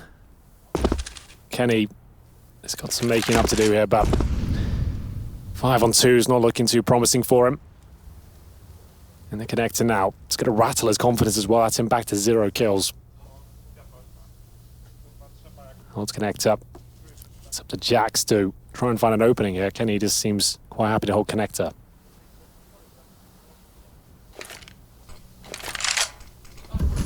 Jack's going to check out the window room vents, Molotov to limit anyone from working back in from jungle. They don't want anyone in that position sooner than required. Ooh, doesn't quite Gobby get the angle. And Kenny's got the shot on Tapson. They just wanted to have self-preservation with that single Molotov in case anyone were close enough to catch them off in the middle of the boost. Now they rush in. This is more like it. A plan and an approach, but overlooking the fact that Tizian's still inside of the site. It's over 3 seconds left. At this point, Kenny just needs to stay alive. He's left himself very open at this point. Gets Tizian, hoping the wall's enough, but I don't think he spotted Gobby trying to hide. No money for Kenny. He dies after the timer. Yes, those kills were pretty nice. A chance to win the round, but 3 at B. That's about as bad as it could go for Kenny there. He kills his teammate to begin with. He dies after the timer. They don't get a plant. And their eco now, they've had to drop him a PT50. He's on $300. Now 0 as he buys a flashbang. We'll see what can be done here. Yeah, if you had to design a horrible start, this is what it would look like pretty much. Now head towards the B side of the map here, looking for a plant. Jax is committed, and he might be going down quickly. He's past the flames at least. Tizian might want to jump up and have a look. Flash goes in. But no chance of them getting out just yet. The CTs look too comfortable. Tapson's there with the AWP. They won't even check Tizian's position. He plays here a lot, actually. He does, but he seems to be there whenever he's got support, which means the aggro's pulling away from him, and he just sits and waits for them to cross inside of the site. It's a good position to be in that situation. All 5 stay alive, importantly. So 5-0 for Big. This is a much better start than what they had this morning. Importantly, not allowing Kenny to get any money in the last round means he's light this time, but they could drop one over to him. One of them being the AWP, obviously. On the other side of it, they're starting to build up a bank. They'll take a timeout, discuss their options. Tapson now the main AWPer of Big. If you're not aware, Smooya benched himself. And the king is dead. Yes, and Tapson. Long live the queen. Tapson's taking you, over. Henry. I know, I'm the most fabulous one. Tapson taking over the AWP. Zantara is coming in as well. Turkish powerhouse. Ready to show us what he's made of. So far, very quiet by his standards, but they are 5-0 up. Tizian 6 kills, God B 7. He hasn't died yet. They haven't killed God B. He's the real king. I mean, that's true. He is absolutely the king. He needs to be given a lot of credit for how much passion he has for the game. Unlike many people who DM to get better or to warm up or practice, who play FPL or Rank S, he sits. Oh my God. They just crossed right by each other. I thought they were going to see it. I thought Zantaras would react, but he had his knife out, so they just had to retreat. Well, he'll take that at least. The situation he was in could have got a lot worse. Just going to say, though, Gobby, unlike those people, he goes into servers and finds every angle, finds every little nook and cranny, comes up with ways to exploit meta, guns, etc. So it's no surprise to see them so proficient on the AUG and occasionally the Krieg on their T side. Yeah, it was him and Nex using the Krieg full time. Gobby and Nex. And Nex actually played really well in that first game. But unable to find a victory. Body naded up. I'll send a smoke towards the window. That allows Zantaras to have a retreat. Or reposition or hold there. Kenny S now finding kills as he opens things up towards A. That's actually Tapson going down, his rival sniper. Gombe still just waiting for that gap to open up. Next again from Catwalk. Not the same play. Dinked, he's crouched down. They're aware of where he is this time. At least good entrance from Kenny. But Tezian on the rotation this time will hold off from CT. 2 more for him. He's left alone, however. They got next down. They covered off. Oh my God, they nearly lined up. In fact, they got a dink on Lucky through the other player. Well, it comes right down to the wire. G2 finally get that round on the board, but only one survives. Luckily, they recover the AWP, but this reinvestment into the round is going to be tricky. They might need to pause here just to discuss their options. They're going to be so... they're going to be lacking in utility in general. We'll see what they can do. It'll be enough for AK's smokes, whether they get the Molotovs, I'm not sure. Shoxy has 1 flash. Jax with 1 flash and a smoke. It's not as bad as I thought it would be, but lots of reset potential here. Gombe. Waiting for it, but Kenny, he's got to get aggressive with the AWP, seemingly, because they're nading behind him. It pushes him forward slightly. No one counter-peeking off of that, and he'll smoke himself out at this point. So no further action at B. God was really aggressive as well on A main this morning. Keep that in mind. There was a lot of times, to be fair, that he was flashed off by his teammates, but twice in particular at A main, both times costing him because they read the flash in the form of Vitality. That's who they were playing. Read the flash, knew that he was up close and checked that corner. Pre-fired him in both occasions. One with the op, one with a UMP, if I remember correctly. That's right, the UMP. And he got 1, and it could have been more, I think, in the second. Yeah, but he's opened up the angle as well. He's peeked into the cave. He's been there a lot. So watch for Gombe to continue being aggressive. And again, if obviously everyone was quite busy this morning with practice and getting ready for their own respective games, and there was 2 games going on at a time, hard to know who you were going to play. If G2 saw anything, they'll know at least that. Well, here we go. Looks like a B-side approach. There's a couple of smokes remaining, but Tizian will be baiting in next to perfection here. Nice little bait and switch. He actually is going to get on the other side of the smoke. This is actually sort of magical. I'm not sure they'll be aware of this. If Next can now shift into a player baiting him in, it could be enough. Needed 2 out of that. It was a really nicely established setup, but he only gets 1.5. But will they check the classic Tizian spot? They will. And Next goes down with nothing. This is looking much better for G2.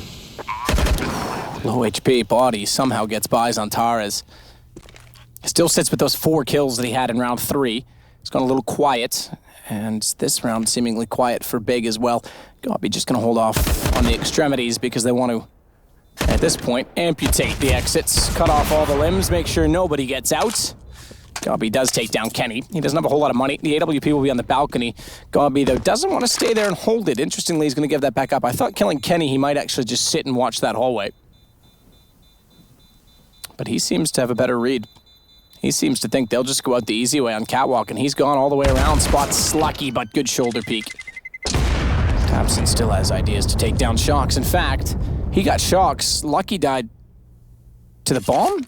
Lucky stayed alive. He was the last alive. Okay, excuse me. One of them did die to the boss. Yeah, it wasn't Lucky, so I didn't see who it was. Well, whoever it was, they will be dead now, of course, but still only 1 player survives for G2. If they can win this round, they will break the economy of the CTs finally, but still at breaking point themselves. So a tactical timeout from the terrorist again. His body getting it done. It was looking so good for Tizian there. I thought he was going to get 2. It looked so private, could have took his time a little bit more, but didn't work out for him. Managed to get 1.5, and Next couldn't find that low HP player. Maybe if he gets 1, there was a chance there for them, but wasn't meant to be.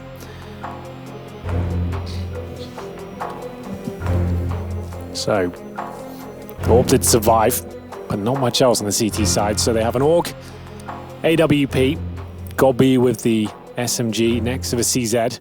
Tizian yet to buy, goes for the MP9. He might not get any grenades. I was about to say, if he makes a gamble play and pushes B's apartments, for example, maybe you don't want grenades. There's a good chance you just die. But A execution, maybe a bait or an A split coming in here, we'll see. As they're going to deploy grenades very early on. A split looks likely. Smokes down in connector once more. Body is between them.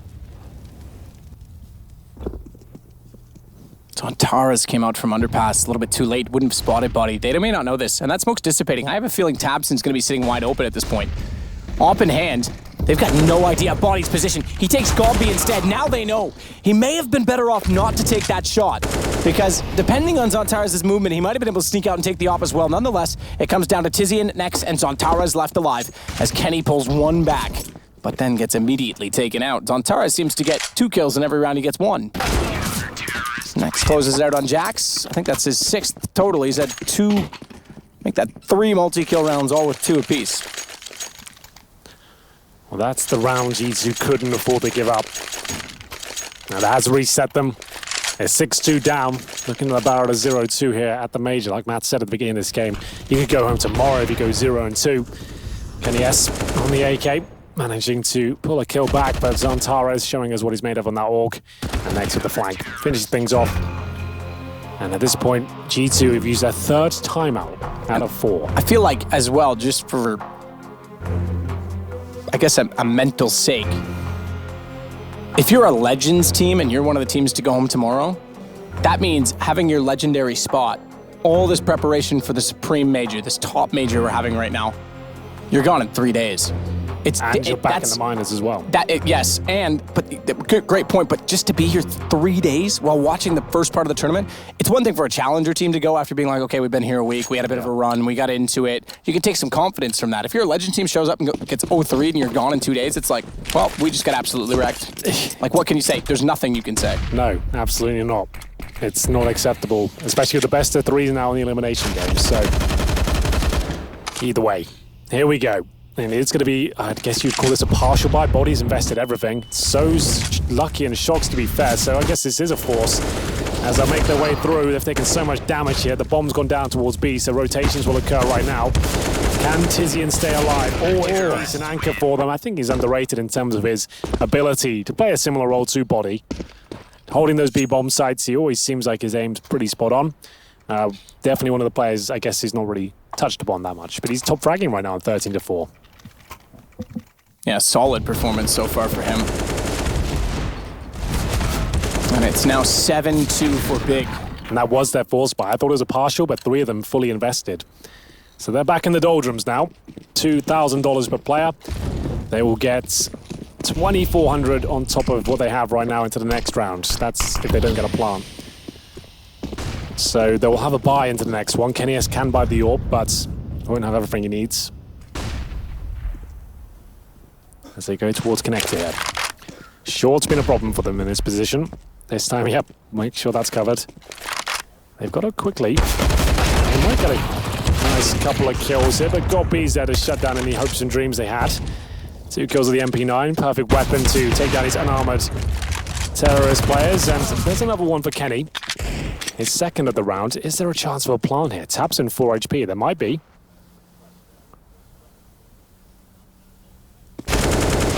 Tizian again.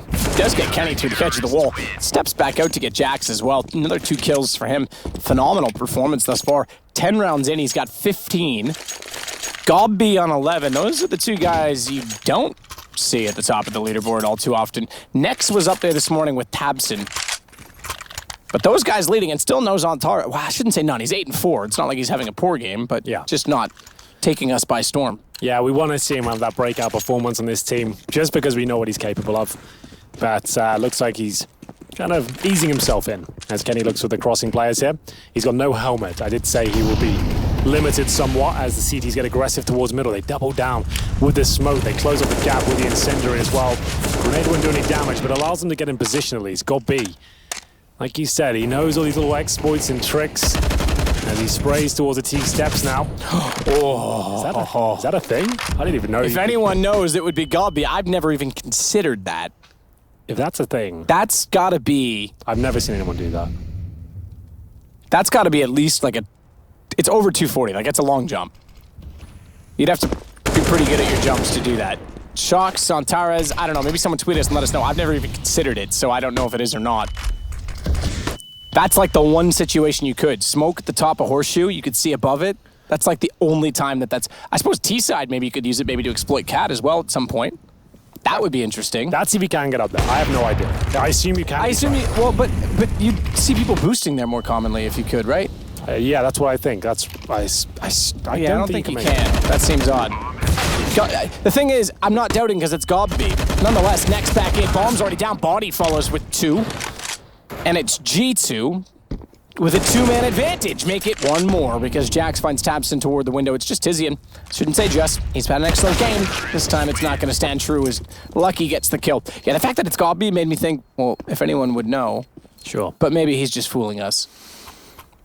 Well, either way, it's going to be Shocks to find a pretty easy kill on Zantares. He hasn't looked too deadly today, quite average, but Body mowing them down. Jax watching the flanks, ripping them apart piece by piece. That timeout seemed to have worked wonders.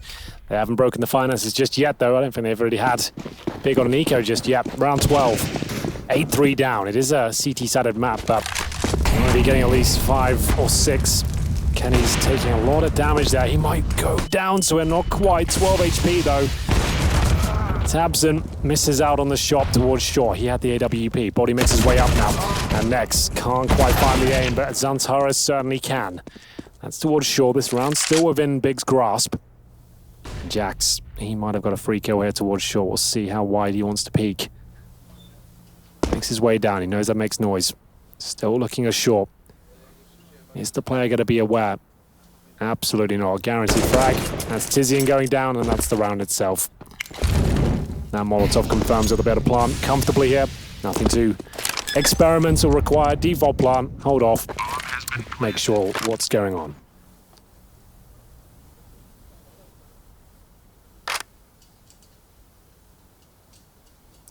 Tara's all the way out toward the top of mid. Ooh, is he going to get... Okay, Lucky's not going around. Thought maybe he's going to walk back around the corner, but might get spotted. He's still trying to hold safely. He's going to be annoyed with that because he thought he was. That's all he wanted. He checked the door to make sure no one was nearby. Gobby needs to be perfect when Shocks comes around the corner, but even beyond that, because he had trade potential behind, Shocks gets him. 4 rounds now for G2, and that's 2 in a row. Money's... It's not broken in that they're completely destitute on the big side, but this round they'll have to sit back with probably a partial. So they'll call a timeout, their first tactical timeout so far on the big side. Well, this is where the money's been absolutely wrecked. Tabson towards short, trying to open up the picks. I have been confirmed, by the way, that that jump is possible. And it's quite the thing once it lands. But there you go. Hopefully we'll see it coming to fruition some point throughout the major. Big will take the eco here. Gobby's called for a partial buy. That means they'll get some armor, a pistol, and that's about it. They'll try and play like a gun round if they have a smoke each. And they've got 5 7s. Seems to be the weapon they're focusing on here. Save a bit of cash. Gob's got 1 smoke. Be interested to see if he's got anything up his sleeve. Just going to do the standard A ramp approach. And there's 4 players actually on the other side of it. One of those is Jax in the palace area. Can never be too careful against pistols in CSGO. You never know what might happen.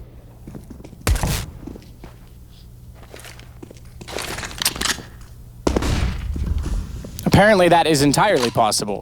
A lot of people tweeting saying it is. I'm surprised we don't see that more often on the T side for a boost. Get a smoke down on catwalk, try and see a little bit deeper into it. It's not a massive angle, but you could certainly use it. I was gonna say, if anyone knows, it would be Gobby. I've never even considered going up there. Kenny, good pressure resistance as they try and rush through from A main. Lucky's got one onto Gobby, so the gun's paying off so far to make this potentially an 8-5 scoreline. Jax, just a shoulder peek, confirms there's 2 there, waits for the flash, gets around the corner, waits for a second one. Well timed. Good communication. He was able to look away both times quite quickly, so obviously whoever's throwing them made that very clear. And I think this round is very clear. I think he might be right. There's a knife. Next goes down. That's extra cash injected. G2 finally coming online here right at the tail end of the first half. It is going to be 8-5 now. Like we said, 5 or 6 rounds. Not the best, but it will do. Considering some of the absolute nightmare rounds G2 have had, I think they'll probably take it at this point. Tizian looking to steal a gun away. Can't quite find the shot. And it will be G2 getting right back in this one now. Money not exactly ideal on the CT side. They don't have the AWP as an option, really. Next could drop one, but he's got exactly enough for an AWP, so that's probably not going to happen. As Lucky shows us what he can do with that AK. There's Jax to close things out. Round 14, AUGs across the board. Seems like Big really are focusing on that weapon. Makes sense. It's in trend right now. Tizian didn't fancy it though. Went for the M4 instead. He got a smoke and a flashbang. Kenny failed this shot a couple of times, but Gobby almost offers himself up a free there. Yep. Standing Absolutely still did. in the open. Well, and normally he gets close, right? But Kenny's fast enough. He'll take care of him every single time. We saw it last time against the Pistols. So Gobby still wants to get that information early on A main. Yeah, Kenny's tried that pick a few times. I would not recommend challenging that with an M4 or an AUG. And the last thing you want to do is feed Kenny kills, because we know that he very... Oh, that's a miss. Oh, dear. Kenny's like I'm trying to think of what like Dota here, a troll. He's like Troll Warlord. You feed him, the more you feed him, the more he hits you, the more aggressive he gets, harder he is to kill. Hit his own teammates as well. He's really mad. Yep, that's true. Poor body. Don't mess with Kenny. Speaking of body, he's around the corner. That smoke is quite clearly not even there anymore. They'll throw a Molotov instead. Lucky would have called that it missed because he was coming out from the underpass. That's why they didn't peek. So no harm, no foul, I suppose. Certainly without anyone inside of the window, but it did slow their approach down just a little bit to be sure of that. And Zantaras still occupies inside a jungle. Ladder position as well for Nex. He didn't play catwalk. We know how good he is when he plays there. That's why they've smoked it off. Zantaras still kills out Lucky, and Nex holds everything at this point as well, because I don't think Zantaras spotted him, but Nex, okay, he does turn around and check it at least. 4-on-2, Shocks, Kenny. Not really much left between them. The AWP is up though, so there's always a threat. This duo, on paper, should be able to pull this round off. We'll see what they're capable of. 10 seconds remaining, and that might be it. Kenny absolutely taken down. That's more like it from Zantaras.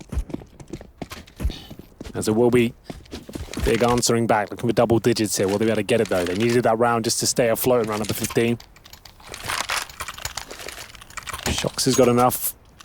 So's Kenny, $8,000 to his name. 10 frags though. Getting back into it. Remember after the team kill him, back to 0. Then got a 3K. Managed to at least make the round close, couldn't win it. Lucky's got the best spawn possible. They didn't give him the orb. He's just going to challenge middle with the AK. He's going to have Kenny behind him, so they'll flash them in as focus towards that connect up. At this point, do we see any sort of aggression from the CTs? Not really. Next is back on towards shores. Zantaras, as you can see, actually checking out the underpass there. He wants to take these jaws. He wants to show us what he's made of, but that essentially just helps the tease out. It seems a lot of solo little plays from him that aren't really working out at all. He's got out of them a couple of times because he got undetected, but... I'll get back to that. I have some insight on that. Smoke down to the bottom of connector. Shocks is going to work in. You're absolutely right in assessing that. This Gob B wants to work inside of the site. Shocks, he's already there. If Gob B doesn't see him now, which I don't think he has, I think he doesn't. Oh, he did. Just barely. Oh, no, he didn't. He didn't see him in time. He went down so quickly on our screen after getting the kill, I didn't think he'd secured it, but it is a 1-for-1 at the very least. That could have been a lot worse if Gob B wasn't ready to pounce on Shocks. Gob getting this position we've talked about a lot. On the CT side, holding up here as the clock's running down. It sets you up for a very nice situation. Applies pressure to the T's as they're trying to plant. And he's actually pushing forward a little bit further. He detects it might be a B-side attack, and he would be right in thinking that. They've got 2 players at B. That's going to be Tizian and Nex. But the HP player's gone down. Nex not looking as strong towards B as he did previously. Tizian, though, top fragging so far. 16 kills to his name. He knows Kenny's nearby, and he's hitting shots now. Final round up to Gob B. The old master making his way through the B apartments. He has got a kit, but only an HE. As we'll have to walk at about this point, nade the van and hope for the best tip. It's not looking good for him, though.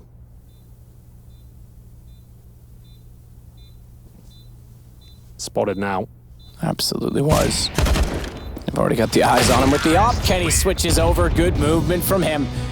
Your point to Zantaras is not inaccurate. Yesterday, Jason was saying and talking to them, they said they've got so much faith in his aim that they haven't implemented him to them, rather them to him. Okay. Gob B basically said, what do you want to do? And has designed plays around that. So far, if he can't win these duels, that becomes a problem. That is a bit of a problem. Can they get out of the hole? In fact, they're in the lead right now. It's actually a very back and forth game, and we'll go to the break and be back with the second half.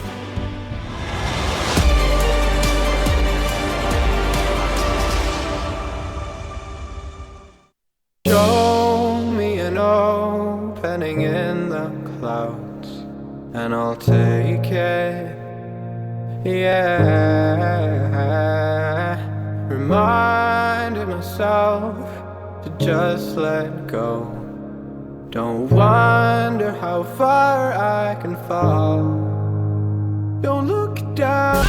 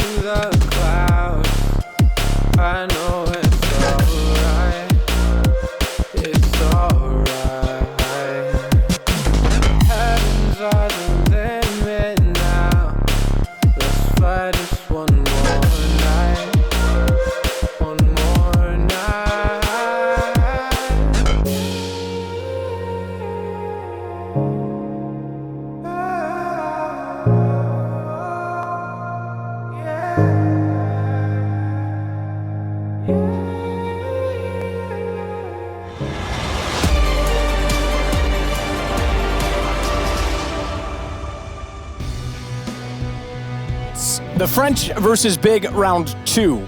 This time it's G2, not Vitality, and unfortunately, unlike their compatriots, they are struggling. They're sitting behind at 9-6, but Big aren't exactly comfortable. It's Tizian and Gobby that lead the way. Xantares made his way up to 14, but a lot of solo battles were notified by you. Yeah, a lot of solo plays, and we saw that in the first game against Vitality as well. That's when he wasn't fragging at all. This looks like a straight-up B rush. We've got one smoke available. They do slow things down.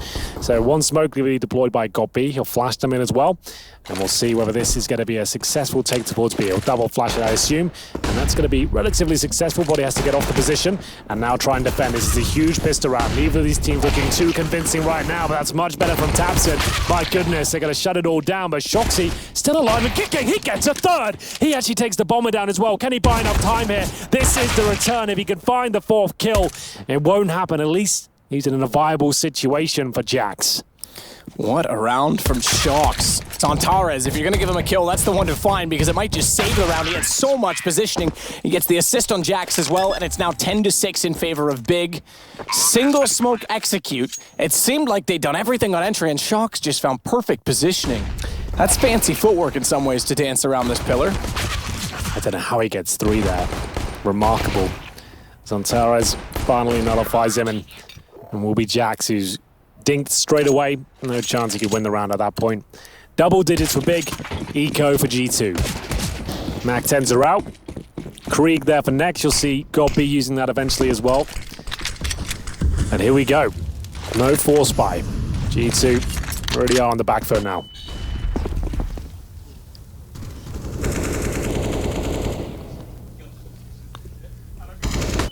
Flash through.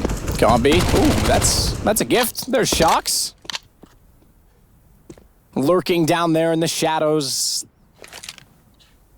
Cold, dark, moist place like a rat. Very specific, but I like it. I'm from a seaside town. There's a lot of rats. I'm from London. Don't worry about that. We got our fair share too. That's a good point. I'll check out the A site and realize it's wide open, so this is going to be the only kill. Potentially the only kill, the one against Shox.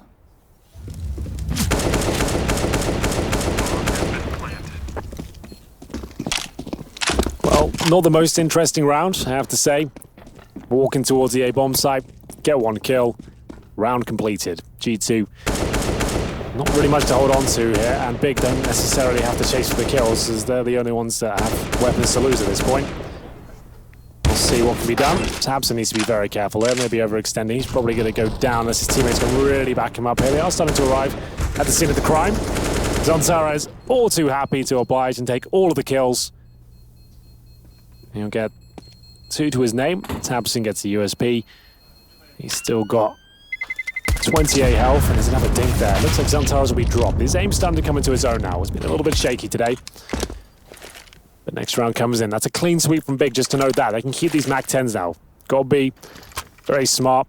He knows he can make those Mac 10s work, especially against G2, who won't have helmets on 2 players, and they don't have any kits. So you can do something very quickly here. Go for a post-plant situation as fast as you can, really. The fact they won't have incendiaries as well in this sort of round means you can actually break through the bomb site a lot cleaner. Let's see what can be done. something quite technical. We've got smokes being deployed. Slightly different lineup for Next than most people use. Most people use the little dark texture, I guess, the lack of paint beside the window. But there is a little dark spot on the actual frame itself. One of those slight differences that some people note. Me being one of them, apparently. Apparently so. Body, he'll take down Tizian. Unscoped and then realized might have been better off to stay that way because there's a second player, puts the smoke down, tries to fire into it. Tabson will do the same in return, but neither catching the other with any damage. So it is the advantage therefore for G2. Important round for them. Kenny fully invested on the A1S, just to note, because that was another thing. If we thought the AUG was going to come back in and replace the A4, why are more people not playing the A1S as an option to play through smoke instead? It does beg the question, doesn't it? You'd think with the AUG available, I'll have the M4 as a backup, but I guess it's difficult to preempt a situation where it'd be viable, unless you're like, I would say, I'm trying to think of scenarios where it would really work out. Mirage is a good map for that execution-based, maybe anchoring the B side, perhaps. You want to get one for crossfires and be sneaky like Tizian is. But it's going to be Kenny on the Silence M4 here. And doing a good job, takes down Zantaras. They've got the advantage. Corner wall, perfectly used for that situation. Bouncing out the flashes. Unfortunately, they were avoided in both cases as Tabson easily was able to hear them and look away. Gets the kill in return. They haven't checked Firebox. They will now, because Lucky's made noise. Dink on Nex, 1 HP. No time either. He'll get away with the gun at the very least. G2's going to find their first round of the half. And importantly so, because if they had lost that, they'd be back to pistols. 1 HP. He'll keep the Krieg. Neither team looking too convincing right now, but it is G2 to pick the round up. He will keep the Krieg. And he could actually afford to drop an AK, but they don't have to. The money's actually reasonably good. We'll see whether this replay from a previous round will help you. Here we go. Back in the last one. This is Kenny S of the M4. Nice flash, like you said. Well utilized. Didn't work out in the end, but it will be round 19 now. No orb on either side. The Augs and Krieg go to battle. Kenny S firing off through the smoke. This is a game-defining round. This might be indicative of who takes it. If it's big, I'll send into an Eco or a Force Buy and get it within touching distance. If it's G2 to pick this round up, break the money down to the terrorist forces and start to close the gap. Right now, very slow defaults. Antara's working underpass, next to the ramp. Bombs top and middle. Kenny S still with the rifle. He holds short right now. With Lucky in the ven room, watching for any boosted players. Next, trying to hold off as well. Fast snap to the right, great reaction time, just couldn't find the aim, and Jax beats him to it. That'll signal the attack potentially toward B. I thought it was going to be a little bit quicker that tabs him around on the corner, but they're certainly ready for him. Lucky able to take him down from the top of the ladder. Massive amount of defensive utility used as well on the B apartment, so Zantara's back over toward Connector instead. They certainly know he's there, and they've locked him in. The more they bait out shots, the more position they can get on him as well, and that's what they're trying to do. Once again, Zantara's the one left to open up the site, open up the map. You can see how fast his aim is. He's been known for crosshair placement, being very quick. Every time we did a one-on-one, back in Bucharest, or the 2-on-2, he was one to watch because he's just so crisp in duels, but he's got to find the space to do that. As Gobby opens up space for him, Kenny runs back by. Now we're seeing Zantaras come off as he finds both Kenny and Jax from the window. 4 seconds left, bomb's not planted, those surrounds done. That won't be enough, and it's going to be G2 picking up a second round in this half. It might lead to a third, though, because there's not a lot of money left. It is their second. Both of them have come courtesy of the timer expiring. So there it is. That's going to be 2 weapons saved from Biggs. Zantaras with some flashy action towards the end of the round, but unable to take it any further due to having 8 seconds remaining. So nice to see him get his 20th kill. Big numbers from him. In more ways than one, as he goes top fragger at this point. It is going to be Tizian 17, Zantaras 20. So he might be coming out of his shell a little bit now and be ready to show the world what he's capable of. There's going to be 3, make it 4 players towards the A side of the map, all of them at the A ramp. Very little to work with in terms of utility. Tizian just showing his hand towards B, and he's actually giving up his head. Got B, pounces at the A side. They might have done enough here. Kenny Esto looking for the cross. The flash is successful, but oh god, it didn't have to face that and waited for the smoke. It was just about to land. This is risky. Oh, lucky. He could have swung on that. He will get the kill for it, but he didn't deny the bomb. Gives Zontaras next a chance. Zontaras wants to face this because why not? We know he's going to be aggressive when he gets the chance. He's got 21 kills now. Wants to watch towards CT. I'm not sure that he's fully aware of the fact that they're inside jungle. His teammate clearing mid behind him is going to give Nex a chance on post plant. But it also is going to catch them off because they're going to have two inside connector. The smoke is brilliant, however. He's trying to get the lineup on it. He's off. It's done. G2, they're going to pick up another 11-9 now.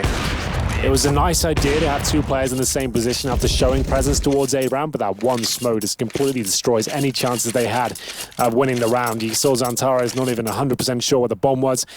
Spraying to the left a bit, couldn't get close, and then they just had to save the weapons at that point. G2 starting to get their way back into this one now. Nice shot from Shoxy, and you can see it was a little bit of a B fake there. I say little because this is one P250 throwing a smoke, dying. They ran into A. Relatively open sight.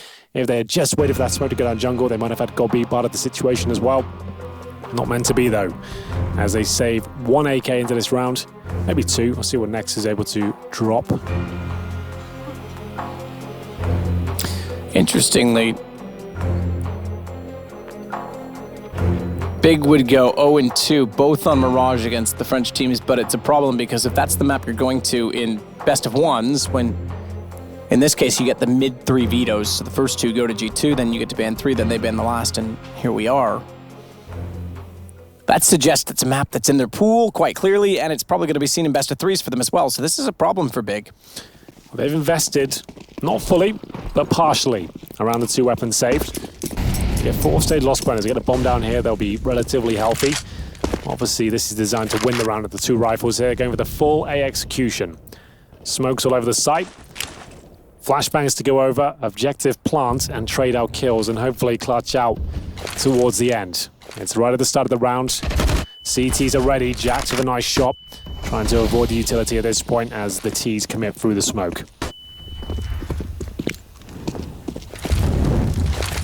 Molotovs go down towards spawn, doubling position in fact, so there's two there. And they'll plant safe side of default for Gob B. Now the thing is, they have no utility on the T side here. Nex has to play in front of smokes. He knows he'll be Molotov'd out of A ramp. He has to find something here. He can't just sit back and wait for the CT to touch the bomb. There's certainly two toward connector. He's gone already. One of the rifles down. Godby couldn't hit the jump. Zontaras steps out, finds too nearly. Spray transferred it back to the inside of the site, but Jax, he's already swung out to find Godby and the Molotov down. Kenny's on the bomb again. It's going to be 11-10. Tizian can't even get close to an angle to even think about firing into the smoke, and it's G2 on 10. It absolutely is. That's 4 rounds in a row. It wasn't too bad for Big. Like we said, they came into that round with the 2 saved rifles. As long as they get the bomb down, they have a buy there. They're still in the lead. It's 11-10. But that's slowly but surely going in the other direction. They've won the pistol in both halves now. Going up 5-0 initially. Now 2-0 in the second half, but 4 rounds in a row for G2 has closed the gap significantly. Kenny S with the AWP. Not the same story for Big, but taps in Sunny, doesn't need the AWP. He's an absolutely crazy rifler as well. As Shox position himself towards middle. Kenny S holding that A-ram, hits the shot. Zontaras down to 15, and Jax wants a bit of the action. He'll be flashed over as he pushes round.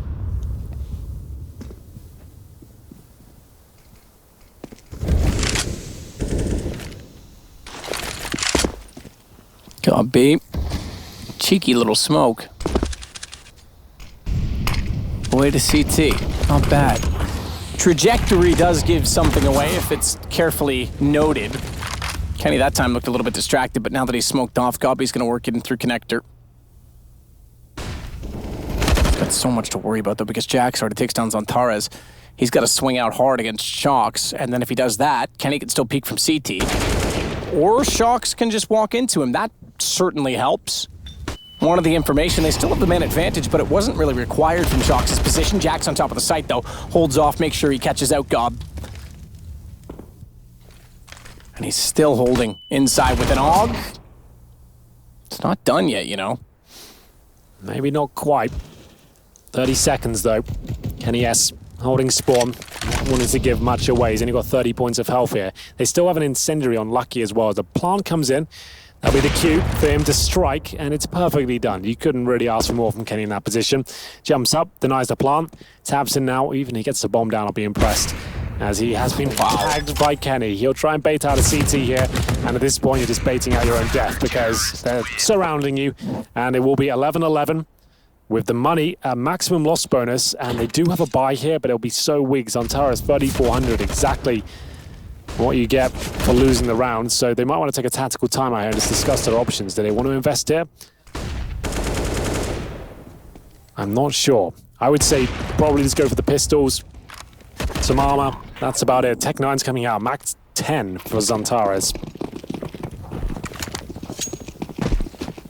The Fatty goes back to get a smoke, yes. It suggests they're doing something quite technical here. Wouldn't be a fake, but looks of things. Smokes towards either side of the pillars. And are they going to commit off him? Maybe not. So they smoked it like that. And they're heading into the B split. The problem is Connector's not exactly covered right now. And luckily they do get past without taking a casualty. Smoke down as well on the corner. Tabs in, top of the fence. Doesn't want to jump through the window. They have no information as to what's going on toward jungle, so probably the right decision. And they'll boost Cinders. But look at this. Smoke down, Lucky. It's not his first rodeo. In fact, anticipating the boost so much that he nades them. That did so much damage. Oh my goodness. Well, there we go. Perfect nade. Nice idea to boost, but now they're really locked in. They've got players in Connector. Shoxy top of middle. Jack's watching the vent. How do they even get in towards B now? They've expelled most of their utility at the start. Shox is coming in, and he's got a couple of kills on a plate if he gets a flashbang from a teammate. Tabs in aware of the possibility of the flank coming in. Very slow approach here from Big. Just waiting for their opportunity. And Shoxy knows it. He's not taking the bait. Smoke down. This is when Shox wants to go. Spots tabs in. Great play. Backs off. Shots out from Zantares. Mac 10's gonna go aggressive to the site. Nearly got lucky as well. He's low, but it's all on Nex, so it's gonna fall apart. G2. This is impressive from them. They're starting to come alive. We talked about it. You know what to see from these two particular players. Shox that time pinches them in. Kenny closes out with 2. He's now on 18 kills, including a team kill, so 19 in the game. And they lead 12-11. Speaking of lead, A-Stream update. Hellraisers 13-2 over Ents, currently on Dust 2. What's happened there? Ents were a team a lot of people put inside of their top 8. They're about to go 0-2, and Hellraisers will secure a map in doing so, avoiding the minor, putting CIS with more spots potentially. That's phenomenal from them. Hellraisers have got one of the best Dust 2 players in the game. It's Voxic. His AWPing on Dust 2 is phenomenal. I always say it, we never really see it whenever I build that up. I want to go check how he's doing individually. That sounds insane. But yes, there we go. Hellraisers, a lot of people saying they could be dangerous here. Didn't see it in the first game, but that sounds much more like it. As their Dust 2 is indeed. And yeah, Voxic, 21 kills, 5 deaths. So he's killing it. That's more of his map. That's what you want to see him do damage on. You do not want to play Hellraisers on Dust 2. Public service announcement. For what it's worth, Ents won the second pistol, but we'll see how that one goes. Meanwhile, in our game, it's G2 all the way right now. From 11-6 to 11-12, they've got everything going, all their ducks in a row.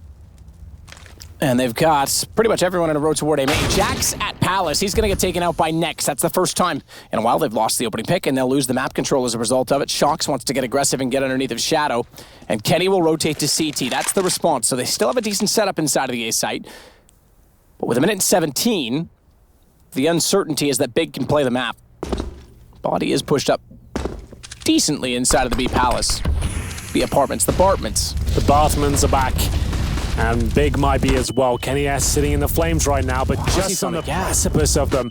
I have no idea, but he's really in trouble here. That shot had to connect. That's a Kenny S special right there. But Shoxy, he might be able to deliver the magic. That's more like it. Kenny S does not deny the plan, but certainly puts them in good stead for the round after losing the initial pick. They haven't given away much at all. Tabs in though, capable of winning these even with low HP, but maybe not when that's happening. It looks like G2 saved the day once again, this time courtesy of Shoxy, who somehow is still alive after Kenny S misses the initial kill. Maybe that was enough to take the distraction away That was a from him. really good reaction, though, because they were playing passive and letting Jax get the information. Kenny was waiting in mid for the call. As soon as Jax went down, Shock said, right, well, I'll just get to the front of the site, so I'm at least catching them off. I'm forward of the smokes if they want to execute, and Kenny takes all the aggro. So yes, he did miss a shot that we didn't think was characteristic of Kenny and could have cost them. They completely overlooked Shocks. Absolutely. And Body, nice clean finish as well. Good play. Nice round from G2. Big now. I also don't know how Shock or Kenny was like parting the seas of that flame. Like they were literally on both sides of it. And he was like, I'll just stay here. It's fine. No one seemed to suspect him. On the other side, he actually had a couple of chances at kills. Managed to get the all-important one though. Took down the player after he planted. That's going to be 7 rounds in a row for G2. After losing both pistols, they were 5-0 down in the first half. They lose a pistol in the second half. It looked like Big were about to go on a rampage, but it's anything but at this point. Luckily for them, they have got maximum loss bonus. They are planting consistently. They planted 3 times out of the last 5 rounds. And we're heading to round number 25. It looks like G2 really have got full control now in terms of the fragging department. Big just down on their level right now. All for Kenny. And we'll get into another default round here. Next alone towards the A ramp with his faithful Krieg. Tizian swallows a couple of grenades in the B apartments and goes down to 31. Triple smoke mid, which means cat window connector. Flash in, Gobby. He really had to commit to that, didn't he? That'll work. Okay, falls back, gets Kenny instead, and he's been red hot. Taps in on Catwalk. Big with a round, perhaps? They've got 31 on Tizian, but they've got a 2-man advantage. Well, Shock's still alive. Anything can and will happen. Hasn't been his biggest game in terms of numbers, but he's always a threat. Will any mistakes be made here? Tabson, this is a risky move, but he seems to be aware of the possibilities. Takes down Shoxy, nice work. Lucky and Body. Surely don't have anything to say about this. Tizian controls the B side of the map, confirms at least still there. That should be the cue to go. They know there can be a maximum of 1 player on the A side now. It's actually 0. So Tabson towards short the AWP. This is looking much better for Big. They can even plant safely if they like. Bomb has been planted. But there we go. It's going to be a round for Big. Plenty of money for G2. At this point, I think Body's just seeing if there's any kills available to him, trying to remove some cash out of their pockets. Now he knows the loss bonus is going to be taken away.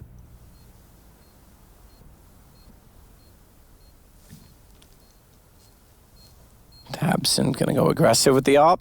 Ooh, he did everything right except hit the shot. Gets it on the second try. Big finally getting an answer, and they'll keep 4 alive doing it. So Zantares leads, interestingly enough, on 24. And I say interestingly enough, ADR 99. Stats are there. The stats support the player, but I haven't seen the impact from that. Most of those kills were in the first half, and he has been finding a lot of kills in rounds they haven't been winning. So yes, bringing out a lot of frags. We haven't had, wow, Zantares saves the day moment yet, have we? It's all been like, the rounds they win, he's been draining out some kills and hitting some nice shots, sure, but a lot of his kills have had no real knock-on effects. But still, Big answer back. That's a loss bonus removed now. Need to be very careful at this point as to what happens next. But at the same time, G2 are financially ruined if they lose this as well. Another huge moment.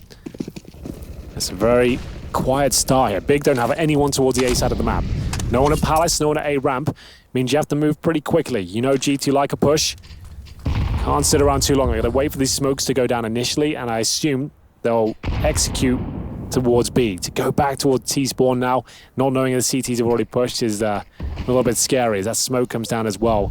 Losing information on the map, and now a frag as well. Body actually pushes through and gets one through the smoke cleanly, I believe. A little bit frustrating to receive that. One is Tabson of all the players. The AWP, the player that gets 3 kills in the previous round, he's dropped. And the AWP goes in the hands of God B.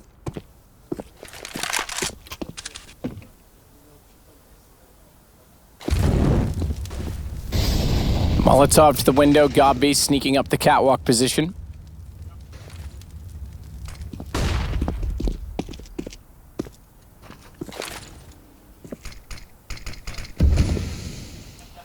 A soul to be spotted inside of the A site. Primer on that smoke. Goppy's going to throw another one to protect him from connector, but it's going to make it obvious that they're coming from Cat. Body's already ready for it. Keep in mind, Lucky, he's still inside of the sights on Torres. Good find this time. Lucky flashed off, trying to find an angle. Gets back out, but he's blinded a third time.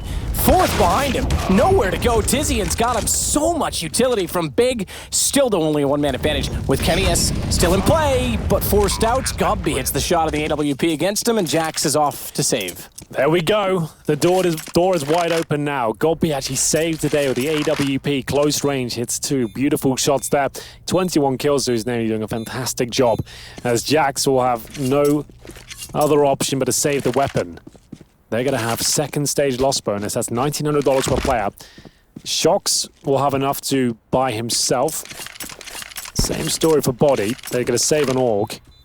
But it's such a scary time to do it. You really want to commit at 13-13 to an all-in purchase when you haven't really got everything you need. They won't have the Kenny S orb unless Shoxy just thinks, you know what, I'll just drop the AWP for you, see what you can make happen. I'll go eco. That is going to be a timeout, surely, whatever happens here. I say surely, you never know. Big's out of timeouts, just to note.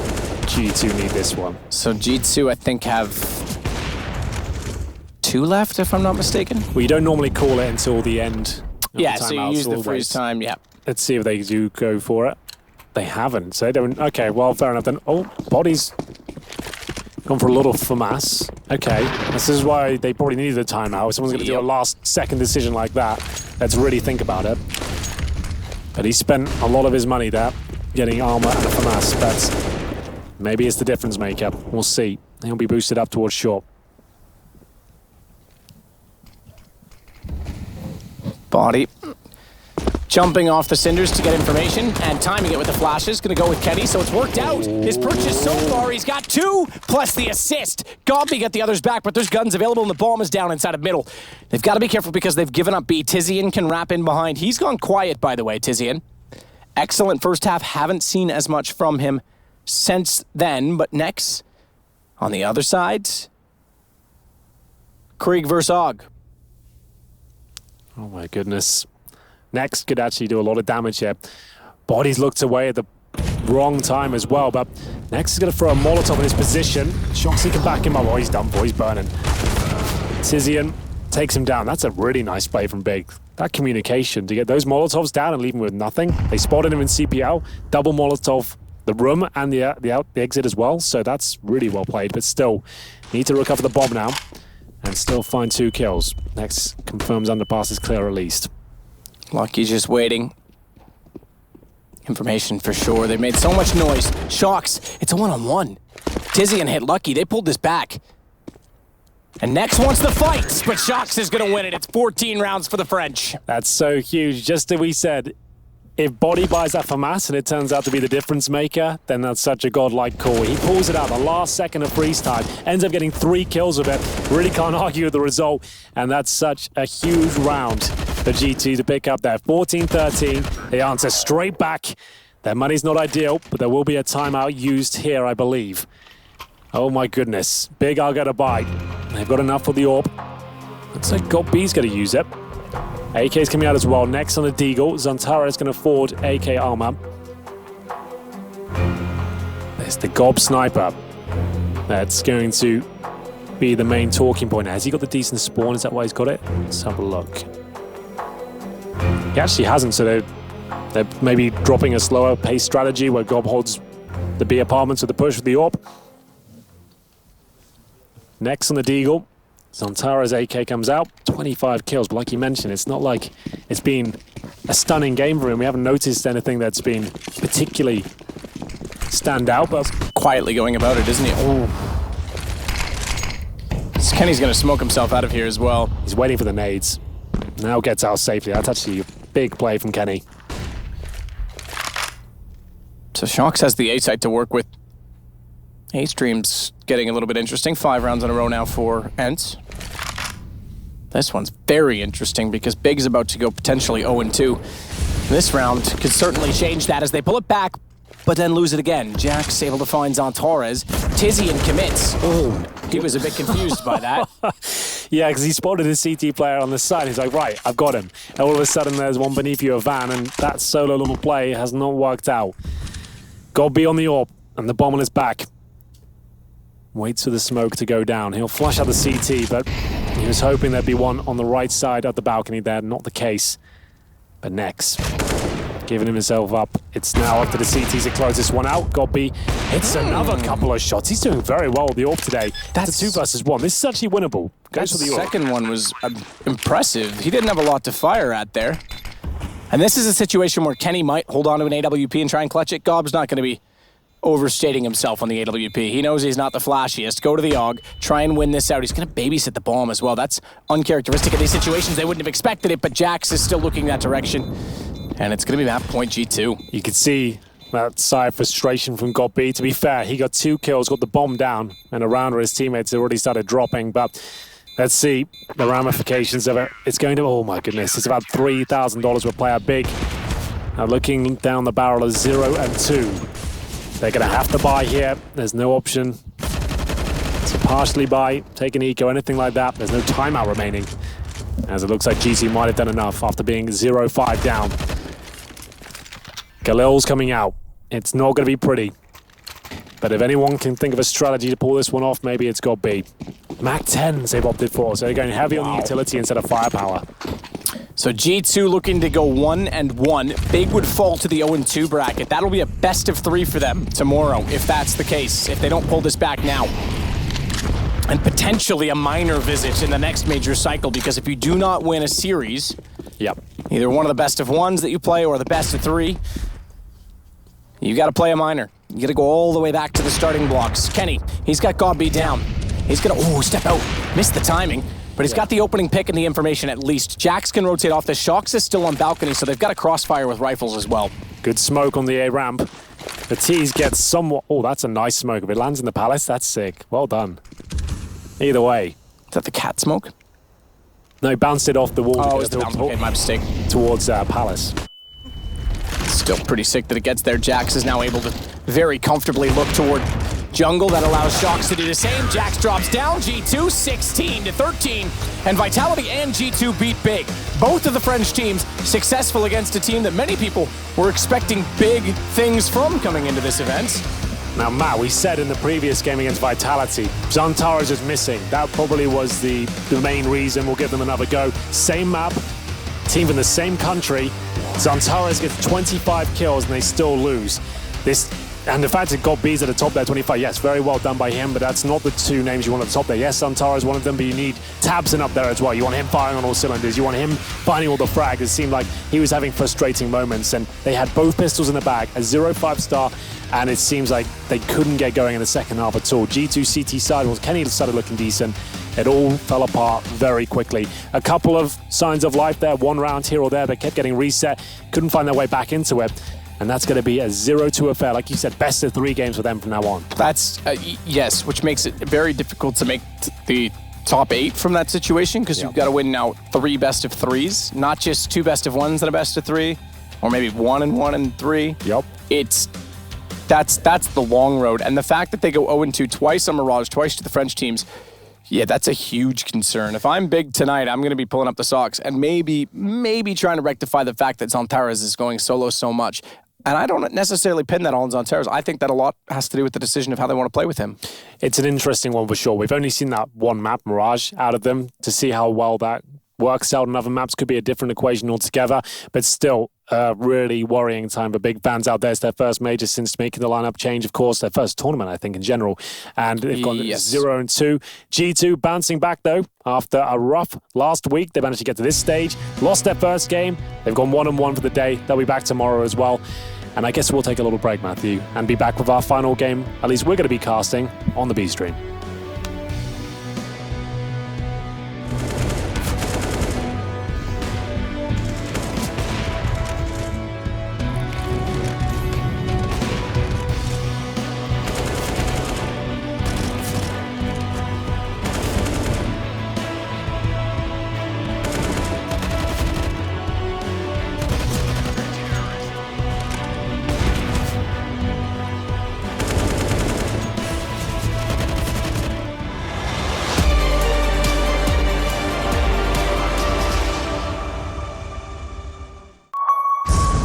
the champions of ESL 1 Cologne. Do you remember? Welcome to the Cathedral of Counter-Strike. Think you've seen it all?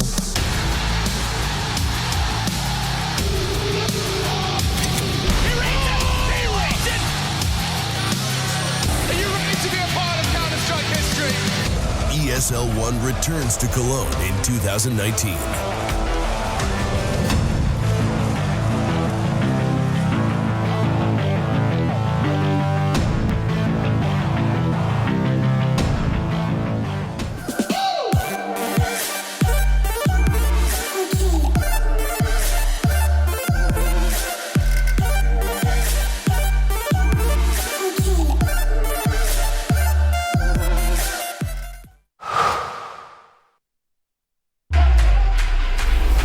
Think you can't capture a clutch in full resolution while streaming the play to the world? Watch this. Game, record, stream without compromise on Intel Core i7.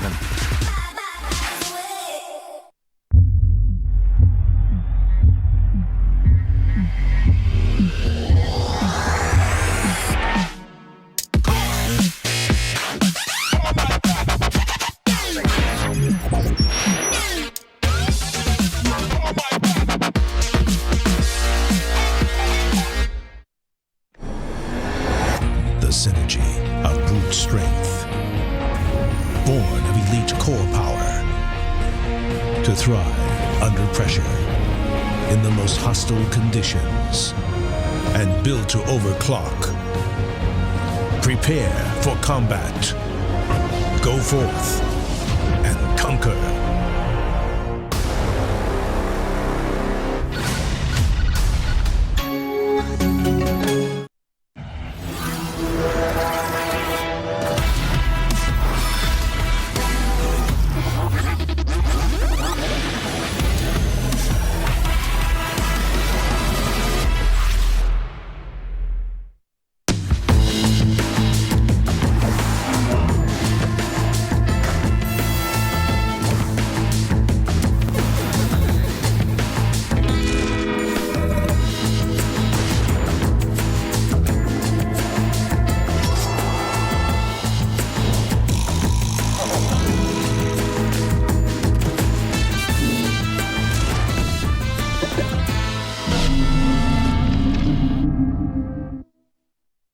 I've been there since the beginning. Every map, every frag, every moment. I run, but I never hide. With knowledge comes power, and power is to be wielded wisely. Which is why, as the expert, I bet with Betway. If you know CSGO, then you'll know the best way to bet on esports is with Betway, for the love of the game.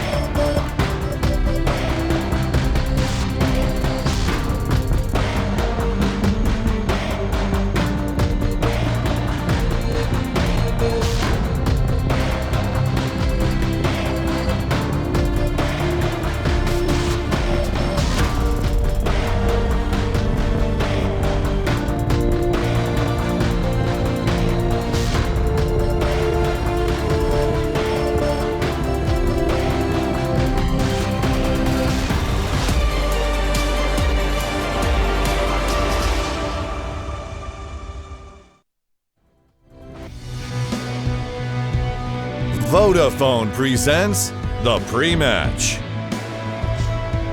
Well, that's me trolling our announcers. I'm just having a little bit of vocal warm-up, that's all.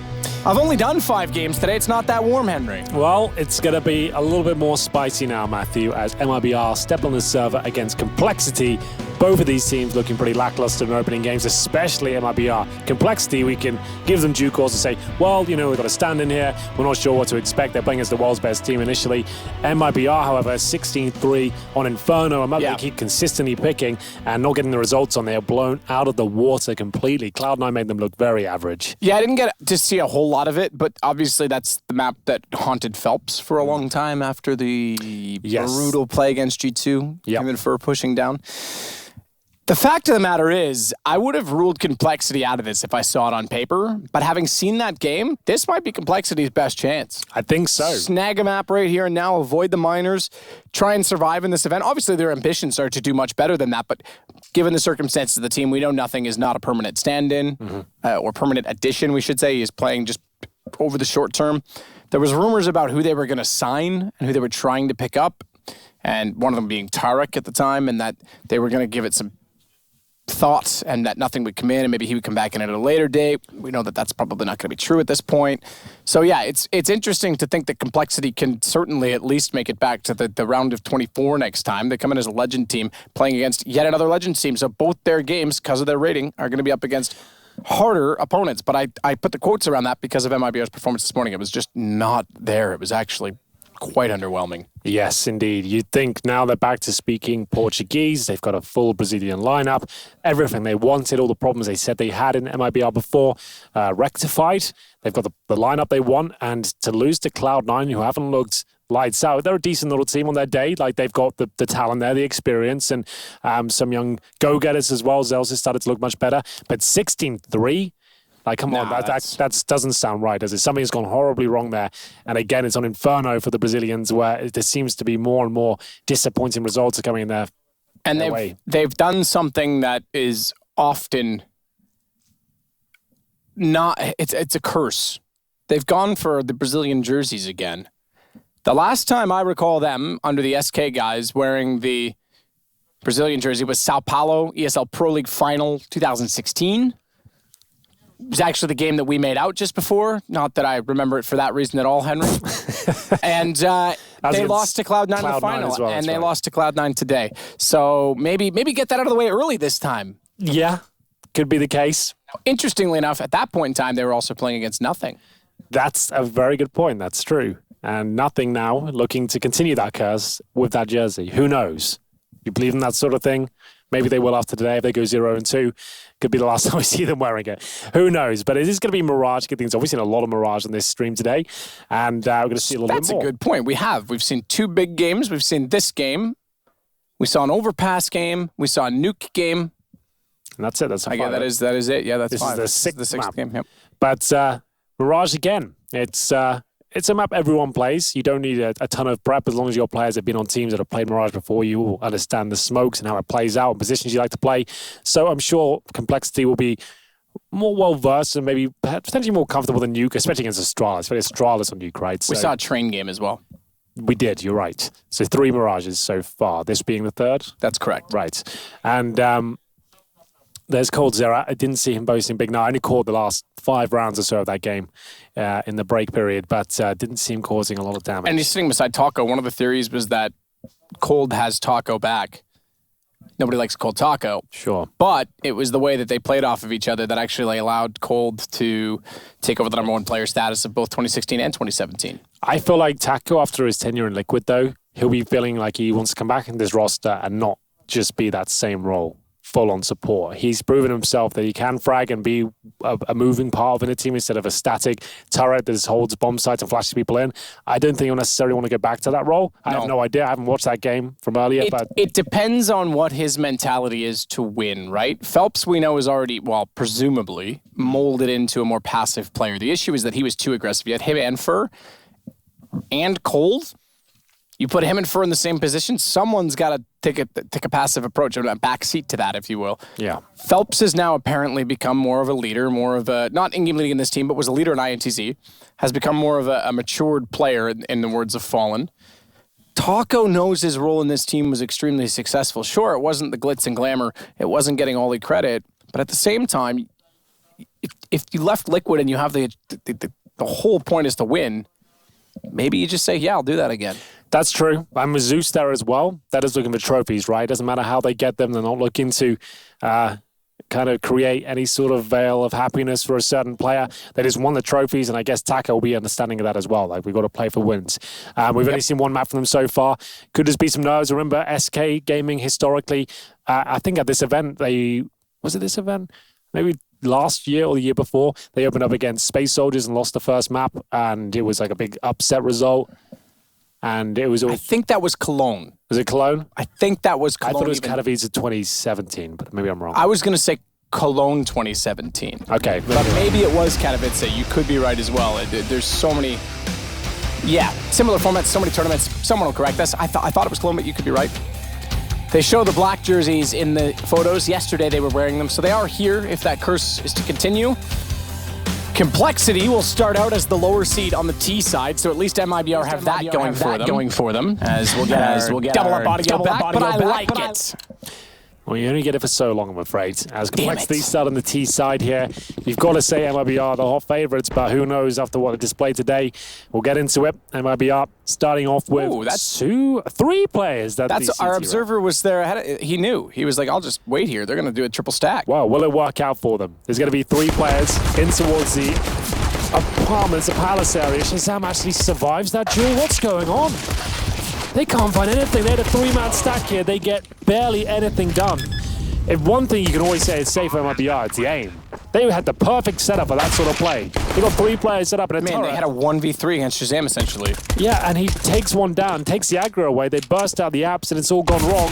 Taco trying to save the day here, and they're actually getting a bit of help. This could actually fall back in their favor, as both CTs now coming from the spawn position. Shazam on the long flank. They're both so low. Ricky could use the decoy to a bait-out flash. We'll see if he wants to do that. Going for pure kills here. Down he goes. It looks like this round has actually been pulled apart. Somehow, some way, MIBR win it. I can't explain it to you. Absolutely unbelievable scenes. The first three kills go in favor of Complexity, and somehow they plant the bomb and lose out. I've never seen anything like that. You miss every single shot, essentially every single shot. You lose three players instantly, and they win the round. They still win the round, and Ricky gets a team kill that actually aids in it. That was the swinging point, I guess. At that point, he kills his team. Oh, right here. Really? That wasn't that. I thought that must have been it when his teammate ran in front of him. I didn't think that actually was it when I looked back at it, but either way, it certainly didn't help them. That's just a sign of things to come this game, maybe? It's going to be a scrappy one. Either way, no force buy from Complexity here. They go for Deagles across the board. They got so much done in the previous round. I'm so gobsmacked they didn't win that one. But it will be MIBR with the 1-0 lead here. MP9 for Fur. Plenty of unarmored opposition there for him. As Def gets boosted up while he commits. He'll drop off now. But waiting just to see if he can catch Fur out. Fur did spot the barrel. He doesn't want to swing out just yet, knowing there's probably other teammates on the other side. Fallen will get the first kill. At this point, I think Fur might be in trouble. Stand towards CPO indeed. He knew that player was on the other side on the ledge. Wanted to try and get him and actually pays the price. It's quite creative because they were going to jump a third player in too. So it was full swarm to the window. They've got that MP9. They're going to overrun Fallen with it. Phelps gets the trade, but it leaves himself in the open. Ricky's got the kill back. Sloppy again from MIBR, and they're going to lose Cold Zero. This looks like a round stolen back by Complexity. He's got an M4. Uses the USP because he didn't want to get the reload in, wanted to catch off Ricky. He managed that. Good thing he hit the shot. That could have been very awkward. But an AUG picked up by Stan. Nothing for nothing. He does have a Deagle that he carried into the round himself, but Taco has a kit, has head armor, 52 HP. He's still completely unsure as to where the second player is. Knows one's got to be in the site. Where's the counter peek? There it is. And it's the AUG. Always going to win that duel. Deagle, no armor, no nades. They managed to win it out somehow. This is going to be a strange game. I can feel it already. This is odd. MIBR, did they answer back with the force by themselves? I see a scout there. A resounding yes answers my question. Round 3.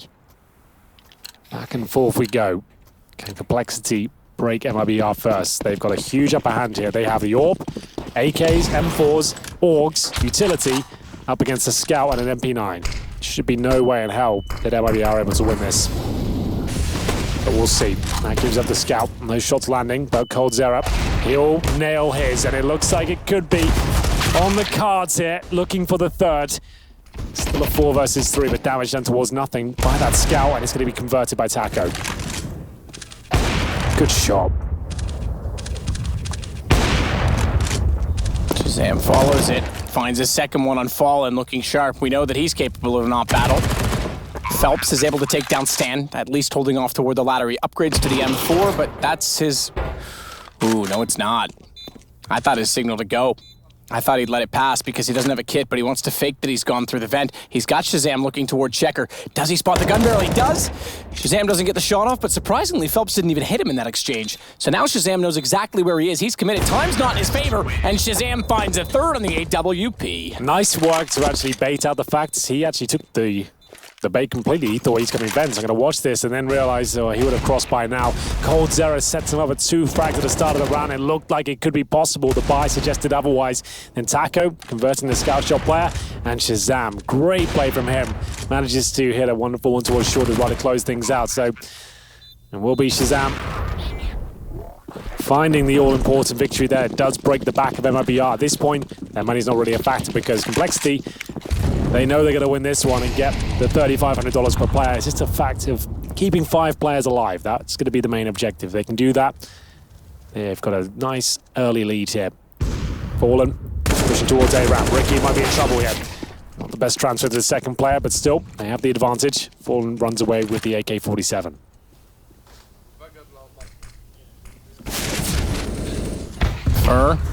He's got great position on Def, should he not be spotted, and Def gives himself up by switching over to a nade. That's a bit unfortunate, I think, in timing. If he had a gun in his hand, he probably still would have won that exchange, given that his gun was a little more powerful than the pistol that took him down, but Shazam still waiting out on Catwalk. Watch out, nothing's got Fallen.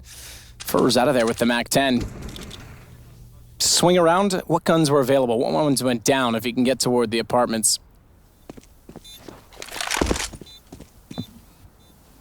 Doesn't even consider it at this point in time. An upgrade would be lovely, but I don't think he's going to get one. Complexity going to take a 3-1 lead starting out T-side. And this is only the 3rd round bonus because MIBR won the pistol, remember that. Won a very scrappy and bizarre pistol and then got ecoed immediately after. That doesn't point to good signs. I think those words you just used to describe this game are going to be very fitting for how this map will play out. It's going to be scrappy. It's going to be some absolute nightmare rounds for either sides, and all 5 players go down for MIBR in the end. Complexity, yes, with nothing as a stand-in, are currently 3-1 up after losing the pistol. And warp available on the CT side here. Shazam will keep his for sure. Round 5 coming up, nothing. Getting it done with that AK. Shazam seems sharp in this map at least. And Ricky isn't an AWPer on this team. I'm sure on the CT side we'll see a double AWP set up from them. That's quite a scary one, to be honest. Ricky on his day is a fantastic AWPer. Aggressive towards the underpass, but will he be flushed out? I don't have the opportunity to as Complexity lose the first play up. Stanislaw taken down in the 1v1 duel against Fallen. First, somehow, all the way up here, and takes down nothing. At this point, surely fall back, indeed. Get towards the site, take this 5-on-3 advantage. Oh, Shazam, I like this. I'm just trying to see if anyone will push towards a T apartment. Unfortunately for him, not going to happen.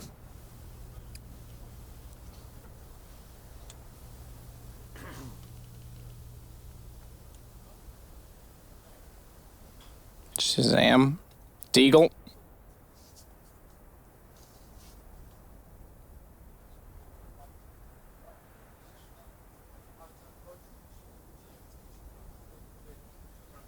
Ricky inside of Palace. Fallen. It's being very timid about his situation. They have the advantage. They don't need to overextend in any position, but they have to be able to support Phelps, and that's why Fur rotates all the way around to CT. Smoke down A main. Phelps can now look back to Palace as well. Because they could get caught off in this situation just by Ricky getting in, being explosive. If he finds Fallen or Phelps, it certainly makes matters interesting, because Shazam would be the next out. Fallen's got Def. That makes them look that direction. Phelps has the angle. Shazam's limited back, so they've controlled it. Careful, boys. You can't give away too many guns here because you're about to get a reset potential. Shazam wants to make it costly. Fallen thought he was gone. There's no need for that. Well, he will save the weapon and he gets another kill out of it. So, damage done in that respect. It will be MIBR to pick up the round though. Taco and Cold Zero to survive. There was no orb to salvage. They still can't afford one, I don't think. And absolutely not. There's still going to be rifles, SMGs potentially. And no Shazam. He had plenty of money. He's going to drop an AK for his team. Actually, 2 of them, I think. He dropped 2 AKs and saved his orbs. Very selfless of him considering he's a sniper. Wants to make sure everyone has every single bit of utility to work with and answer back. Like he said, the reset potential's now there, so he wants to make sure they have a full gun round here, which they absolutely do. So Shazam spends all of his cash helping out his teammates. Fallen takes out Ricky. He's got the shot through the pillar. Stan will swing out topside mid. He'll work down to lock key. And Shazam goes up cat. Interesting smoke. Not really much available with it, unfortunately. Pretty standard mid take again this time for Complexity. A loss of 1. But again, no money really on either side. They can break back MIDR. Molotov trying to force Cold Zero out. He goes forward. That's what we know Cold for. Aggressively taking duels, and he gets yet another for the Brazilian side. Shazam wants to get him back, but a smoke down. He'll continue back up to peek inside of the A side, hoping he'll catch an MIBR player watching connector as a result of those shots, but no one's really going to overextend. This is where Fallen should, if we have anything left in him. Shazam tries to get the bomb down. Try it again. 3rd time's a charm. It's getting a bit awkward. It's getting very awkward because Cold's got the aim on it.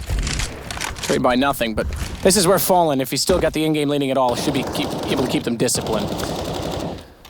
4 on 2. Fallen to open things up in this round once again with the AUG. Doesn't need the sniper, it seems. He continues to rain down hell from CT spawn. Shazam once more, though. Surely doesn't hit this close range shot as he'll pull the bomb out and Phelps will take him down. 3-3. We are all tied up. And after spending so much money, Shazam will probably have to call the eco here. They haven't really got enough to do much with at all. That's going to be 2nd stage loss bonus to get 3rd next round, which is $2,400 per player. As MIBR start to look more competitive in this tournament and equal the amount of rounds they got against Cloud9. Yes, that's right. The first round, if you missed it, 16-3 deficit to Cloud9 on Inferno. The new look MIBR, everyone is super excited to see. Very early days, best of 1 format. Take it with a slight pinch of salt, but still a scary scoreline. Not even a competitive game, really. We'll see PD50s come out. No armor, a couple of flashbangs here. Just waiting for mistakes to be made. They managed to win a round before, it's just Deagle, no armor, but that was against the SMGs. Now Fallen has his AWP out.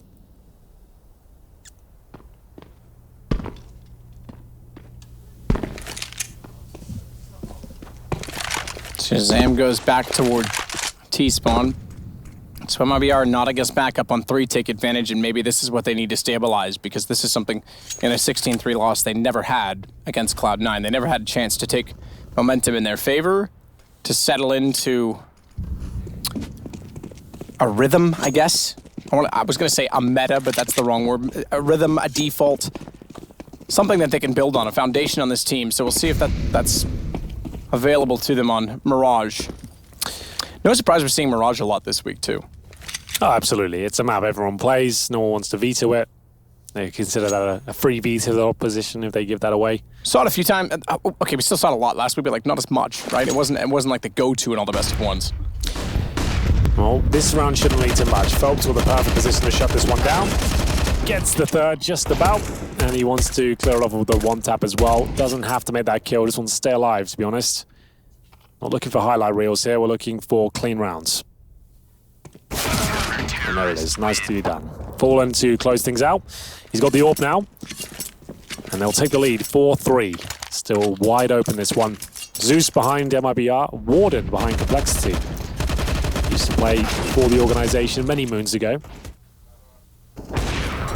Now trying to be the head coach. I think he's been part of the organization in a managerial position for a long time and never as the actual coach. I'm sure he's been involved in that respect. I'm gonna actually back up on that and say he has been the coach before Rambo, but it was only for a short period of time. Okay. So he has been behind them before.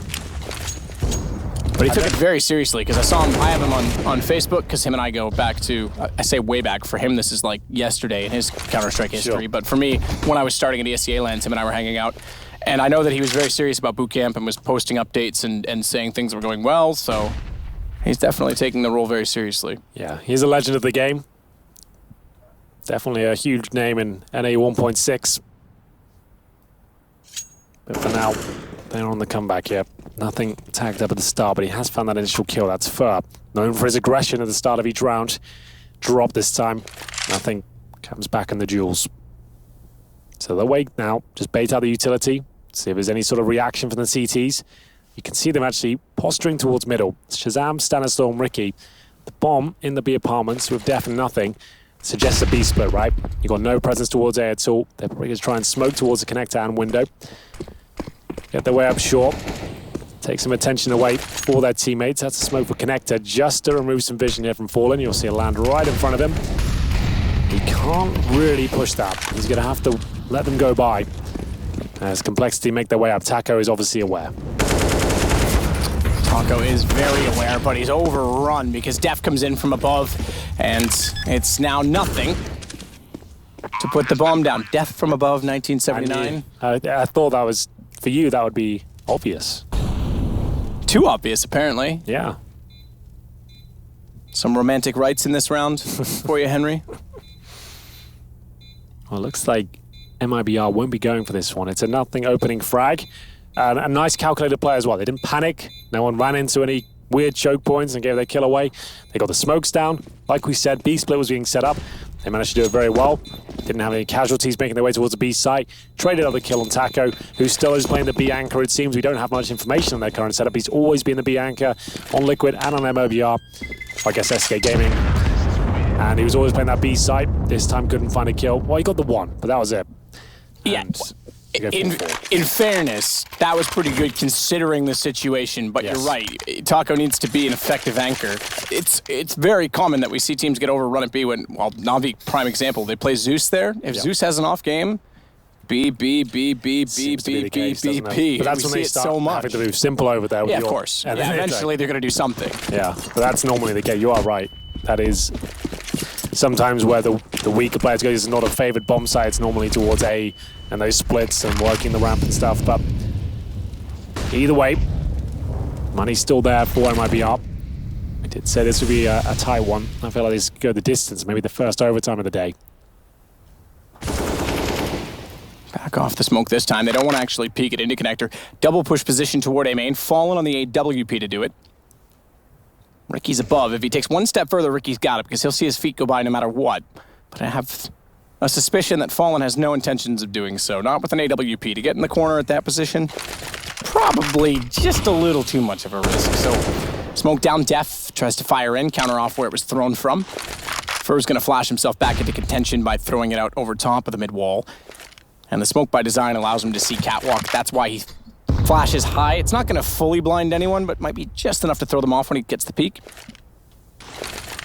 Stan, did he throw it right? Bounce nade. It's a tricky one to throw sometimes. There's a really cool flash that can bounce off the window there and pop out inside of the site too. But it, again, is a bit tricky to throw. 40 seconds. Complexity had to take any damage or dish any out. This time focusing their efforts towards A. You can see Ricky is stopping the pushes towards that A ramp. Getting a play up. Ooh, what's going on there? I think that might have been we had a little lag in our Okay. Our I was going to say the space mode was enabled. I mean, maybe he got caught in a glitch. I'm not sure. Yeah. Gravity temporarily got dropped. Oh, Phelps, he got the double kill but gets nothing. They can't deny the plan at this point, Fallen, unless he gets a couple of quick frags, which isn't happening at all. Very effective picking there from nothing. He times that to perfection. As soon as he fires up a shot, he's there to punish him for that. And now it's just Taco. Like we said, B-side player. Hasn't even rotated yet. He was hoping for some sort of fake or adjustment back towards B. His teammates dropped so quickly, he had no time to rotate over. And 2 in a row now for Complexity. There's no money left over for MIBR. This is going to go Complexity in the lead 5-4 with momentum again. So just when I thought, after I said they could build on the foundation, they could settle into it, maybe start to build up some confidence on the MIBR side, get to take a deep breath for the first time today, that's gone right back the other direction. So They'll at least save the M4. Phelps is able to buy, so is coldzera, and I imagine with one drop, they can potentially buy out around this. Stan looking very good. This was the play for nothing. Flashed in as well. Really punished those CT spawn players. I had a flashback thinking about, a little bit off topic here, but still Counter-Strike related. I used to want to play with my brother and his friends so much, so one day Brock, my brother's friend, set up a server and he had Archon, and he turned the gravity down, and he was jumping around, and I was like, oh, that looks cool, and as soon as I jumped in the air, he cranked gravity and just made me suicide, and he kept doing it to me all day. Yeah, so annoying. Fallen has no vision at all. Smoke down and flashes. 3 got by. This is a hard beat. Hey, Cold's got to be the one to step up. Now it is Taco to anchor again, and they're all over him. He goes back behind the bench, couldn't find the first shots. Damage to Stan, but they just couldn't win out the duels. They didn't have vision towards shore, but they certainly had awareness. You could see Fallen didn't necessarily spot them, but he would have heard them. And then coldzera, you'd think in that scenario, he might be good for at least one and do some damage for Taco. A little bit of damage inflicted, but 0 kills. And Fallen will have to save the AWP. This is Complexity taking the lead now.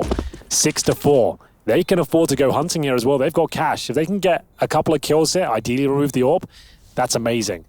If Fallen saves the AWP, they still have a fighting chance. Fallen's not the sniper he once was. I would say that's a fair assessment. But still, he's capable of turning rounds on their head if he has to. 6 now for Complexity. They'll keep the AWP at least for Fallen, but 2 MP9s, not exactly the ideal weapons to go against full opponents with armor. We'll see if they can flash into mid. They could still play this aggressively. Taco and Cold just got absolutely run down. I'm very surprised by how quickly that came in as well. Nice call. Complexity, that's the way you should play it though. Loose, together, very simple approach, nothing too technical. You've got some great aimers on this squad. No one's expecting too much from you. Keep it simple. Just have good fundamentals. I feel like you gave your best shot in that respect instead of trying to fake them out every round and trying to send one player into this position where everyone's waiting over here. Let's just go in quickly together. I love that play. Worked out very nicely. Some well-coordinated smokes designed to shut down AWPers like that. Fallen had no idea. 3 had got up. Yeah, 3 was the magic number in that. If 1 or 2 maybe got by and they had found at least one of the kills, the problem is they didn't get either kill either. They didn't win either of the duels, but as soon as 3 got by, it was pretty much game over for that round. They fully invest in this round, just to note that. coldzera down to 0. Taco, 300. So they're really relying on the AWP power of Fallen now. This is going to be the push from the MP9s. That's a really nice smoke. There's 2 ways to throw that. That's the easier one. It puts you a little bit further away from the window. They don't actually act on it because there's a Molotov down. Smoke on Cat. So maybe they want to bait in the fact that they're going to push where they save guns. Oh, he looked away too soon, Phelps, but he still gets 1. Swings for 2. Furs got the other. The MP9s work inside of the site rather than the push. It was a bait smoke top horseshoe. Whether or not that had anything to do with it, I do not suspect because they're all over run A anyway, but brilliantly done from MIBR. And it's Stan to try and pull it back. He's got 1. Decent start on the AK-47. He'll try and work his way back around. Dinked up, however, he goes to 34, and Fur finds his second on the MP9, so money garnered by both he and Phelps. Can another gun get a kill? That's the question. They'll upgrade to an AUG. Someone else is going to have to at this point because it's Shazam on the AWP with 58 seconds. He can win this.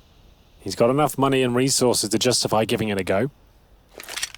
Bombs down as well on top of the platform. That means they just have to watch that position because Shazam has to get there, whether it's back through Palace and out the door or jumping up the blocks. I think Cold... that was the chance. That was it. Especially with Fur on such low HP.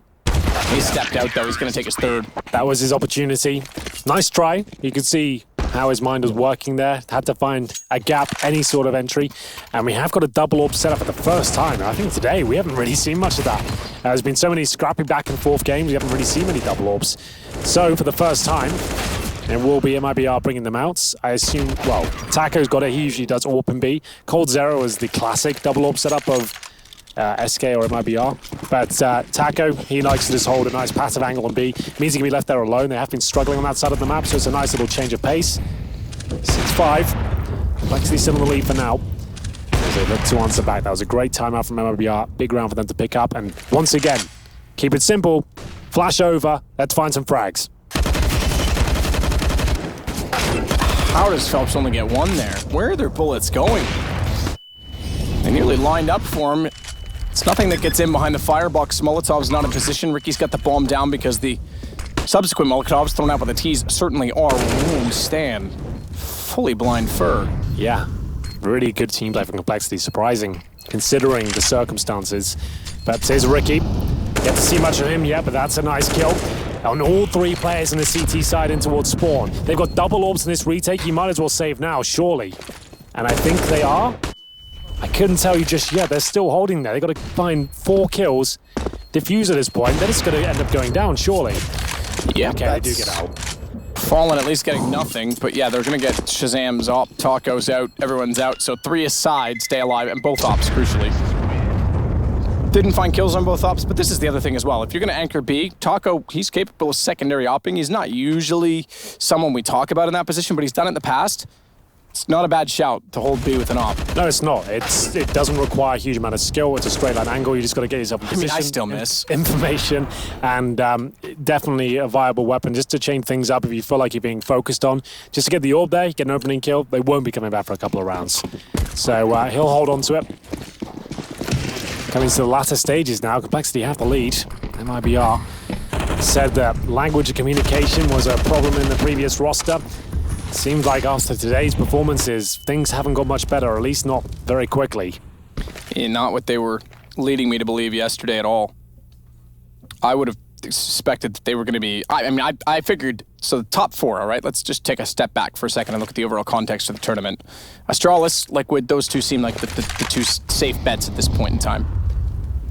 I then had it between a 3-way of Na'Vi, MIBR, and FaZe. Okay. And it was going to be who of the 3 was on form. Right now, it seems like FaZe is the best form, and MIBR and Na'Vi are both kind of... Na'Vi had a good start today, but I'm still not convinced. But both these guys are... They beat G2, right, on Inferno. Inferno's always been a bit of a hit-or-miss map for Na'Vi, and G2 are certainly a hit-or-miss team right now. So who knows how that went down. I'd have to go back and watch it later to see what transpired there. But yes, Na'Vi, good start for them, normally bodes well. You usually have famously very bad starts in tournaments, right? So they get a win off the mark. So reminds me, I'm going to go check out the A stream. Why don't you take this away, Matthew? I will indeed. No, I think there's a great chance for some teams to really capitalize. NRG obviously started off slow today. But you've got Avangar, if they can find a way through. Taco, he's found a way through the window. Ricky goes down, and the bomb actually drops through the window, which is a bit of a problem. They've got to go aggressive. Nothing's aim is still certainly sharp, despite that he's a mercenary at this point in time, and he's going to find a second to show it off, but far too many blue inside of the site. And it's now a 1-round game yet again, 7-6. MIBR trying to close back in on this CT side. They might still have problems struggling to get into contention, even now on the arguably easier side of Mirage. Well, there you go.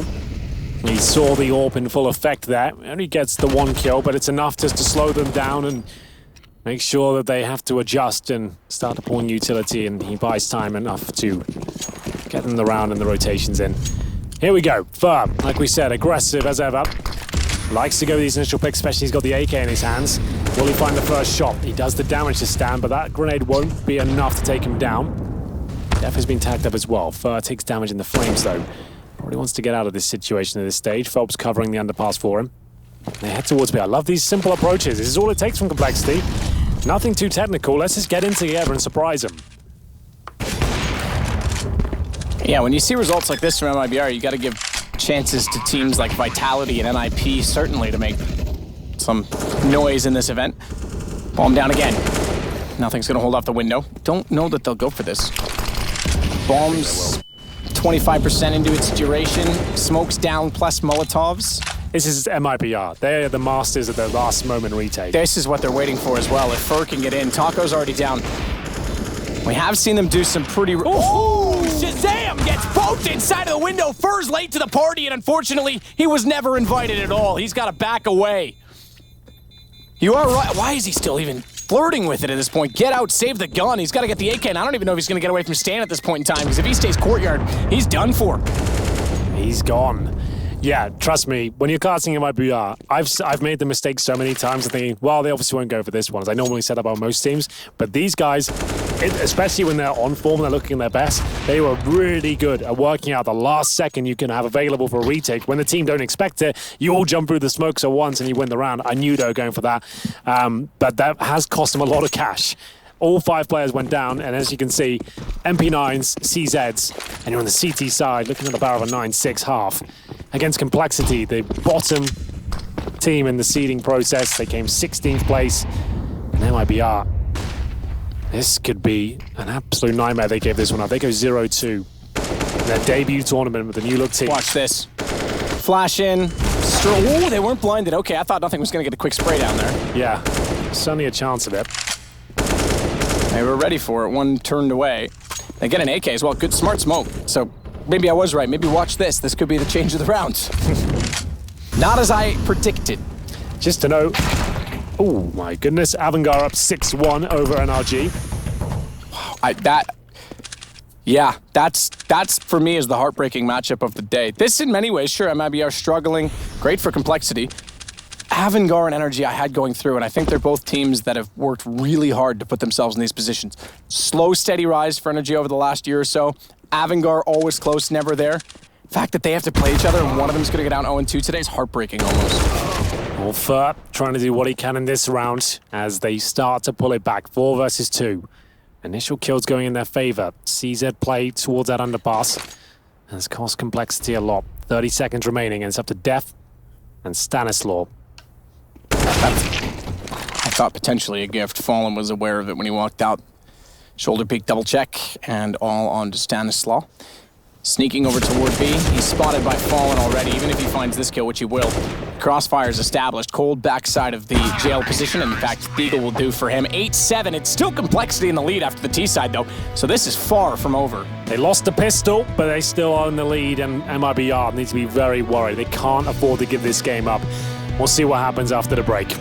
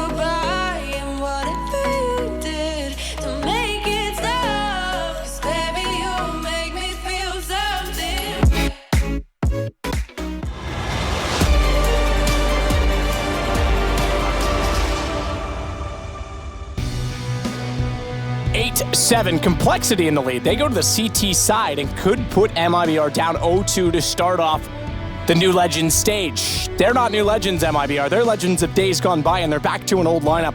It's not going well so far, but it's not done yet. It's never over. until we reach 16. But right now, we're splitting it right down the middle, 8-7. Complexity, nice approach on their T side. Managed to steal some rounds away as well. It's going to be a fast approach from MRBR, though. They're going to have smoke on the bomb site. Flash is going over. Ricky to defend. We saw his position a lot earlier. It's all about baiting him in.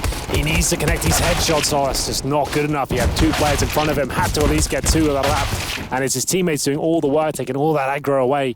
It's a difficult shot in the back of the head of the USP, but maybe it can be salvaged. Def will deny the plant at least. Shazam now. Done so much good work with the AWP. Can he replicate it with the P2000? That's not bad. Good start. Bomb goes down. Will he be able to find anything more? Apparently not. It will be MIBR to pick it up. And Ricky, I feel like 2 had to happen out of that position. The fact he was baited in so well. He gets the 1, gets 2 there, they probably win the round. Unfortunate. Decent attempt. You see it inside of the site back toward the bench, but the fact that MIBR win that one, that's both pistols in their favor now, so keep that stat in mind if they don't win this game. That's going to be a problem for them. They got ecoed last time. It's not the first time we've seen an eco today. It was Complexity that actually got ecoed against Astralis on Nuke. Talking to Stanislaw, he actually thought that game was closer on paper than it appeared, even though we saw quite a few mistakes, and certainly we saw Astralis dominate the map control. But the aim wasn't the issue. You said that yourself. The aim was there, and that's shown as well in some of the duels so far against MIBR. Notably when Taco and Cold went down on the 5, it was a 5 versus 5 at the time, but 5 versus 2 B take when they got 3 up cat. They just couldn't hit the shots, and Complexity is not having issues with that. Shazam's on, nothing's on. If you were going to give him the benefit of the doubt and give him some rust, perhaps, he's not showing any signs of it. Def, 5 and 12, need him to start stepping up. Ricky as well, 6 and 11, considering the scenes we just witnessed, suggests something not quite clicking with him. Was an AWP and now a rifler. But either way, there is going to be the force buy here from the CTs. They managed to win out this round before. Good point to bring up, though. Ricky's an excellent double op option for them. Yes, absolutely. That's a scary prospect if it happens, if they have time to bring it out. Right now he's got a deagle. He's trying to do damage with it. He'll tag Phelps through the edge of the wall. That puts him down to 8 now. Was mid-50s, but he was followed up. Def on 3. He's been sprayed so heavily through the edge of the box, they'll follow it up as well, and Taco gets the kill. Eventually, Phelps had to go down. He was tagged so many times in the round. First still sits on 8. Stan, he's going to pop out with the CZ75, but the round should go to MIBR. They just want to make sure they're efficient in this. 2 AKs still up. Don't want to lose those. Bomb, they even throw it across to make sure it's not going to be caught off. Fur would have been the one that would have had to run with it otherwise, and Pistol easily would have disposed of him. So Stan tries to do what he can. Armor, no kit. If he gets a gun, if he finds this kill on Cold, if he could somehow sneak in, get away with it, nearly did. It would have been a win in some extent for Complexity, but now it's 2 rounds in a row for MIBR. And presumably 3, because it has to be the full eco now, right? Oh, Zeus comes out for Ricky. Again. We saw it twice he got 2, on that's Nuke. right. And he had a very quiet performance there as well. I'm a big fan of Ricky's. I was hoping for a bit more from him so far. He was like 3 and 15 earlier with 2 kills at the Zeus. We'll see if he can step up, maybe finding this rifle roll a little bit more difficult to slot into. But like you said, if the double AWP comes out, that's when they've got a real chance. He is a deadly AWPer. So they'll take a stack towards short. 1 player on A, that's Stan. Not sure he can do much about this though. Matt 10 right up in his grill. That's not bad in terms of the response, but Fur will spot a lot of players and give the call that A should be open at this point. They'll rotate the bomb around through T-spawn and just try and hold the CTs in position and let Fur get the kills because he can farm the most cash. Well, Coldzera's taking them all. So certainly has. Nothing gets 1, but Cold farming up a little bit now. Still haven't seen the dominant Cold of old. Would like to. One of the most exciting players in his right. Not quite as explosive in the same way that Nico and Simple are. Not even so much maybe flashy like Device, given that Device is on the op. But man, oh man, he was efficient. Yeah, he really was. Can't deny that. Well, this is where the game really starts to warm up. It's a boiling point, perhaps. Shazam, AWP. Both teams desperate to avoid the 0-2, especially MIBR. Like, considering everything, all the changes and the moments we've been waiting for here. the major is where we thought we'd see a new look. Best looking MIBR, deadly, looking to book himself a place in the playoffs. Surely not a 0-2 start. But it hasn't looked good today. 16-3 versus Cloud9, and now just edging Complexity. The bottom seed of the tournament is Ricky. We'll see if he can amend his play on the B-bomb side. Not looking good, though. As soon as this dissipates, he will be in vision. Good thing he threw that before it did. Thought he was going to hold it, wait for some info, but that would have cost him dearly. It still does. He falls off the edge, and he's dead before he hit the ground. Taco caught him in the air with a headshot. Fur's going to jump in and do the same to Stanislaw on Catwalk. Cold as well is going to hold for rotations. He's got problems, though. Missing the shot on nothing. Shazam walks out to the window, so at least one down, but bomb planted. So that's a very basic approach from MIBR. Just saying, right, hold him B, smoke goes down, kill whoever's waiting on the other side, in we go. They had nice mid-control. They got that first left cold zero there, as you noted out. And the fact that he's there for the backstab as well, making sure no one can rotate towards short, is absolutely everything. He goes down without a kill, but it's enough to get the intel. As now, Taco looking for these players, hoping to hold on to their weapons. Whether they'll be able to do that is another question altogether. Flashbang in, Shazam though, perfect position, but actually gets taken out of it. Taco's coming. Shazam has hit a lot of these orb shots today, but he's had to hit another one at very close range yet. Not going to happen. Orb removed and recovered. Yes, indeed. I don't think Shazam realized that he actually had his gun barrel showing out on both sides. So even when he tried to switch from right to left, Taco knew exactly what he was doing. Good job from Taco there. We talked about his fragging ability. He's just demonstrated it there. It's going to be 11-8 and not a lot of cash on the CT side. Everyone in MIBR is between 12 and 14 kills.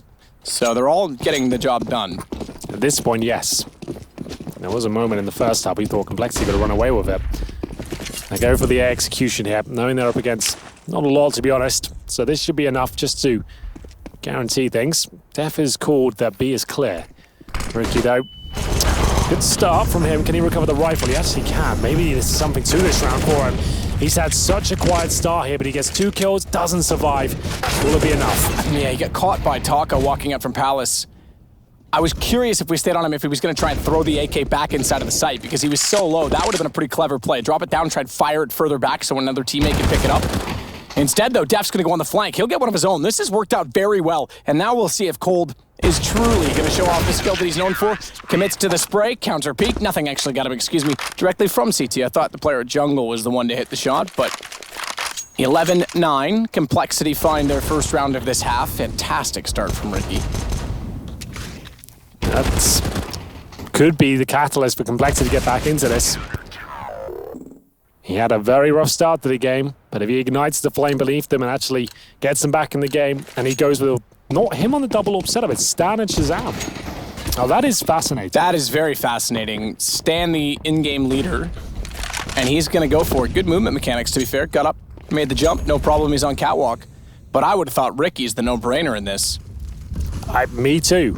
It might be positional for this map. That might be something we have to keep a larger watch on throughout the course of the event. Ricky has been a main AWP throughout his entire career. Nothing, though. Opens up the fragging with a nice shot towards Taco. Incendiary down in the default plant spot to buy them some time in the rotation. MIBR fully committed at this point. Shazam misses out on the shot towards Palace, but makes up for it on the follow-up. Nothing doing damage here as the bomb goes down. Stan showing why he's got that AWP in his hands. And back and forth we go. They've managed to bring it back to a 2-on-2. Shazam holds towards that connector as the plant not coming in just yet. 3 ops of the 4 guns up. The AK for Cold is the only one with an automatic firing sequence. Shazam, holding on the box, has fallen. If he goes for this plant, it can easily be spammed through. He's got to be very careful in his position. In fact, he's going to fall back, not go for a triple plant that all goes default. Has just enough time before Stan gets in place. But normally we say double op retakes, a bit of a problem. This time it's actually not so bad because they're there before Fallen can fall off the bomb. And they have a crossfire set. They've got information, but Cold's got the AK. Finds one already, knows where Stan is, needs to be careful not to overcommit to the peak, waits for him to get in, and the headshot comes through. That's more like it. These are the sort of plays we expect from the likes of MIBR. Situations where it looks like they're done for, they pull it back from the dead, and that's Cold Zera with one of his classic clutches there. He had full control. That's exactly why we always said the double AWP situation on those sort of retakes is a nightmare, especially if you're separated as well. As soon as he gets that first kill on connector, Stan misses the shot, went for the wall bang, right here, there. Doesn't connect. He has to pull out his pistol and hope for the best at that point. And that's hoping. As they go 12-9 down, the money once again in tatters. Ricky on a deagle, and we'll have CZs and Orgs come through. On the other side of the equation, on the A stream, Avangar up 11-3 against NRG on Overpass. Now, Overpass is considered one of the better NRG maps. It's what they've really made a name for themselves. NRG might be having a slight off day. They lost on Nuke as well, which is also one of their better maps. I think Avangar looks sick right now. The way they played against Liquid, that showed some clear thought. That showed some discipline. They definitely had a game plan. You're playing against the second best team in the world. Yeah. That's a tough task in itself, and they made it close, very close, to the point where I thought at one point they were going to beat Liquid on it. Avangar looks pretty solid today. I tend to agree. We'll see what can be done here. Shazam AWP, if they lose this, it goes down 13-9. The money is officially broken with all 5 going down. I would say that's GG. But you never know these sort of rounds. Shazam has hit a lot of decent shots today. He's going to have to find a few more here. Currently in CT spawn. Nowhere near a kill at this point. Ricky, like we said, managed to get Complexity back in this game with the push towards A ramp. We'll see if he can find another cheeky one here. Deagle towards middle, but Phelps looks like he's got his number. Shazam will answer back in due course. It's going to be a 4-on-4, but heavily favors the T's, unless they're not checking the obvious angles here. But back and forth they go. Nothing. Waiting for the flames to go down before he can take his peek, and looks like he's going to boost, or be boosted up towards shore. Imagine be boosted, given that he's the one with the gun.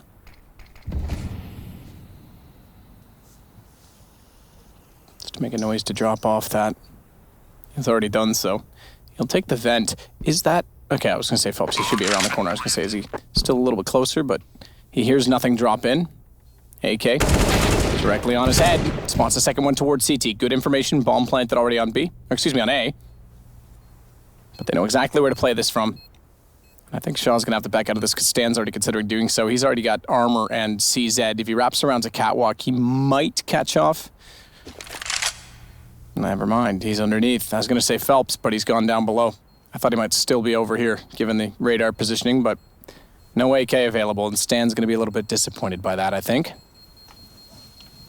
He would have loved to have gotten that AK. There was an AUG just around the corner, too, though, from nothing, but he went all the way inside the window. Even with the bomb detonation, he's not going to be close enough to get that. Absolutely not. Orb is alive, though, so not all is lost, but most of it is. Def was the only one who's given an opportunity to really make a dent in that round. Gets the 1 kill, but Phelps looking sharp, 16 kills to his name. We'll take a timeout called by the counter-terrorist. That is Complexity. Warden's time to shine. Boys, we've got to need him at this point. They've got an AWP, a CZ with armor, and everyone's hovering around $2,000.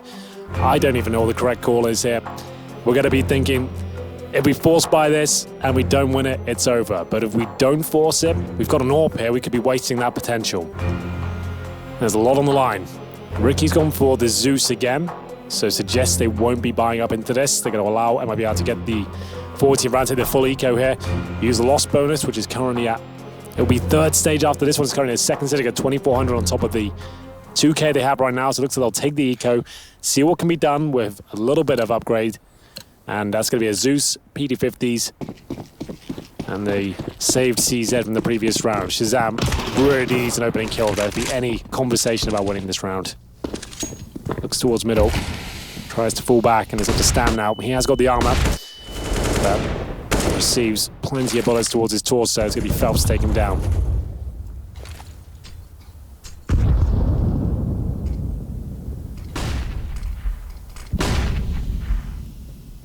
See if Ricky finds the 3rd one with it. He's using this tactically. It's not like he's buying this as a troll or a desperate attempt. He's using it because he's confident enough to hit the shots up close, maybe pick up a gun for it.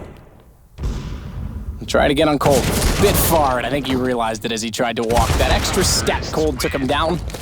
Cold's not going to be playing any of those games. 14 rounds MIBR. They might scrap through on this one. They might just get there. Get to a win and 1-1 to end the day. Put Complexity 0-2. And remember, best of 3s for all decider matches. That means going forward or going home. You play a best of 3, and that's exactly what Complexity will have to face tomorrow if 2 more rounds go against them. Well, they lost everything in the previous round, so that might be the case. Zeus attempt there from Ricky. Didn't work out. Coldzera closes it. 3 Augs and two M4s. Nothing actually could have got an Aug. He had $50 left over. It's true. Oh, Coldzera right through the smoky connector, looking for match point here. Taco's helped himself to the A site as well. There's no one there. They stacked B. And, well, mainly short, but that's an A site completely open here. That could be the round. Def is going to get the call. It's not really much information you can give. Yeah, they've got the entire A site. They're planting. We're about to go map point. I guess we save. Stan's got cold at least, but that is still going to be a save. Def's considering looking into the site to see what's going on. They are getting back to connector. Smoke down in front, they're going to have no vision, but no kits. I think you're right. There's no point in going for this because you're going to have no guns on map point. You might as well try and at least play for overtime. So they'll back away, aware of the situation, aware of exactly how this could transpire against them.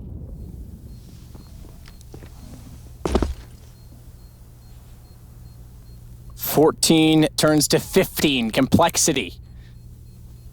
Legends last time in London find themselves potentially fighting for their tournament lives tomorrow. Stan at least stays alive and gets Phelps. Fur knows that they're inside of the B apartment, so he'll consider just being cheeky and spraying in through rather than overcommitting. Could have afforded to. They got lots of money, but if they lose many more, they won't, so he'll play it disciplined. 15-9. Complexity really don't have much of a chance of pulling back 6 rounds in a row just to take it to overtime. I'd say the chance of that happening is probably around the 5% mark. We'll see what they can do. They have got a full array of rifles.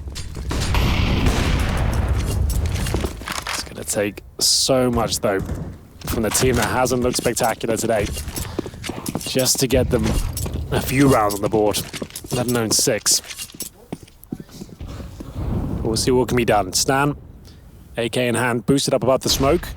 But MIB are being so patient here. They know that Complexity have to make little plays here, push through, try and get a kill stolen away, but Stan smoke goes down and still positioned towards top and middle. And a bit like we saw in Nuke, you could tell Complexity just hasn't been a unit for long enough because they're just not quite getting the rotations and timings of utility right on the CT side. But more importantly, MIBR looks like they've got a default that's working for them, and that's something to talk about because, again, they hyped up the communication. We've kind of been critical of it today. And this time it's corner boost to look inside of the window. Looks all the way to the jungle. If nothing falls back on this after the smokes go down, he's a dead man. There's no way he expects that angle to be a possibility. Oh, they've gone off of it. So they'll actually boost a player inside this time. Smoke down, nothing could be aware of that, but he's got so much to worry about. So much presence on the other side of those smokes. Tries to bait out that he's gone toward the vent. He's almost got to be perfect. Nothing. He can't get caught off with the CS timing. You can't be looking the wrong way. They are working through connector now. Cold's tagged. Nothing. He will spot the shoulder, but it's the shot to Phelps. Ricky thankfully got cold in the meantime. Def now knows they're working in behind him, but Fur very accurate on entry, and Shazam perfectly blinded up. Great flash assist as Taco walked out on Fur's flash, and now he'll run up around the corner to find Stanislaw. Bomb already planted. It's going to be the map for MIBR. A 1-on-3 for Ricky to try and pull back. Doesn't look possible, I'm afraid. Less than 30 HP, 9 kills to his name, and Molotovs, flames, smokes, flashes, bullets, everything going against him. That's going to be it, 16-9. Now, yes, that's a victory from MIBR. They've just been the bottom seed. It was hardly a convincing victory. Yes, the second half was theirs, but the first 8-7, remember, they can't be celebrating too early yet. But they have managed to get through today at least. They won't go into the best of threes just yet, and they managed to keep their heads up out of the dangerous zone. So Complexity do go down there, and I don't think we'll be seeing them in the playoff stage. I'll be completely honest with you, they don't really have packed much of a punch, don't seem tactically sorted, but a decent effort. They got 9 rounds against MIBR after, I guess we speculated it could be a close game, but overall, look, MIBR got their act together in the second half completely. Yeah, absolutely they did. There's no question about that. And MIBR then giving us something to be hopeful about. Certainly a team with lots of pedigree, back to the old lineup. A team with all ambitions of chasing down that number 1 spot again. Yeah, it was an entertaining game. It was nice to see the double orb come out on the MIBR side. A little bit questionable, the complexity one deploying Ricky, that we really thought that was going to be the one, right? Yeah, and I don't know if we saw it enough, because certainly they chased the economy once they got on the CT side. I think maybe Stan obviously had the jump spot to get to mid that time and did so. I don't know. I can't picture Stan, even with that 1 round being the secondary opera. I think that might have been more situational. We just didn't get enough of a sample size on that. Just the fact that Ricky was such a sensational op in his prime. Like the fact that he looks so, I'm not going to use the word weak, he just looks underwhelming as a rifler right now. Like he doesn't seem confident. He's not really in the zone. Let's get him on the secondary orb. Let's keep building his confidence up. Not other tournaments just yet. I feel like he needs to really be part of the kind of big names of this team. We haven't really seen it yet. Well, and they'll find out who they play at the end of the night, so they'll have an idea of what to prepare for tomorrow in that best of 3. Unlike today in the second best of 1, you couldn't just go into it, play your game plan. You can actually sort of counter-strat a bit tonight, and hopefully they can take the time to do so with Warden and with Stanislaw and with Nothing, who has a lot of experience as well. So they'll certainly talk about it. For MIBR, rest easy. 1-on-1, not the worst thing to start off the major. Exactly. So I think for them, I don't want to seem like I'm biased or anything, but it's just like I want to see more from MIBR. I'd like to see them get deeper in the tournament, and I'd see what damage they can do. Complexity, nice guys, but from what we've seen, they're probably not going to make it to the playoffs, right? And part of the reason we want that is because we know MIBR getting going is going to provide us with exciting Counter-Strike, passionate Counter-Strike. They have a chance to make an impact in the playoffs, and that's what we want to see. We want to see the best possible Counter-Strike at this major. So, yeah, absolutely, I agree. I want to see more from them as well, because we know that it's there. Well, we have 2 more games left on this broadcast at least, but we are done. That's 6 maps out of here for us. So we are going to take some time off. We'll see you tomorrow, but stay on this stream. I think you got some special guests coming on this section. Maybe it's Jason Vince, actually. I think they have a special guest in the other side. They're not that special. They're lovely guys, though. So they'll be taking over as we depart. I hope you enjoy the rest of the game today, and we'll see you tomorrow.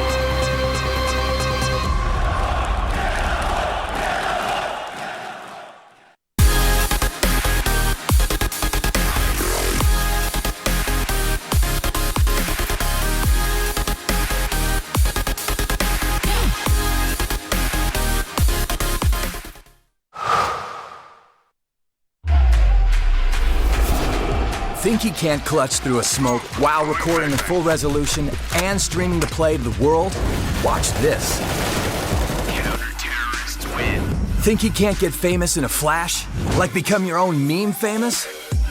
Watch this. Think he's been there, done that? With Intel Core i7, he's just getting started. Game, record, stream without compromise on Intel Core i7.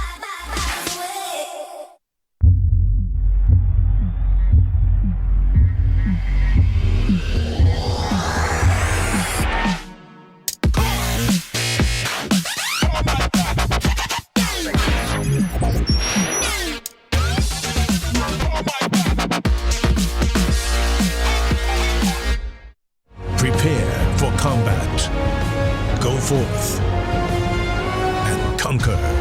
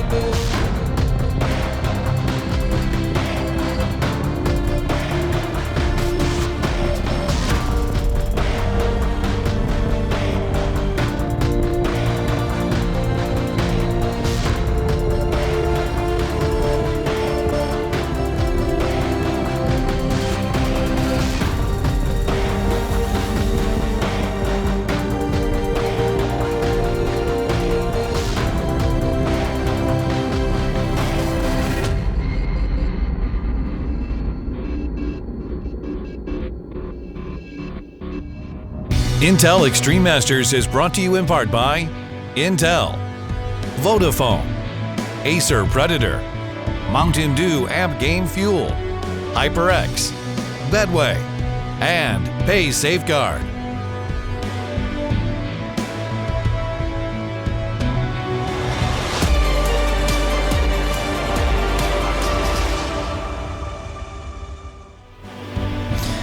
Hey everybody, and welcome back to IEM Katowice and the Vodafone pre-match. We are going to get our teeth into FaZe taking on Renegades, the first of the 1-0 matches to be kicked off here in the second round of the Swiss system at the Legend stage. How you feeling? Feeling good. We just had a couple of maps off to recuperate, enjoy all the CS. Just kicking back, watching get some food in us. Yeah. Watch some of the games. NRG having a rough time with Avant-Garde. MIBR having a rough time with Complexity. Nothing's easy at this point at this tournament here at the Major, which is really cool to see. Yeah, it is, because I think coming into this, a lot of people expected like MIBR to breeze through. Obviously, you have to take into account that this roster is new/old. Yeah, it's a weird thing. Weird thing. Yeah, it's a whole thing. FaZe are another team that coming into this, people had question marks. Adren's obviously in the roster now. They've got Yanko as their coach, and Nico is now IGLing. So there's a lot of question marks, a lot of answers that hopefully we're going to get given over the duration of this tournament. It's super interesting with FaZe because they have, as you said, Adren in there, and so that all of a sudden does create like where this team has had like a mixed nationalities. Obviously, it's one of like the hallmarks of this team. With Adren coming in, it is like a little bit of like a communication problems have been introduced into this team for the first time, because everyone before this has kind of pretty much made it work. We hadn't really been hearing any rumors about that. I know they've kind of struggled getting Adren, who's played the entirety of his career, in the CS region, in Kazakhstan and everything.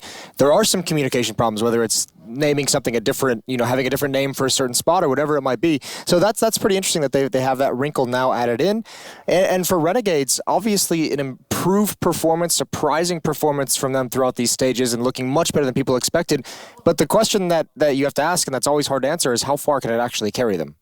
That's exactly the question that's going to be on a lot of people's minds. And I think this, not to say that they haven't been truly tested yet, but I think this is the biggest test that they're going to have to overcome. FaZe are no pushover. Even in their strange state of will they or won't they, this is still a team with a star-studded roster. Yep. It's full to the brim of talent, full to the brim of potential. So I think if Renegades can get a performance against FaZe, then no one can question how good these guys actually are. Yeah, you couldn't mess with that, could you, No. if Renegade's able to cause an upset here? That would be wild. I don't know. I'm starting to have a little bit more faith in this Renegades roster as time goes on, but I don't know if I'm ready to quite do that yet. Certainly, it would open my eyes. It'd be a revelation of sorts. I have a sneaking suspicion that this FaZe team is going to be so much better at this event than we've seen them in the past. Sure, and they pummeled Hellraisers. I think it was 16-4? Yeah, something Somewhere crazy. on that mark. Something crazy, yeah. And then Hellraisers went on to beat Ents, albeit on Dust 2, their best map. I'm still scratching my head over that one. But yeah, I mean, FaZe stomped them. There was no two ways about it. They beat them comfortably. So yeah, I mean, I'm alongside you. I think FaZe are a team to definitely look out for. Obviously, I think most people have them in their pick'ems. I also have Renegades in my pick'ems. So whatever happens here, I'm heartbroken. Yeah, but FaZe was one of the easy ones, right? FaZe was like, listen, no matter, how kind of, I guess almost like how rough they might look, no matter what complications they might have in the first couple games we see them, you still look at this roster and say, guys like Nico, Guardian, Olaf Meister, Rain, those four, and I mean certainly Adren as well, would be able to work through those issues and still qualify for the Major, no matter what obstacle is placed ahead of them. Those guys are too good, and Olaf Meister, I think he's still the last remaining streak of top 8s at a Major. Yes. He's been to every single one that he's attended, I believe. I believe so, yeah. I think he's the last one. So he is a relic of bygone years, but he's still very much a beast. I wouldn't say top of his game. I think he's not quite at that level at the moment, but you never know. I mean, we've seen Forrest make a return, so why not? Right. I mean, that's been crazy in its own right, that story around Forrest.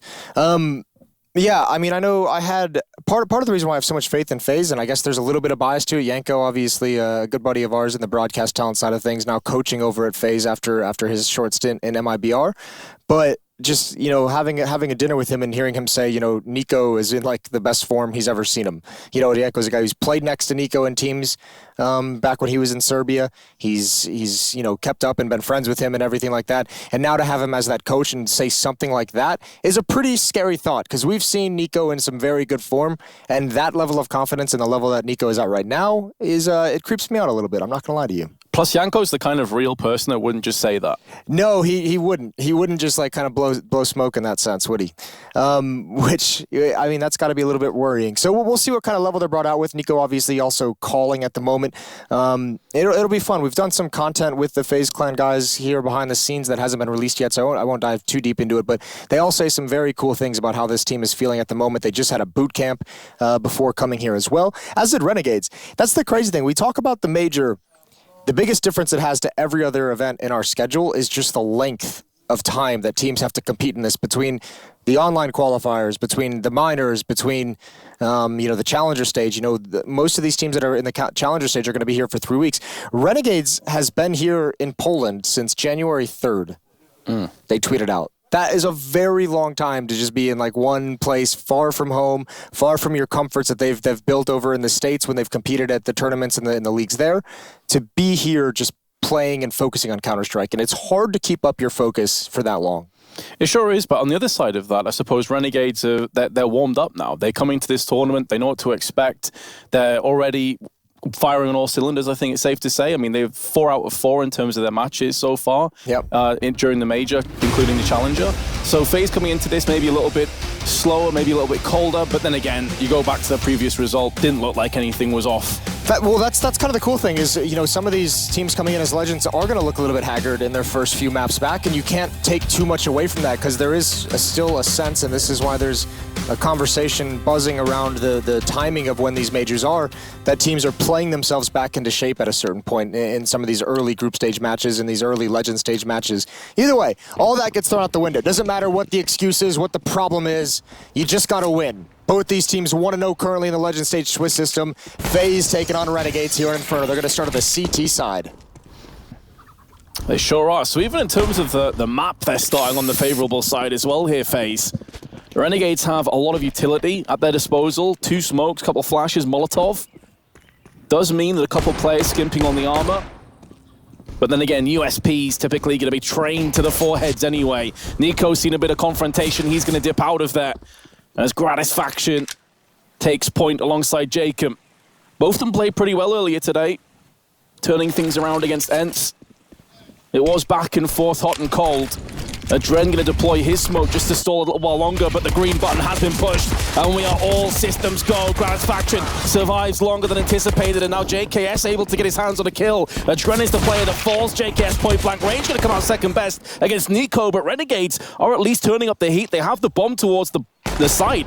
I don't think they've got it planted though. Lias came off the plant. He saw Rain. Rain pulled him off it. They know they need to get a couple more kills to be able to plant this bomb safely, but they're just being chipped away. Gratisfaction, he has to get aggressive in that scenario, puts him in an awkward fight, and there's Guardian for the final kill. FaZe gonna take that pistol.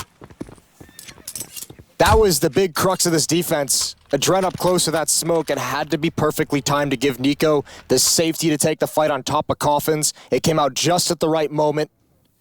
Nico able to survive a little bit longer than expected and getting his second kill as JKS comes through the smoke. It was touch and go for a few moments there because Renegades, Gratisfaction in particular, was just absorbing bullets. It seemed like he took about 10, 15 bullets in the end.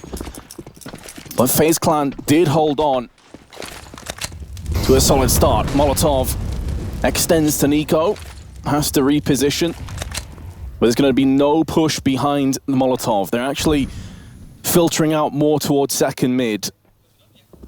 CZs and Deagles in place. There's still plenty of threat on the table for Renegades. Oh yeah, the utility as well. That's the big one. That's the big danger in these buys. Is you can actually run a full-blown strategy when you have these smokes and these flashbangs. Speaking of which, they're now being tossed in.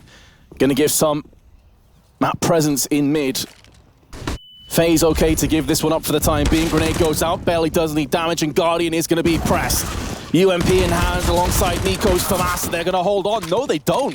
It's a 2-for-2 trade. That's going to favor Renegades because now they can wrap around and Adren's in real trouble. Very important he takes down Lias. Now he can focus attention towards the CT side.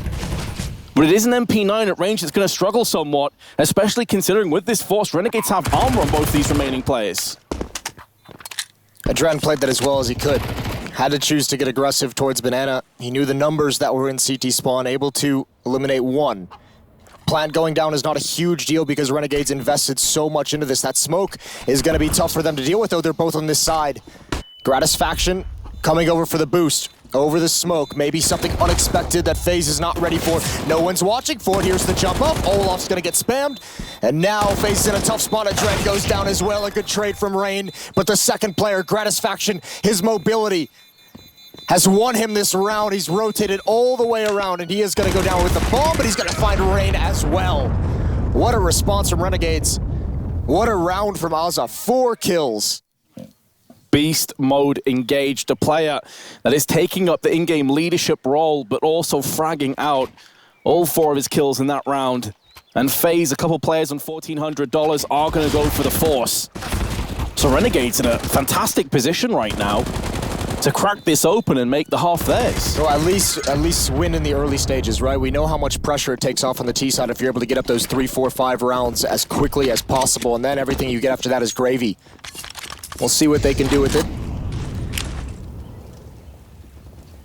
3-man stack at this B bomb site initially for FaZe. They're hoping for an aggressive take of top banana from Renegades, but it's not happening. Nico's got a pop flash out ready and waiting. It's only 1 player close enough though. And even Azza's gonna back off. Rain and Adren were ready to pounce on that opportunity, but 3 players still over in B, and Renegades are heading towards the A side. It's all Olaf Meister. There's not even the first. He gets the dink, but couldn't finish it off. The CZ has betrayed him and Guardian in the worst possible situation with that scout. Surely gonna get taken down from behind for free. Yeah, I think as he was trying to beeline it over to the other side of the map, save the scout with these pistols and armor, come back in the next round, but Liaz was a step ahead of him with his UMP, gonna get the spray in the backside, or maybe it was Azza actually, pardon me. Either way, the result is the same. Guardian is a goner. And no reason for Renegades to really trade out any of these guns. They've got 3 SMGs they can use in the next round. They can keep these 2 assault rifles. They're looking good. It's same for FaZe. There's no reason for them to kind of rotate over or try and make anything happen. You had a stack at the B bomb site, didn't pan out. It's not the worst thing in the world. Keep the weapons you have. The 2 flashbangs are valuable as well. We saw them set up a pop flash here at the B bomb site. They can do that again. And even if not, they can choose to save. And that armor is valuable. The flashbangs, if they still have them, would be valuable for the next round. That's $1,000 you don't have to put in. But certainly Renegades have at least taken control in the early stages. Impressive considering they conceded the pistol round. So right back in with authority, not going to invest anything behind these save pistols and armor. Olafmeister or Guardian going to tap out intelligently. Massive gulf in disparity between utility and firepower. Renegades surefire favorites to take a 3rd round for themselves. It's only Rain on the A side of the map. As they're gonna take some chip damage from the CZ, but he's okay to pull away. And he would have hurt at least 2 or 3 people over there shooting at him, so stands to reason they're just gonna push the A site now. Yeah, same exact round from both teams. This time there was a 4th player, Olaf, rotated over towards the speed bomb site as well. Adren jumps the gun a little bit early, gets blinded. Rain's gonna go down for free here. And that's the round essentially over. Good news for Renegades. Azza on that T ramp. He has trapped them in Banana, and he's going to have a chance here. Equally, FaZe will have a chance to try and get an AK-47 for the next round. They're toying with him. Good kill from Nico. That AK-47 is worth its weight in gold if he can keep it in his hands. And it's a tough idea for Renegades. Do you want to go try and chase this down? JKS is the only one going for it. He could add an extra weapon into the hands of Adren here if he goes down, but it is just an SMG. They want to upgrade to it anyway. Nico finds him, so that will be an extra SMG across to FaZe if they so choose. But they are going to stop him on the cross. Adren throws up the smoke just to bide some time. Very hungry to pick that SMG up. Nearly cost him his life, but going to hold on. No, that's actually a brilliant find. Not even necessarily just the SMG, but the Molotov as well is beautiful. Yep. That's money you do not have to spend, and Adren can even choose if he wants to play the economy game. He's been playing close up at that B bomb site with Nico far back, so that UMP can actually be put to good work if he's playing that close position. The Molotov, as I said, is a brilliant find as well. Plenty of utility to be able to hold off any kind of B attack. Money you don't have to spend. So not terrible, all things considered, for FaZe, but the gun rounds begin now. A lot of eyes going to be on the buying of FaZe. No AUGs at the moment, which is unusual at this particular time of Counter-Strike. Yeah, I mean, for Nico, it makes sense. He's probably the most outspoken person regarding He can't really the go back on that, can he? No, but he does have the AK, which is perfectly fine and reasonable. It's more Olofmeister that I'm looking towards, because he had enough money, and I believe some drop weapons were in play. But either way, cracking on into 5th round phase, finally with a full healthy buy with rifles. I say healthy, but actually 2 players are completely lack of grenades, only a smoke in the hands of Rain. So still weak and still vulnerable here, Moses. Got to be a pretty dangerous situation for FaZe. Oh, absolutely. They've used a lot of utility as well. Only 1 smoke left, that's on Rain. Nico and Adren at this B bomb site, they don't have a Molotov either. They have nothing they can drop in this choke point. That's 45 seconds left on the clock that they have to be cautious about Renegades doing a contact play in towards this site. Now we're starting to see the systematic use of utility by the Australian side to take Banana control, apply a little bit more pressure onto this site. This, you'd hope, if you're FaZe, this does not pull a rotation, and Guardian, he's just now budging. But Nico and Adren are going to tell him to stay. He's coming back now. Rain is getting aggressive for information. There's his last smoke used. And actually, Renegade's going to have to come through this. This could be massive for Rain. They're going to boost over it. He didn't spot the gun barrel. He has now, I believe. Maybe not, actually. Guardian's going to provide him some cover from the other side of mid. This could be a slaughter. Rain, what a good job he's done. Remains undetected. And a triple kill. What a difference it could have made if Azza had seen the barrel, but still Rain, take nothing away from him. Triple spray, winning the round. It was very close to just timing out, though, as well for Renegades. They're very slow in their approach.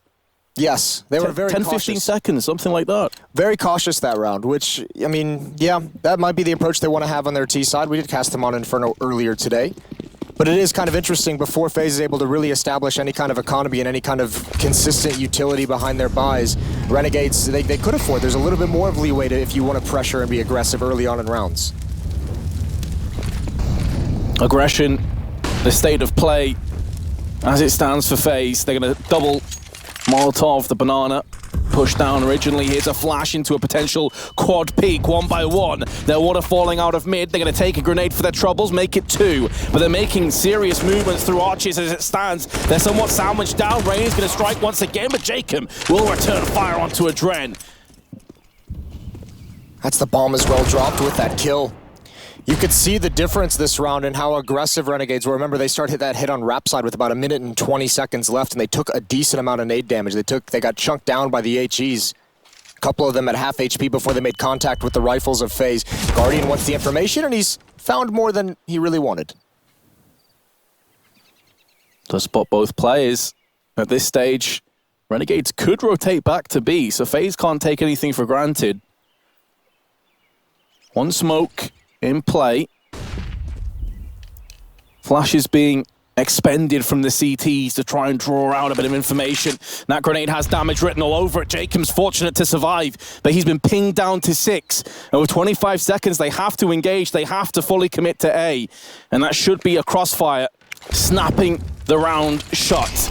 With FaZe drawing us even. Let's see if any entries can come by, though. That smoke very intelligently parts the ways. And how are Renegades getting these entries? It's down to Guardian. Spraying through the smoke does connect. And that should be the round done now. Jacob can't feasibly stop this. He cannot get to the bomb and plant in time. He's just going to try and save his AK.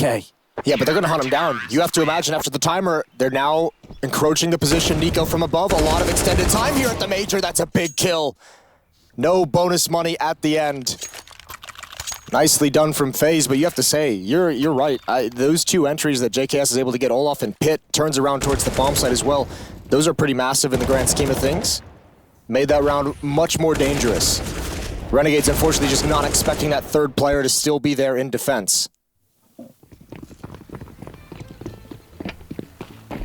So Renegades onto a save, and with Jacob at 1400, they're not exactly going to have a fantastic buy next round if they can't get the bomb planted. This is now FaZe's chance to leap forward on their CT side. We got to watch Kenny S earlier today with the AWP on Inferno, which is always a fun and impressive player to keep your eyes on. Now we have Guardian. We've got gifted with 2 of the best oppers in global offensive history. And of course, we also had Simple with an AWP a few rounds with Na'Vi, so we've been blessed today. How did I mess that one up? 3 of the best AWPers. Varying degrees of success, I think it's safe to say. Kenny did get somewhat countered by Na'Vi. Let's see if Guardian can shine. Gratisfaction will be his opposite number once the money's in play, but we did see on the T side, Gratisfaction didn't really get the AWP many times against Ents. Yeah, he stuck with an AK-47, which is fair play. Wasn't bad whatsoever. That sounded worse than it actually is. Exactly, 2 health. You could see Olafmeister almost freak out a little bit there when the dink came through. That's a tag through the wall. That's a clean kill, and that's a clean slaughter. Another triple kill for Rain. I think it was a dink with a Glock partially through the wall, hence the 2 damage. It really is a pea shooter against armor. He was probably so confused when he looked at his health after being dinked and he was at 98. It's like, what the hell? Well, as you mentioned, dying after the round timer went was Jacob, and that's a little bit punishing. He does have AK and full armor. No utility, though. That's where he's missing out. Now we have an AUG for FaZe. That's going to be on Olaf, so he's picked it up. Not a great start for him, though. He's 004. Can quickly turn that around. Nico's had this AK what seems like forever. At least 3 or 4 rounds. But here's the play with a flashbang. Adren completely blinded. I believe there's a counter flash. Tossed in from the terrorist. Lias is going to double up with 2. And they're just going to make a straight up run to B. They're still going to have to check all their angles. There could be a third play over here as far as they're concerned, but soon they're going to find out that's not the case. And this is going to be a very tough retake for FaZe. That's the second time we've seen Adren turn the corner just before a flashbang goes off, so he's mistiming those peaks a little bit, and it's actually ended up costing him his life a couple times. As he's being blinded by what looks, I believe, to be his own teammate's flash.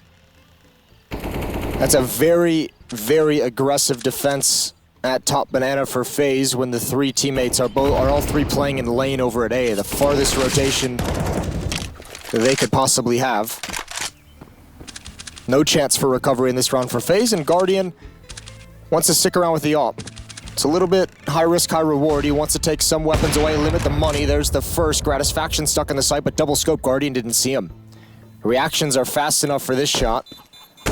But Gratisfaction's going to go for the duel, and now Guardian just has to hide. Gratisfaction needs to be content with what he's done. Olaf trying to get a couple kills on the exit as well. It's not going to happen as JKS hides, and no reason to chase that down. All tied up at 4. You know, we kind of touched on Guardian there. I wonder, Moses, how many majors does he have left in him? He's been around for quite some time. Yeah, I imagine he would like to win one. Go out on a high note. That might be the one thing in his career on Global Offensive that he hasn't been able to accomplish is that major. He's been stopped twice in the grand finals. First at Cluj-Napoca. That was to the French side. I believe that was Envious at the time. And then later on at MLG Columbus, when the Brazilian core won their first major as Luminosity. Of course, the second major of the year has been announced, so I wonder if he'll be around for that one if they're not successful here. I have to think he will be. Especially now they've got a trend, could breathe new life into this roster alongside Yanko. That Adren one will be interesting to follow because he's not this is him as a stand-in is his like official designation. So I think that, you know, it is almost like a trial period. See how it goes, see how he fits into the team, see how he plays and progresses. And you can kind of decide after the major, because we all know when the major ends, there's usually a pretty decent amount of roster swapping and roster mania. Oh, yeah. Oh, yes. I'm sure there's going to be plenty. But in the here and now, FaZe drawing 4-4 against the boys. Renegade's going to have all 5 players over on the mid side of the map. Guardian looking tight left from his perspective towards second mid, but he's not too sure if there's a player in Boiler, and he doesn't really have any backup either from the rest of his teammates, so he has to be very careful. It's good utility usage, though, from Guardian. His teammates calling the utility flying over the roofs, and he drops it to delay the mid portion of this attack, and it's extremely delayed. They do have pit control. They haven't been able to find any entries into the bomb site. Guardian has found one, but JKS counteracts. Headshot delivered with the AK. Rain up close and Boiler gonna get the better of Azza, who turned it back. Unfortunate timing for Renegades. And although they have pit control, they haven't made the trek across to the site yet. So now Rain is using these smokes to his advantage. Finally, Gratisfaction gets the upper hand, looking to spray across the site. Olofmeister is going to break his deadlock by picking up a kill. And sub 30 seconds remain. Renegades still need to find a way onto the site. They still haven't got this bomb planted. And JKS, who's been in pit for quite some time now, has to try and pull off a 1v3 clutch. But with the bomb in such a precarious position, there's no reason for FaZe to move. There's the first, though. Now they may be forced out into the open. JKS going in for a second, but there is the man in question, Adren. The stand-in gets his second of the round, and FaZe their fifth. That's nicely done from Renegades, and I have to go back to Guardian because, yeah, he only gets one kill and then is traded out pretty much immediately, but that utility usage that busted up this attack that did not allow Renegades to make that coordinated, that was actually huge.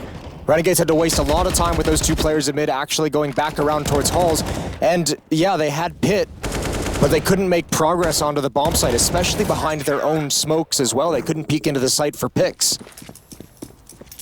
So the readjustment, the relocation is actually their undoing, and all that's caused by the utility from Guardian.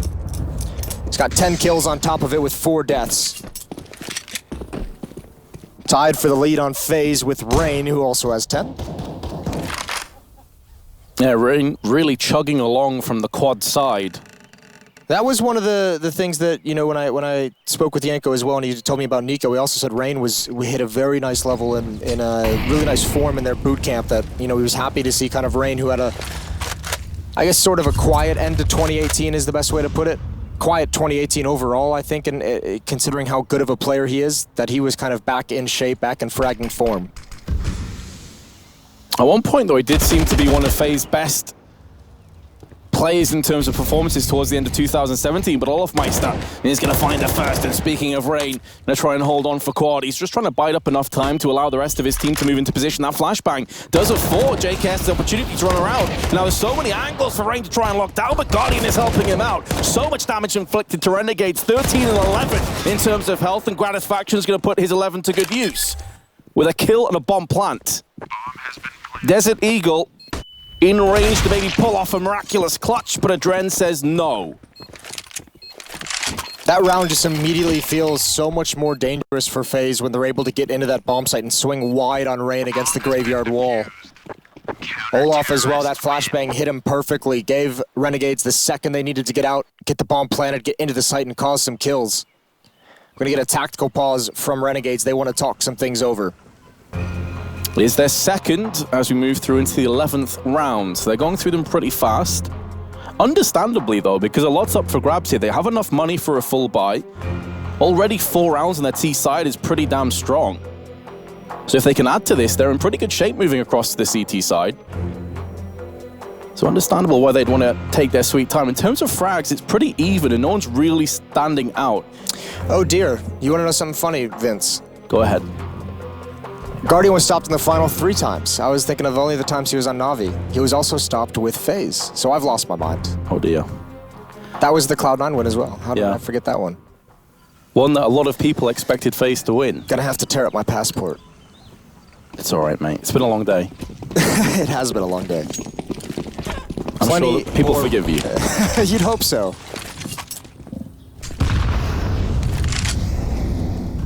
Some chip damage to the bottom of Banana T steps.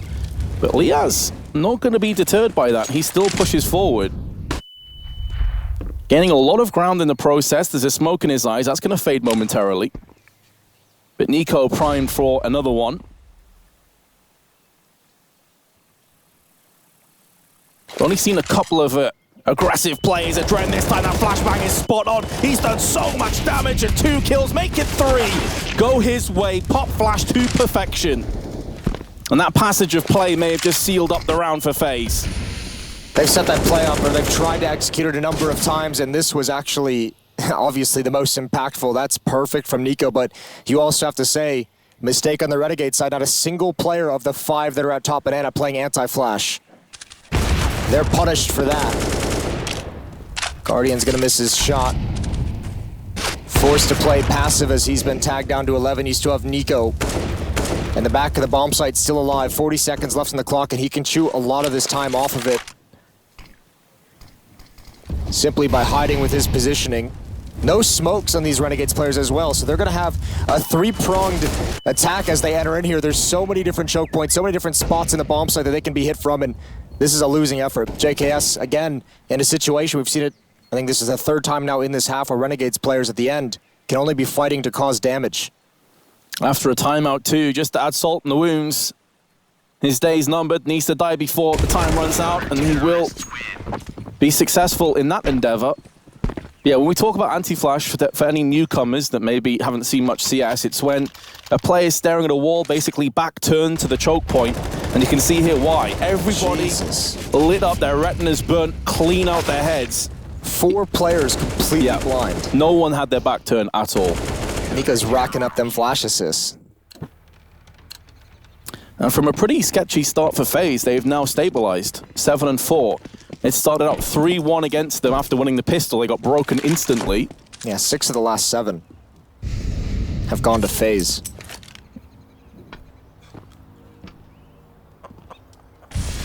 Couple smokes to play with for Renegades, but it's full CZ with a Desert Eagle. And Renegades have actually chosen strategically to stop kind of spreading across the map. Early on in this half, when they got that 4 rounds, and even a couple after that, they were sending at least 1, maybe 2 people up Banana, at least to have some kind of a presence. These past few rounds from Renegades have been, you know, everyone grouped up towards A, everyone grouped up towards B, and you're kind of just patiently waiting to hit a bomb site. Guardian flashed back, does take a shot. They haven't seen this bait and switch.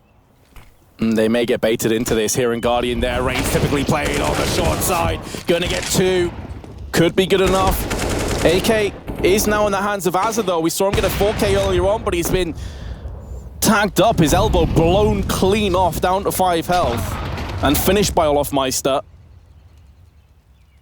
Now Liaz, who didn't follow his in-game leader, is in app. So no comfortable weapon for him to pick up and use against the CTs. He's going to have to rip through with a CZ. And the bomb's also in a horrible spot for him. So, again, Renegade's really just playing to do some damage, not necessarily to win the round at this stage. Olaf hears this as well. Walking into the crosshair, an easy one for Olaf, who had a double kill. The nade earlier on rap side to clean up Guardian's handiwork. Starting to look much, much better for FaZe. 8-4 now. The Renegade side of thing, there's really not a whole lot of fragging production going on. Azza has 8. And remember, he's also the in-game leader who we saw really struggle earlier today on this map in the first half.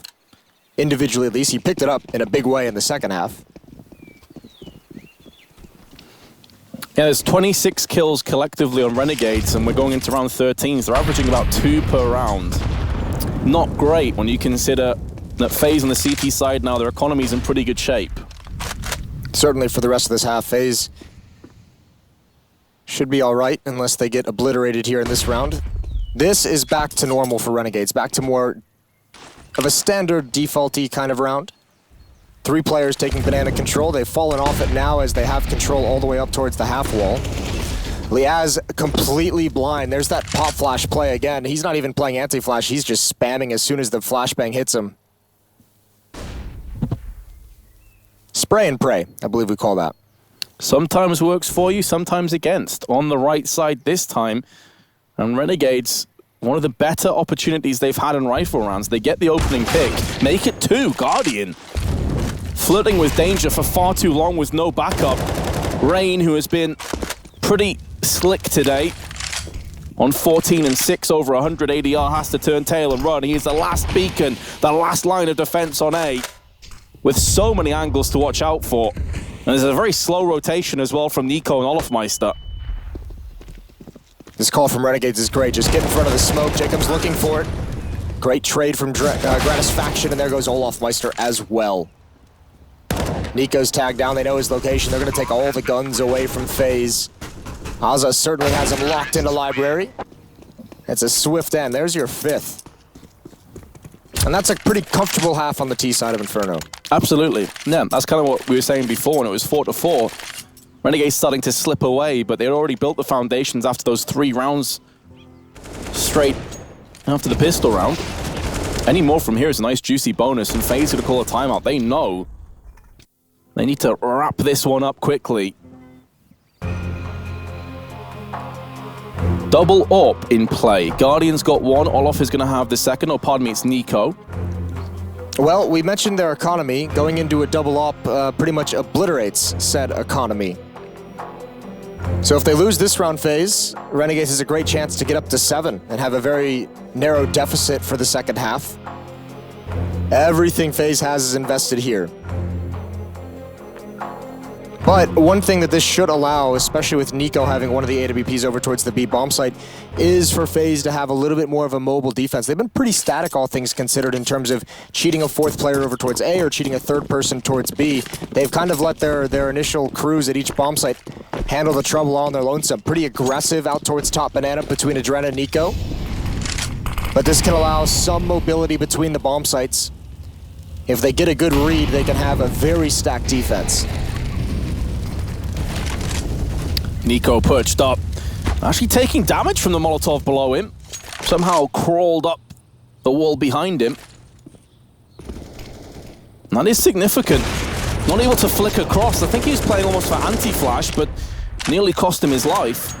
Again, that might be a small miscommunication. I remember Adrena's the stand-in, the newest member. That smoke came in real late. It actually plumed like 3-4 seconds after the previous one had faded, which is why I think Nico was a little bit surprised by that kind of a contact peek right through it.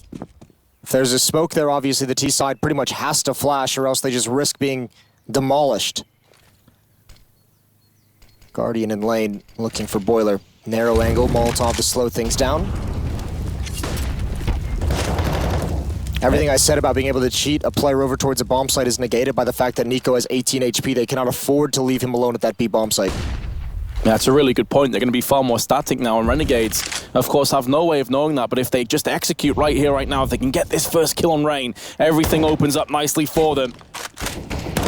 He's not going to fully commit, though. Backs away. Because there's only 25 seconds left, Renegades are out of options. They've got to be quick. They've got to be concise with their commitment.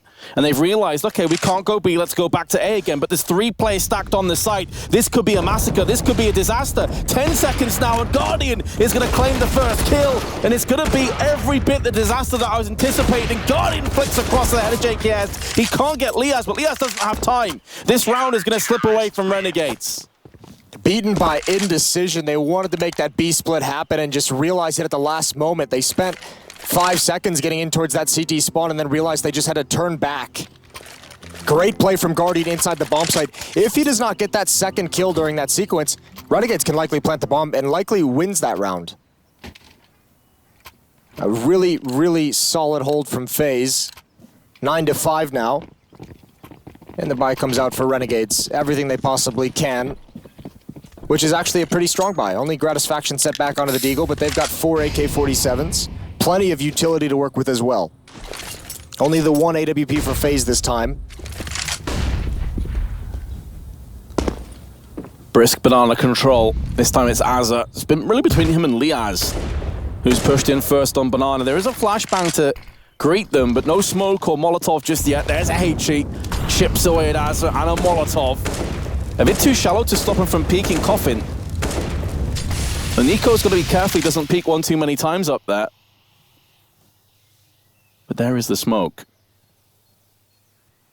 And Renegades in turn react with rotating the bomb back on the T steps, moving up mid now.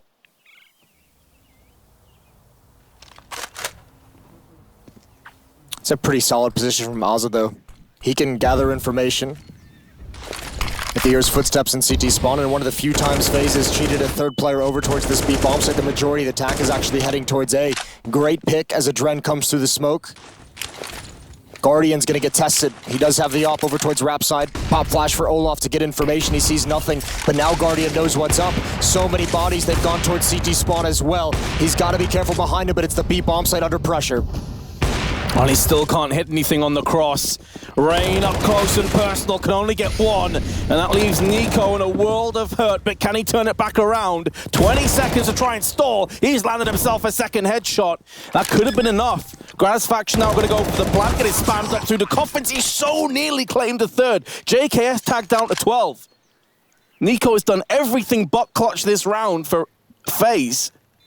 And Olaf needs to finish off what he started. Going to make some noise by dropping the UMP, but of course wants the superior AK-47. JKS is a tagged up player on new box. It's really about Gratifaction's positioning now. He is the linchpin. He is the key. JKS likely going to go down, and Gratiffaction gets him on the cross. 9-6 to FaZe Clan. Really nice play from Renegades in that T-side to eventually figure things out and grind a couple rounds right at the end. FaZe is being led by Rain at 16, but Renegades have a phenomenal offense, and now we're going to switch things over. We're going to return from the break, and we'll find out who takes this map.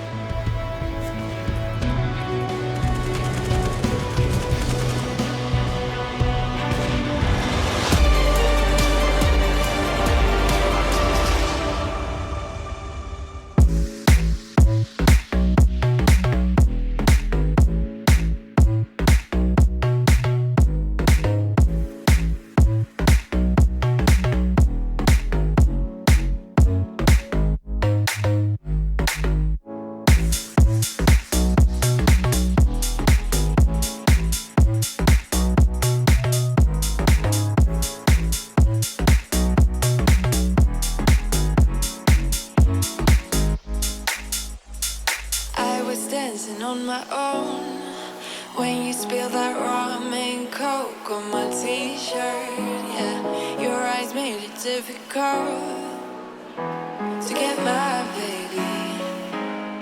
And the next thing I knew, we were so ready to give in, skin to skin on that baseline. Ooh, you give me that high pitch feel, baby.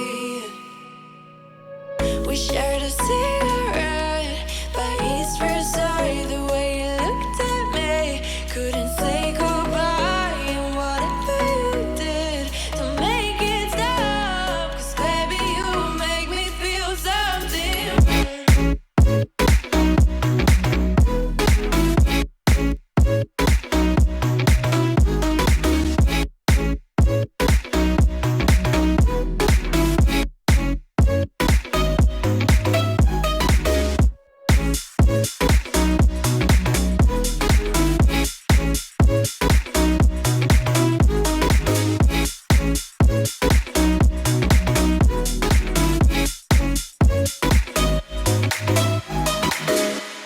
And the next thing I knew, we were so ready to give in, skin to skin on that baseline. Ooh, you give me that high pitch feel, baby. We shared a cigarette by East Versailles. The way you looked at me, couldn't say goodbye. And whatever you did to make it stop, 'cause baby, you make me feel something.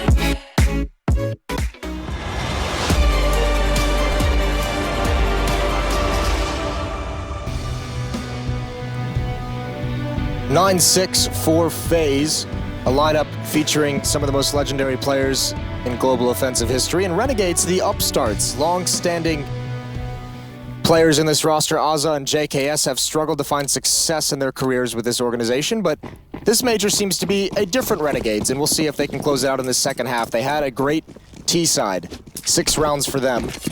Oh, and they're gonna get aggressive. This is bold, pushing down mid. Well, give him credit for the aggression.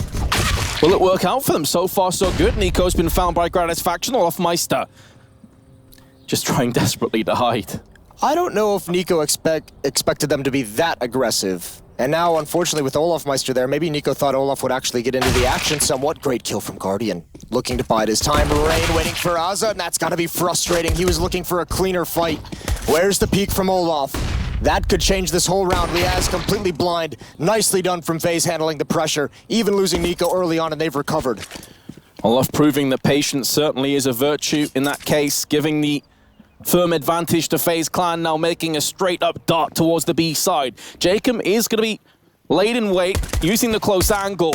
Does a bit of chip damage to both the Dren and Olafmeister, but it's been smoked out. Gonna look for the boost, but they've already read it. Olafmeister perforates the smoke, pierces into the head of JKS, and FaZe Clan pick up both pistols. Nicely done from Guardian, 2 kills early on.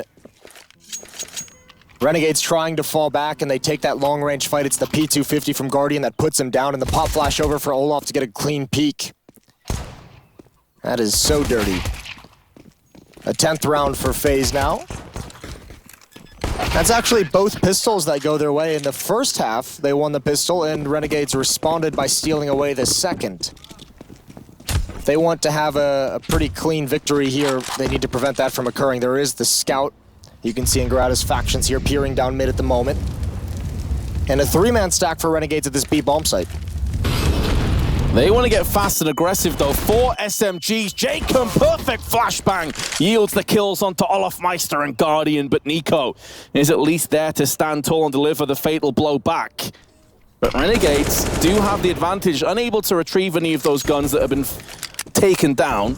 That was a really cool setup from Renegades at the B bomb site. One player getting ready to peek down. They actually had a second player we saw from that POV throwing a nade deep in towards Banana, and they had a third player inside the site who threw a flashbang. That's why you saw both nade damage coming out, obscuring vision, and a flashbang as the extra cherry on top.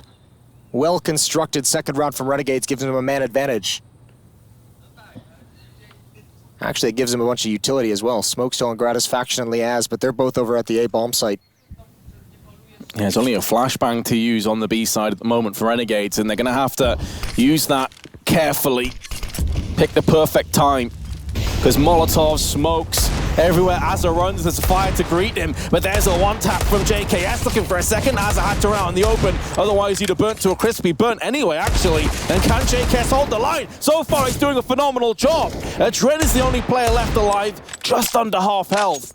And he has to try and run back towards the A side, but Liaz is waiting here. It's only a matter of time, and Renegades have done it again. Lightning has struck twice. Oh dear, that is going to be tough to swallow for FaZe. That'll be something they look at, win or lose this map. How they approach these second rounds, but Renegades have certainly shocked them here. That's a stellar shot from Renegades, but the real damage is done by Jacob getting aggressive with that CZ at the half wall. This is a beautiful hole. JKS as well, never overextending, and they never got close enough to really put him under pressure. And yeah, not the worst thing in the world. Tactical timeout. Calm your team down, as you could see YNK gesturing with his hands. He's a hand talker when he's a coach. Can be pretty animated too. Very matter of fact, very direct and to the point. It's one of the reasons we love him so much. For better or worse? Yes. As a coach, it's typically what I think you need, though. I mean, I've heard in-game leaders talk about this. I've heard Sean Gares talk about this, that certain players react in different ways. You can be very straightforward with some players. They can take it on the chin. Others, you have to be a little bit more careful with, a bit more delicate with. Yes. In terms of FaZe, I'm not entirely sure who would be who. They all strike me as people who would, you know, you can be pretty direct with. A lot of experience as well. I mean, there's not a whole lot that Yenko likely needs to say. It's probably mostly just reminding. Most players as well understand and realize very quickly when they've made a mistake. Nico taking a tough battle with a P250 through the smoke, obviously, against the Fama's going to come out of the losing end. Here we go, though. 3 players close up towards Halls. This might be quicker. Oh, the missed flashbang. Liaz still backs away. There's no one in pit, but that flash wouldn't have gotten him either way. He handles this nicely. A very deep defense into the bomb site, and even if that flash was where it was designed to be, would have been tough for FaZe to get into that site either way. Yeah, it wouldn't have made much difference. It obviously looks quite awkward, but Liaz had them dead to rights anyway. And Nico, just an SMG to his name, and a Mach 10, so one of the weakest SMGs against armor. Especially when there's head armor across the board on Renegades. If he can get a kill, it would be a nice, juicy bit of money in his back pocket. Would force Renegades, of course, to replenish, but it's not going to happen.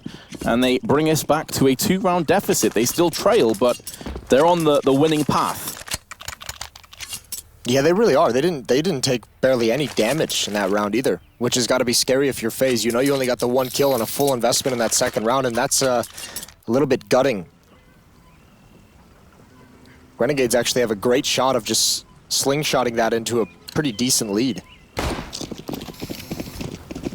This T side can be so difficult. We'll see what FaZe brings out. At times in the past, they have kind of gotten stuck on their offense. It's been a little sketchy watching it. And this, of course, is going to be the side where Oh, that nade does chip away a few players. But this is the side where we're really going to see Nico's in-game leadership. Oh, the second nade follows it up, Rain 1 HP. But Janko and Nico, this is where we're going to see what kind of tactics they have in play when they're up against the wall. Maybe not this one, it's just Glocks and a flashbang, but more the rifle rounds. CT side, you can wing it a lot easier. It's the T side where you have to start creating plays, set plays, executes, these sorts of things. Especially when you drop that second round and then don't do damage in the third. Now you realize as well that first gun round that comes out in the next round is going to be against the Molotovs and the smokes. Ozza completely blind, but with the help of those nades from earlier, he just gets to tap away at Rain, who I think was the lowest HP on like 1. Yeah, he had exactly 1 HP. And the rest just kind of falls into place, Moses. It's pretty straightforward. They do at least get a kill on Gratisfaction, which when you consider the flashbang, not too bad, I guess, but... And you consider more than likely, I would imagine he's going to upgrade to the AWP, so he's probably going to change his weapons out anyways. Yep.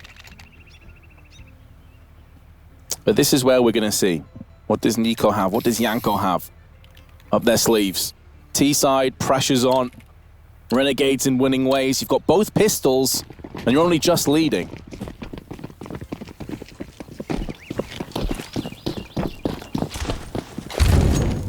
Here we go. First glimpse of Renegades with the AKs. Gratisfaction, here's some footsteps, gonna back off. Valuable weapon, doesn't want to lose it. They're up mid so quick. They're up mid so fast, and Gratisfaction has to take a pretty passive angle. Great mid control established. FaZe caught them at an awkward timing. We're only 2 players here to defend. They knew a third was gonna come back and rotate, but they didn't want to take the fights until that point. JKS as well pushed out of the B bomb site, jump spotting over the half wall, so he's got the information. 4 players to defend with 1 in CT spawn. But after getting all this mid control, they're starting to back away slowly. They still have players that are clumping up in apps. Now they're starting to make inroads through mid. They've got the bomb in the hands of Nico. Has to be very careful he doesn't get picked off. That could outright lose him the round if he drops the bomb in a horrible spot here.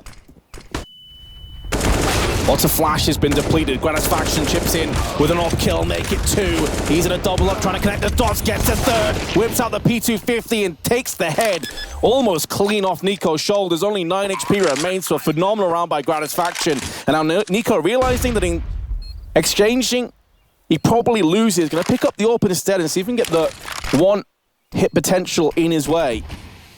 Gonna peek back again. There is a smoke though. It's gonna make it that much harder. But now they're starting to peek round. This is why he's picked up the AWP. Can Nico pull off a huge clutch? It'll be heartbreaking for the Renegades after the start they had in this round, but he goes down. I think maybe his barrel stuck through the smoke and betrayed him. But either way, JKS is gonna get the defuse and Renegades will tie us up 10 apiece. Yeah, it would be interesting to see that from JKS's POV if he saw something inside the smoke or if he just took a random spam. Maybe taking a guess that Nico was gonna get tricky. Pretty solid first round for FaZe, 4 kills and the plant. They can buy in this if they want, they're right on the edge. Solid retake, but a beautiful round from Gratisfaction in the site. Finding all of his kills, all of his 1v1s, that dink on Nico as well. You're exactly right, switching out to the AWP was pretty much the only chance he had. He just barely spotted the head over the top of the smoke as it started to fade. Unlucky for Nico, but we're all tied up at 10-10. Lucky for us, as this remains a close affair down the stretch. It certainly does, but I think now it starts to favor Renegades. I mean, FaZe Clan, they've had a timeout. They've tried to rummage together an idea. It didn't work out for them. They've won both pistols.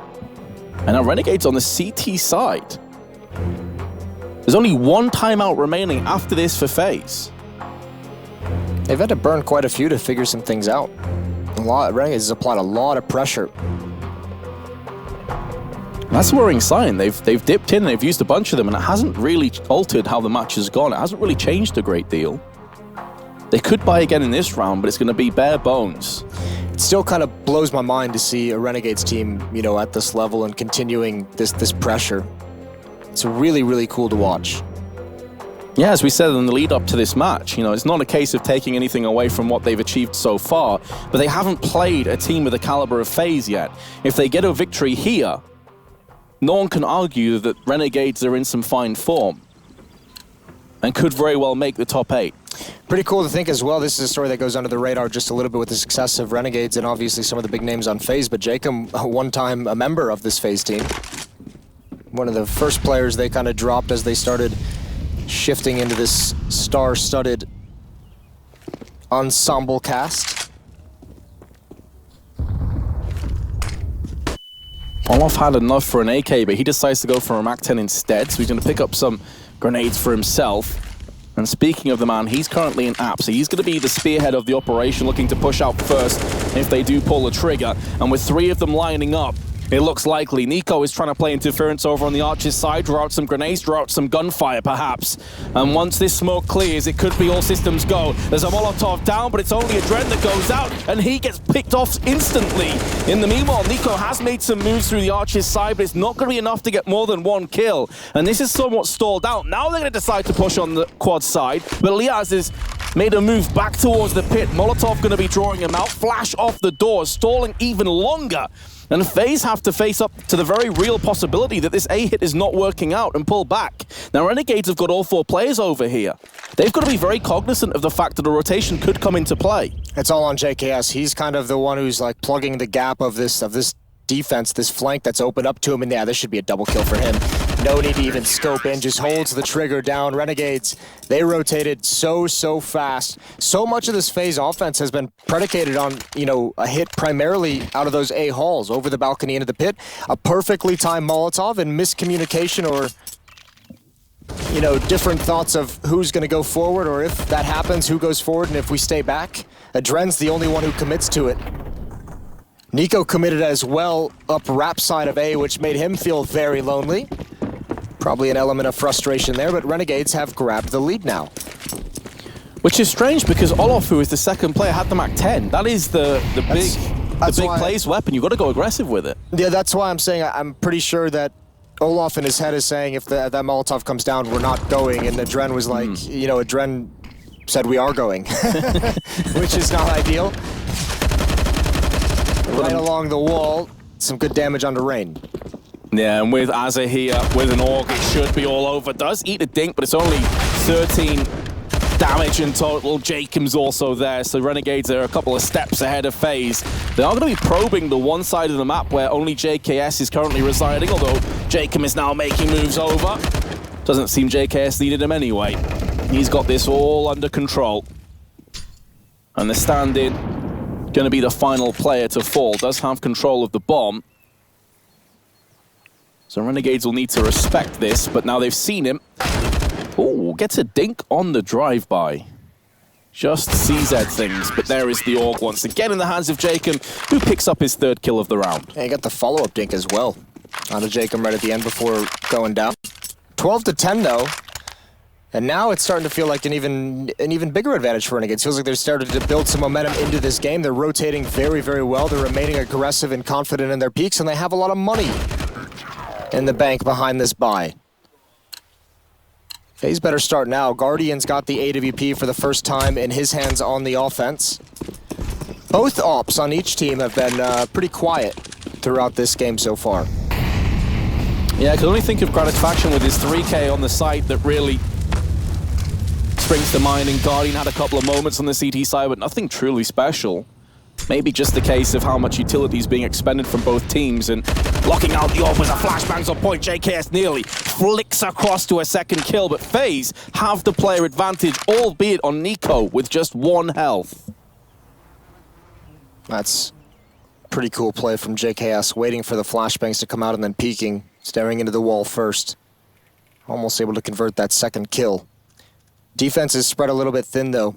Liaz in pit, Gratisfaction wrap side, Azza over at the A bomb site. There's the nade kill, that 1 HP. And it's a 3-on-3 now. Still ops in play for both teams. And FaZe gonna start marching up Banana, letting Guardian with the bomb lead the way. No, that's awkward. Guardian spotted before he was ready for it. The bomb sighted as well.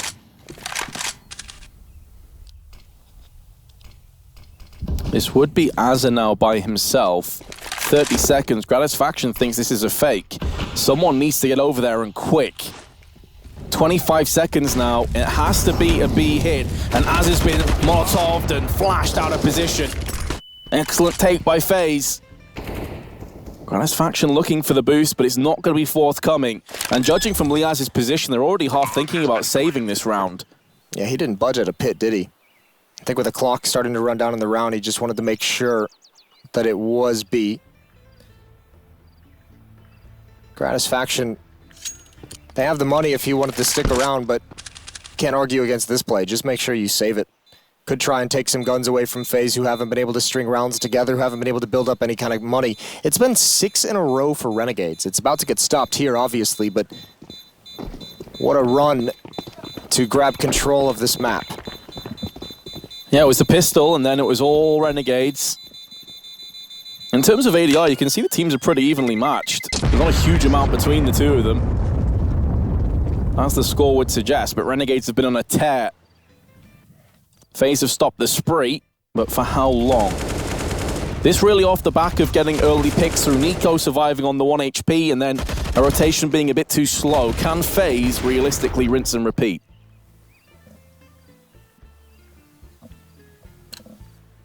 Now Nico's going to have the AWP. Is this based off spawn, I wonder? Because Guardians had it up until this point. Yes, it is. Nico has the best spawn for mid or banana.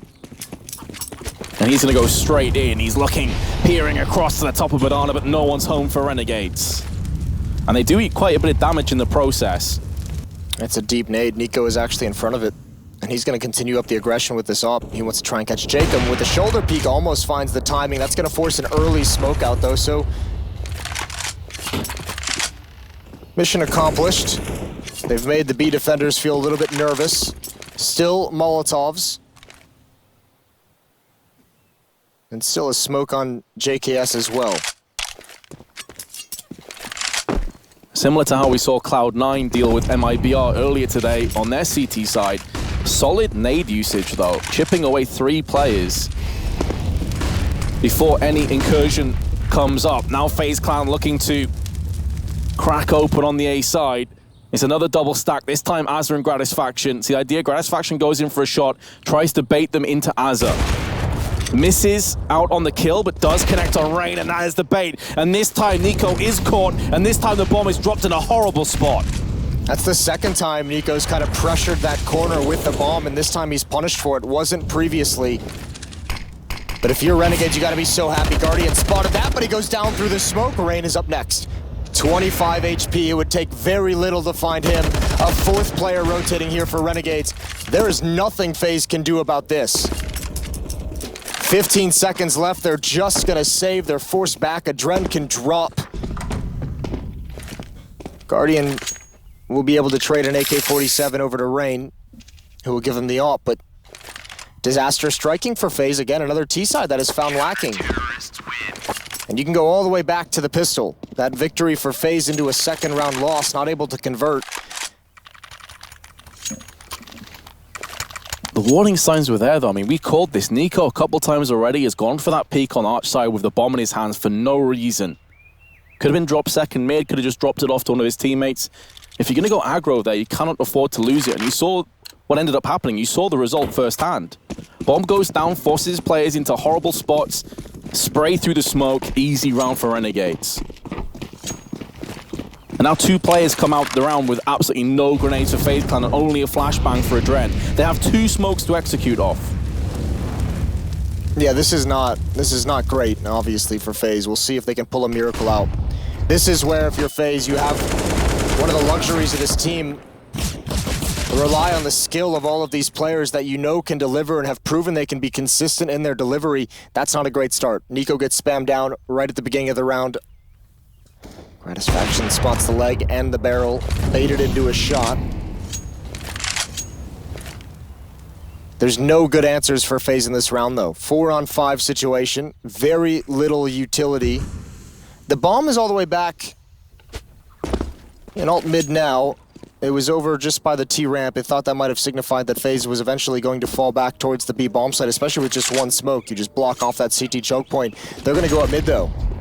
They're gonna go head to head with the 4 defenders that are here, and I cannot see this going well for FaZe. Definitely not, considering they've got a 1 flash, 1 molly, 1 smoke, 1 HE. What realistically can they pull off? They're gonna need some big entries. Maybe Guardian is the man to deliver. There's so many counter utilities, so many flashbangs on Renegade side to just delay and continually have information of where FaZe is located on the map. FaZe can find no openings.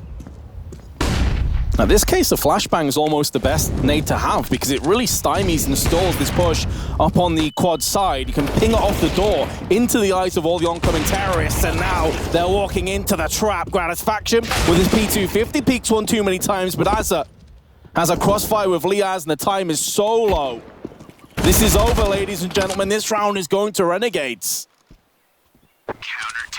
All Guardian can do is pull back with his tail between his legs and save the AWP. And it's so tough because you have to rely on Guardian with the AWP to find a pick to really punish a mistake from Renegades because they don't have the utility to force those mistakes out. And Renegades just playing mistake-free fundamental Counter-Strike. They're trusting in the crossfire setups they have. They're not overextending and trying to do too much. They're just waiting for FaZe to walk right into the exact location they want. Gotta say, this is masterfully played by Renegades. It's not just a case of FaZe being a bit flat, but Renegades have performed very well today. 4 Orgs, as you'd expect, alongside the AWP. FaZe playing for ultimately overtime. Only the 1 AWP saved for Guardian, alongside a Desert Eagle and a P250. No grenades. You can't even blame them. What are you supposed to, I mean, what can you buy with the money that you have in hand? And you could see Nico there in the cam starting to chat and discuss a round where they don't really have anything to fight for. So take your time, discuss how you're going to make this through-round comeback. Remember, they only have 1 timeout as well. So you imagine they want to hold on to that for as long as possible. And yeah, their backs are against the wall in this. They have to win 4 straight. Probably setting up a plan and talking to each other, and Nico's asking everyone for where they think they can exploit some kind of the defense, and that's a tough question to answer because FaZe, they haven't figured it out yet. None of them have. They have to win 4 straight, and they've only won 2 on this half, and 1 was the pistol round. So this is asking a huge amount of FaZe. But when you put it like that, Vince, it doesn't sound good at all. It certainly doesn't, Moses. I am not holding my breath for this comeback, let's put it that way. Meanwhile, Renegades could not be in better shape. 30 seconds left, Olaf Meister's been found and fragged. Azza able to drill him between the eyes. Guardian, everything rests off him. If they're going to get anything out of this, it has to come through his hands. Adren's been thinned out. There's the frag onto Gratisfaction. More pressure now applied. Liaz though off the site. It's going to do damage while Rain comes in with the Glock. No, Azza. I was about to say, surely you don't get Glock bursted down. And Azza, in amongst the frenzy, actually picks himself up a handy ace. Yeah, it was a sneaky ace, really. It crept up on you. I thought Liaz got a couple kills there, but I think Azza finished them off. 26 and 18 with 90 ADR from the IGL. That's a big-time performance from Azza. That quick kill on the Guardian as well might have saved it, even almost, as you said, taken down by the burst. Well, Renegades, 4 chances to close this out in regulation. Led by Azza, the in-game leader. A guy with so much potential that for years, him and JKS have been the 2 that have been predicted to be the leaders of the Australian Counter-Strike team moving forward. He's certainly delivering here at the majors so far, and definitely in this single map. Gratisfaction, the New Zealander, will pull back after having a quick fire crack on mid.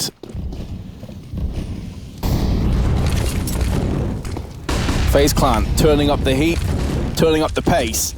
Molotovs and flashbangs being distributed. It's going to be a wraparound on the arch side. Liaz isn't able to do anything, and neither is Azza. This is much better from FaZe Clan, looking far more clinical in the dying embers of this map.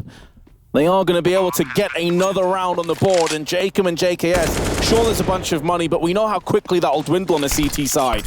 They're just going to try and tap out the round and see if they can hold on to these guns. And there's no reason for FaZe to chase. Yeah, you want to take all the weapons away, force them to reinvest, but you don't have a lot of money yourself. I mean, they're still valuable weapons. Rebuying them in the next round will really limit the economy. You can't imagine FaZe is going to get too many easy, clean rounds in this fashion for the rest of this game. 12-15 now as FaZe close the gap just a little bit. Finally, 3 more chances for Renegades. Off the back of hyper-aggression, though, I do wonder if Renegades will be able to plug that gap. I'm not saying that it was a gimmicky round from FaZe, but I don't think it's one they're going to be able to repeat time and time again. No, I think there's going to be a couple more bodies on that rap side, aren't there? They're going to be a little bit more wary when FaZe starts taking that mid control. So for as healthy as the money was looking, it's now only JKS that sat on a chunk of change at 8K. Everyone else, apart from Gratisfaction, 1.5K or lower. Such is the CT side. But it may not end up mattering if they claim this match point right here, right now. This time, for the first time in a long time, it's FaZe who come out on top of the early utility exchange. Guardian's got to be careful. Oh, nice pop flash over to give him the angle. Thought he might just go for it heads up. Gratisfaction. This is bold. Young player. Is he making a mistake? He is. He's going up against Guardian, a grizzled veteran. 15-12. And Gratisfaction gives one up. One of the worst times to give a life away for free as well, when FaZe are breathing down your necks. Heavy investment weapon has been neutralized. Rain looking to make moves up in mid, taking point for his team, looking for some entries. Azza in the meanwhile, head and shoulders above anybody else on the server in terms of frags, maybe called upon to deliver once again, using the pillar of quad as his sanctuary. If he peeks out, he'll have a free kill on Rain. I say that, nearly whiffs out on it, and that's going to cost him his life. Could have maybe spun across for a second if he didn't take so many bullets to take down the first. FaZe actually faked the fallback. They actually ran halfway down mid and walked back, and you could see it pulled the players out of rotation. JKS kind of started hiking over towards CT spawn. Now they're very nervous by the presence. It's going to be the B-bomb site. It's all on Jacob. But the clock is Renegade's ally. Can he delay them long enough? He's completely blind, drops in towards first oranges, gets the first, but not the follow-up. Liaz and JKS can't go for this. The round is lost. And they're just going to back away towards alt mid. Their money now is running low on the CT side. This next round will be a full investment. And if they can't win it and can't save any weapons, then FaZe should have a big advantage down the stretch. Well, it took them, what, 12 rounds, 11 rounds to figure it out, but FaZe seem to have at least got something going for them now. I guess better late than never. But yeah, it has been labored to say the least. JKS fortunately has missed the money bags right now for Renegades. Plenty of finances, especially with the saved Orc. He's going to have $10,050 to be precise, so he can drop a couple weapons across. Could even drop Gratisfaction and Orb. And of course, speaking of Gratisfaction, this really came off the back of him getting picked, peeking one too many times, being far too aggressive on Banana. That'll be one, certainly, when he watches it back. I imagine Kassad made a mental note and says, we're going to revisit that round, have a little chat with the young man. Certainly, in the heat of the moment, with all the pressure and everything that, this major brings, it's kind of hard to stop yourself at times. I will give him credit, though. A lot of people, when under pressure, will go into their shell. It's good to see him still come out aggressively. That bodes pretty well. Yeah, I think you're right. I think you'd rather fix too aggressive than too timid. Yeah. Right? I feel like too aggressive can be kind of honed in a little bit better with a bit of leadership, with a coach behind you like Kassad. But we'll have to wait and see, because Renegades have 2 more match points. FaZe have already halved it. They were 15-11 behind at one stage. But if Renegades were to concede this round and not save weapons, they would be in real trouble. Oh, Jacob fighting in the flames as well, into the waiting arms of Nico. He's gotten that pick a couple of times. He seems to really, really enjoy that fight. He's lost it once or twice, but this time comes out on top. Gives up a lot of HP to do it, but he'll be happy with the result. Still 3 players over at A, though they haven't rotated anyone to back up JKS, who, with that smoke down, still gets a lot of information, still has a great perch. Yeah, it's especially brutal as I think Jacob had a bunch of grenades. So that's grenades that are now flushed down the toilet. They can't use them any longer. Gratisfaction going to back away, can hear footsteps. A lot of damage has been inflicted on the oncoming terrorists, though. Rain, Guardian, Nico, all feeling the effects. Nico more than the others. Nico's the big one. It seems like he's been the guy who's been more than willing to take a couple of the entry fights or the first fights to gain new map control. 22-17 for the all-star Bosnian. ready to smoke towards that B bomb site. One is JKS's reaction, a little bit blind. He has a smoke, no Molotov.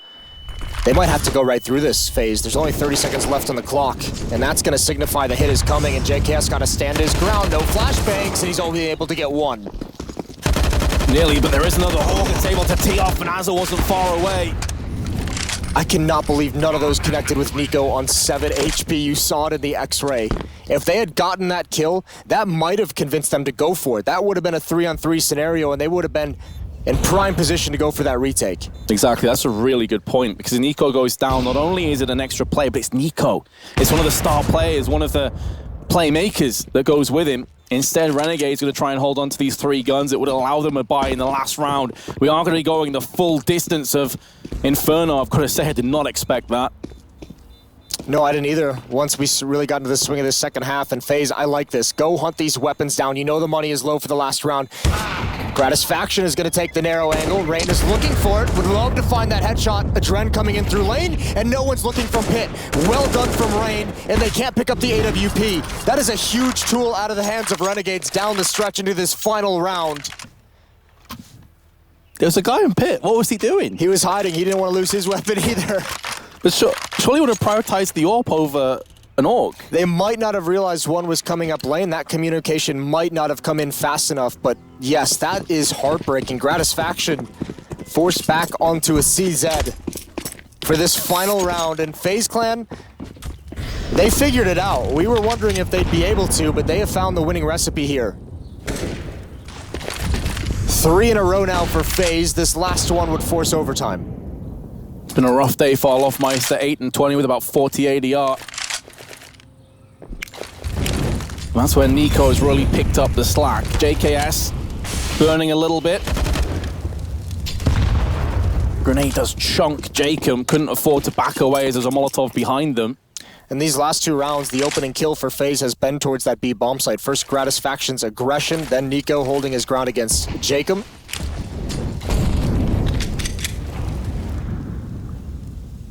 And the retaliation nade's not really doing anything to FaZe Clan. Landed too shallow. Here's another one from Liaz, just tickles Adren for 5 damage. And now only 1 smoke and 3 flashes to play with. Renegades are looking at a drought for grenades at this stage. There's a plethora for FaZe Clan as well. 2 smokes, plenty of flashes, a Molotov. Oz's playing pretty scared over in CT spawn though. Obviously not sure they put a lot of pressure on the B bomb side as well. This is going to make this a little bit of a weaker defense towards lane. Here we go, Vince. Liaz flashed out, been tagged up a bunch, but Gratisfaction holds on. The CZ is delivering damage. Here comes Liaz. Nearly line up for 2, but Guardian somehow, someway. Close range dispatches of Azza. They're going to be able to get the bomb, and that was such an important kill with only 10 seconds left. JKS going to wait for this smoke to clear alongside Jacob. They've got to go for it. And although Olof is low, Guardian has gone down. This is very possible now for Renegades. They've got themselves 2 kits as well, and plenty of firepower for Masson and Orb. Olof goes peeking a couple of times, does a bit of damage, but nothing significant. It's not going to stop Renegades from pushing, but they're both together. They're clumped up. It's going to be a one-dimensional retake, and they need to get some damage on right now. It's going to be going down. It's all on Olofmeister. He's had a rough map, but he has to stand tall, and he can't deliver. Renegades have done it in the final round allocated, 16-14. Oh, what a hold on to that A bomb site. A beautiful crossfire as well towards pit. Dealt so much damage, but it's that kill in the 2-on-3. Jacob able to pin down Guardian and pit, eliminate him. Low HP Olaf cannot do enough to distract for a Dread inside this site. That one's gonna hurt for FaZe, but that was our idea for this game was if Renegades is able to upset here, you can't mess with them. These results speak for themselves for Renegades. We have to say they're legit now. FaZe didn't play to their best. They didn't play as good as we were expecting maybe, but Renegades beat them, and they beat them straight up. Yes, there was a bit of a comeback towards the end, but Renegades look really solid. 3 players, 20 kills or more on the FaZe side of things. For Renegades, it's only Ozza at 27. Yep. Like, that's astounding they're able to pull that win. That's quite nice for them. And it's going to be interesting to see who they draw next. But certainly, Renegades looking very, very deadly in this tournament and this Legend stage. Either way, that's it for us here for now. We're going to come back. We're going to a break. When we come back, it's going to be the next match getting underway. So stay tuned, and we'll see you then.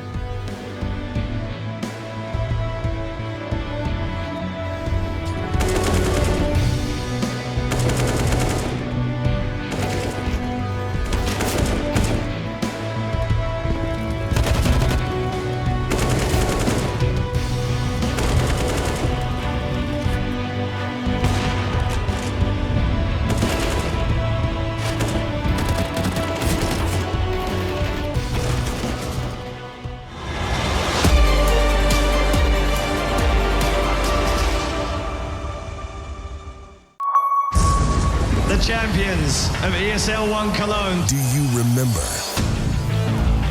Welcome to the Cathedral of Counter-Strike.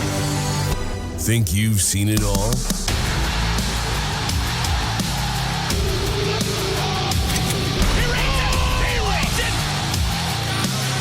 Are you ready to be a part of Counter-Strike history? ESL 1 returns to Cologne in 2019.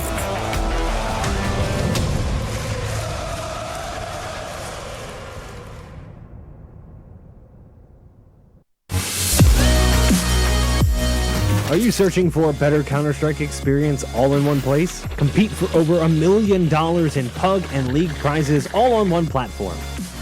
Track and share your performance with our advanced stats pages. Frag out and rank up on the industry-leading anti-cheat. Sign up for ESEA today.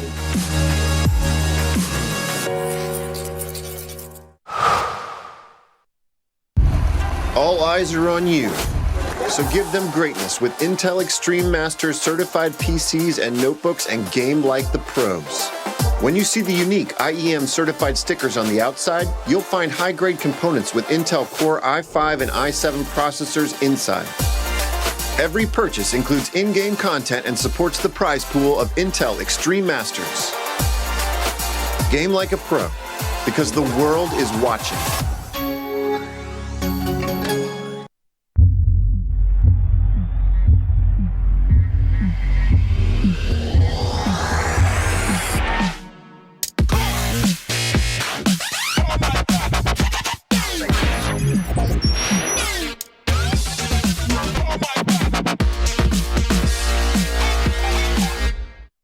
Prepare for combat. Go forth and conquer.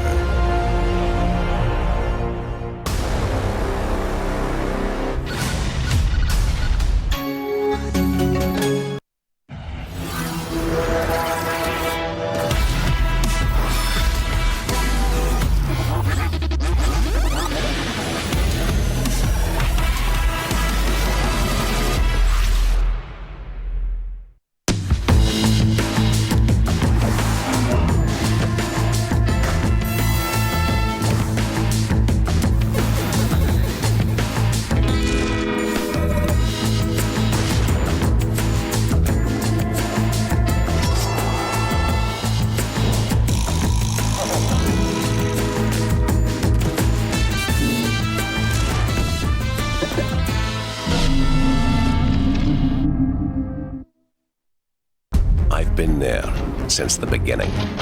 Every map, every frag, every moment. I run, but I never hide. With knowledge comes power, and power is to be wielded wisely. Which is why, as the expert, I bet with Betway. If you know CSGO, then you'll know the best way to bet on esports is with Betway, for the love of the game.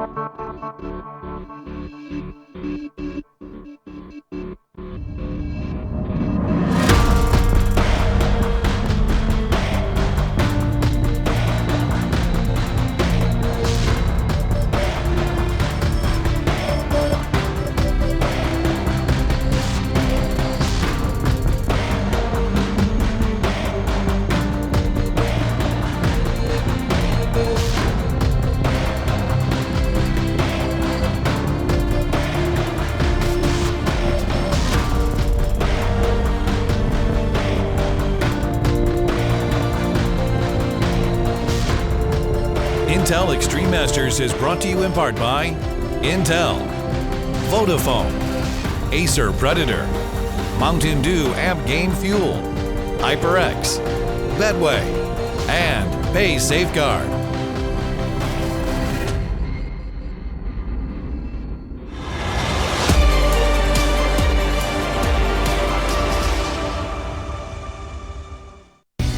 Vodafone presents the pre-match.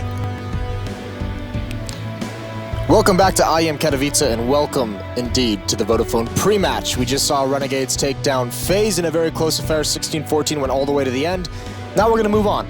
We're going to go over to Astralis taking on Cloud9. A pretty dangerous prospect. I think it's safe to say, obviously, Cloud9 earlier today looked much, much better than they had previously in the Challenger stage. This still is going to be a very tough affair. Yeah, I mean, we saw two very different sides to Cloud9 in the Challenger stage we discussed earlier today. And this is more like the Cloud9 that we saw towards the latter end. Yes. We didn't see the nightmarish start from them. Started to see Kirishima, Flusher, really rejuvenated Flusher at that. I mean, he's really turning a corner in his career once again, it would seem. Yeah, he's found a second life, a second wind in this Cloud9 team, and it's been very impressive. One of the historical greats that we've had in Counter-Strike, especially when it comes to the majors themselves. Going head-to-head here with the best team in the world, which is not going to be easy. We know Astralis, though. I mean, I guess if there's anything you're going to say that could be a win condition, we know Astralis in the past has really had some tough times early in events. They really like to play themselves into an event, and by the end of it, by the time the playoffs, by the time the semifinals and grand finals come, they just seem to hit this peak that's unstoppable. But in like kind of, I guess, the group stages and the early stages, they're susceptible at times to some upsets here and there. That's definitely fair. They definitely warm up as the tournament goes on, and no disrespect to Complexity, but they couldn't have asked for an easier game to start things off, I think it's safe to say. Nice little nuke pick. Yeah, exactly. just to get themselves warmed in. So I think the potential banana peel early on was somewhat mitigated from that, and now we're going to see a real test. Because Cloud9, as we said, they have had some decent results in this tournament, and the fact of the matter is that when you put a best of one in, Cloud9 with the potential and the talent that these guys have, it's possible. Yeah, the individual level of these Cloud9 players, it's also, from what we've seen from their careers, much higher than the Complexity peaks of those individual players, which is going to be pretty helpful. I mean, and we'll just see how they perform against Astralis. This kind of, it's a scary prospect, though, considering how well-drilled Astralis is and how experienced these 5 players now are together in all the events that they won last year and that kind of an historic run that they've been on. And then you look at Cloud9, and this is a team that, yeah, their individuals have all accomplished great things, but this roster's only been together since mid-December. So you're going to be missing some on the cohesion, on the chemistry side of things when you take on Astralis. Absolutely. And I mean, Astralis now, these guys, especially the core, has been together for quite a while now. Forever. Yeah, pretty much. In terms of CS terms, forever. Yeah, I mean, Device, Dupree, and Zimnix have been playing together since, they were like 17. Exactly. Magisk, of course, is one of the newer recruits to the team, but even he's been here for a while now. And what a revelation of a change that was, too. I believe it was Kirby out, Magisk in. Yes. Right after the, early last year. So that's, they've been firing on cylinders. It's almost not even worth talking about Astralis because we know what they can bring to the table. We've seen them so many times. This Cloud9 team, Zelsis is going to get a big test here. That's going to be interesting to watch. I mean, a lot of eyes on him just because he's the standout name of kind of a question mark still. I think he's been progressing and stepping up very quickly. Kind of every time he's been tested in this Cloud9 roster, I think he's delivered in some kind of a way. Had a rocky start where he was able to have impact, but the overall package wasn't all there. I think as we've seen this tournament go on, he's becoming better and better. He had a great game earlier today in their victory over MIBR on Inferno. Yep. Which they won 16-3, by the way, if you missed that game. We casted it, and it was... That was a drumming. Every bit as one-sided as it sounds. It was not close at all. Cloud9 were leagues above MIBR. Yeah, which was surprising. Also, a little bit of a head-scratching performance from MIBR. I know a couple of those players have put out some tweets saying, we started the day nervous. So take from that what you will, but definitely Cloud9 looked good. It's going to be... Yeah. I'm just excited to see this. I think one of the other stories about it that I have kind of my eye on this Cloud9 team is the Automatic, kind of his transition into opping from being a rifler who was a very accomplished rifler, a very deadly rifler, kind of following in those footsteps of Device from earlier on in his career. He made that same switch as well. Originally a rifler that was, being placed in the top 20 players of the year, top 10, top 5 players even that he's accomplished with the rifle, went over to the AWPer. And I think a lot of people right now, you could would make the argument that Device is the best AWPer. And certainly the way he plays with the AWP is very unique and carries a lot of impact with it. And no favors being given to Cloud9 in this matchup. It is going to be Train. They are going to be starting on the T side as well, which, as we know, much like Nuke, can also be one of those T sides that you just get bogged down and have a really, really bad time with. Yeah, I feel like they're going to make some declarations of intent pretty early on. There's a pretty tasty smoke to start things off, but Magisk is holding it down single-handedly on Ivy. The bomb's got out. Glaive lands a headshot as well. And the bomb's under control from Astralis. Device, speak of the man, has been gooshed from the Glock. But only Automatic and Flusher remain. Automatic is going to open up his account, though, with a headshot onto Dupree. Going to keep things a bit more interesting, but here comes Nipnix from the side. Landed one, done a whole bunch of damage to Flusher. And surely this is going to be first blood of Train going the way of the Danes. It's only a matter of who picks up the kill. And the answer's been given. It's going to be Glaive. I mean, that's a pretty comfortable pistol round from Astralis, all things considered, where Magisk starts it off with a double kill out towards Ivy before the hit can really even kind of present itself. All of a sudden, you're on the back foot as Cloud9 in a very tough position. Bomb being dropped as well. Great job from Astralis. Beautiful rotations outside. And without the plant, I don't think Cloud9 is going to want to invest here. I think they're just going to wait to get the AK-47s out in the next round. They don't even pick up any utility. I think they all 5 have Glocks. Yeah, they do. Literally zero investment into the round here, Moses. You're expecting that it's going to be over pretty soon. Maybe some kind of a rush coming in play. Although they are pretty split up, so perhaps not. If I'm Cloud9, I don't do this as one of those like really slow played timeouts, but you probably take an extra 10 seconds and you speak of the next round. This is the strategy we're going to run. This is how we're going to open the round. Is it going to be a default? Are we going to go into something specific? Make sure everyone knows what they're buying. And you just go into that first gun round as comfortable as possible that everyone's going to be on the same page. You know, we spoke about Automatic and him picking up the AWP. This can be an AWPer's paradise Train in the right hands, especially on the CT side. We're seeing a bit of a skirmish take place in box halls. Device down to 12. But here comes the flank from Dupree and his UMP. And it's going to yield him 2 kills. That's money in the bank. But yeah, I'm really curious to see what Automatic can do with the AWP here on Train, because it can really be a make or break map for the AWPing. Not just on Train, but also against Astralis. This will be a big test for him. Just because, I mean, not only you're going up against Device, who's more than capable of handling the opposition AWPers, but Astralis with utility is going to be very good at neutralizing what position and how you want to utilize that weapon. So big challenges ahead, not just for Cloud9, but Automatic specifically going to be tested. And he did have the opportunity to pick up the AWP. He had exactly enough money, $4,750, and he elected to go for the SG instead as we're following the smoke. That's a pretty awesome smoke. Magisk has plucked out the first kill. So much damage across the Cloud9. Flush has been finished off. And Astralis maintain their player advantage. It's not looking good for Cloud9 early doors. No, but that kill from Flusha opened up this play from Automatic, getting down Ivy. He forced Magisk into the open. Flush was able to get him from T-mid, but already Astralis starting to close the door. 2 players along that back wall. And they're going to be doubled up. Oh, and Automatic can't even find the shot he wants to take. Good one from Dupree. 2 on 4 now. Zelsa's towards box halls. I could appreciate going out without utility there, trying to catch the CTs in transition off guard. I mean, you have to roll the dice again in a 2-on-4, especially against the best team in the world. Kirishima finds one, nearly a second, but Device is going to stand tall with the FAMAS, able to trade out the aforementioned FAMAS for the AK-47. And Astralis off to a bit of a rip of a start, 3-0 already, with Cloud9 on the back foot economically. Yeah, I was going to say, we're off to the races. Astralis haven't been in danger of dropping any of these rounds quite yet. It's still obviously very early on. And in winning the first 3 rounds and kind of establishing the money behind them, this turns into a very grindy half for Cloud9. And for a team that's been together for such a short period, I mean, you can just ask the question right off the bat, are they going to have enough prepared on Train to be able to get those 4 rounds that they might need, the 5 rounds, to give yourself a pretty strong breathing room into the second half. Zelsys to challenge Box Halls. He's going to have a pretty tough time if that's going to be his role on the T side. Astralis is so good at giving so many different looks on the defense. Especially towards Box Halls. He's encountering the AUG there now, a couple times with the rifle, but eventually we've seen Astralis pull out aggression. We've seen the AWP from Device going up a ramp.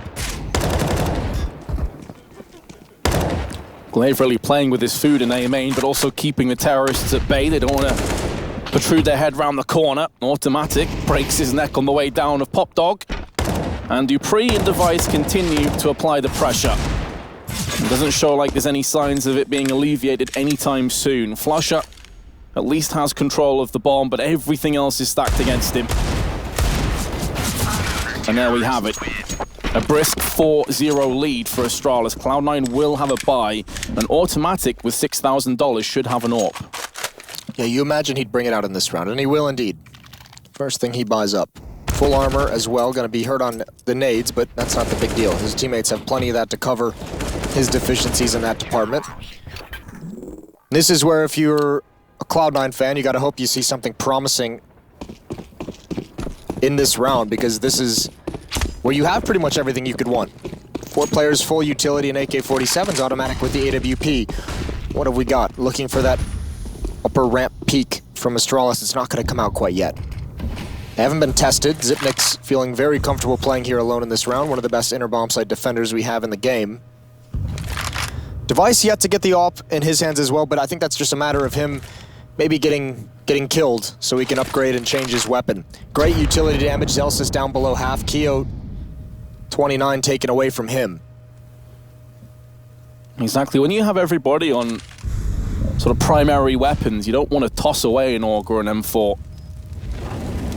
Naturally, if he goes down, or if one of his teammates do, he can drop that across and pick up an AWP for himself. But in the meanwhile, Cloud9 systematically going to be tossing some smokes onto the B side while the bomb on Ivy. This is going to be a fake, and I imagine it's only Zelsys who commits. We've seen this on other maps as well. Faking a hit, a lot of utility, and yeah, there goes Zelsys. Keo's going to fall back towards ladder, and Glaive knows what's up. Peeks towards Ivy for the information. It was only Rush who would kind of make a play through the smoke, and Astralis is starting to put the puzzle together. 3 players outside now while this hit is stalled out by the smoke. You can see the triple threat coming in from Astralis, but Automatic going to take one of those away. 30 seconds now for Cloud9 to make some moves onto the site, and Device plus Magisk batten it down, repel the onslaught. And Cloud9 are just getting no success whatsoever on their T-half. They did not expect, well, Automatic definitely did not expect Device to be doubled up in the back hall. That's the second time we've seen Astralis make that kind of a rotation when they start to feel some pressure outside, when that defense gets a little bit weakened. Put 2 players back there and make sure you hold on towards the Ivy portion of the outer bomb train yard.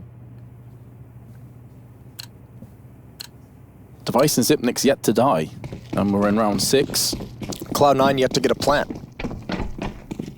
Yikes. They have the full losing bonus, so they do invest in this round. Automatic spent so much on the AWP, he's forced back to the UMP. But Cloud9 haven't even smelled a bomb site yet. This time, much less spread. This is definitely going to be a hit at the inner bomb site for Cloud9. A very passive defense from Zipnix, and they're just going to walk on down. Glaive is spotted the feet, gets lured into an attack. He wants Zipnix to help him out. There's the rotation from Dupree as well, coming through connector. Glaive holding on as long as possible, and he's doing it beautifully. Making it look easy as the Molotovs rain in, and Cloud9 have lost so much already, and still Rush can't even get safely to the bomb site to put it down. There's a perfectly placed Molotov as well, really disjointed the attack of Cloud9, as Flusher had to stop and just smoke the site. He's now been found. There's a team killing amongst the mix. Uncharacteristic for Astralis. Glaive has been battered by his teammate. There's another Molotov, stall yet longer. Rush out into the open, 27 health. Will land the headshot. There's now a possibility. Oh, what a shot up to Device. That is for Rush. Will Cloud9 pick up their first round off the back of some magnificence? He's still well and truly up against it. 27 health. But he's able to scamper away, and he has a Molotov. Yes. There's no smoke for Magisk. This now moves almost into the advantage of Rush. All he has to do is bide his time. May just needs to tap this bomb quickly to force that Molotov out. He does have a kit. He now has a smoke as well. He picked it up on the body. That's going to hurt for Rush. He goes for the early peek now. He knows the smoke is down. He's going to be forced into an awkward engagement, but he still hasn't heard the bomb being tapped. Magisk is going to be on it now, and he's going to stick it. He's holding it. Rush can't find him in the smoke. He can't find him at all, and Magisk pulls it out of the hat. And Rush did such a phenomenal job to get to that position. Just cannot convert. Magisk just happens to walk over a smoke, and that's what he needed to win it. That is the definition of a nice try from Rush. You really feel bad for him at the end there. He only had 5 bullets in that engagement right at the end to get those 2 kills. That little one tap was his last remaining shot. That would have been so sick. He'll be devastated, but hell of an effort from Rush. There's the first bomb plant, though. He moves on to 4 frags now. Dupree going to be looking to take the first engagement. They may even try and push the envelope here with Zipnik's making a move up ramp. Here's that new look. I mentioned Zelsis was going to see a bunch of them. They handle it well with the help of Kiyoshima, but Dupree up top is just too much.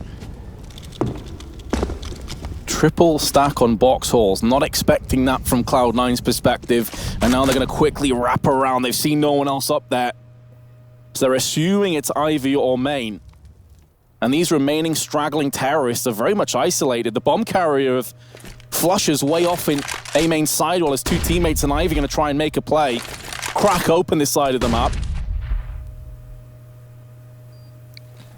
Glaive's not ever going to repeat that. Here's the AWP as well. There's a crossfire with Magisk on top of the train. Glaive waiting to come through the smoke at the point of contact, and there it is. Now he's going to slide out and automatic falls. Astralis, they got battered in the last round, losing 4 players, this time doing much, much better. Flusha alone at E-Box, and he's dropped by the AWP. 7-0 for Astralis on this train defense. So smart as well for Astralis as well. I mean, the tough part for Cloud9 is this is kind of their default. 2 towards Ivy, 2 towards those box halls to gain control, and 1 in T-mid.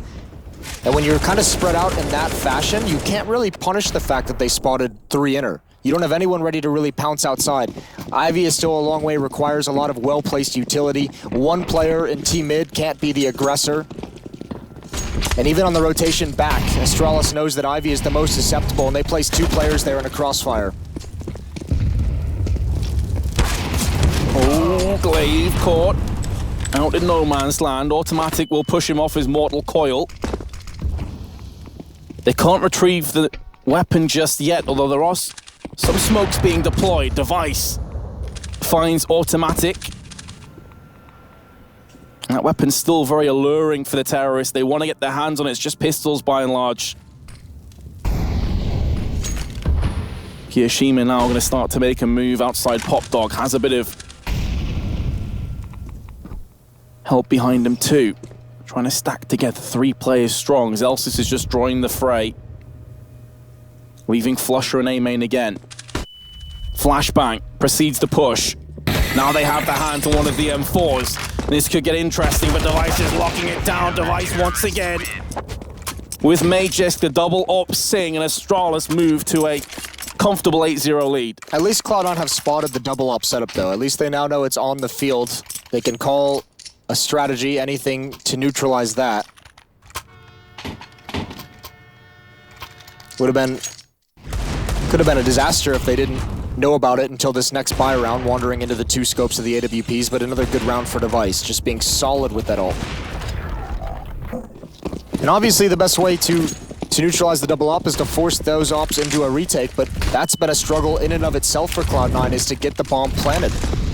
Here we go. This time aggressive from Astralis, playing a little bit closer to these choke points, maybe neutralizing a smoke wall that'll be set up, and that is gonna hurt. Almost doubles up on Celsius, but Device has 2 already on the entries. Oh, this man is on fire. Quite literally on top of the Molotov and still landing shots left and right. He's feeling it, he's confident, he's gonna push into A-Main. But Flush Up, the 1 player occupying it, has been neutralized, leaving Automatic in a 1-on-5, and Device is a step ahead of him. Deagle in hand, close range. Doesn't get the kill. That's an AWP that's now been dropped out. And it is the primary AWPer for Cloud9. Could do a bit more damage yet. You don't see Device make that kind of a play too often. Obviously feeling so comfortable and confident in this game so far. Obviously had a brilliant round as well. Maybe it was a little bit of a heat check on his part. Smoke is going to give away Automatic's position. It's not even going to cover everything perfectly. He does get the 1 kill. That's a great reaction on a Dupree, but immediately traded by Glaive. 9-0. I almost feel like it's time for a timeout on the Cloud9 side of things. The tough part is, because of the way that they had to sign up their roster, signing Zelsis as a coach, they don't have Rambo behind them, who is going to be the coach moving forward, and they don't have Valens behind them, who is the previous coach who helped them win that major. They don't have any of those voices who can kind of give fresh ideas over towards Flusha. This has all got to be done pretty much on the fly with just these 5 players figuring it out as they go. With no voice of reason, maybe Cloud9 are destined for madness here on Train. So far, the straight jacket certainly has been applied. And really, there doesn't seem to be any way out for Cloud9. I mean, everywhere they go, they're just being locked down. Whether it's AWP from Magisk or Device, it doesn't matter. Everybody's pulling their weight. Magisk looking for another one, but Glaive's going to take it away. With 2 of his own. Full house of frags. Magisk with 2, Glaive with 3, and Astralis 10-0 to the good. And I can't see Cloud9 picking up around anytime soon. A rare Tech9 sighting. Flusha trying to relive the good old times. This is pretty dirty, the quickscope follow-up as soon as he's ready to take that next shot. Yeah, I'm not even sure, even with our extra perspective of how Astralis is rotating around the map and their responses to Cloud9's different moves, even I'm not even sure what the winning solution is at the moment for Cloud9. Is it possible for us to see the ADR? Because I feel like Cloud9's ADR is going to be pretty depressing when we get a chance, but it looks like it's going to be a fast play down B. And once again, who else but Device? This would be a great find. Flusha can't land the kill. There's a good trade, Zelsis. As Dupree swings out for another fight. They've done decent damage onto Dupree and Glaive, but it's a 4-on-3 in the favor of Astralis. Oh, and there's the elbow showing just the side of the chest even. Rush goes down, not even aware that he's overexposed. Zelsis falls now, and Keo, that's a small consolation prize. The bomb is all the way back towards the garbage bins at T-spawn. I was going to say a drop in the bucket, but it feels more like a drop in the ocean at this stage for Cloud9. Yes, you're getting a couple kills here and there, but the money situation is just peachy for the Danes.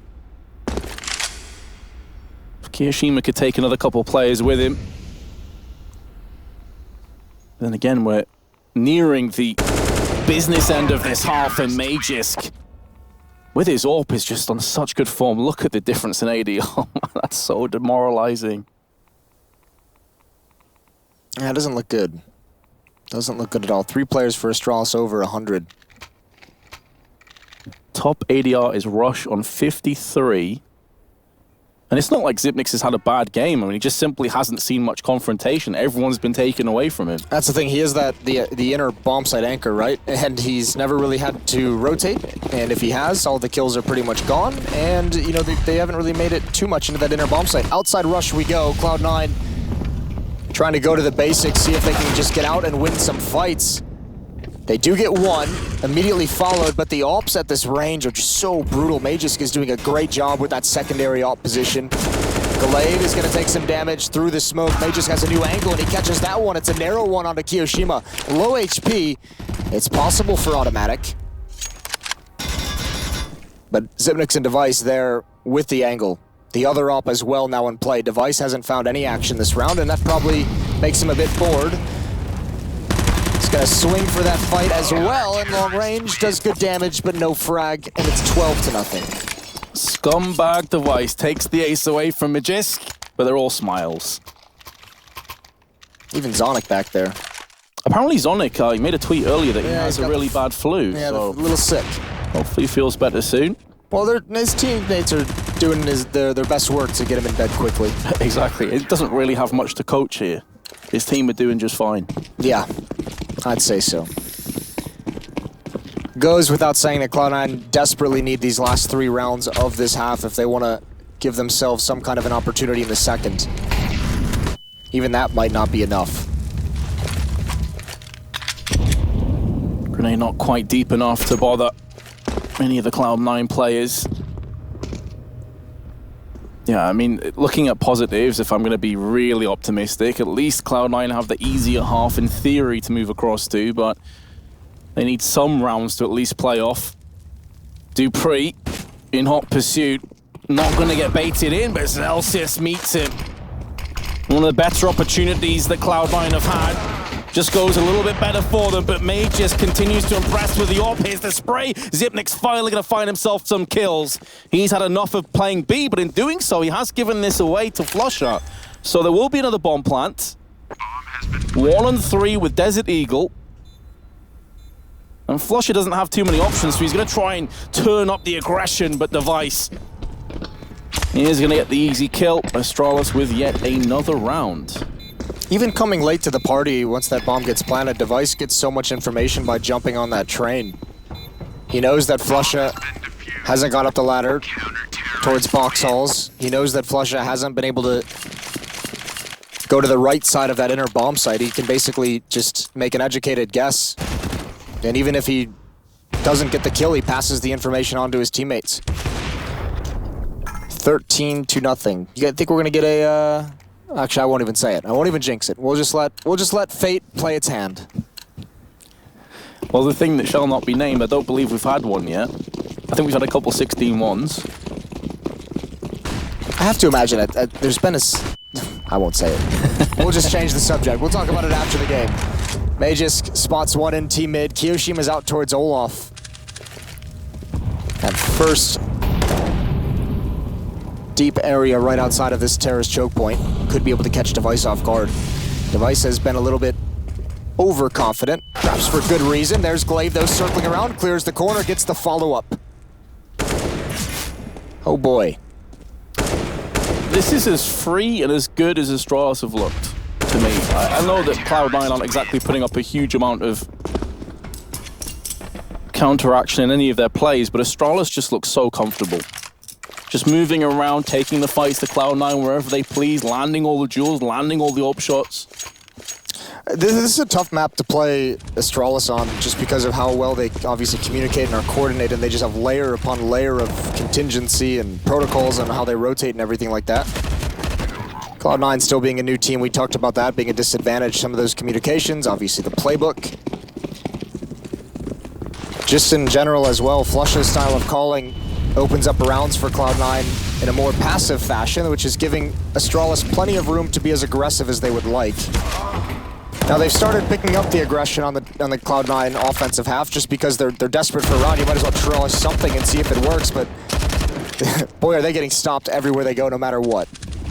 Yeah, that's it. It's not as if Cloud9 have been thick-headed and not tried to change things up. It's just wherever they've gone, they've been dealt with.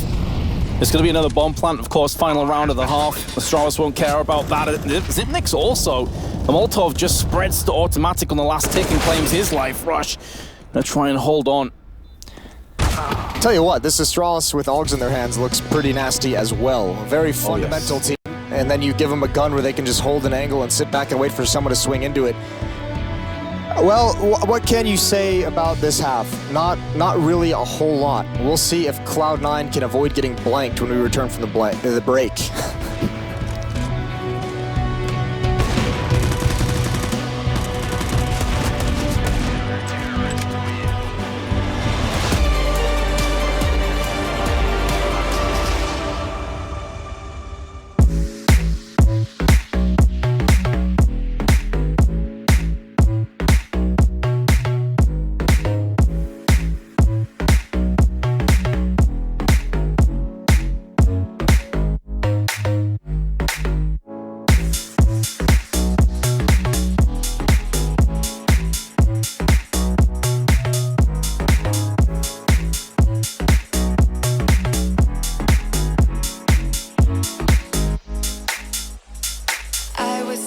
On my own, when you spill that rum and coke on my t-shirt, yeah, your eyes made it difficult to get my baby.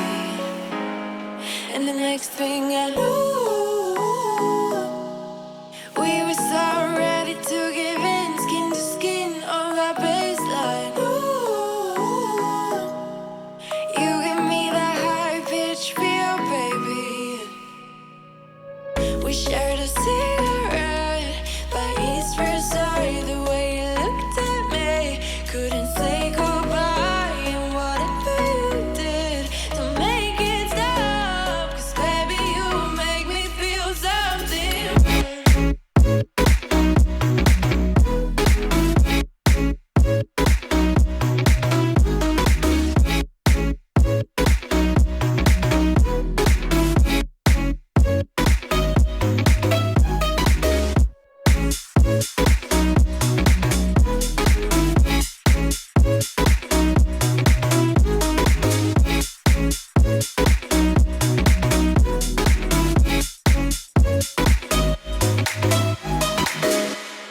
and the next thing I knew,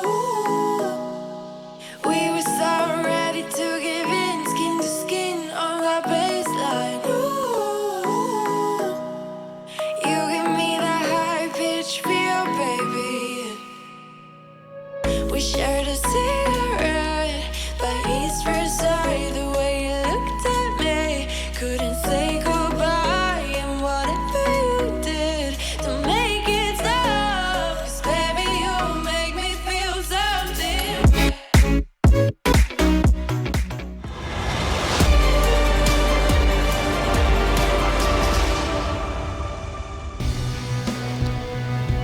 Welcome back.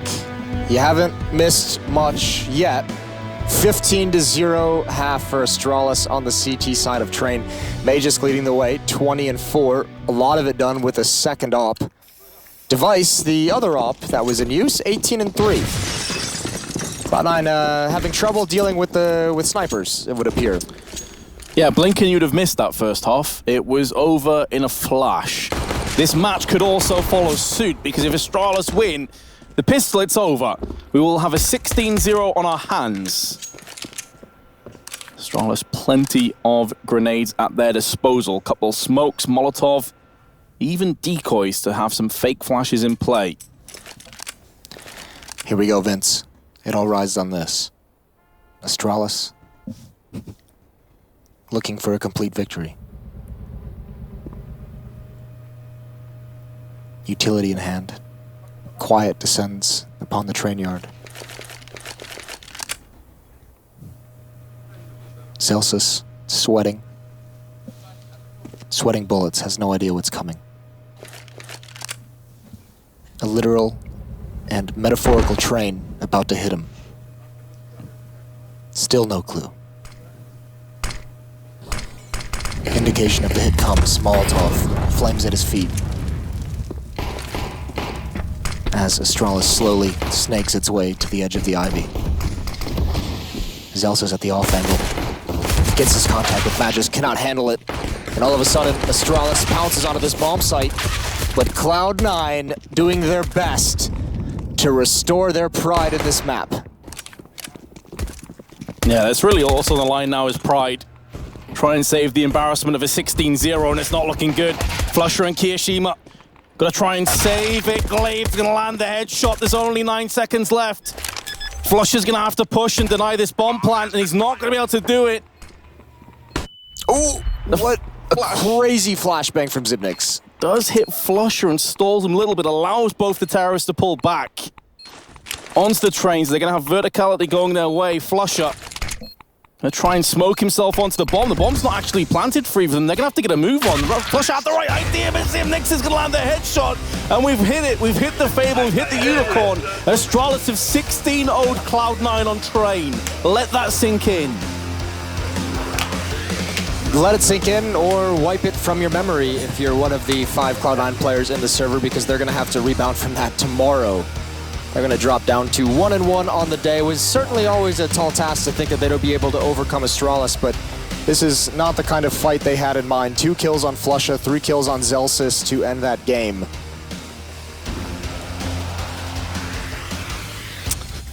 What do you say about that? I personally want to hear you cast an entire tournament like that. It was beautiful. I was enjoying it. Yeah, I've been working on that. I can tell. I don't necessarily know what to talk about. I know over on the A stream there's a great game. They're in overtime. Yes. Yeah. Definitely tune into the A stream, guys. They've got another best of 1 after that match. Yes, Nip Liquid. Yep. I believe is going to be that one. That'll be really, really cool. Either way, that's going to be it for the B stream. Obviously, extremely dominant for Cloud9. We can bring up, I believe, the Swiss standings, so we can see exactly where they're at. We'll have that up on the screen in a bit. This is just, I don't necessarily know what to make of it. I don't want to read too much into it for the Cloud9 side of things. Obviously, 16-0 is never fun to have, but you can brush that off pretty easily at this level. Na'Vi Vitality still going on, as we said on the A stream. Liquid NIP coming up next. We still have more Counter-Strike to be played, but you can see there the results. Astralis moved to 2-1, so does Renegades, and 2 of the teams that are currently playing those maps right now, or will play them immediately afterwards, will join them.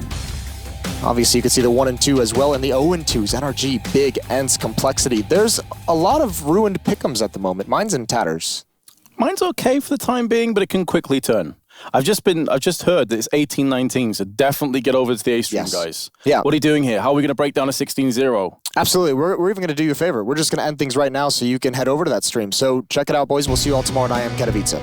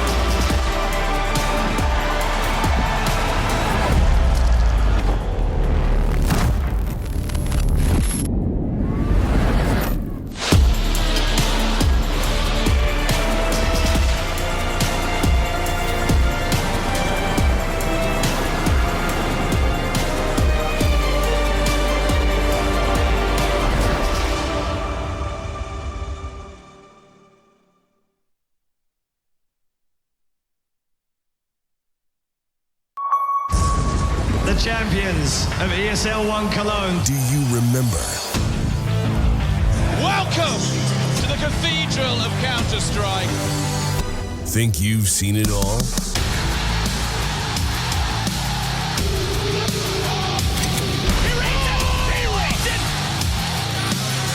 Are you ready to be a part of Counter-Strike history? ESL 1 returns to Cologne in 2019.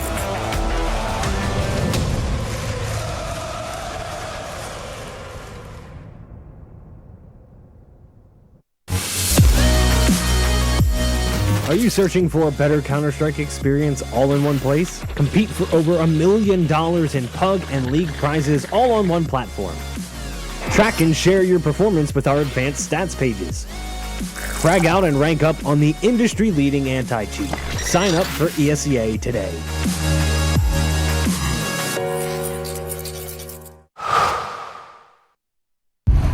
All eyes are on you.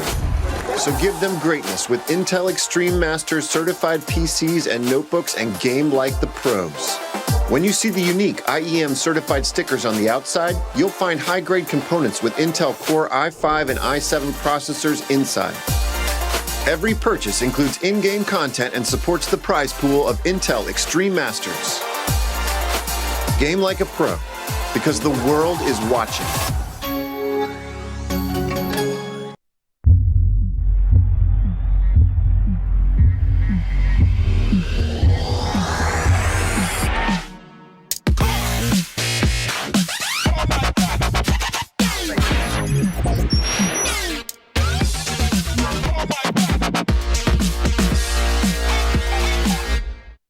Prepare for combat. Go forth and conquer.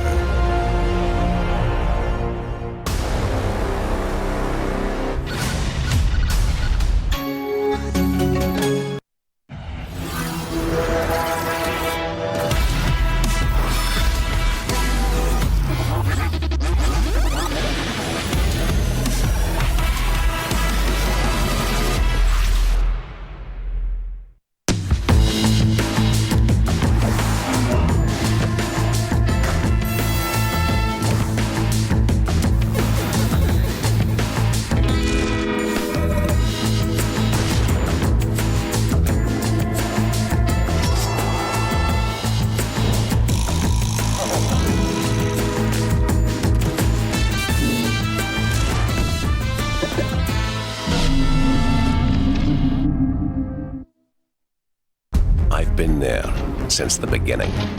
Every map, every frag, every moment. I run, but I never hide. With knowledge comes power, and power is to be wielded wisely. Which is why, as the expert, I bet with Betway. If you know CSGO, then you'll know the best way to bet on esports is with Betway, for the love of the game.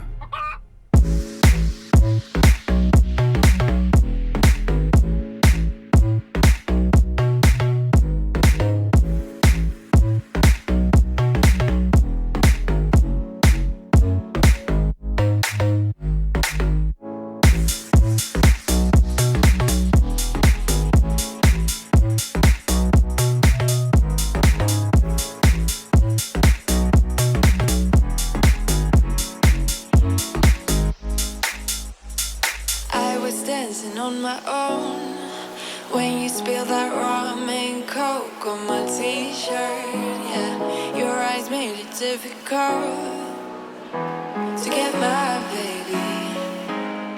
And the next thing I knew,